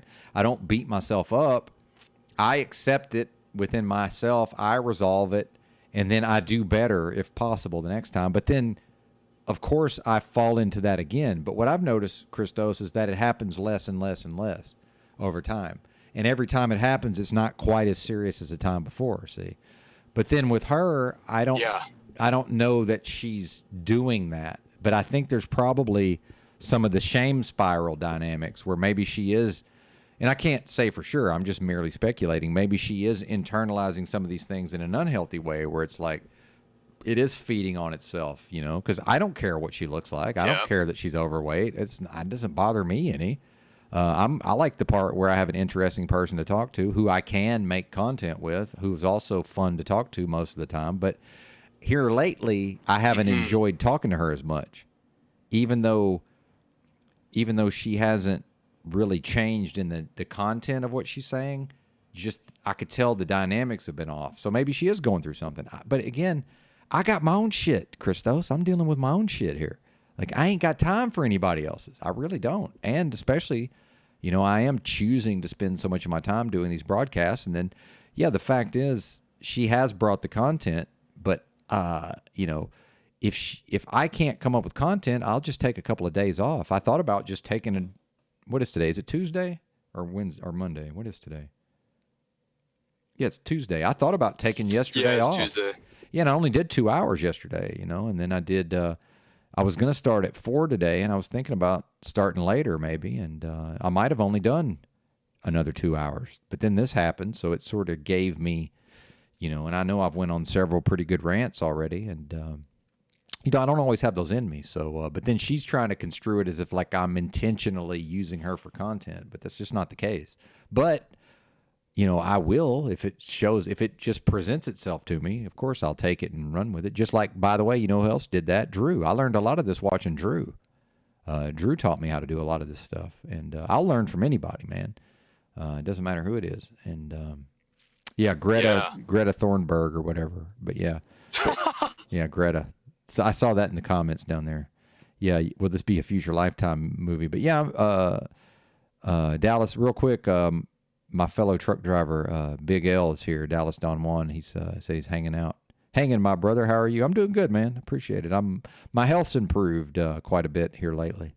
Although I'm still weighing 120. And I'm still dealing with some challenges. I'm not nearly as ill as I have been, so that's a good thing. But anyway, I'll probably let you get out of here, or unless you want to, if you can hold it down, I can play her. Or what do you want to do? I'm gonna go make some coffee. I'm gonna stay up here a little longer while you make coffee. If Cool, you want man. to either restream her more or OTW, although I feel OTW is probably just doing his intro stuff. So Yeah, that that's might what I not be figured too. worth- Yeah, give me a second to mix the audio, and we'll. Sure thing. Yeah, appreciate it. Uh-oh. Well, as you do that, I'll just fill the airwaves real quick and say I've missed a lot of the overnight streams or like early in the morning stuff. But from what I've gotten so far, things kind of went haywire. It seemed with Bex in the community and Benton. It seemed like after she caught wind that on Zetetic Warriors, I guess with Matami in London or whoever else was like making bits of her, which from what I saw, that's kind of what seemed to start things off and get things ignited, which goes back just to the point that we were saying earlier. It's like it's the internet. There's going to be trolly people, disingenuous people, like people that will completely lie and try to taint your name. And unfortunately, it's just, yeah, we're going to get all these different types of dynamics and people, and you have to have a certain thick skin if you want to become a content creator, even if it's on a small scale, because you will have the people that want to keep coming for you or make a bit of you, and it's just what it is. And to give her so I guess some credit here, kind of like I said earlier, maybe this could be chalked up to like metaversal gauntlet phase. She's still getting herself used to, I guess, this fucking metaversal dynamic. Yeah, I think you're right. Which, by the way, just like Drew helped me with a lot of it, I can help her with a lot of it, but not if she's can't humble herself enough to listen to what I have to say or follow my example. So I don't know, but anyway, she's speaking in Spanish now, so I went back I'm gonna go back a little bit. Okay. Yeah, hang on. Let me see. Yeah, she's still speaking Spanish, which is fine. I like it. I think it's interesting.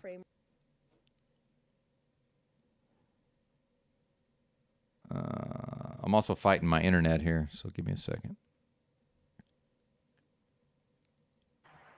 I guess maybe someone told her she's being restreamed, so she started speaking Spanish. Oh, she shut it down. Yeah, she shut it down. But I'm screen capping. Of course I am, Christos. How could I not be? So give me a second. See, if you'll hang out for a minute, we're gonna adapt and overcome, Christos. This is gonna be great. Word.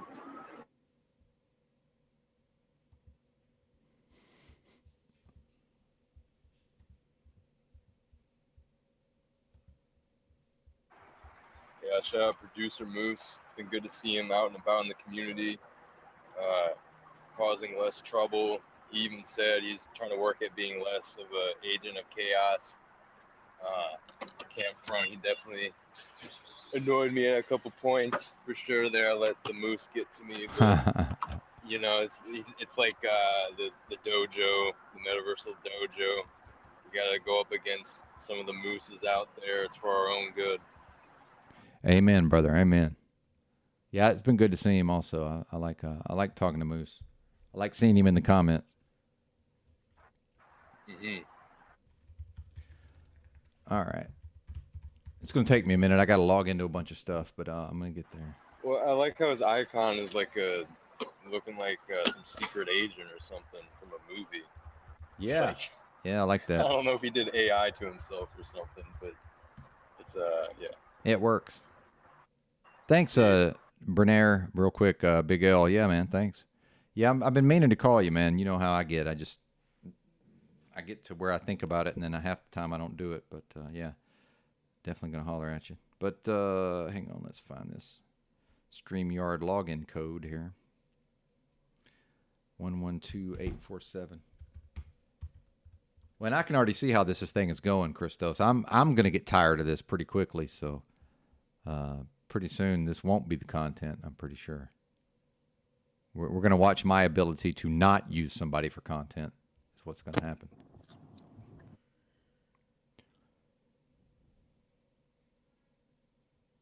I agree, Jimbo, that it was. See, the Tommy and Z bit was pretty light. I agree. I didn't. It's same thing with London Man. That she went off for a week about that London Man thing. I never watched it, and then when I finally saw it, I was like, "Oh, this is nothing."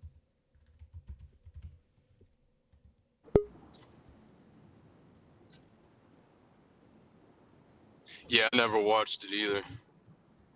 All right, there's two me's now. So, hey, what's up, Big Drink T? Good to see you, Big Drink T, living his best life. What's up? Yeah, it was good. Yep. Shout out Big Drink T. I like that name. But I just wanted to say real quick. Yeah, go for it. Doing some deliveries this morning. funny enough, well, not funny enough. It was actually pretty fucked.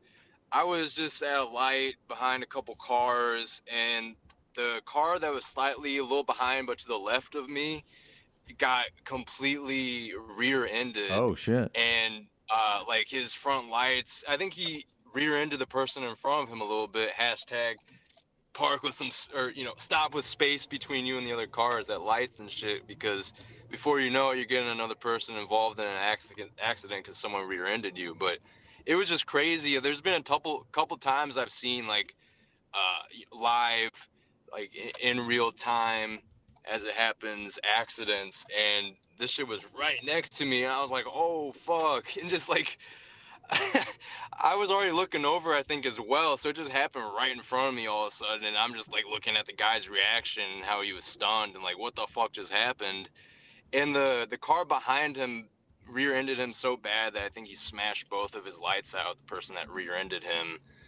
And I'm just thinking to myself, God damn, like the engine was steaming as well. There was smoke coming from the car that rear-ended the other dude. So just seeing some of these things that happen just by chance, you happen to be there at that time right next to it. It's like, holy fuck, I'm glad I wasn't one lane over, or that it could have been me, and I'm gonna be over here wasting my time getting behind on my day because some fucking moron wants to not know how to drive. I'm sure that dude behind him was texting or driving, or that dude was fucked up on something, because he came in so fast. I didn't think it was our car crash at first till I saw what was going on in front of me. Try and get him some I don't know what happened. donations. Something blew up. Damn, dude. Is this what you screen capped? Yeah. Yeah. Yeah, it's been an intense morning, bro. No kidding. And then this stuff going on, like, it's funny. It's like there's crazy stuff going on as I'm on the road, and then the stuff happening on here is also kind of amped up. Yeah, it's wild. A lot of energy this morning.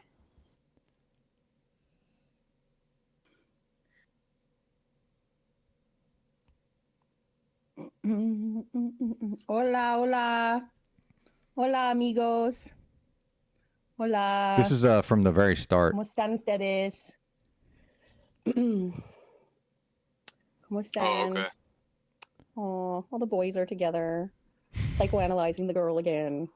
Now, basically, like, Beck's existence causes pancreatic problems or something like that. Yeah, right? that's what It's it fucking is. hilarious. Oh my God, it's so funny. It's so funny. The uh-ohs. All the faggots are getting together right now as we speak, friends.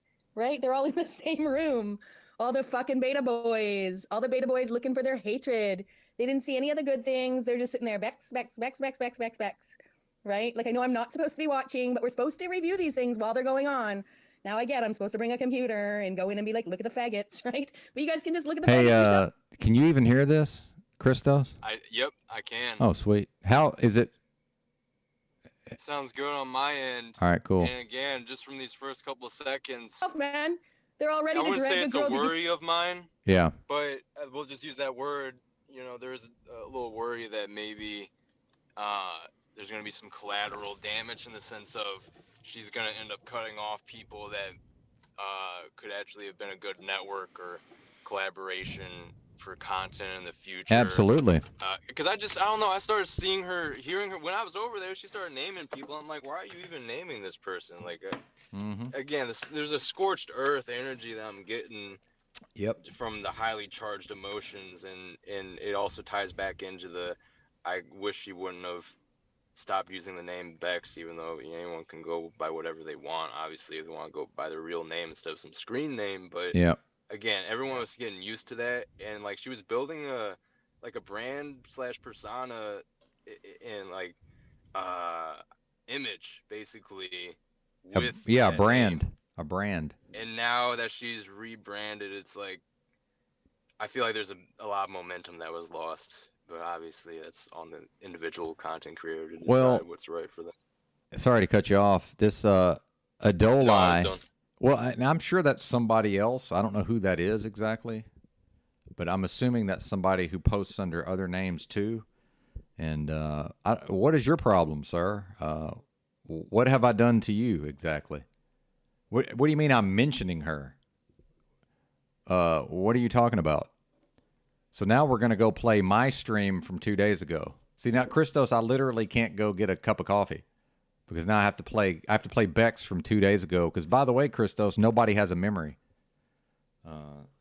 But it's because Bex shut down, and now I'll probably say something and she'll go live again. But meanwhile, Adelaide, what you're not factoring in, it's not me talking about somebody. It's the fact that I am one of the people bringing hours and hours and hours and hours and hours and hours and hours of live streams every day.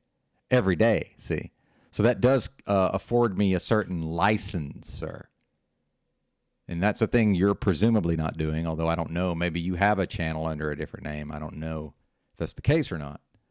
But see, you're doing a thing based on being disingenuous, and you're not honoring what's actually happening here. You're creating a fantasy world. See, and I see that you're in her comments talking about me, and that's completely fine. But you don't then get to come over here and behave as if you didn't go over there and say all those things. And I'm happy to have you here. And I'm not Bex. I'm not going to be. I'm not thin-skinned and going to be bothered by reading your comments while I was over here. See, and now that she's not live, you have nowhere to go. You're back over here. Thank you. I see Owl Harpy. That's all I need to see. I love you, brother. I love you, brother Yurt. Meanwhile, see how his name says In a Thought Experiment, but I call him Brother Yurt or Brother Austin? Well, Austin's his real name. But yeah, he can call himself In a Thought Experiment all he wants. He's always going to be Yurt. And that's one of the points I've been trying to make here. That's just how it is. No, I'm not doing the same thing. It can't be the same thing. So you're just wrong. Meanwhile, what same thing am I doing? Because did I say that she's doing a thing that she shouldn't be doing? See, you're already starting from a false premise. So until you talk about what is the thing I'm doing, now am I talking about somebody? Yeah, I'm talking about somebody. Of course I am. Why wouldn't I? Why wouldn't I talk about people? Okay. But my point is you ran over here because her stream ended. Because why? Because you got nowhere to go. That's why. And I'm bringing the fucking content and I'm bringing the drama, right? That's what I'm doing. So what I'm going to do is I'm going to play my stream from 2 days ago, and we're going to watch this person and we're going to see what she did a couple of days ago, right? For the third time. Because many of us were here when this happened, actually. But we're going to watch this thing. Hey, Christos, OTW's live. I'm just going to, if you want to go over there, I'm going to play this and then make my coffee, if that's all right. Okay. So I don't want to keep you, brother. Well, I'm gonna go over to his, but I will stay here for a little longer. All right, it's up to you then. I'll let you decide how to do that. And what I like about her coming and giving me both barrels the other day is that it led to a series of epic rants on my part, see? So she actually helped me, not with content, she helped me make my own content. So I do appreciate the collaboration, although I'm not sure that was the intention. But give me a second to share this screen here. Share screen. And now I'm getting made fun of for having a computer, by the way, which I find hilarious. Yeah.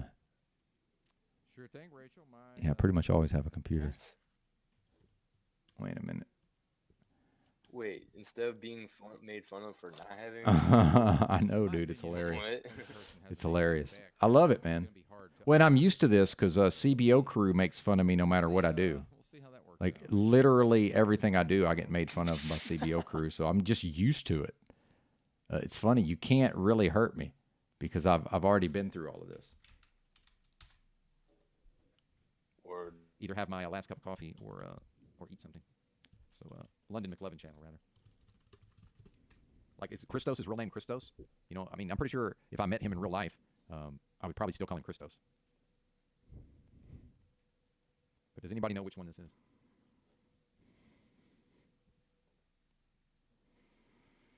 In some instances, OTW is going live earlier than usual, so cool. I'm curious to see what will end up happening over there later after this settles down. Well, give me a second. I got to find, because she came on twice because she was here and then she dropped off, then she came back, so. Yeah, here we go. This is it. I'm just going to keep watching it.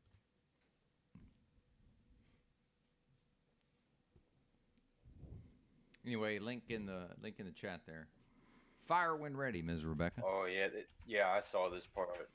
Yeah, well, we're just going to replay it because let's just. Be right there. The fact is, nobody has a memory, Christos. So Yeah, no, which is fine. I think you should play it. Which is fine. It's worth going over. It's Yeah, 'cause now I definitely got- worth going These over. days I'll figure out that my I got mouse is Adelaide on down there my who wants laptop, to, you know, for the third. who wants to Oh, my turn? already wants to Yes, ma'am. misconstrue Sounding things. good. What's up? How are you? I'm good, thanks. I'm very good, thanks. How are you? Yay! I'm well. Thank you for asking. I just wanted to be clear. Please do. Please You know, be clear. it's yes. it's 5 o'clock in the morning my time. I've kind of been dozing on and off, listening. I woke up and I heard you talking to Dominique. Yes. My name's Rebecca Broom, right? My name's Rebecca Broom. Before Adrian Kenyon came into my life, I was on YouTube as Rebecca Broom, right?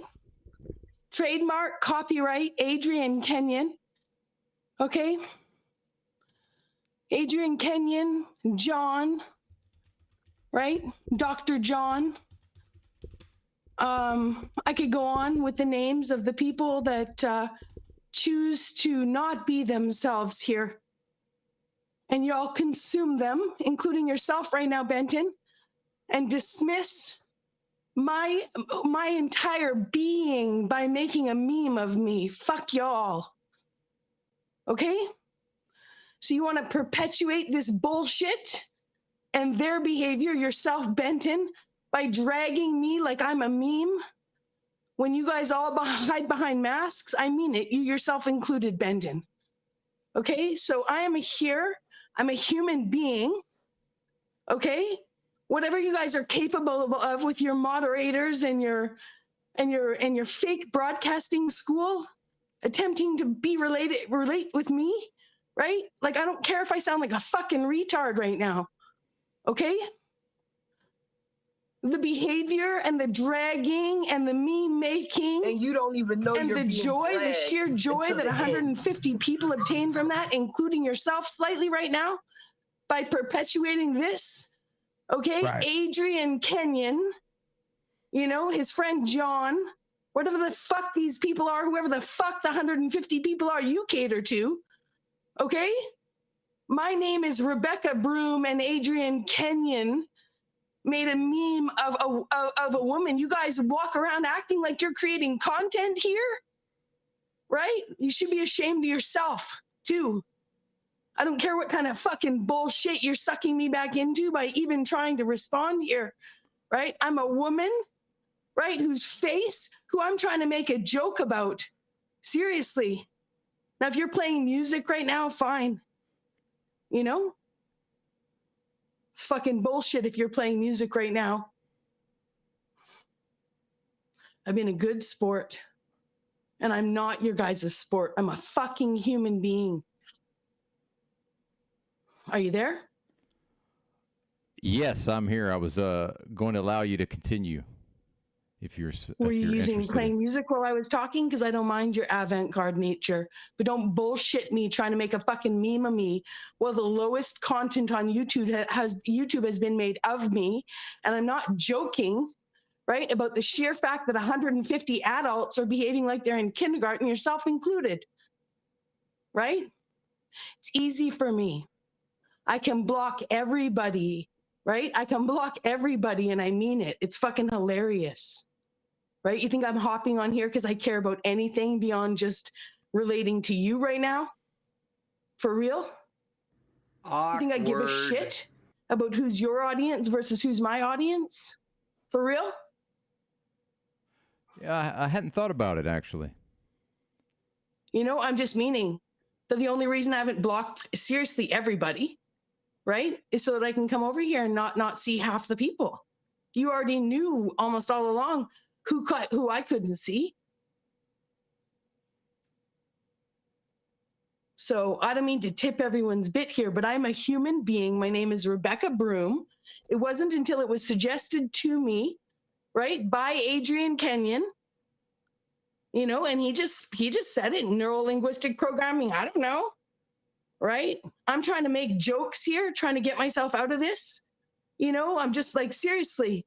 And you guys want to keep acting like Dominique wasn't over here getting your praise, going over there, taking the audience with him, having a conversation with me in the chat like I'm not a fucking human being. The other morning at 3 o'clock in the morning, well, I watched your numbers dwindle to 5 people, and 91 people chose to go and consume mocking of me as fucking content.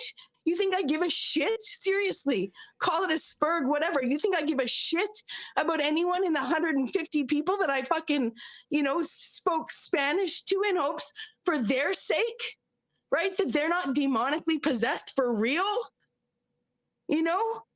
Are you playing music right now? I've never heard of that channel that you just mentioned. What channel? You just said something about 91 people going somewhere.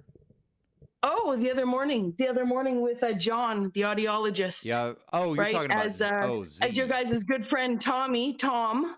Z. Right? Yes. As Tom chose to put some fat woman filter on his fucking. Right. Well, you talk about eating disorders this morning with Dominique. Well, he dragged me and you took his praise the other day. Well, he took half your audience over there talking to me about me in a broadcast, telling me I have broad shoulders, going next door to tell everybody to enjoy John's show. Well, a bunch of men mocked a woman because why? Adrian Kenyon had a fucking show where everybody met when Bernie was offended because of Paul Cook's blowjobs. You guys remember that? I don't know anything about that. I've heard of one of those Yeah. people, Bernie. I don't know who Adrian Kenyon is. I've never heard Adrian that Kenyon name. is London man. So I'm just using people's names so that people understand that I'm a human being. They're Okay. hiding behind masks. Yeah, I don't. Okay, my watch name is London Rebecca Man's Broom. Adrian channel. Kenyon is London man. John is the audiologist, Zedetic warrior that you guys all want to sit around and act like they're doing nothing wrong. And that you're not engaging with them by entertaining in the idea that Bex is anybody but somebody you guys are willing to mock and enjoy the mockery of, yourself included. Welcome to the Okay, internet, so my name is lady. Rebecca Broom. Welcome to the internet. You cannot change Exactly. these dynamics. There's nothing you can do I about can it. change these dynamics however I want to. No, you can't. Right? I can, knowing No, who you I can't. am. My name's Rebecca Broom. I took the name Bex when suggested, obviously, by an agent, Adrian Kenyon, who is then working with John, an agent, who's working with Paul, an agent, who's working with Jack Talcott, an agent, who's working with y'all agents then, handling me with your neurolinguistic programming you want to talk about. Bullshit fucking theories. Or you guys just want to be grown up adults who understand that I'm not Bex, who's going to be sit around being mocked and having her head cut off by people.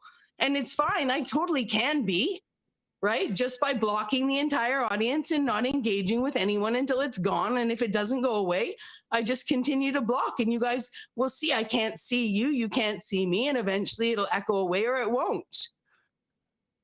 But I'm telling you as a human being,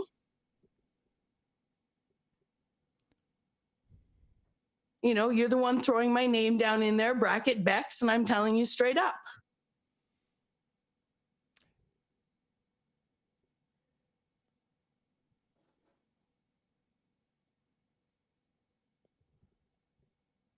Inconvenient time for my internet to stop working.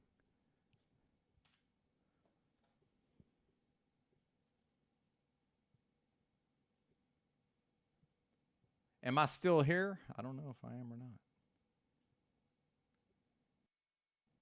Lady, I don't know. And again, which is not my fucking problem. And I tried to, the name, he was, lawyer. I was making, tried to Miss Rebecca. And we've observed that many folks are aim and it impossible to do email with it. Bring Rebecca up again. No, I prefer me some more. Okay. No, I'm not here to yell at you. Well, no, I prefer. I prefer both. I prefer both barrels. So that's just my preference. Yeah. No, I'm just saying that it's this character, this avatar, this whatever. The difference is that I always went by Rebecca Broom. Yeah, nobody cares. So nobody cares. Yeah. Literally, nobody cares. Yeah. But we do Cool. have some regard for you, so we pretended to care. Nobody cares.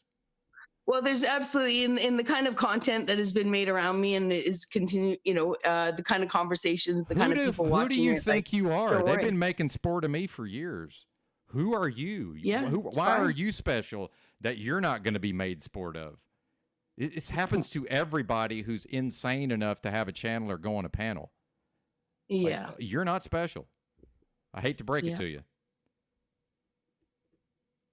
It's just how it is. Literally for years, they've been dragging me and making sport of me. My choices are take my Yeah. ball and go home or get fucking made sport of. That's just how it is. Yeah. Well, then I'll just continue like when I changed my name in my family, that's not me, never was, So, it's fine. Whatever yurt's name is, whatever he tried to go by, whatever hurdle you think he has or hasn't overcome, I'd have to find out from him. I'm just saying I he's appreciate it though. always going to be You've known as affirmed a lot Yurt. for me. To some people, you'll always be Yeah. Bex, and you can't do anything about that. Yeah. It's just how it is. But I will do my best to call you Yeah. Rebecca because that's the type of person I am. I'll do my best. Just like my Yeah. trans friends, I do my Yeah. best not to misgender them, but occasionally I do. Yeah. Well, I'm over at my little. I'm Occasionally just I over do. at my home. I'm just over at home, my home. Being a good little girl reading books now. So don't worry about me. I'll see you later. All right. Have a good day. Okay, bye. Yeah, and I don't know anything about the London man stuff. I had no idea about that. So if people want to, well, yeah, and I was at, listen, all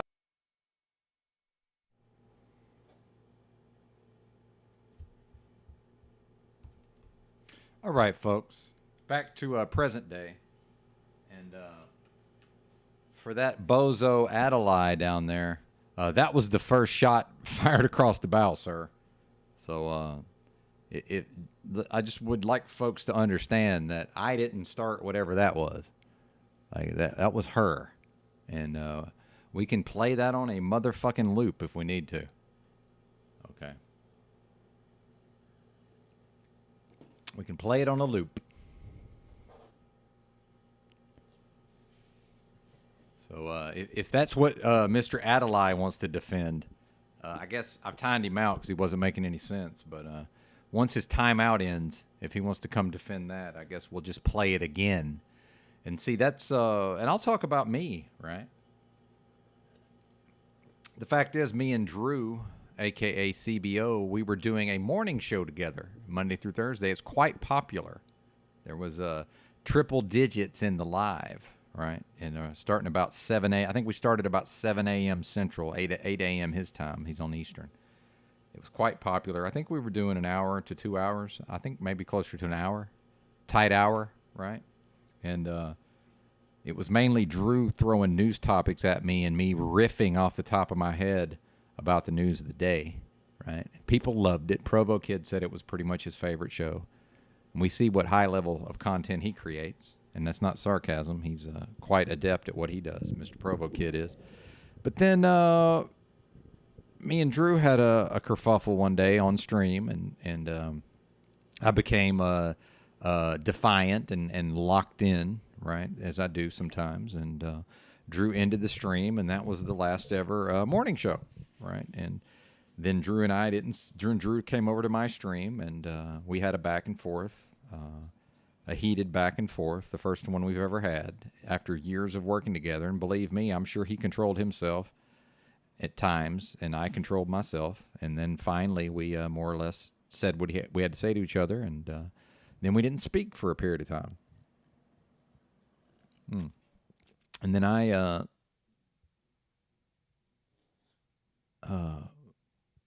there was various attacks back and forth, but what we didn't do is we never attacked each other and said personal things that would preclude us from possibly being internet friends or working together. Because I think both of us realized we had an excellent chemistry together. And, there's certain things about him that I find objectionable at times. And there's, probably certain things about me that he's not a fan of, right? But we're not trying to settle each other's hash, right?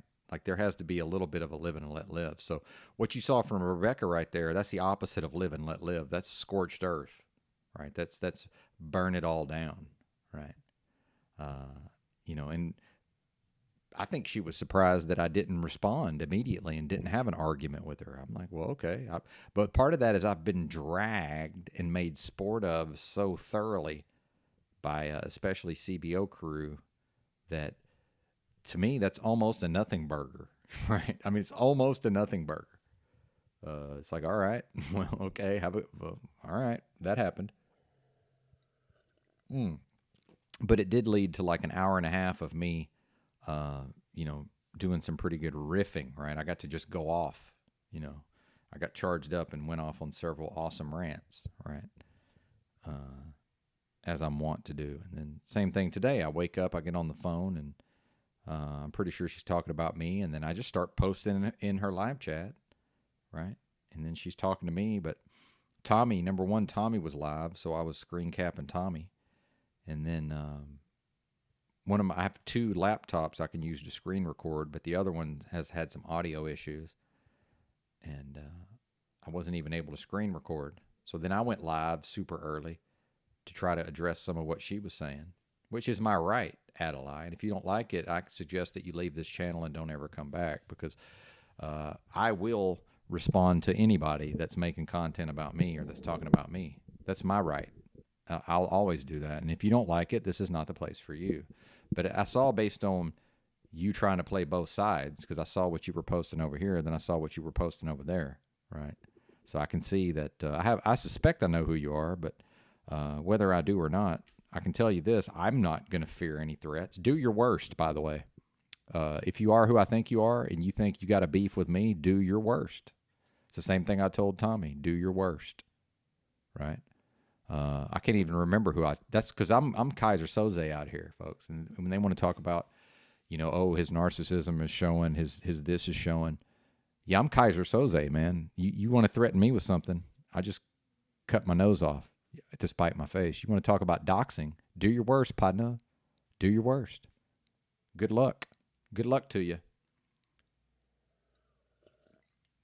If you are who I think you are, good luck. Good luck. Because I fear no man. I fear no situation. See, you can't threaten me. You can't insert yourself into something that's none of your fucking business, by the way. Because what's going on here is my business and her business, and it's the audience's business, because I am in the business of making content. By the way, that's why that banner's down there. Feel free to make with the donos, folks. It's been a little light of late. And I certainly appreciate all the donations, and I don't feel entitled to any of them, but and I have the money to keep doing this for some period of time, but especially if I'm going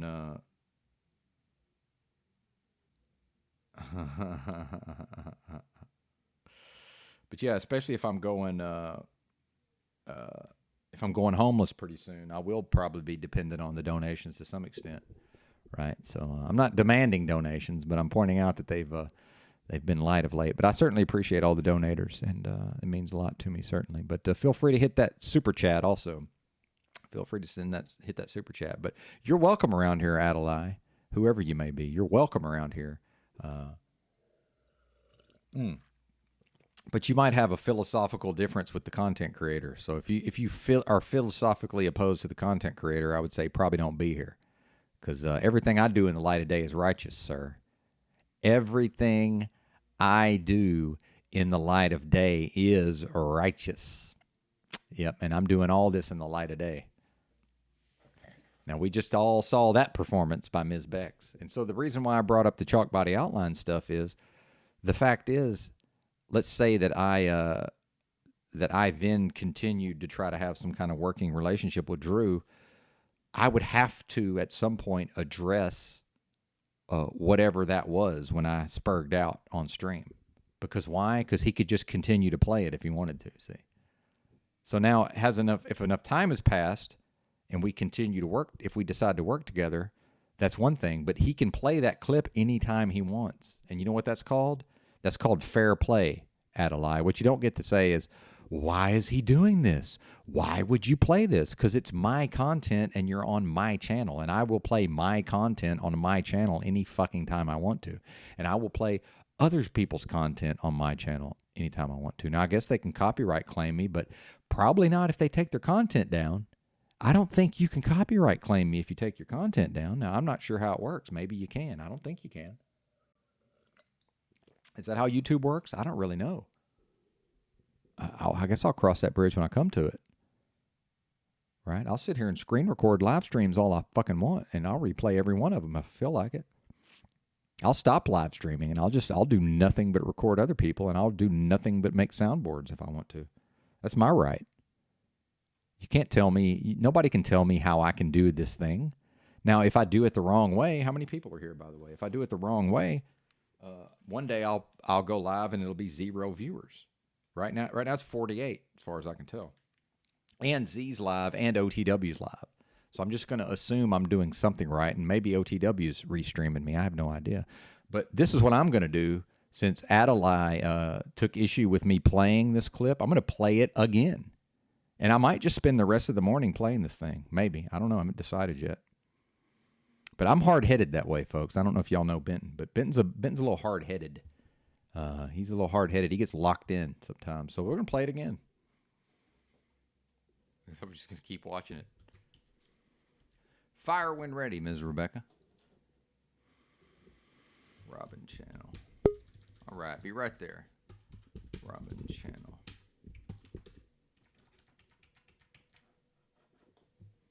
One of these days I'll figure out that my mouse doesn't go onto my laptop, for the third screen. Mic check. Yes, ma'am. Sounding good. What's up? How are you? I'm good, thanks. I'm very good, thanks. How are you? Yay. I'm well. Thank you for asking. I just wanted to be clear. Please do. Please be clear. It's yes. It's 5 o'clock in the morning my time. Well, I mean, and I want to say this. Dozing on and off. If we're talking about doxing, at a certain point, a content creator, like the ones mentioned, they become a public figure. I don't know if y'all know that, and none of that applies to public figures, for the record. None of that shit that applies to the general public at the level of doxing, none of that applies to public people, just so everybody's clear on that. Listening, I woke up and I heard you talking to Dominique. Yes.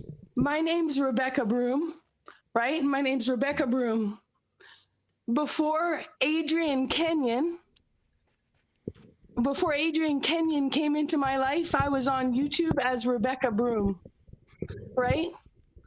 Trademark, copyright, Adrian Kenyon. Okay? Adrian Kenyon, John, right? Dr. John.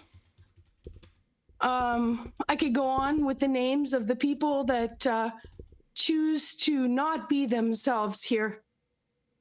And y'all consume them, including yourself right now, Benton, and dismiss my entire being by making a meme of me. Fuck y'all. Okay? So you want to perpetuate this bullshit and their behavior, yourself, Benton, by dragging me like I'm a meme? Women can't When you internet. guys all hide behind masks, I mean it. You yourself included. I'm an internet personality too. Okay, so I am here.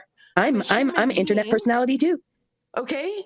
Whatever you guys are capable of with your moderators and your fake broadcasting school, attempting to relate with me, right? Like, I don't care if I sound like a fucking retard right now. Okay?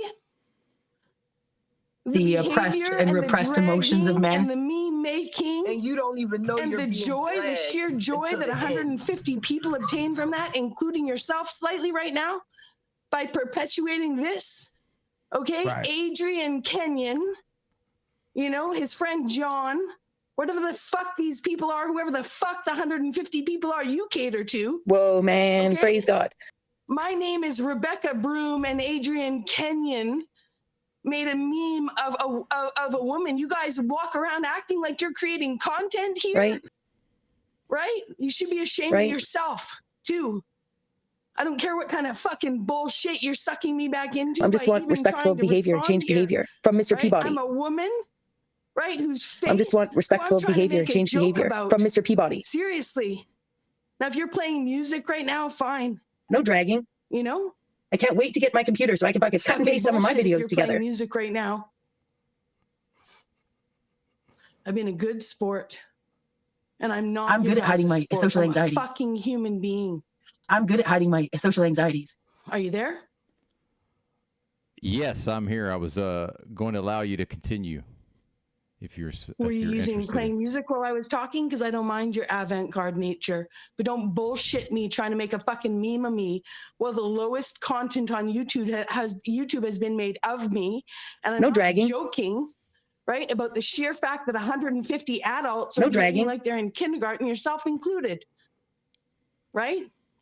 It's easy for me. And you don't even know you're being dragged right? I until can the end. Everybody, and I mean it. It's fucking hilarious. Right? You think I'm hopping on here because I care about anything beyond just relating to you right now? For real? You think I give a shit about who's your audience versus who's my audience? For real? Get triggered, right? Yeah, I hadn't thought about it, actually. You know, I'm just meaning that the only reason I haven't blocked seriously everybody. And you don't even know you're so that I being can come over here dragged and not until see the half end. the people. You already knew almost all along who I couldn't see. So I don't mean to tip everyone's bit here, but I'm a human being. My name is Rebecca Broom. It wasn't until it was suggested to me, right, by Adrian Kenyon, you know, and he just said it, neuro-linguistic programming. Praise I don't God. know, right? I'm trying to make jokes here, trying to get myself out of this. You know, I'm just like, seriously. And you guys want to keep acting like Dominique wasn't over here getting your praise, going over there, Praise taking God. the audience with him, having a conversation with me in the chat like I'm not a fucking human being. The other morning at 3 o'clock in the morning, while I watched your numbers dwindle to Praise God. to 5 people, and 91 people chose to go and consume mocking of me as Praise fucking God. content. You think I give a shit? Seriously, call it a spurg, whatever. You think I give a shit about anyone in the 150 people that I'm not here because of what you think. Spanish to in hopes for their sake, right? That they're not demonically possessed for real. You know? Are you playing music right now? I've never heard of that channel that you just mentioned. The shit you're talking about interdimensional beings and What aliens channel? and demons. You just said something about 91 people going somewhere. Oh, the other morning with John, the audiologist. Yeah. Oh, you're right? talking about As your guys' good friend Tom. Z. Right? Yes. As Tom chose to put some fat woman filter All right, on his guys, fucking, you know how we do. Right? Well, you talk about eating disorders this morning with Dominique. Well, he dragged me and you took his praise the other day while he took half your audience over there talking to me about me. There's a smidgen of truth to what you're Going saying. next door to tell everybody to enjoy. There's a John's show. smidgen of truth Well, to a what you're bunch of saying. men mocked a woman because why? You know, Put on your big girl pants and deal with had it. a fucking show. Put on your big girl pants and deal with when it. Bernie was offended because Put on your big girl pants and deal with it. jobs. You guys remember that? Put on your know big girl anything pants and about deal that. with I've it. heard of one of those Yeah. people, Bernie. I don't know who Adrian Kenyon is. I've never Adrian heard that Kenyon name. is London man. So I'm just using people's names so that people understand that I'm a human being. Oh, They're hiding behind masks. Yeah, I don't. Okay. They taking your energy. Adrian Kenyon This is ghetto. This is corporate. They taking your energy. Zedetic warrior that you guys all want to. They taking your energy. Like they're doing nothing wrong. They taking your energy. And that you're not engaging. They taking your with them energy. by entertaining They them taking your that energy. best is anybody. Maybe because you're a fucking faggot. You guys are willing to mock. Maybe because you're a fucking faggot. Maybe because you're a fucking faggot. To the internet. Maybe because you're a fucking faggot. Welcome to the internet. This is ghetto. This is corporate. Exactly. These dynamics. This is Nothing ghetto. This is to do with it. corporate. I can change these dynamics however I want to. No, you can't. Right? I can. Stop with the knowing who I psychobabble am. My shit. name's Rebecca Broom. I took the name. Stop with the Bex when psychobabble suggested, shit. obviously, by an agent, Adrian Kenyon, who is then Stop with the working psychobabble with shit. John, an agent, who's working with Paul, Horrific an and agent, horrendous who's and working with Jack complete Talcott, bullshit. an agent. It was fucking who's working horrible. with y'all agents then. It was fucking Handling horrible. me with your neuro-linguistic programming you want to talk about. This is an intelligence game we're in. Human beings. It's just an intelligence game, you know? guys just want to be It's all psychology, grown-up selfishness, adults your who ego, you know, understand narcissism. that I'm not Bex, who's The real gonna master sit around manipulators are the being one controlling us. mocked and The real have master their head manipulators are the one blown by controlling people. us. And The it's real master fine. I manipulators are the totally one can controlling be. us. right? Just by The blocking real master the entire manipulators are the one audience and controlling not us. engaging with anyone until it's gone. And if it doesn't go away, I just continue to block. And you guys will see I can't see you, you can't see me, and eventually it'll echo away. Let me see your war face. But I'm telling you, as a human being, you know, you're the one throwing my name down in there, bracket Bex, and I'm telling you straight up. And you don't even know you're being dragged until the end.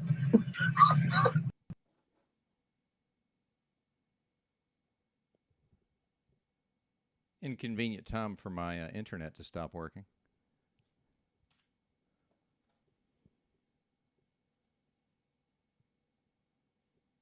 I ain't got to deal with none of you clowns. What the fuck out of here, yo?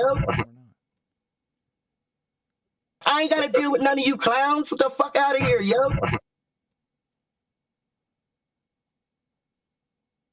Yeah, they've been making sport of me for years, lady. I don't know what to tell you. That ain't never gonna stop. Yeah. Well, and again, this is it's people not understanding what they've entered into, which is not my fucking problem. And I tried to I was trying to broach the topic with her about the name by referencing Yurt and just how much he was dragged. And I'm not a big fan of that term, actually, but yeah.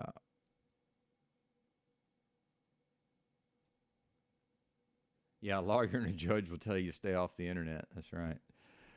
Well, and the point I was making, I allow the truth to flow, was about Yurt whenever he tried to go the character route. I allow the I'm truth playing to a flow. character.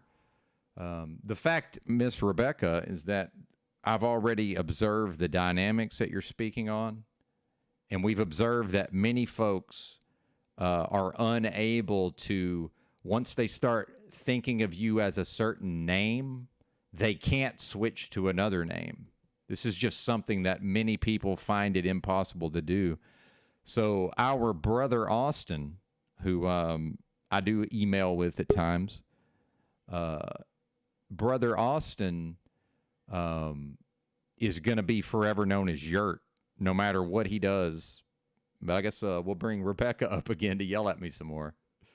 Okay.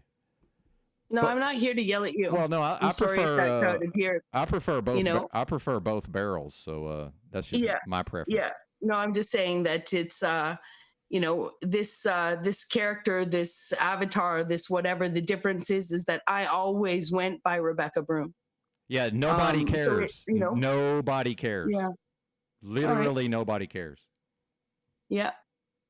But we do have some regard for you, so we pretended to care. Nobody cares. Well, there's absolutely in the kind of content that has been made around me and is continue, you know, the kind of conversations, the kind of people watching. Who do you it, think like, you are? don't They've worry. been making sport of me for years. Who are you? Yeah, Why are you special that you're not going to be made sport of? It happens to everybody who's insane enough to have a channel or go on a panel. Yeah. Like, you're not special. I hate to break it to you. It's just how it is. Literally for years, they've been dragging me and making sport of me. My choices are take my ball and go home or get fucking made sport of. That's just how it is. Yeah. Well, then I'll just continue like when I changed my name in my family, that's not me, never was, you know? So, you know, it's fine. Whatever Yurt's name is, whatever he tried to go by, whatever hurdle you think he has or hasn't overcome, I'd have to find out from him. You know? I'm just saying, I appreciate he's it though. always going to be You've known as affirmed a lot Yurt. for me. To some people, you'll always be Yeah. Bex, and you can't do anything about that. Yeah. It's just how it is. But I will do my best to call you Yeah. Rebecca because that's the type of person I am. I'll do my best. Just like my Yeah. trans friends, I do my best not to misgender them, but occasionally I do. Yeah. Well, I'm over at my little. I'm just Occasionally I over do. at my home. I'm just over at home. My home. You know, being a good little girl reading books now. So don't worry about me. I'll see you later. All right. Have a good day. Okay, bye.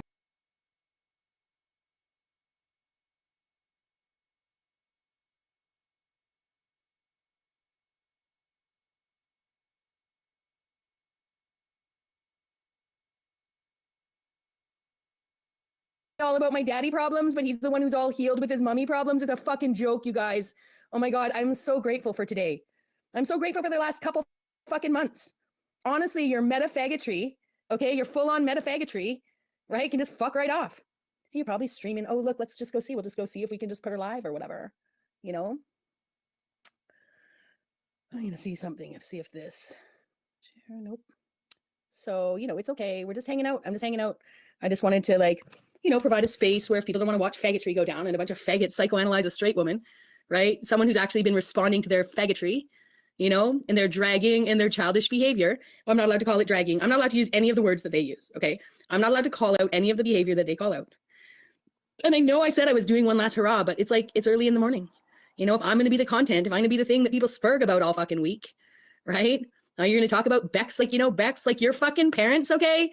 Like you're so over, your parents are so perfect after they fucking put you through that cult and you've forgiven them and they're all cool and your mom's good and you're all good and everything's good now.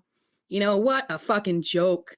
What a fucking straight up fucking joke. Everybody's all up, ready for the 3 o'clock show. Ready for the 3 o'clock show. You know, oh, now people are looking, oh, look at little Bex in a room with only 4 people. There's only going to be 4 people over there. Oh, look at the loser she's hanging out with now. Look at me. I'm a big cool man. I'm a cool man. I'm cool men who fucking all they can do is hissy fit, point fingers at women and look down their fucking noses at them. Talking about their homosexual man game, friends. Anyone who calls a relationship psychological warfare has fucking problems. Okay? Like I'm just saying, beyond the social isolation of the fucking scamdemic and all that jazz, okay? Like it is fucking retarded to think, okay? I feel sorry for you guys. Anyways, it's fine. I was only referring to the audience of Benton's all along because he seems to think that he switched up the configuration of the audience. You know where the losers that used to be in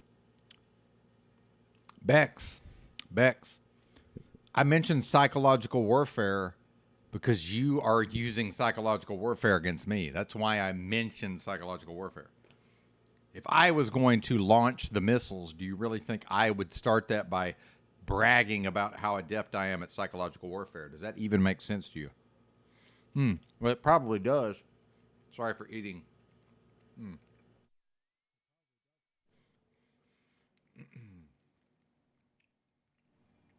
It probably does make sense to her because she's clouded with emotions soon. So I'm going to reiterate something I said earlier. I've had a 3.5-year relationship with a feminine woman, and we cohabitated for some of that. Then I was with my first wife for 7 years. We lived together, right? Feminine. I was attracted to her, very feminine. And then my second wife, my third long-term relationship, 10 years. An Arkansas dime piece, a literal Arkansas dime piece, okay? Meaning like an LA 7, but it's a 10 in Arkansas, okay? Very feminine, very charming, very alluring. Yeah, that's who you're attacking. Meanwhile, Bex has had 0 long-term committed relationships with a man, not one. She's never cohabitated with a man like me. Never. So, of course, she's angry and jealous. Why wouldn't she be angry and jealous? Is this going to play? my audience are now, Benton, right? Hanging out with you, right? So it's fine, a little bit of crossover and all, but trust me, I see the people, right? I see the very people that you judged for being in my room with me, hanging out with you. And I think it's hilarious because you think that I owe you something because you came over offering up some kind of content. You think you're going to tell Bex how to internet because she doesn't leave her content up? You think I don't know how to make demand? You think it hasn't been working to my advantage every time you play 3/4 of my stream? You're a fucking retard. You're fucking so. Bex, I've been trying to pump up your channel, you bozo. I've been trying to pump up your numbers. So, yeah, let's just assume that what I'm doing is helping you. You're welcome. Why are you making an enemy out of me? I don't get it. Meanwhile, we just played that she fired the first shot across the bow, not me. Then we also saw when I went on Paul and Snafu tried to get me to dish the drama, and I took the high road. Right now, we've got her just straight up character assassinating me based on me telling everybody that my relationships have all been with women, attractive feminine women, for years and years and years and years and years and years and years at a time. But that I do suffer from same-sex attraction at times. And I'm the one who called all these bozos out on their repressed homosexuality. I did that. I did, not her. I did it years ago. Socially retarded, you know, and you're a fucking faggot, okay? So don't worry, you know, don't worry, dude. You know, you're fucking hilarious. over there with your little metafag friends all coming to your fucking emotional rescue because you're so emotional. Poor girl, hurt your feelings, right? I didn't say you were being possessive about me. I said you guys are possessed. Okay? I said demonically possessed. That's what I said. So you fucking take the little. No, she said demonically she said demonically possessed, but she also said possessiveness. I heard it. I heard what she said. So yet another reason why she has to not leave the streams up. Right now, I probably have that one screen captured too. I might spend all fucking day covering this stuff. Maybe. I don't know. I haven't decided yet.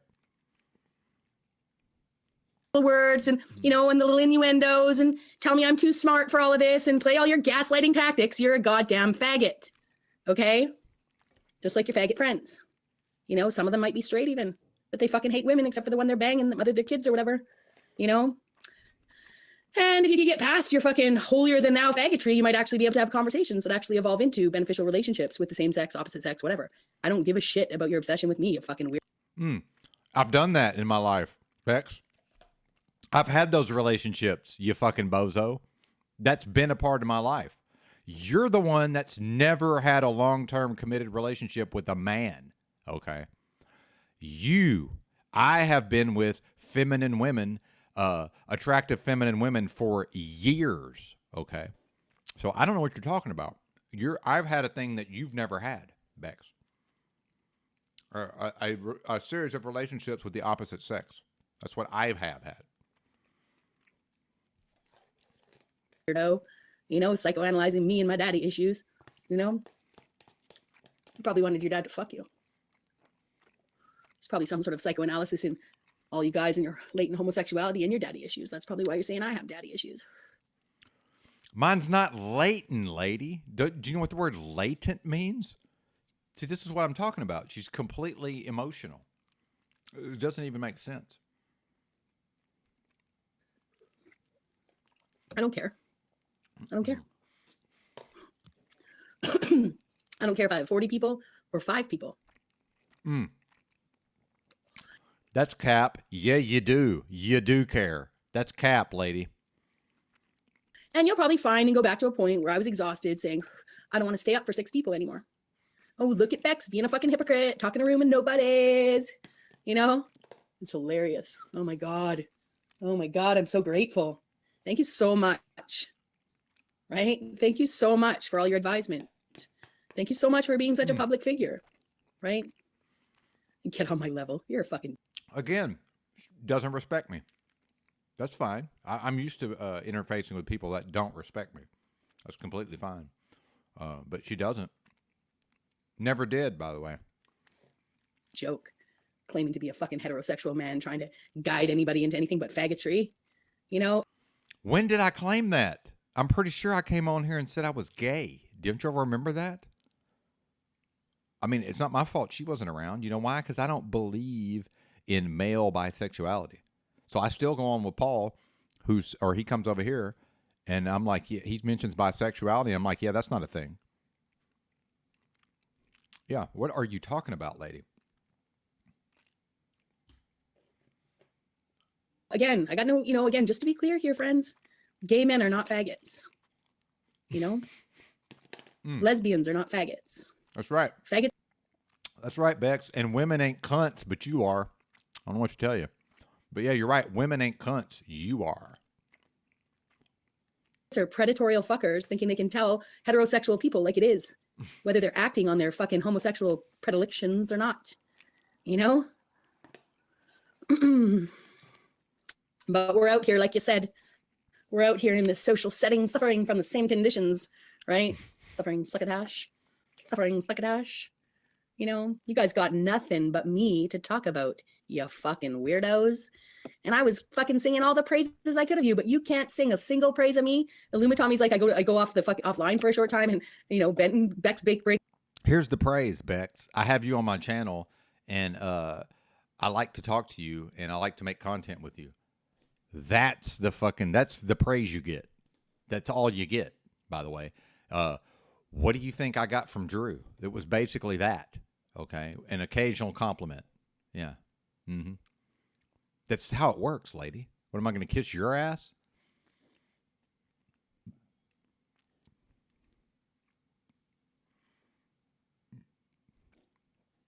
It's Benton. You know, meanwhile, sweet little Alinsky over there is making really nice meta art of you, you know? Like, it's fucking retarded. You're such an expert. You're such an expert because you got the baritone voice, right? You know? You're such an alpha. You come in, you fucking alpha in my room. No, you don't. You diva it like RuPaul. Okay? That's what you do. You like. Yeah. I like being a diva. Do you think I don't like being a diva? Are you kidding me? You think I don't know I'm a diva, for fuck's sakes? I own that shit. I've been saying don't hate me because I'm beautiful since I was a fucking teenager, for fuck's sakes. I don't have control over the way I was socialized and the environment I came from. I was a child. I didn't choose that. Are you kidding me? For fuck. The room on fire with fucking sparkle glitter and a fucking, what are those things called? Sparklers. You know? Oh my God, you think because I sat beside you and let your status be fucking maintained or whatever by being an honorable woman sitting beside a good, strong-voiced man that you actually think I buy into that? You're not an honorable woman. That's cap. That's cap. And this is what I'm working with, Bex. Just so let's be clear about this. Give me a second. I got to figure out how to use StreamYard here. All right. Do I really have to stop the screen share? Oh no, I don't. Yeah, I do. That's a bummer. This is my last wife. Where is she? Just to be clear. So the fact is, Bex, you never had a chance. I mean, let's just call it what it is. There's number 2.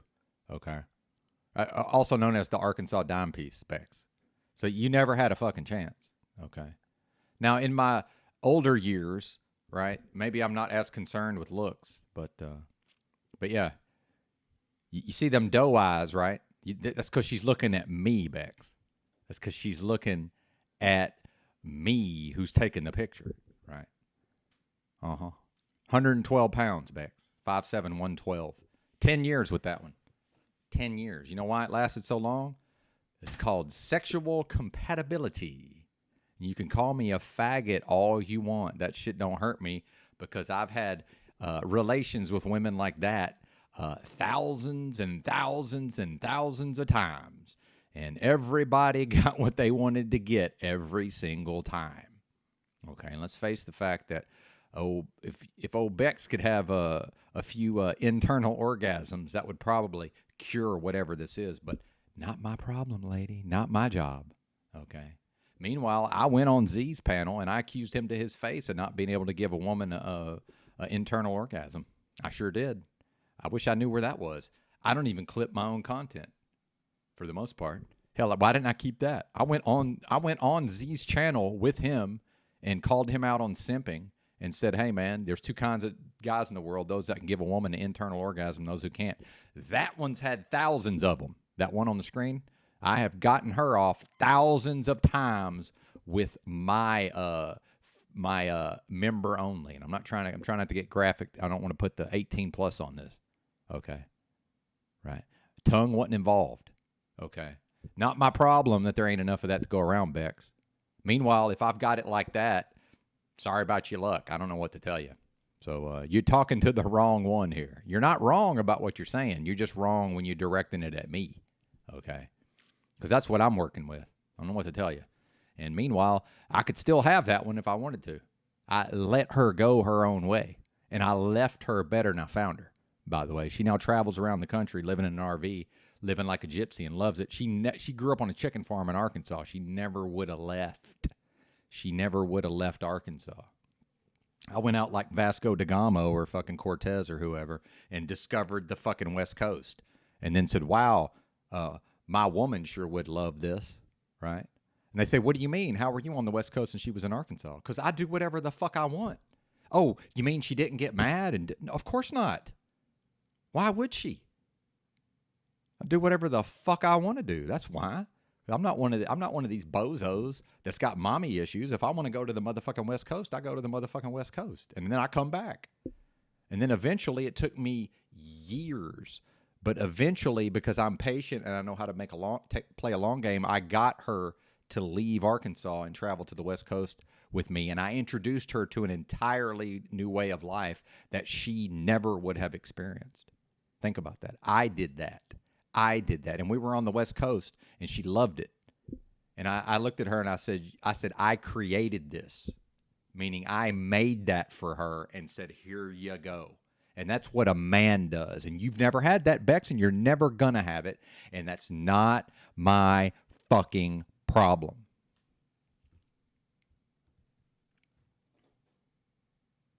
I was not responsible for your lack of experience in this way. I didn't do that. Shit. Why are you like, mad you at me? could have twisted me up like a little pretzel. You might have been able to, you know, in the first day or two. But trust me, dude, just like when Snafu Snaps came in. Might have been able to. So I crawled inside that woman's head and programmed her mind. And you're saying maybe I could have done that? You are out of your mind, lady. But guess what? I've now seen the error of my ways. I now see that that's not good to do that to somebody. It's called when person A uses person B for person A's own gratification. I can't be a good person and twist you up like a pretzel, Bex, even though you would love it. I can't do that. I don't have the option of that. I can't be what I need to be and do that to you. But when I was doing that, I was doing it to that. That's who I was crawling in the mind of. See, it would never have been you, Bex. You were never on the menu. And I mean never. And that's not my problem. Now, would I be, was I attracted to Bex? And yeah, I was. I'll admit it. I found her attractive. Yeah. Before she revealed herself, because everybody always reveals themselves over time. So yeah, before she revealed herself, I found her attractive. Why? Because I've evolved enough to look past the physical, see. But this was when I was very much into the physical. That's who was on my arm. And by the way, this is Arkansas standards. So that's damn near impossible to do in Arkansas because there ain't many of them, I can assure you. It's a rare thing. Just the fact that she was 112 pounds at age, whatever I met her, 30, I guess. Yeah. And then into her 40s, and she's still thin, right? Just that is damn near impossible in Arkansas, lest we forget.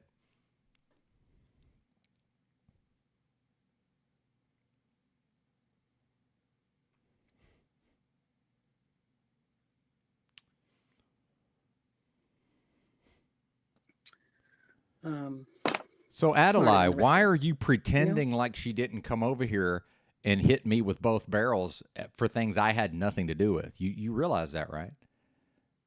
What private life are you talking about? Nobody's broadcasting anybody's private life. Are you talking about my ex-wife? Are you talking about my ex-wife that I was married to and I was with for 10 years? Is that what you're talking about? Are you implying that I'm doing something wrong by showing my ex-wife's picture? You're out of your fucking mind, sir. I can show my ex-wife's picture all I want, if that's what you mean, right? And we'll see you under your new name because you're gone. But we'll see you under your new name. I'm sure I'll be able to spot you. So, response video to current response video to the response to the response of the real-time response thing going on. Who knows if it gets like, maybe this will just be the content of everyone's all day, all week, you know? It's fucking retarded. You guys are fucking weird. You know, one thing I can say is... Thanks, Yeti. Yeah, I make so much content, I can't even keep up with all of it. So let me screenshot this. But email is always the best way to hit me if y'all don't mind. Because that way I can go back and see it later. See, I'm taking a screenshot, but this is actually dependent upon me going back and looking at the screenshots. But thank you. Of course she cares.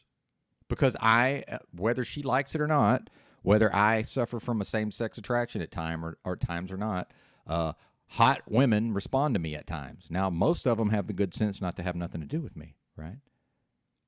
I don't think that's B-Warrior. No, that's not B-Warrior. Some people out here probably even have fake kids with sound bites for their fucking kids' voices. Because there ain't nobody out here would be a father to a daughter that would be fucking behaving like this. Period. That's period. Bullshit, and you can call it non-gender dynamics. You can be like, oh no, my daughter will never grow up to behave like you. Guarantee your daughter won't be as sound as me if you have a daughter and you're someone who drags women. Right? Period. So you don't see the relationship. That's because you're a faggot with a child. Bex, they're dragging me. Who are you? So are you saying it's okay to drag me because I've got a penis? So if somebody has, because of, Bex is a sexist.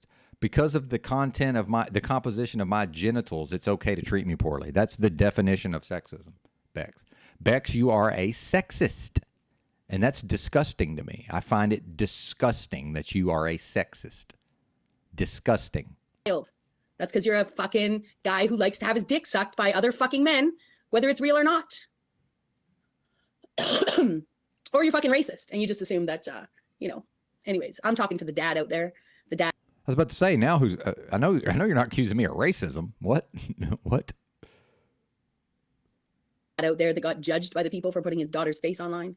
It's not a real kid, you guys. It's probably not even a real kid, right? Because it wouldn't matter the judgment of the adults on YouTube or not. I just know the good men I know that are fathers to daughters, okay, do understand that their behavior and how they act to all women reflects on how they parent their own daughter, unless they're raising their daughter with an elitist mentality to think she's better than other people simply because of, the genetic structure of the father. So I have a father like that. And I am a chip off the old block. I never said I didn't have daddy issues. But what I don't have is the desire to be in a relationship. See, the chip off the old block is the psychological warfare. See, that's why I mentioned psychological warfare. Because she is a chip off the old block, meaning she's adept at psychological warfare. And she was using psychological warfare against me, which is why I said, well, I can do psychological warfare all day long and twice on Sunday. That doesn't mean I'm initiating the psychological warfare. Part of that reason is because of my two sisters. Thank God I'm 3 years older than my middle sister, or I would have been in big trouble. I needed that age gap to be able to fend her off. And so maybe it's a byproduct of no longer allegedly being able to have children. I say allegedly because Yeah, I probably can't have them either. Now I'm a man, so it's different. But it sucks. I'm sorry that happened to you. in Western science, they say it's over. In a lot of Eastern countries, they would say that I'm nowhere near being done, regardless. Thanks, Rebuttal Bar. Again, doesn't matter because I'm not interested in seeking out relationships, let alone have. No, I've been character assassinated. And were you here when we played? Were you here when I played when she gave it to me right to my face, metaversal face? Were you here? Did you see that? Do I have to play that again? I think you were. Yeah, this is just. This is a toxic person just character assassinating me. And you know what? The fact is, some people will believe this. Meanwhile, I went on with Paul yesterday, and I had every opportunity to slander and destroy her character, and I chose not to. Because I ain't about that life, right? That's for me. Exactly. Thank you, Rachel. She's a man-hater. She's a man-hater. She's a man-hater. That's what, yeah, absolutely, Rachel. Yeah. Now, see, I have this problem where I think I'm so special, right? Oh, I'm a fucking unique fucking smoke. You know, I'm so awesome and unique. Well, maybe I am, but that's not the reason, right? That's not, when I go into the Walmart, they're not, oh, look, it's Benton. It's just, no, it's like, hey, an actual man. Oh my God. These women are so desperate. And look, I hate it for y'all. You know, I'm not making fun of you ladies. I hate it that there's no men out there effectively. Now, I'm not saying the women who come here don't have relationships. I don't know. I don't know. It's none of my business. I don't know if you notice. I don't ask. You know, I'm not Z. I'm not here trying to get into people's personal lives, right? All I'm saying is there ain't enough men to go around anymore. Because when I was socialized, my dad was a man. All the other men in the community were men, right? And they raised us all up to be men. We didn't have no choice. We didn't have no choice. I went to school with a kid whose name all through school was Pussy because he wouldn't stand up to the people who called him Pussy. Meanwhile, he was a big, strong kid. I was the smallest kid in school until about 9th grade. Nobody bullied me, right? It's a mentality. It's a mentality, right? But I went to one of them type of schools, okay? Because he just would not stand up to the bullies. So his name was literally Pussy, but I didn't call him that. But if somebody said, if you heard somebody refer to a male as, said, oh, well, you know, just referred to him in passing, right? And Pussy was there. That was his name. They didn't call him by his first name. His name was literally Pussy. Yeah, think about that. That's where I'm from. Okay. So I don't know what to tell you. They made all of us into men. We didn't have no choice. See, a boy must be forced into that for the most part. Right. And a woman can't do it. I hate to tell you. A woman can't make a boy into a man. You can't. You don't know nothing about it. You're not set up for it. It doesn't work that way. I wish it did, but it don't. Now, the best thing, a woman can not get in the way of that, right? A woman can figure out a way to support that and get some, you know, even if there's no father, get some kind of man involved, right? Or maybe run the kid through football. That's how we tend to do it in the South, is the fucking football coach. You know, the football coach turns them into men, the ones who ain't got daddies, right? Or who have weak dads. You know, we run them through football. Oh, guess what? even in Arkansas, and this is why I'm so sick of this jab stuff. People are like, oh, it's over with. The fake pandemic's over. I'm glad that's over with. Now that COVID's over, I said the words, but my apologies. Now that the fake pandemic's over, they made these kids in Arkansas, in order to play high school football, they had to take the jab. Well, culturally, there's no version of some of these kids not playing high school football. That's just a non-fucking starter. So they went and got it. Right? Now, maybe some of them faked the paperwork or whatever. I don't know. I'm not involved in that. I want people to know I don't have it. I'm not faking no fucking paperwork. Are you kidding me? Shit's crazy. Having metaversal Nice. fucking pretend whatever's in some sort of way that. Well, my grandfather was an All-Pro in the NFL receiver. He's a All-American at Arkansas, All-Pro, and I look a lot like him. That's why I got these big, gigantic hands from him, too. Jim Benton. It was national news when he passed away. But, yeah, so he raised my dad, the youngest of four boys. My dad was 6'2", 260, smallest of four boys. Yeah, and so part of me doesn't know I'm not 6'2", 260. And I'm 120 now because I got fucking health problems. But, yeah, I played basketball. That was my sport. But, yeah. And these women, like Bex, she can't decide between I'm intimidated by women, right? Or just, I'm a homo and I hate women. She can't decide between do I hate women or I'm scared of them and intimidated by them. It's like, well, wait a minute, lady. I grew up competing against scary males who then were men, right? Forgive me for not being able to be intimidated by a lady, right? Sorry about that. I mean, however that sounds is however it sounds. And I understand that some of what she's doing here, it's absolutely going to turn off some of the ladies who come here regularly. And that's just okay because I can run them off. Not all of them, but I can run some of them off without her help. I don't need her help. Oh, dude, my dad's built like the Thing from the Fantastic Four, dude.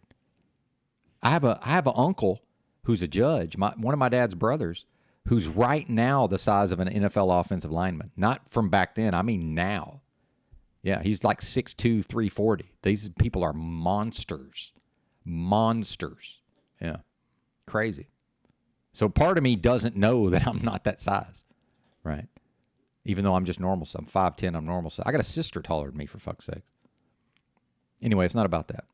Act out my need for some breeding bullshit that Daryl Hannah taught you in Clan of the Cave Bear, you weird fucking faggot fucking people can't understand why you can't relate to women. I can relate to women, and I related to that one just fine for 10 years, Bex. And I'm relating to women over here, no problem. See, you can paint me as weird and strange all you want. Yeah, I am weird and strange, but I'm not weird and strange with women. Okay. And see how that one's looking at me? Yeah. I probably know a thing or two. I probably know my way around a lady, right? And again, thousands and thousands and thousands of internal orgasms that one had. And you know what? When I walk into Walmart and I can give a lady like that thousands and thousands and thousands of internal orgasms over a 10-year period, the women can tell, Bex. They can tell that I can do that. It's just somehow they know. Now, it doesn't mean that they're falling all over themselves. That's my dad. They fall over themselves to get to my dad, and they go right up and start talking to him. It's fucking uncanny. No, what they do with me is first they eyeball fuck me from across the room. They just fucking laser beams, right? I look up and there's just some woman fucking staring at me. I don't like it. I don't like it. And then I just ignore it. And then I go to the other part of the store. Here she comes. Oh, well, maybe, and the beta boys go, well, she probably just needed something from that section of the group. Yeah, but here's the thing is, beta boys, when you're weird and fucking creepy towards women, right? Number one, they not eyeball fucking you. You see them, they get creeped out, and then you go to the other side of the store, and they need eggs. So you go to the eggs and the dairy. They need eggs and dairy, and they say, well, wait a minute, I think I'll go over here and to the other side of the store because, I need something for the kitchen. And they go off to the kitchen department, and they wait till you're fucking gone, and then they go get the eggs. And part of the reason I know that is because I've talked to girls like that. And I waited tables at Outback for 3 years, and I was with 36 fucking servers in a highly sexualized environment in a busy kitchen where we're all fucking crawling all over each other to get to everything, and we're working as a team. And they just, everything they said about just life, they just said it around me, right? They were fully comfortable around me, Bex. I don't know what to tell you. See, you're projecting, and I don't accuse people of projecting very often. But see, you can't never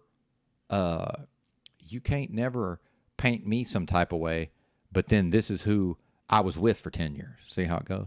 Now we can try to say, oh, that's a fake picture or whatever. Well, I'm pretty sure I got some pictures of both of us in the picture. I might have to dig a little bit, but I'm sure I do. It's there somewhere.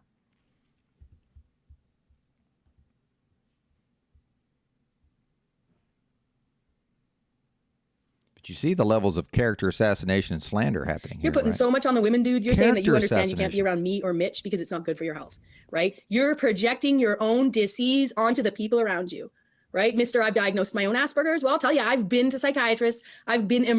Yeah, exactly. So it doesn't, so you, Bex, here's the thing is, so before you went to the psychiatrist, you didn't have it. See how that works, Bex? Bex, you didn't have it until you went to the psychiatrist and they told you had it. So are you telling me that when you drove your car to the place and you were sitting in your car, you didn't have it? And then you got out of your car, you walked in there, you still didn't have it. Then you sat down and met with the person and you still didn't have it. And then at a certain point, they talked to you and they said, yes, you have it. And now you had it. See, that's what you're trying to say here. You're either are that or you're not. Meanwhile, it is made up. Your Asperger's is fake, meaning some human beings invented something called psychiatry. They gave a name to a thing, right? And they said, you have the thing. So that you can be disabled, by the way, so that you can get more benefits from the government. I'm not disabled, Bex. Well, I don't need a diagnosis. In fact, I might go right back to driving a truck and I got to pass a background check, and it might not be to my advantage to get diagnosed with some kind of affliction. I am very capable. I'm not disabled. You are apparently disabled. Not me.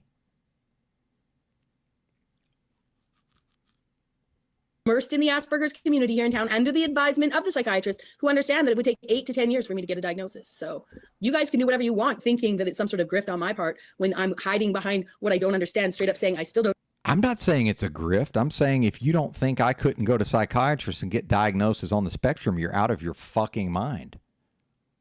Know what cope means, but for some reason, because I don't know that word, Benton's all fucking up and got his panties all in a knot, his granny panties in a knot, right? Thinking that I'm fucking not on his level and I'm nuancing my way out of something. You're not on my level when it comes to having a YouTube channel and making content, and everybody can see it. That's what I'm talking about, Bex. You're also not on my level when it comes to having a long-term committed relationship, and we can make fun of me all we want and say, well, how did that work out for you? It worked out really fucking good for me. I don't know. I guess you'd have to go ask her. I'm pretty sure she's happy with the way things turned out. I guess you'd have to go talk to her. Whatevs. Oh, whatevs. You're the fucking weirdest bunch of people I ever did meet in my entire life. And yes, as Bex, I said, kudos to the man in control. Fit right in if you could just learn to act right. Exactly. You fit right in, Bex. You sure do. Okay, who really is the most controlled weirdo out here and maintains the most solid presentation out of everyone. You know, but also has the weirdest things where, you know, he has like a room that metaversely gets together because Bernie got offended by Paul Cook's blowjob, but wants to constantly talk about the fact that there's nothing weird about Bex's reaction to his own, and the fact that Bex finally came out telling people about his own sexual deviancy. I don't right? know And what it we're is talking deviant about. from the norm to talk about your cock within the fucking Oh, first see, short this time of isn't knowing me somebody. anymore. See, and also, here's the broadcaster, by the way. Here's the get on my level, and I don't always do this perfectly, but Bex, you're changing from, you're talking about me, then you're talking about somebody else, then you're talking about another person, and it's not clear to us who the fuck you're talking about. That's your job to make it clear I don't know who you're talking about, right? And meanwhile, you were on my favorite subject, which is me. So I'm like, okay, yeah, let's talk about me, and then you moved on to other people, and I'm like, well, wait a minute, this doesn't sound like me. Oh, that's right, she's now talking about somebody else, but she did not bother to introduce them. And at a certain point, I remember having to stop her and say, hey, you're talking about multiple people using the same pronoun, and I don't know who the fuck you're talking about, right? That's bad broadcasting. It's weird. You know, talk about your naked cock in someone's hand, in your own hand. Like This wasn't me, by the way. I don't talk this way. You know, so, but I can't call that out. Everyone's gonna be like, oh, you're shaming a boy, but nobody was I never said that. I think she's talking about now she's talking about London Man, I think. That's none of my business, Bex. Did he do it on a live stream? Because this sounds like stuff that happened personally, right? This happened. I'm not breaking her. She's breaking herself just out, but good to see you, man. She's breaking herself.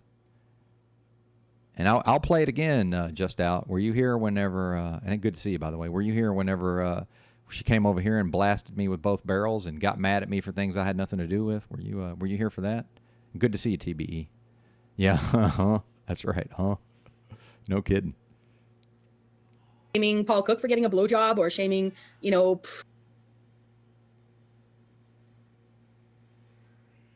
natives are getting restless over here.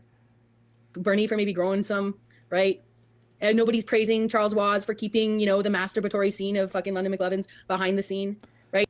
No, because I'm sure Charles Waz makes great content. He's not interesting as a human that I've ever seen. I mean, no offense. I'm not trying to throw shade on Charles Waz.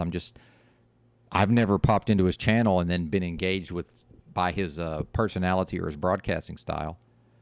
Okay, good deal. Just Out. As long as you're apprised of the situation. It's only Bex's fault for bringing it up and talking about it. Metaversal faggotry. I'm going to write a letter to the MGTOW Association. I'm going to excommunicate myself from this human zoo, and tell them that I'm not sure how I got stranded in here as a biological XX.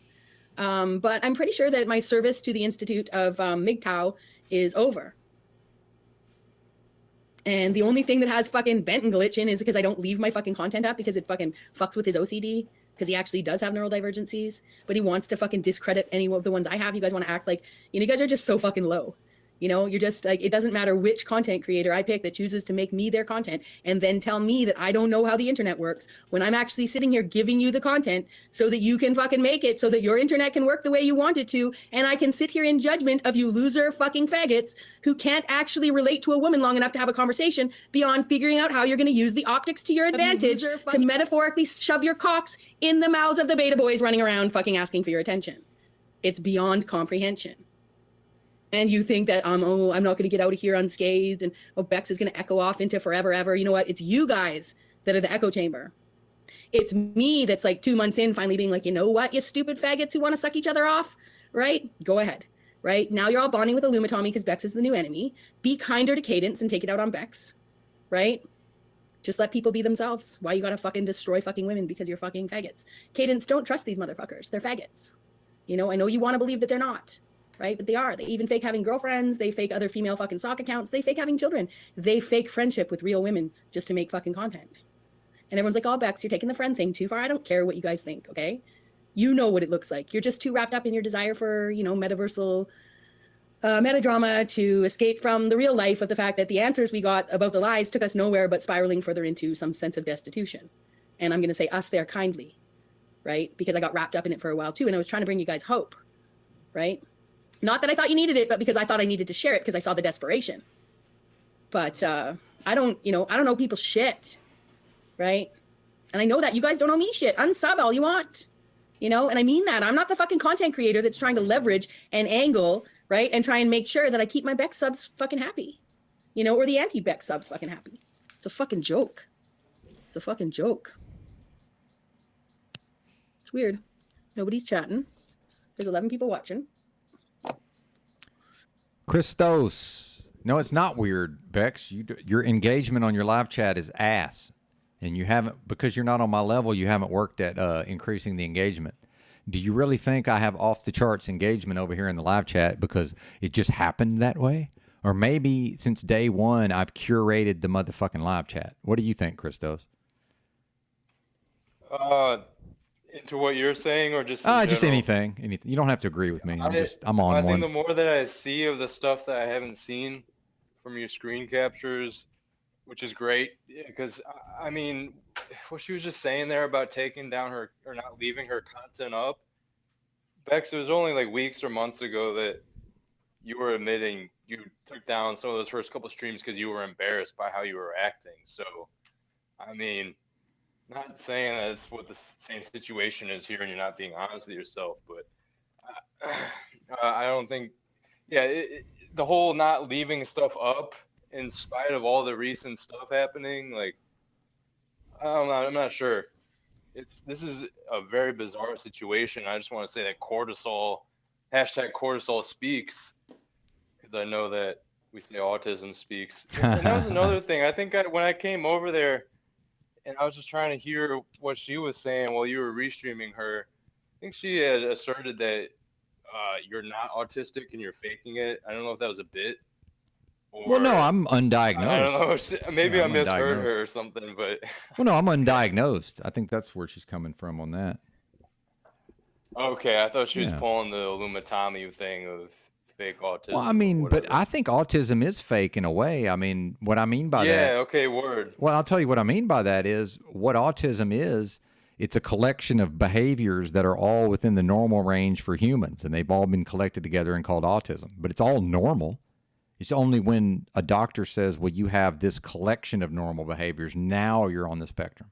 But yeah, whatever they call autism, I'm sure I have that. Partitioning with language. Yeah, it's made up.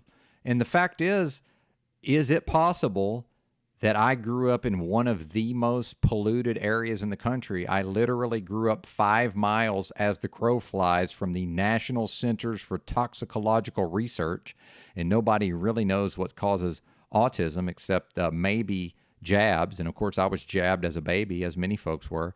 And then I grew up in an environment with a lot of pollution and God knows what in the local area from the National Centers for Toxicological Research, right? So is it possible that nobody where I grew up had autism? Because nobody was diagnosed. You know why? Because I grew up in an environment of ignorance where if anybody had known about autism, they wouldn't have been able to spell it. And I'm not even kidding. Like I grew up, you can't even believe what I grew up like, Chris. It's amazing. It's a miracle I'm here talking to you folks. It's insane. Yeah. I mean, it really is, man. So the fact is it possible that 0 people had autism back then? No, it's not. But I know 0 people got diagnosed. So, I mean, what do we do about that? Now, I can't say for a certainty that I would have been diagnosed back then. I can tell you now, because the medicine is all set up for medical coding and billing, I could absolutely get diagnosed with autism. Now, maybe it would take 6 to 8 years, like Beck said. I don't know because I'm not trying. I'm not interested in going through the medical system. And I'm not disabled, by the way. So the only reason for me to go through the medical system would be so I could get on SSI and get, what, $760 a month or whatever they give out? Who cares? I don't care about that. And I have to pretend to be disabled. But anyway, Christos, I'm kind of on one. So my apologies. Let me calm down here. Yeah, that's good stuff. I'm gonna take my break. Cool, soon man. At work, and then go become a member of OTW's channel. Sweet. So I can support him. I know some channels have done that feature. Hell yeah. So I'll be doing that soon. But I'm gonna keep listening with what you were replaying if you wanted to continue. Yeah, and I was just I don't know sorry. if you wanted to switch tracks. No, I'm going to keep going, but I had just stepped away. I was going to make some coffee, but then I saw that you were here, so I jumped back on real quick. So okay. It'll probably play for like 10 minutes. So I don't even know what she's saying. I guess I need to get on my phone. Yeah. Do I need to back up? What I came up to say was, Bex, if you're out here listening to Benton say this stuff and you hear me right now, more stuff that I see from these streams that I miss overnight or early in the morning, Bex, this is some manic behavior. So yeah, just don't. It's a very reactionary energy that I'm getting of like just stuff that's piled up universally, and I don't know. It goes back to what I was saying about ungrounded. It's just an ungrounded energy, very reactionary, and I've seen from past relationships I've had, I've seen how a female can, when they get in their feelings, how reactionary they can get and actually be disingenuous and really narcissistic and avoid accountability.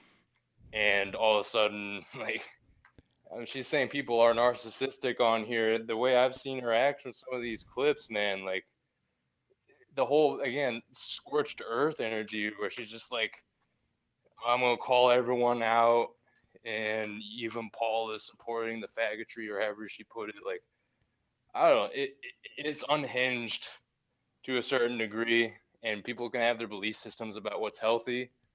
But that sleep schedule and sleep cycle you have, Bex, is not healthy on top of chain smoking. Absolutely. And being on the metaverse for hours. So that's not healthy at all. And I'm someone that has some degree of concern and interest in health. So I just want to say that. Yeah, and real quick, I want to say this to what Christos said. You know, Christos, I don't think he meant to say ladies are that way. He just dates women. So, of course, that's been his experience. I've behaved the way Yeah, Christos... it's just Bro, patterns I've seen. Yeah. I've behaved the way you just described when I was more toxic and less evolved. And I shouldn't even say more toxic. When I was toxic and I was a bad person it's not and I a was less evolved. female-specific No, it's thing. not. Yeah, I didn't mean to say that. No, It's I just know we're you talking didn't. about That's why I was sexes. correcting it, because you know people will take that out of context. So I just wanted to correct that just for the audience and for people who might try to use that against you. At the same time, shit, I had something to say. I forgot it, but it'll come to me in a minute. But And I was approaching the sleep from schedule. my mentality of relationships, so that's partially why I approached it that way of dealing with the opposite sex. Yes. Again, nuance. People don't have the patience or time to be considerate of nuance, apparently. But yeah, thank you for that. Yeah, absolutely. And real quick, the sleep cycle thing. You know, that day that Bex gave me the business. You know, I normally go to bed at 5:30. Dude, I went to sleep at 3:30. I'm not even kidding. And I go to sleep at a particular time for a particular reason. And it's to avoid getting in this space she's in. And it's been a long time since I did that. But then even this night, you know, when I intentionally did the 36 hours, I got a really good night's sleep. You know, so I didn't sleep at all. But then when I do something like that, I slept really good the next night when I did sleep. But then what I've found about sleeplessness is it's actually like it's the next day. It's not the day after. It's the next day after that. So I got to talking to Highly Suspect on the phone, and I just started like ranting, right? And I don't even really get manic anymore, but if I do, it's from not sleeping. And then I started ranting with him so bad that I've told him before, if I get locked in and start ranting, just fucking tell me you got to go and hang up. And he was like, hey, I just got a text. It's my daughter. I got to go.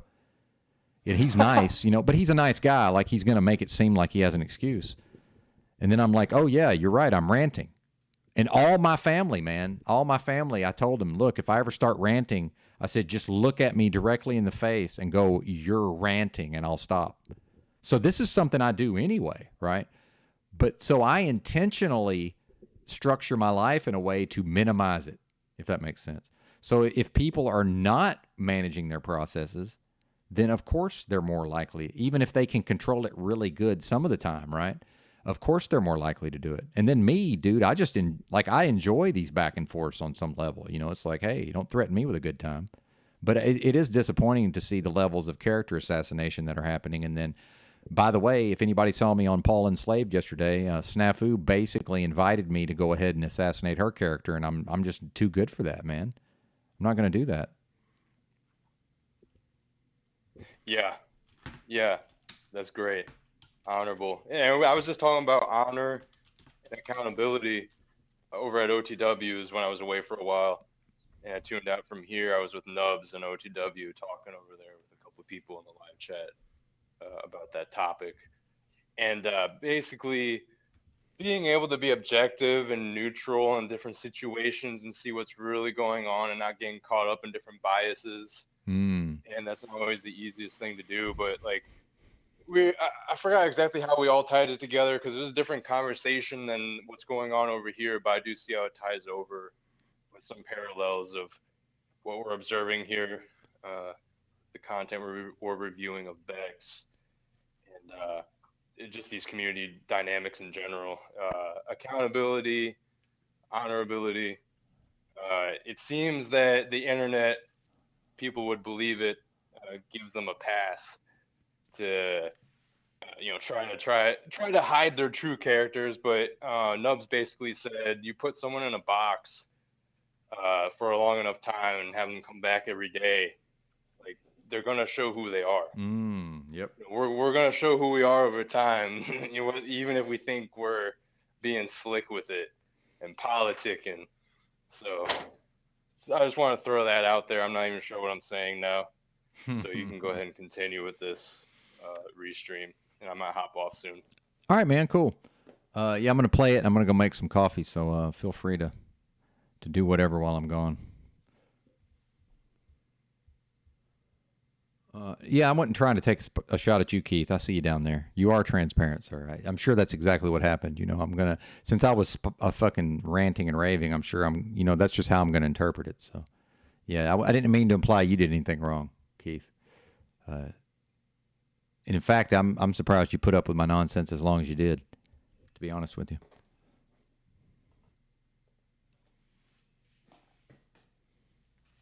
I don't even know if my chat's working. Can anyone just put a 1 in the chat? Or did I turn no? Welcome to live chat. Remember to guard your privacy and abide by our community guidelines. Thank you very much. Thank you very much. Of course you'd be there, Stephen. Did you see the divas over there? And then the little rebuttal bar. Uh-oh. What's going on now? Meta drama that I can fucking masturbate to later while I think about how all my metafag friends came to the rescue of the evil words of the fucking of the only female willing to talk to us faggots for fucking decades. You know? Female. I just call myself a female. I should be saying woman. I don't give a shit what word I'm saying. I'm just saying straight up. Straight up. I saw the fucking, what would I say? The camaraderies you guys tried to offer with your friends, like London, calling me fat, looking at your twin, right? Sorry, Grim, just saying it like it is. Now I'm the bad girl, right? I'm the bad girl. I'm the racist because I'm calling Grim a shitty voiced, fat faced, fucking cocksucking heterosexual woman being played by fucking metafags. Okay? I wasn't going to get into it with the ladies because I don't want you to come crying to me when your hearts are fucking broken. I don't give a shit. You played me like you play them. It's like fucking retarded, you bunch of faggots. And to be honest, Benton, if you were to listen to the whole fucking thing, I told everyone all along, I'll give you whatever fucking content you want. And I mean that, right? I'm just trying to leave it down so that when I want to make fucking friends with intellectuals, I don't have metafags like Illumitomy coming in sideways at people who have no idea these screets even exist. Don't even know what screets are. And I pray to God they don't learn of them here. I was willing to try and draw people into the community. I am a very good salesperson. You think I'm not. You think I didn't. I can get people. I can get people to admit that had I not assigned certain viewing assignments to them, they wouldn't be watching you to this day, but they're very grateful that I did. So, and that's all y'all. All y'all. So I get how it works. But I've written the Scotland Yard. I've sent notes to the Jamaican embassy. I have reached out to Meg Powell. I've contacted Walt Disney. I've called in David Blaine and Chris Angel Mind Freak. I've gone into some pretty big fucking huge religious channels asking them to pray for y'all. I'm calling in all the big people here. I've called Strawman himself. I've contacted Strawman himself. I've sent letters to postal code 666-666. I've dialed 666-666-666-666. And I am just really trying hard to figure out how to help us break out of this little metaversal meta drama, meta faggotry that somehow seems to think that I give a shit. And everyone's like, well, you are reacting right now. I know, because some metafag over there is going off like some sort of expert about me, and no one wants to talk about his traumas, right? No one wants to talk about the fact that he claims that he's okay, that he claims he understands perfectly how to have heterosexual relationships, but he actually is constantly talking about his desire to fuck men and be with men. So I'm going to tell you straight up, you're not straight when you struggle with that. Straight men don't struggle with that. It's not a problem. It's a problem when you start psychoanalyzing heterosexual women and even start relating those heterosexual women to the sexual dynamics that you've had in the past, even based on astrology. And then you're trying to tell your audience, oh, I know Bex hates it when this, right? Well, you're such a fucking hypocrite, Benton. Sorry, I'm on the delay. You're fine. Just moments Sorry, I'm on the ago, delay. she had started. Does she mean me? Because I never said I was straight. So what the fuck is she talking about? Yeah, I don't know what's going on. This is bizarre. Do you think like Luma Becky?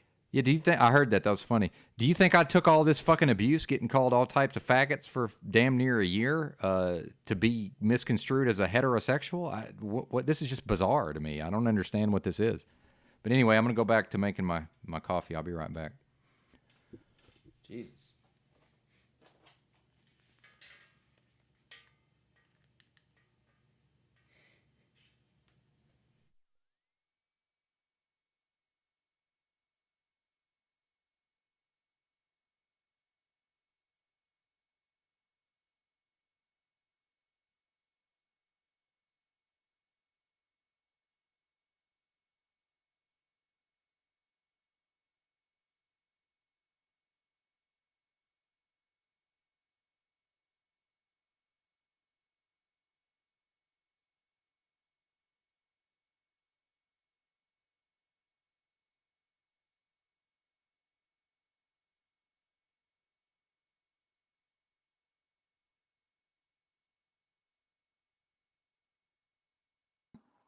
You know, you're such a fucking, you know, it's fucking hilarious. It's hilarious. Do you ever watch yourself and actually observe yourself the way Dominique has advised us to do? Get outside of yourself, be the observer. Because you look like a meta fag with meta problems with fucking normal women, and you can sit there telling me that I can level up and my McDonald's is holding me back. If this is Bex on a McDonald's diet, you guys don't even want to see Bex on the pure vegan McCoy diet, okay? You don't want to see Bex when her fucking antenna is fucking pure, right? You don't dare want to see Bex when she's fucking, you know, on her game. You know, you actually don't, because you'd have nothing to drag her about. Not only would she be beautiful and in shape, so you couldn't call her fat and ugly and racist when she calls the other fat people in the room fat, grim, you know? Sorry, Grim, I'm just stooping to the level of the men around us and showing them the obvious optics. Like, you should just get her to calm down when you're going to fucking call Bex fat, okay? I'm just saying. You just look like racist idiots otherwise. Yeah, so I got sidetracked repeating myself. But my point is like, this whole GOML, get on my level, get on my level. I'm never going to be 30 years into the internet. So you can fucking show your little bit of threat, because there's a woman out here who fucking has been playing along all along. You know, but when you want to get into the dragon game and the fucking talk shit game all day long after hanging around, you know, pretending you're like, oh, not wooing her. It would have been Beck's confusion on the Benton game if Benton was being charming or something. Like, it's unbelievable the fingers pointing out by you fucking loser meta faggots.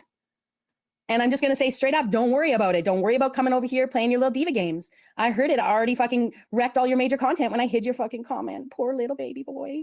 Thinks he's a man, you know, thinks he doesn't have mommy issues, right? Isn't going to like me talking like this, right? Doesn't worry. Don't worry, though. You weren't threatening me personally in any way, shape, or form, you know? And by the way, just so everyone knows, as much as I tore a strip off Singh earlier, Singh knows that when he's in his 8th dimensional fucking uniform body that I just think is not worth the trade up, because I think he's so handsome, he's going to fly in and fucking drop off some, whatever, 9th dimensional fucking toys for my 3-4 dimensional child here on the earth plane.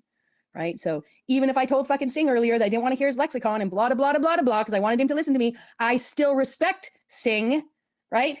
Enough to like understand him enough to not fucking be like, you know what, Singh, who you were calling Paul evil earlier, blah, blah, blah, blah, blah. I'm not culted.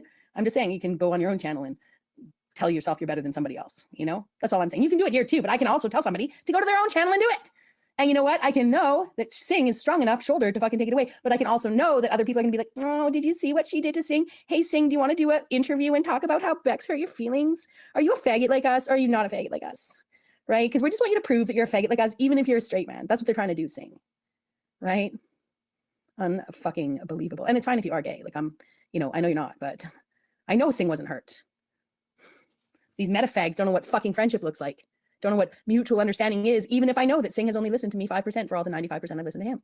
You know, it's just the way it goes sometimes, and it's not necessarily male and female. And yeah, I might be fucking, you know, I might mirror the narcissism out here. Who wouldn't fucking mirror this fucking faggotry narcissism right back at people eventually? What can I do right, faggots?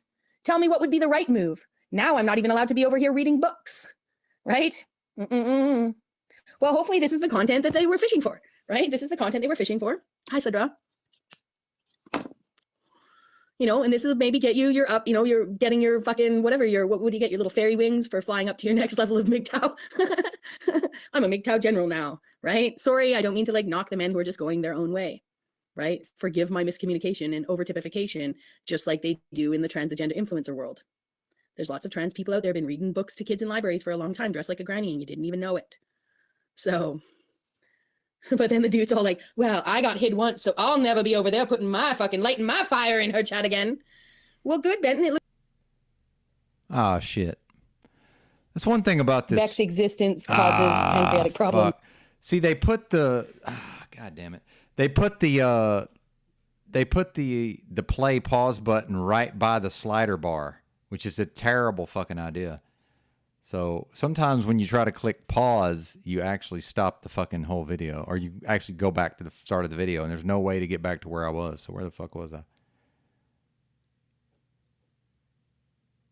Why do they do this? So stupid.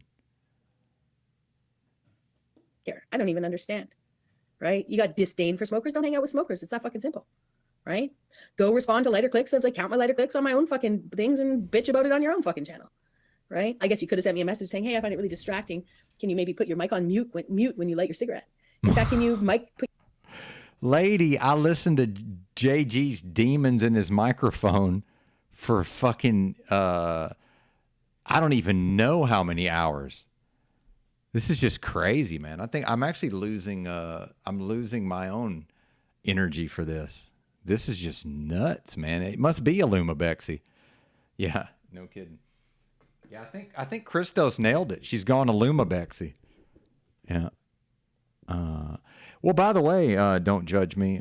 I've also read books to the audience. I read most of the Unabomber Manifesto. I read several chapters of Jiddu Krishnamurti's The First and Last Freedom. And I tried to read the Gulag Archipelago, but they didn't like that one, I can assure you. Yeah, thank you, Rachel. Yes, indeed. Indeed. But I can't refer to a lighter click, apparently, when she's clicking the lighter, by the way, which is hilarious. It's like, what? I can't refer to hearing a lighter click. I don't know. I just I have no way of predicting what people are gonna take up or not take up, But yeah, I'm running out of steam, man. I'm running out of steam, but oh man, goodness gracious. Yeah, she could definitely outspurg Tommy. There you go. Yeah, maybe it's Aluma Bexy Rising. Is that what it is? Is that the optics? The optics are Aluma Bexy Rising. Aluma Bex Rising. Hey, what's up, Machine Lies? Yeah, we can always get into Uncle Ted, man. Unfortunately, I've depleted my energies today doing 8 hours of live streaming, and it's been fucking maxed out drama since the minute I clicked the button. It's been the drama meter's been pegged because I don't normally have 66 in the house. Thank you, Heidi. I'd like to think so. And I do want to say this, Heidi. There was a time in the recent past when I would not have handled it with grace. So, I will go ahead and take that compliment as representative of my own personal growth. So thank you for noticing, or just thank you for saying that. And, these attacks will only ever make me stronger. But, and then now I'm mad that I got timed out. It's like, no, I'm just not going to. Why would I go to channels that time me out? And by the way, there's certain folks that get timed out around here and choose to come back, right? That's that's their choice. I'm not threatening her. And see, if y'all remember when I played her going in on me from the other day on this stream, she was implying at the level of a threat that maybe she would just take her ball and go home. Well, that's something that can happen at any point. People just log off and never come back sometimes. I used to watch Semper Reloaded. Anybody when he used to go live quite a bit, and I still watch him when he goes live.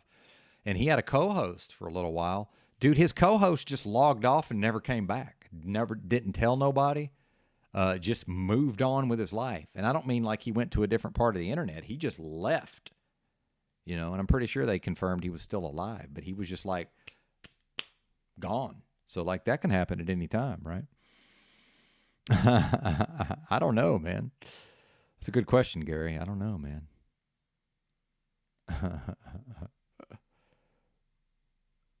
Yeah. Well, I've banned both Drew and TBE over here at various times. So yeah, that's all in good fun there. He is, yeah, I agree. Thanks, Carl. And yeah, I used to watch him. That's all I can say, and I still watch him some. But he doesn't really go live that much anymore. But I didn't know he used to be a bear, though. I actually just didn't know that. Complete and utter cringe lord. Well, see, and that's part of how I know I'm doing okay, right? So Carl, if I was inclined to internalize some of these vicious attacks, these strong attacks from Bex, if I was inclined to internalize those, then all I have to do is remember that Carl has excellent taste, and Carl dislikes most of these streamers, but he at least tolerates me. So thank you for that, Carl. I'm not implying that you're a fan of mine, but I'm saying Carl at least tolerates me. So that means something. So thank you. But yeah, I don't know, man. Am I going to get made fun of for liking Semper Reloaded now? What the fuck? I like Semper Reloaded. I don't know what to tell you. Oh, God.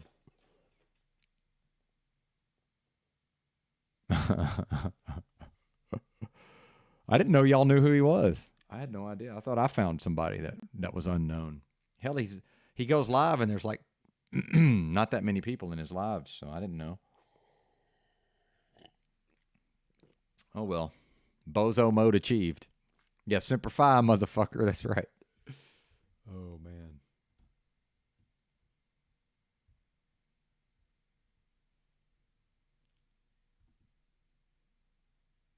What's the wow? I missed it.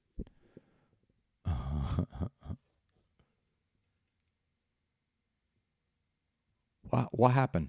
What's up, Dick? Good to see you. Oh, yeah. Somebody wanted to come up earlier. Let me drop the link. Yeah. You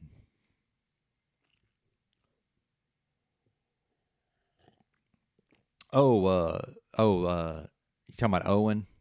Owen's in the grift.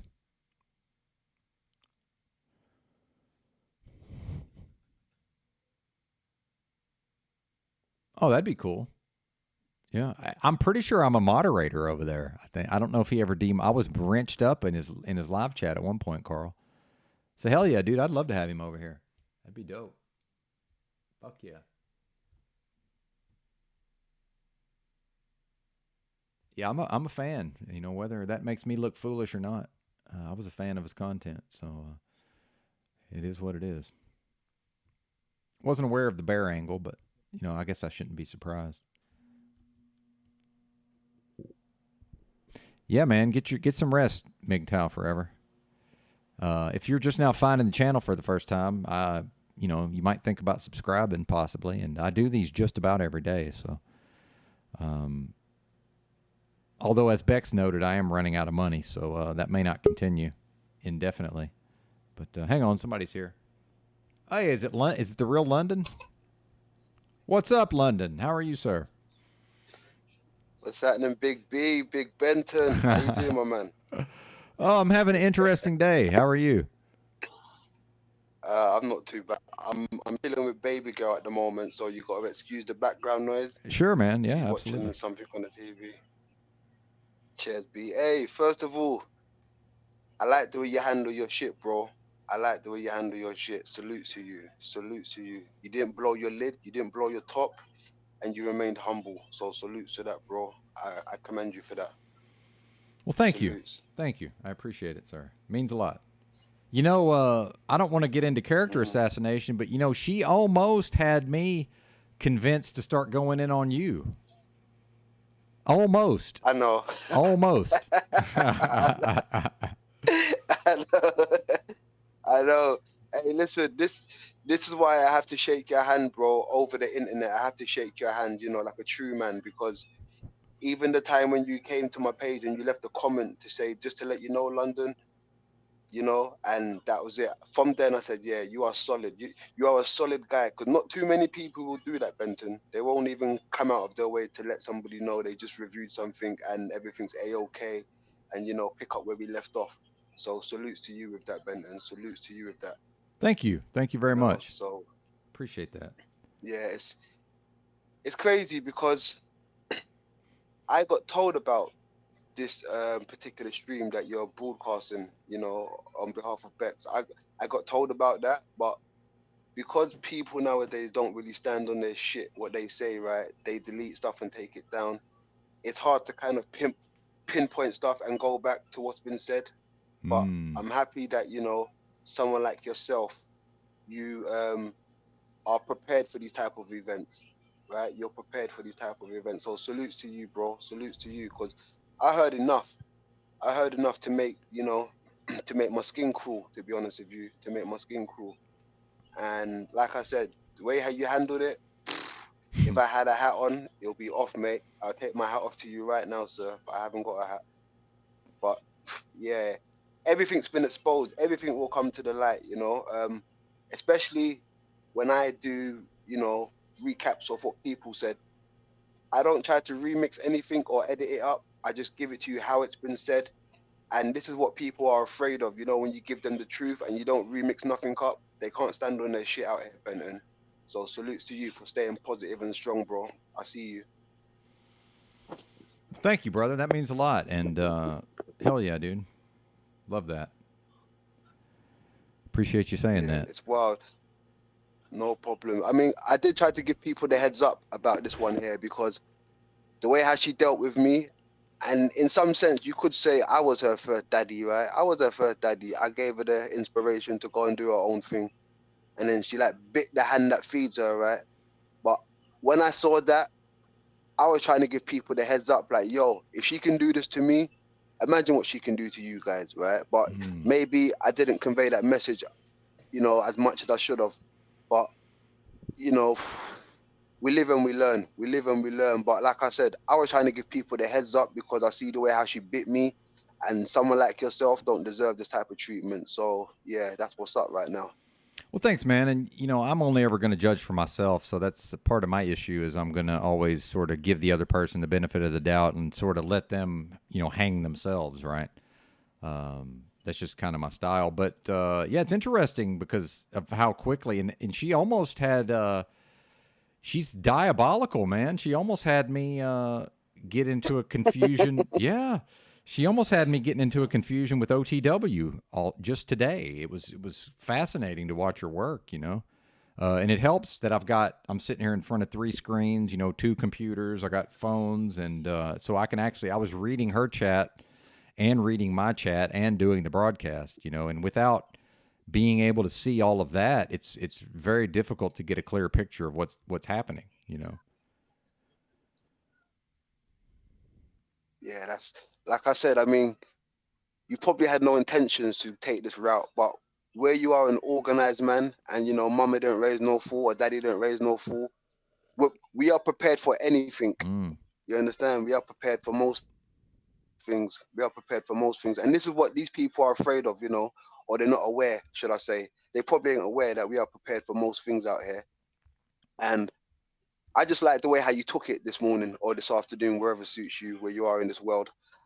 I do like the way how you took it because you shined a lot of light on the situation, and you know, I think a lot of people can see things for what they really are, and especially how a lot of people's names got mentioned. Benton, I was unaware that she's been mentioning people's names like this, especially my name, right? Yeah, your real let's get name, it right, because she.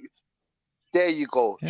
She called out my government name, Yeah, right? She called out my government name. And you know, I didn't know that was your government name. I had no idea. So Exactly. if A lot you of people want, man, didn't. I need to go edit that out because I'm gonna replay that probably a few more times. So I need to go bleep that out. So I'm glad you brought that up. But Ben, I mean, it is what it is. Like I said, I'm not ashamed. I'm not scared of anything. I stand on my own shit. You understand? I don't go back and delete my streams and all these things unless somebody came to me and said, "Yo, London, can you do me a favor? Can you delete this for me, please, bro?" You know, we all make mistakes out here, and we don't want people to see our dirty sides and mistakes. So I get it if people, you know, delete stuff and remove things. I understand that part. But if I'm out here saying stuff, trust me, I stand on my word. I stand on my word. I'm not just gonna delete stuff after 5 minutes because I feel a bit insecure. So yeah, that's crazy. Yeah, I mean, me. it's up to you, Benton. Yeah, absolutely. It's wild. Oh, sorry. Go ahead. It's wild. No, I was just saying. I heard a few names that got mentioned that I would never expect to come out of her mouth in this direction where she's going. So I'm gonna be, you know, going over this at the rebuttal bar sooner or later. I'm gonna be going over this just to let you know, so you know you're in the loop. Yeah, man, that'd be cool. And if you need anything from me, let me know because I have some of this stuff. You know, I screen recorded some of it. I didn't get everything, but I got some of it. Yes, sir. Yes, sir. That's good. That's good stuff. And it's on the public internet. You know, I think some folks, you know, and I learned this from CBO crew over there. You know, I might not be the type to just screen record everything and play it back like this, but, you know, they taught me that, look, people are choosing to put this out on the public internet. So she's the one who put all this stuff out there. I didn't put it out there. And then I've got people who wanted, and then I had somebody in my chat wanting to say that, you know, I was doing something wrong by restreaming her, or even, you know, and by the way, London, few people have a memory because she came on my channel 2 days ago and just more or less let me have it, you know, right to my metaversal face. And then 2 days later, some people don't even remember that. So that's why I replayed that part where she was saying your name, because I was like, well, wait a minute. Some of these people don't even remember what happened 2 days ago. So I'm going to keep playing that. Facts. Yeah. So, and they're wanting, because they're trying to make it seem like I'm attacking her character. I'm like, no, she's the one attacking my character. Yes, yes. Thank you. I'm glad you said that. Yes, sir. I'm glad you said that. And apparently, I'm an agent now. Paul's an agent. Yes. She's an agent. Did I hear right? Are we all agents we're out of all nowhere? agents, Oh apparently, my gosh, yeah. Benton. Well, Well, well, in the future, crazy. when you see me homeless or driving a truck again, I guess agent doesn't pay too well. That's all I can say. Yeah. You need to change your profession, boy, because that agent job ain't working out for you, No, bro. man, I'm gonna have to find something else to do because, you know, I don't know if you know, but I started this channel and I was driving a truck. So most of my early streams, I was driving, and I was holding panels while I was driving a big rig. So I might be back to doing that pretty soon, you know, which, you know, I've been pretty sick this last year. So, you know, if I'm able to do that, I will, but I'd prefer not to. Now here comes Mitch to give me the business. What's up, Mitch? Yeah, he says, funny how the snake oil salesmen scream poison when they get a taste of their own medicine. Well, that's an interesting comment, Mitchell. It's interesting. That's very interesting. Yes, baby girl, what's up? 2 scratches. Okay. Daddy kiss it back. Good girl. Well, and I think she was trying to imply that you don't really have a kid, by the way, but go ahead. I know. Listen, thank you, Ben. Well, I don't know whether that was directed to me because, like I said, she mentioned a lot of names, Ben. Yes. But, you know, I've got 2. I've got a lovely boy and a lovely girl that came out of me, London, right? Adrian Kenyon, right?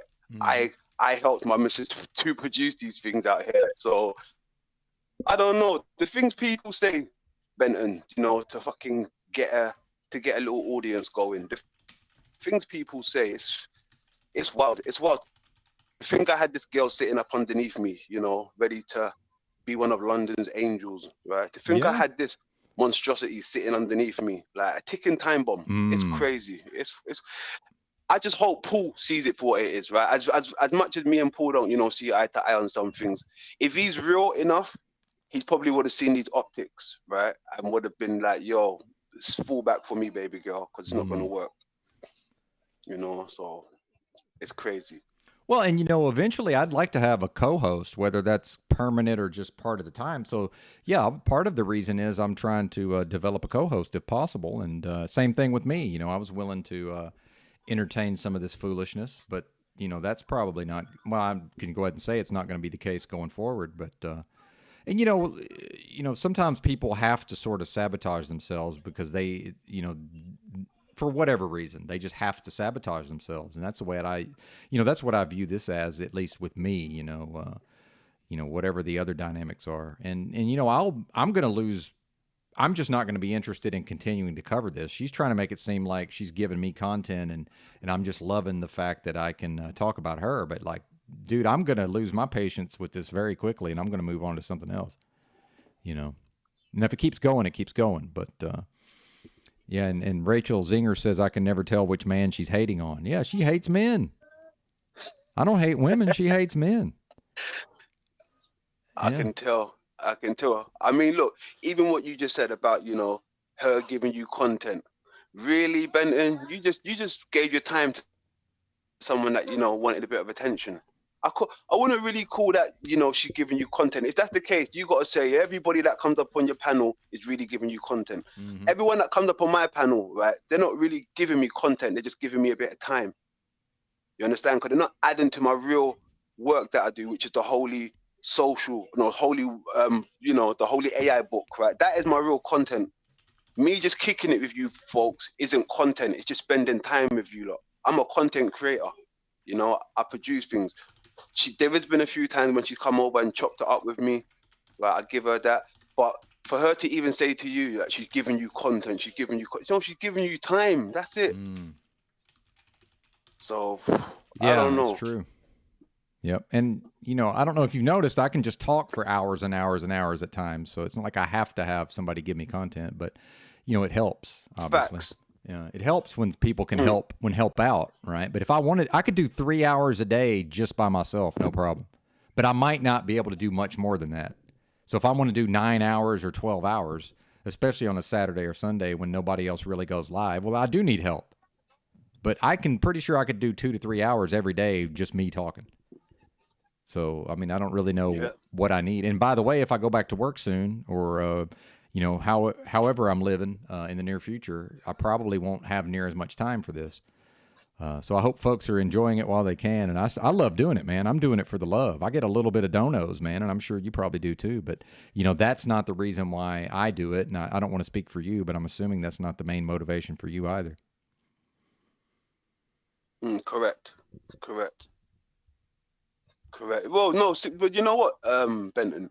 Speaking about donations, right? Yeah. I only get donations from my right-hand man, Tony Taylor. Okay. Right? And I'm not really out here for donations. I'm just out here for spreading this message, right? But my man, Tony Taylor, said to me, London, soon as you put that Cash App out, or PayPal rather, I'll be the first one to support you, and I'm going to keep supporting you.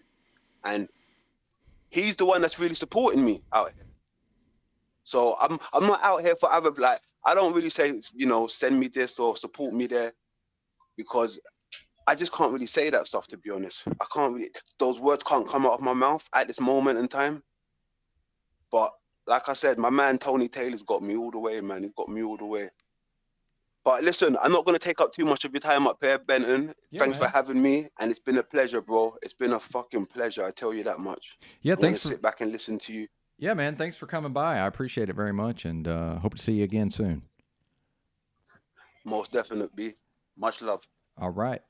Take care. That was London McLovin. I'm going to drop his channel real quick for anybody who might want to check him out. Let's see. Give me just a second. London McLovin. Copy link address. If he's got, and I'm not subscribed somehow, see? YouTube plays games. And I got to be honest, I haven't always watched his channel as much as I probably should, so I think I'll probably be tuning in a little more.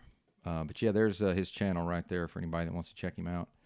And I'm going to bring up MGTOW Forever. I believe he just stumbled into the broadcast, I think is the case. Now, he stumbled in when I happened to be, had a head of steam developed. So let's bring him on. What's up, my friend? How are you? Hey, yeah, I've been watching Paul and Jack for like great week or so because okay, cool. Me and Snaps are good friends, but I've explained to everybody we're kind of like opposites, just like yin and yang. Like he's the one that like everybody's always talking about him. He's always doing what Snaps does. There's no way to explain it. And then I'm more the calm one. That's why whenever he gave me links to Jack and Paul, everybody already was talking to me like they knew me. And I'm like, what the hell? And I was the one that gave them all the MGTOW stuff, and it all makes sense now as I listen more. And every single time MGTOW stuff comes up, Snaps pops up. And yeah, he does. It all makes sense. That's right. Yeah. Well, and I didn't mean to go in on you so hard earlier. It's just I had a head of steam built up, so well, no, I never took it personally. That's the thing. Like, I don't get upset over stuff like that. Well, you see what this lady's been doing to me today. So that's what had me heard worked it. up. I heard it all night. That's why I haven't gone to sleep. When I was trying to go to sleep, I had the phone on the charger next to me, just having it playing, listening. I couldn't go to sleep because there's a lot of stuff that's like repeated, and it's just like it's just over and over and over again, like the same story, same shit over and over again. When I listened tonight, I haven't listened to a chick that was like so pissed off in a long time. That's why I couldn't help myself. I naturally just stayed up all night. I had to listen to that. Hell yeah, dude. That's the biggest compliment. She went on a rant. That was probably like you were pausing, going for like hour and a half straight, and you guys let her go. You guys didn't interrupt. You guys just let her go and just keep going. I know, man. She kept going willingly. That was the funniest part. Yeah, and you know, I haven't looked at her channel. Hell, she might be live right now for all I know. She stopped and started a few different times. Well, you already know what she's talking about. That's true. I got enough of it recorded anyway. We got enough of it. Yeah, you can only hear so many times before it gets Already, old, it's and you a- already know. I mean, just you lose interest because it comes like a broken record or some point. Yeah, that's true. We're just on repeat. There's like you guys said earlier, just hating man. It's like, yes, I've heard all the same insults. There's only so many insults that you could give man, and then you've already heard it all. And once you heard it all, it's like, okay, yeah, I heard that before. Yeah, I heard that before. You're trying to hurt my feelings. It's not hurt my feelings because I've already heard it 10 times over before. I just want to hop on and say Oh, that. you're good, man. I love Thanks. I this appreciate it, brother. And I hope you like the channel in the future. And I don't know how much longer I'll be doing live streams, but I pretty much do these every day. So, and I go to bed super early, old man style. So I'm usually up by like midnight, and so I'm streaming by like 2 a.m., 3 a.m. a lot of times. But then it's in the daytime some too. So just so you know the schedule. Yeah, no, there's a few MGTOW guys that I know that do live streams when they're in their truck. Like they're truckers, so they'll sleep in their cab for like 6 to 8 hours, whatever the time limit is. Yes. Because they have to do 12 hours to the max. Well, I drive a truck too. I don't know if you know that. Yeah. You know, I heard you say Okay, that cool. earlier. Yeah, go ahead. Yeah. Yeah, so that's what it reminded me of, because there's a lot of MGTOW dudes where they have their phone set up on their dash, and then I forgot what else they use. But yeah, they have live streaming the entire time when they're trucking. Mm-hmm. And then they go eat dinner at a truck stop, and then they park, go to bed. And that's the only time they're not streaming. But other than that, they're always streaming. So Yeah, even if you're trucking, you can still do live streams. Yeah, They do it. that's how I started this channel. Actually, I started this channel doing that. So I was hosting panels while I was driving. So I've just been sick, man. I've had an illness. So I don't know. I don't got to be honest, man. I don't really want to go back to it, but I don't like the industry. But I enjoy driving, so I might be back to it pretty soon. Who knows? No, those are the best streams, because you'll watch a whole stream and they'll go through like 5 different states in the whole stream. Yeah, it's So crazy. you kind of get to like travel with them. You get to see the whole country with them. Yeah, people really Go to, like it. Arkansas, Yeah. Missouri, and then Kansas, and you just see them go like blast through 5 states in like 8 hours. Yeah, it's pretty wild, man. Yeah, I agree. Knowledge. Well, those streams are the best. People always like, if you're the one streaming it, you always think it's boring, but it's really not. I love those streams.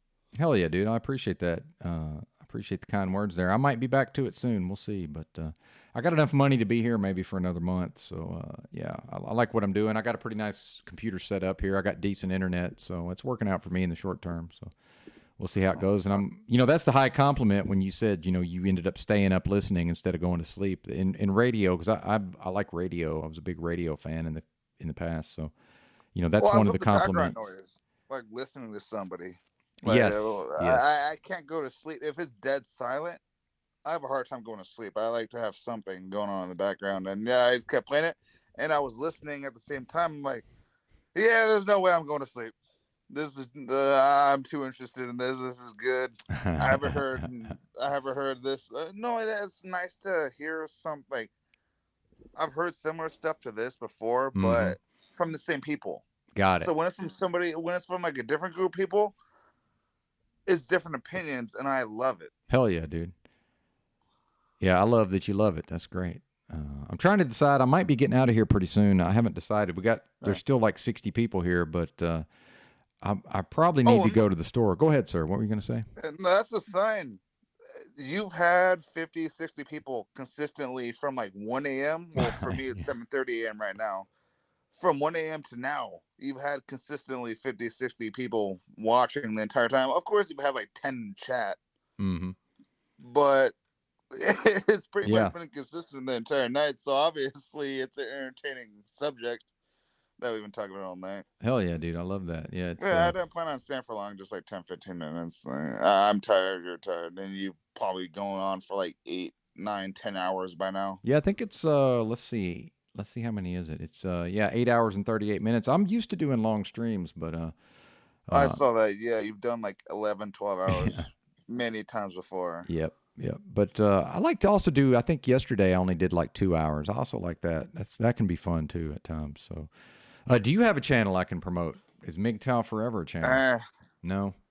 Yeah, well, no, I know I do have a channel. I do stuff, but not as often as I used to. Oh, Yeah, okay. I mainly do shorts now with video games and my puppy, my little okay. baby man. Cool. I But found you. Yeah. Why don't we drop your link while we're here? I'm not a big fan of video games anymore. I used to be a professional Call of Duty player, but that was like 15 years ago, though, when I was 16, and I'm 30 now. Right on. But I'm washed up but good. So yeah, I try to post video game stuff and then puppy stuff. I try to do live streams, but my subs are kind of mixed up with a bunch of different people, so it doesn't really, what do you call it, like, match up. Like, my chats kind of become like chaotic because it's a lot of my subs are MGTOW people, like dudes, and I've been trying to figure it out, getting rid of some of those dudes because some of them are angry. And Yes, very angry. I agree. The thing is, with MGTOW guys, you can't put them all in the same group. Like, they're all different. There's some guys that are cool as hell, and then some guys that just, they don't, like, if they see a woman in chat, like a woman's name, they freak the fuck out. Yes. And then they tell everybody, like, so-and-so had a woman in their chat on the live stream. And I'm like, are you fucking kidding me? Oh man. Yeah, I don't like that. I don't like that attitude, me personally. So I stay away from that. Right, yeah, I stay away from that. Do little short videos, do shorts, and live streaming. I have to be careful about it. But it seems like I gave it like a 6-month break, and it seems like most of them are pretty. Well, I mean, they get over it over time. Yeah, So, yeah. There you go. that's why I did one the other night for an hour. I was. Okay. A dude that I knew for a long time, Jim. He's MGTOW too, but I've known him for like 4 or 5 years now. And yeah, I didn't expect him to hop on, but he hopped on. And me and him just talked for like an hour, and then Snaps was in there. Okay. And then Grant, and then people that watch the replay. Hell yeah, dude! And I'm always looking. But no, it was a good short stream, but I mean, I just don't like conflict. I mean, I can deal with the arguing. I could put up with it. I can get into it. But it just stresses me the fuck out. I don't want to fucking yell, scream, like block people. Do all this. I don't like drama anymore. I just like to have a good time. Right on, man. Yeah. Carl says that MGTOW are a cohesive group of broken idiots who are terrified of women. I agree. I do too. A lot. I know a lot of them that are like that. Yeah. I totally agree. Like I said, you can't lump them all up in the same group. That's true. I know a lot of the dudes like that. And the thing is, they all go through different phases. A lot of them are still angry. Sometimes they never get over the angry phase. That's true. Where they're just angry with women and they never get over it, and they just hate women, just period. And they will always will hate women, or who knows when they get over it. I mean, it took me like 2 or 3 years, but that was like 5 years ago. Mm-hmm. Yeah, absolutely. No, it's like when I go to there's just a lot, like I try to explain to these guys. Like, say you go to a sports bar or whatever on a Friday night, or go for lunch or whatever, and there's women. What are you gonna do? Like, of course, these guys don't have the balls to how they act on the internet. They don't have the balls to do that. They say they do, but they don't. But I doubt it. Yeah, they don't. Yeah, they don't. Right. I guarantee you, they treat those women in person with respect, like they would with any other human being. Mm-hmm. But they just try to act like that way online. No, I can see right through it. Yeah, it's bullshit. I treat everybody the same, men or women. I grill MGTOW dudes too. When they try to be, it's like, dude, how old are you? Oh, 45. I'm like, why are you acting like a fucking high schooler? Like they have fucking cuties. It pisses me off. It's like, I understand going through the anger phase, but at some point, get the fuck over it. Like, there's a lot of men these days that piss me off more than women do. Yes, amen to that. Yeah, I couldn't agree more. yeah, some guys it takes time, but some, like I said, some guys they never ever get over it. Yeah, I just leave them be. Well, cool, man. Hey, I'm running out of gas, so I think I'm gonna let you get Yeah, out of here, and I'm no, gonna wrap same. up probably if that's cool. But appreciate No, you. that's fine. No, if I was like No. fully awake and I didn't stay up for like over 24 hours straight, I'd have my brain would be working properly. I'd have a lot more to talk about. But yeah, Well, no, you're good. I'm I'm running out of gas. That's really what no, it I'm is. no, that's what I'm saying. I'm probably in the same boat as you, where I am mentally, not physically, but mentally, I'm running out of gas too. I don't even. I had questions earlier, but that was like 5 hours ago. Yeah, I get it. Yeah, and I couldn't really read the chat. There was too much. Usually, I'm way better reading the chat, but I couldn't quite keep up with it today because I was doing too much on. I got a bunch of screens here. I'll show you what I'm working with here. I got all these. Oh no, yeah, you're working with like similar to what OTW has. I had a friend that had that where I'm like, dude, why do you need 3-4 monitors? He's like, I need them. I'm like, okay, whatever. Yeah, I could use another one. No further questions. Yeah, I could use another one actually, but yeah, it works out. Well, one of them is just dedicated to what you guys see. So one of them I can't even really use. It's just what y'all are seeing. So yeah. Is one screen that has the stream going. One screen has the stream. I mean the chat, and then links and stuff on one screen. Yeah, you kind of get categorize it on each screen. Different monitors. Yeah, I've been showing how it works. Oh yeah, it definitely helps though because it keeps it separate instead of having it all on one screen. Yeah, it separates it. Yeah, it's too much. Yeah, it's too much on one screen. But all right, brother, man. Go, but yeah, I'll catch you next time whenever. Yeah, I hope you come through again. Stream. Right on, man. Where Take care. I'm not like brain dead. Yeah. All right. You have a good night. You too, brother. Well, morning actually. Yeah, exactly. That was MGTOW. All right, man. That was MGTOW Forever. Appreciate him cruising through today. That was pretty cool. Yeah, I gave him the business a little bit. It just didn't really mean to, but just sometimes it's a little friendly fire, right? Catch a little flack. I saw EBT was in here earlier, and then we got so Carl was here. But yeah, I'm probably about done for now. I think I'm probably going to take my happy ass to the grocery store. Although I don't have to. That's the thing is I don't have to go to the grocery store. And I've talked before about I don't want to get too much about the physical stuff because the Lord knows YouTube's already got me on warnings for medical misinformation, right? Because of my health issues. Just because God forbid I talk about my health. But I see the numbers dropping, so if y'all would go check out OTW, I'd appreciate it. If you're into that sort of thing. I know there's not a whole lot of options for you right now. The drama's pretty much over with for now, and I do not have the energy to continue it right now. But you never know what the rest of the day holds. Hell, it's not even noon yet, and I may not come back. I may come back. I may not. I haven't really decided. We'll see. But I'll hang out just a minute to see if anybody's got anything for me. Yeah, I know. There's still 60 people here. That's the problem is it's hard for me to tear myself away, you know. And 60 is a lot for me, but, it's not that unusual. It's certainly not a daily thing, but it's not, it happens somewhat regularly that we get up to 60. So thank you, Rebuttal Bar. Much appreciated. I saw you were asking for the link earlier, I think, and I just wasn't at a time when I could bring anybody up yet, but... Yeah. Now, if people want a panel, I can keep this thing going, but I need a break. So that's where we get into, if multiple people want to come up, and maybe MGTOW wanted to come back or not. I didn't even think about that till I already dropped him off. But if we can get multiple people up here, I need a break, right? And in fact, I don't know if y'all know this. For those who were not around at the start of the stream, I started this just totally impromptu because Bex was live, and I was already screen recording Tommy. And I'm having some technical issues where one of my laptops, the audio's fucked up, but I forgot. So I need to reconfigure some things.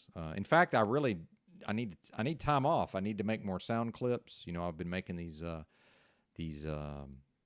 audio clips, and I need to go to Walmart. Apparently, a kind listener sent me a Walmart to Walmart. Thank you, sir.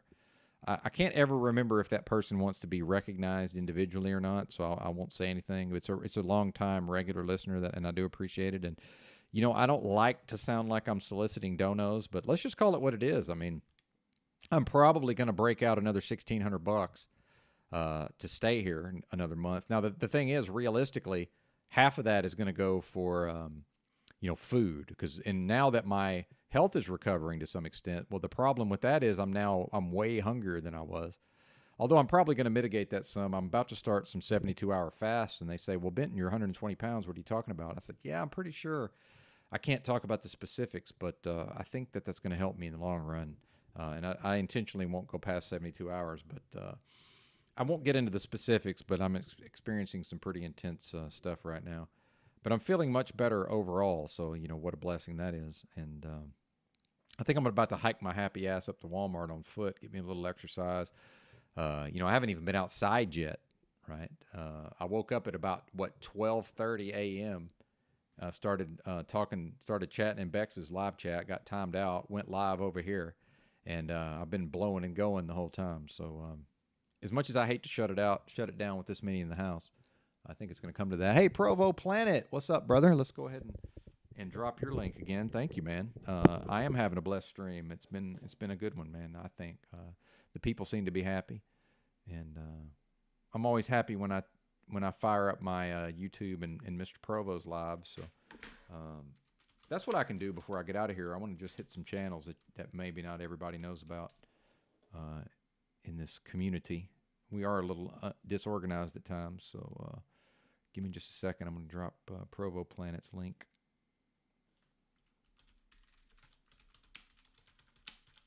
I need like a list of these where I don't have to look them all up. But I guess I'll just go to my subscriptions, and I'm going to do this, and I got to get out of here, folks. As much as I'd love to stay. I see Charles Waz is live. OTW's live. He's up to 21, so hopefully we can pump that up. Cali Muscles can't breathe, apparently. That's a bummer. Hope he's not going through problems again. Provo Planet. All right, let's go to my subs. Manage. Here's 6079 Smith W. He's been wanting me to play some of his videos, and I probably would have, sir, except I kind of got a little into whatever this is I'm doing over here. So 6079 Smith, and I am a one-man show for the most part. Smith W channel. I am, but I will say, while I've got so many in the house, if anybody feels like blessing the broadcast with a dono, feel free. I can't do too much soliciting. We got the banner running down there. I do have the Cash App. We do take super chats. That's fine though. I understand times are hard. I would only ever want people to donate who can afford it. I do also, I myself contribute to various content creators at times. We might be doing I don't know if I want to do the member thing or not. I haven't decided. I know OTW is. Christos mentioned earlier that he's going to go join the members over there. Here's Aphrodite Rose Starfire. Let me drop her link. Aphrodite Rose Starfire channel. And all of these people are kind of in the community. Yep. Yes, Mr. Smith is right on the money with codes for sure. He's got a special ability, certainly. Yes, and he was on the panel the other day.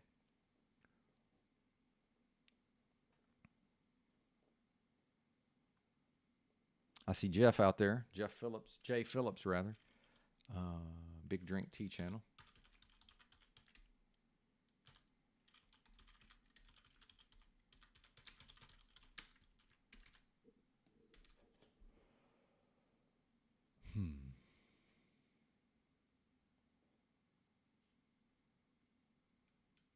Oh yeah, here's Bobby. B Warrior 138 plus. Cool, yeah. All right.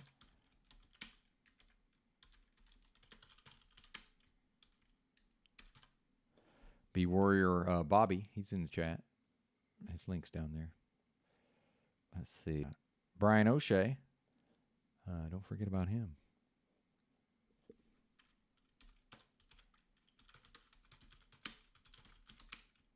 Tommy's been dropping some really good videos lately, by the way. Illuma Tommy. Yep.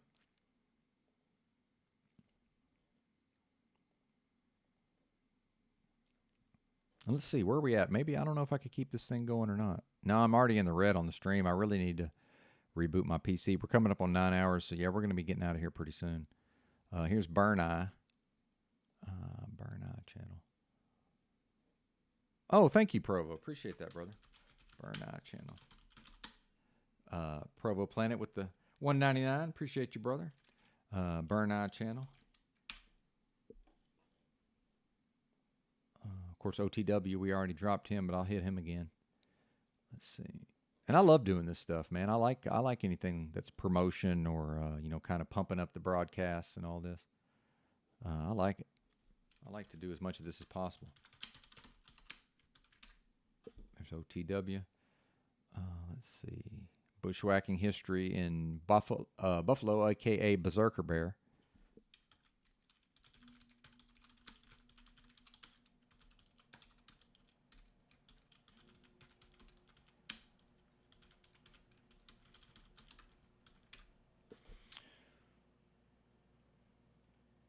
Ah, Butthole Winker. Yeah, he's around here quite a bit. And I noticed Bobby has 2 channels, so hopefully I'm dropping the right one. I think I did. Pretty sure I did.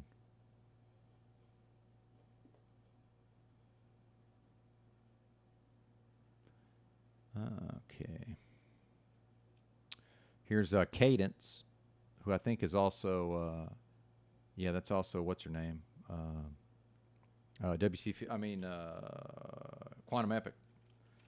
Cadence channel. And thanks for all the kind words, especially Heidi. Although others, Rachel, appreciate you. Sterling Ray. I don't think Ageless Timeless was here today, but I've appreciated her support, as well as others. We're not leaving anybody out, you know. I can't always necessarily remember everybody right off the top of my head. But Chalk Body Outline, one of my favorite channels. There's Chalk Body. Charles Waz, he's live right now if anybody wants to go watch something. Yeah. Or Vaz, I think is how you say that. Hell, maybe Bex is over there. Who knows? I know. Apparently she likes to hang out over there. Uh-oh. Shit. Just killed my screen share. Oh, well. We'll be all right. We'll be okay. Kim Before the Storm. His channel blew up. He had a video blow up. Yeah. Well, thank you, Heidi. Thank you. I feel it. Kim Before the Storm. And that person we were talking about earlier can't stand that Benton gets love out here. They can't stand it. Some of these people, and I don't want to characterize that person in a particular type of way, but some people can't stand it when other people get love, right? God forbid Benton get a little love in this world, right? Oh man, hang on, what happened here? I'm getting a little wild with my clicks now. Wait, who is this? Oh shit, what happened? What had happened? Okay, I see what happened.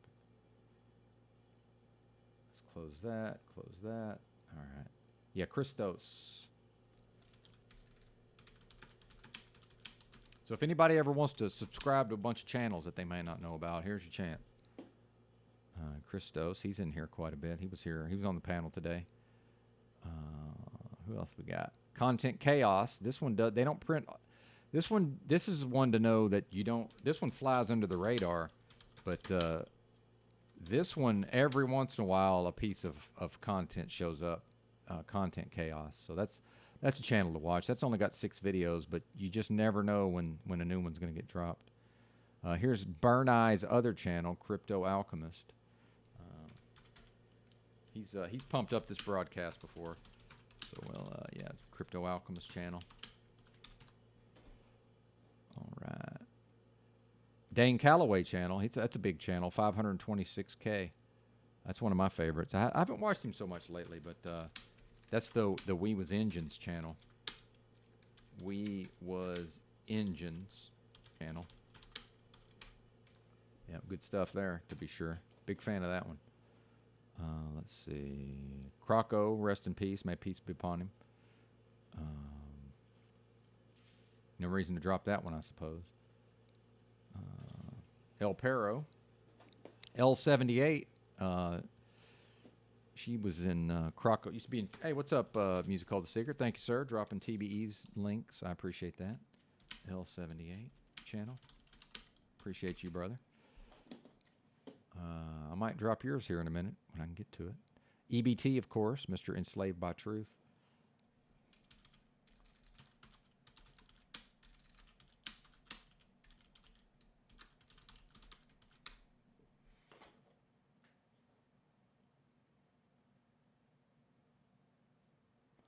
Flow State.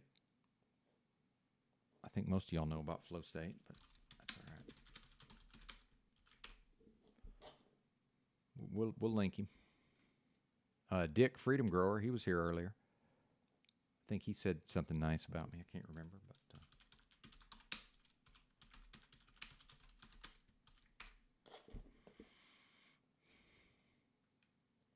then Drew, this is a Chalk Body Outline, aka Drew World Order's backup channel, Get Chalked Up, and this is where he does his panels. CBO panel channel.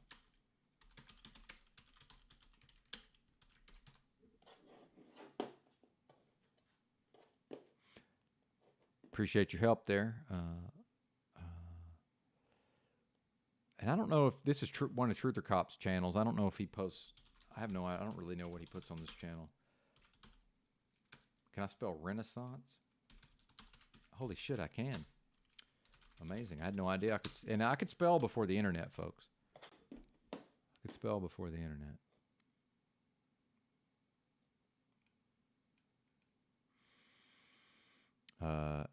Head motherfucker in charge Steve, by the way. HIC Steve channel.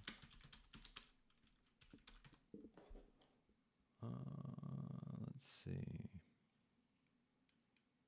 Tommy, don't forget Tommy. Tommy's been putting out some good stuff.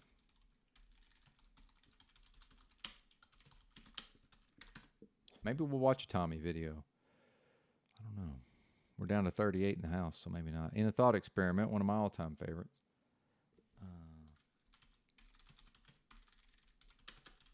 Thanks, brother. Appreciate that, Dick. Freedom Grower just complimented me in the chat. Wasn't fishing for that, but thank you, sir. Thank you. I must be doing something right. Some of these folks will listen to me. So that, I won't say that's humbling, because that's not quite what humility is, but it's something. I don't know. I still haven't thought of the word to completely describe that. But anyway, here's JG, Jay Hopkinson. This is his train riding channel.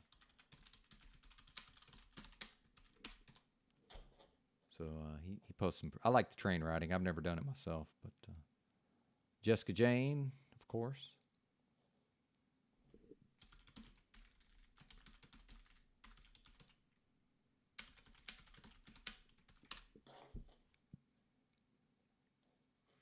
Oh, does Capricorn have a channel? Because some folks come here and I don't even know they have channels.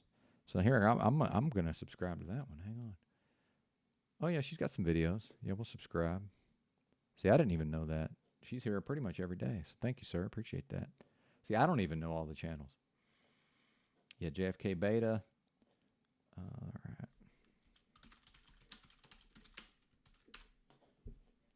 Oh, man. And I'm dehydrated. I need to get some water after this. So I think we are about to wrap up.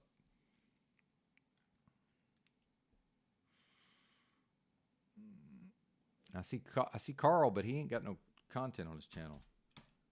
I don't know, Carl. I'm not going to shout you out just right now since you ain't got no content.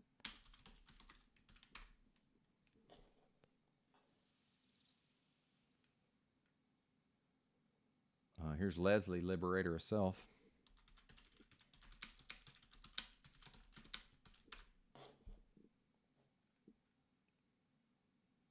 I already dropped London McLovin. Here's one of Mitchell's channels, Mars Life.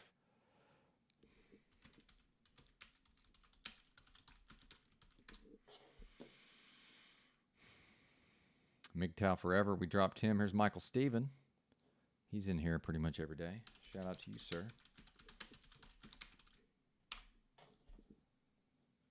We're getting there. We're up to the M's.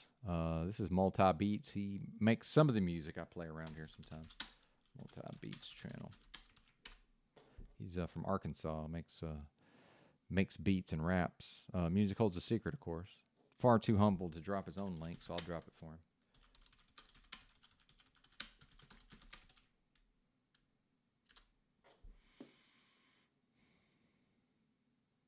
And if anybody likes trans content, which I know much of you don't, but this is pretty much the only trans channel I follow.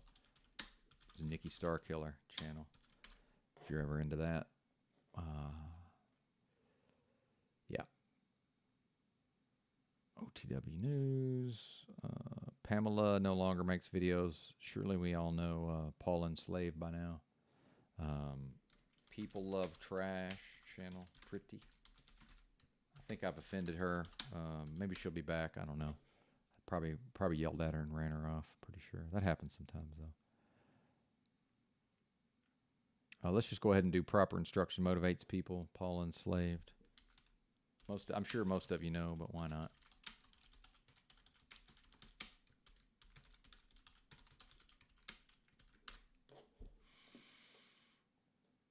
Provo Planet, Provo King. I believe this is Provo Kids backup channel, so Provo King channel.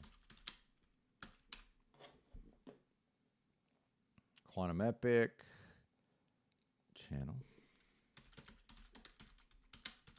Thank you. I see I see you dropping Robin there. Salty Siren, much appreciated. I don't think some of these I'm not even sub to, so yeah, let me go ahead and get that Salty Siren. Got her. Damsel Medic, I haven't seen her in a while. I don't think I'm subscribed to Damsel Medic. I must not be. If anybody's got her, feels free to drop it. Haven't seen her around so much, but she's not always a staple. Razvan. Haven't seen him in a bit either. Some of these people kind of come and go. Rebecca 0.0 or not point not, however we're saying it. Let's see. Robin, yeah, okay. Oh, Roy Duggan, chainsaw Roy Duggan.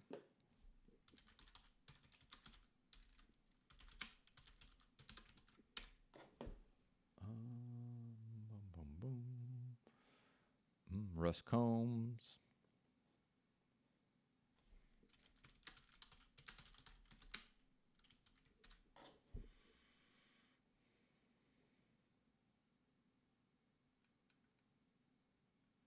And this is not a truther, but this is a channel I like.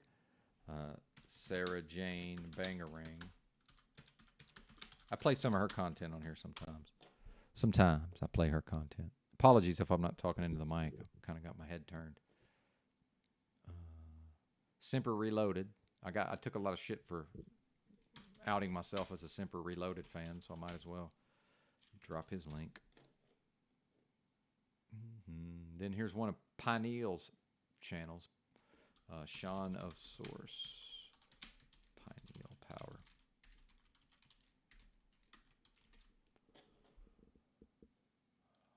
Am I not subscribed to his other channel? I don't know. That's weird. Sly Shy, of course.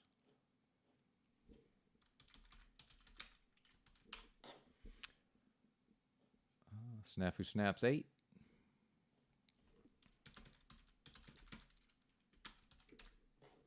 He can't behave himself, so he's always having to go to new channels. Stephen David.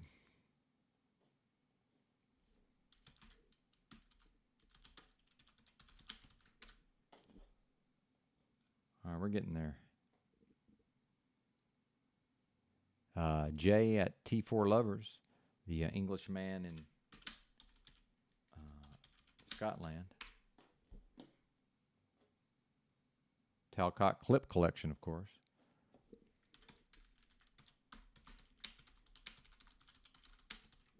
Oh, yeah, thanks. I see you got Layla. Thank you, sir. I actually skipped past her, but I shouldn't have for whatever reason. So thank you, sir. I see you working down there. Machine Lies. Let's not forget him. 1.5K subscribers. Oh, yeah, Mag. I haven't been to Mag in a while. Robert Escobar. Robert swings through here sometimes. Robert Escobar Show channel.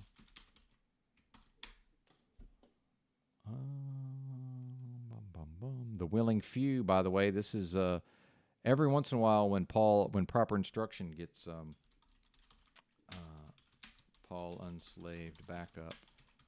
Every once in a while when proper instruction gets smited or smote, then he goes live on Willing Few. So that's only got 456 subs, so let's go ahead and subscribe to that if you would. TBE already got dropped. Truth or Cop.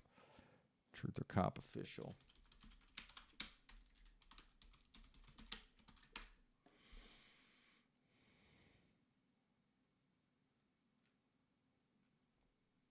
Oh, verily, yeah, verily. Verily, verily. Verily, verily channel.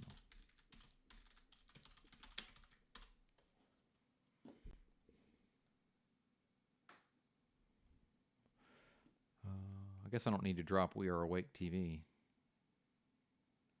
I don't really go to that channel. Oh, yeah, Yeti Life. He's only got 53, so let's pump him up if we could. Pretty pleased with Sugar on Top. Thank you. Zetetic Warrior. I think we all know about him by now, don't we? That's it. Oh, yeah, Last Karmic Life. But she said if you're not vegan, get the fuck off her channel. But yeah.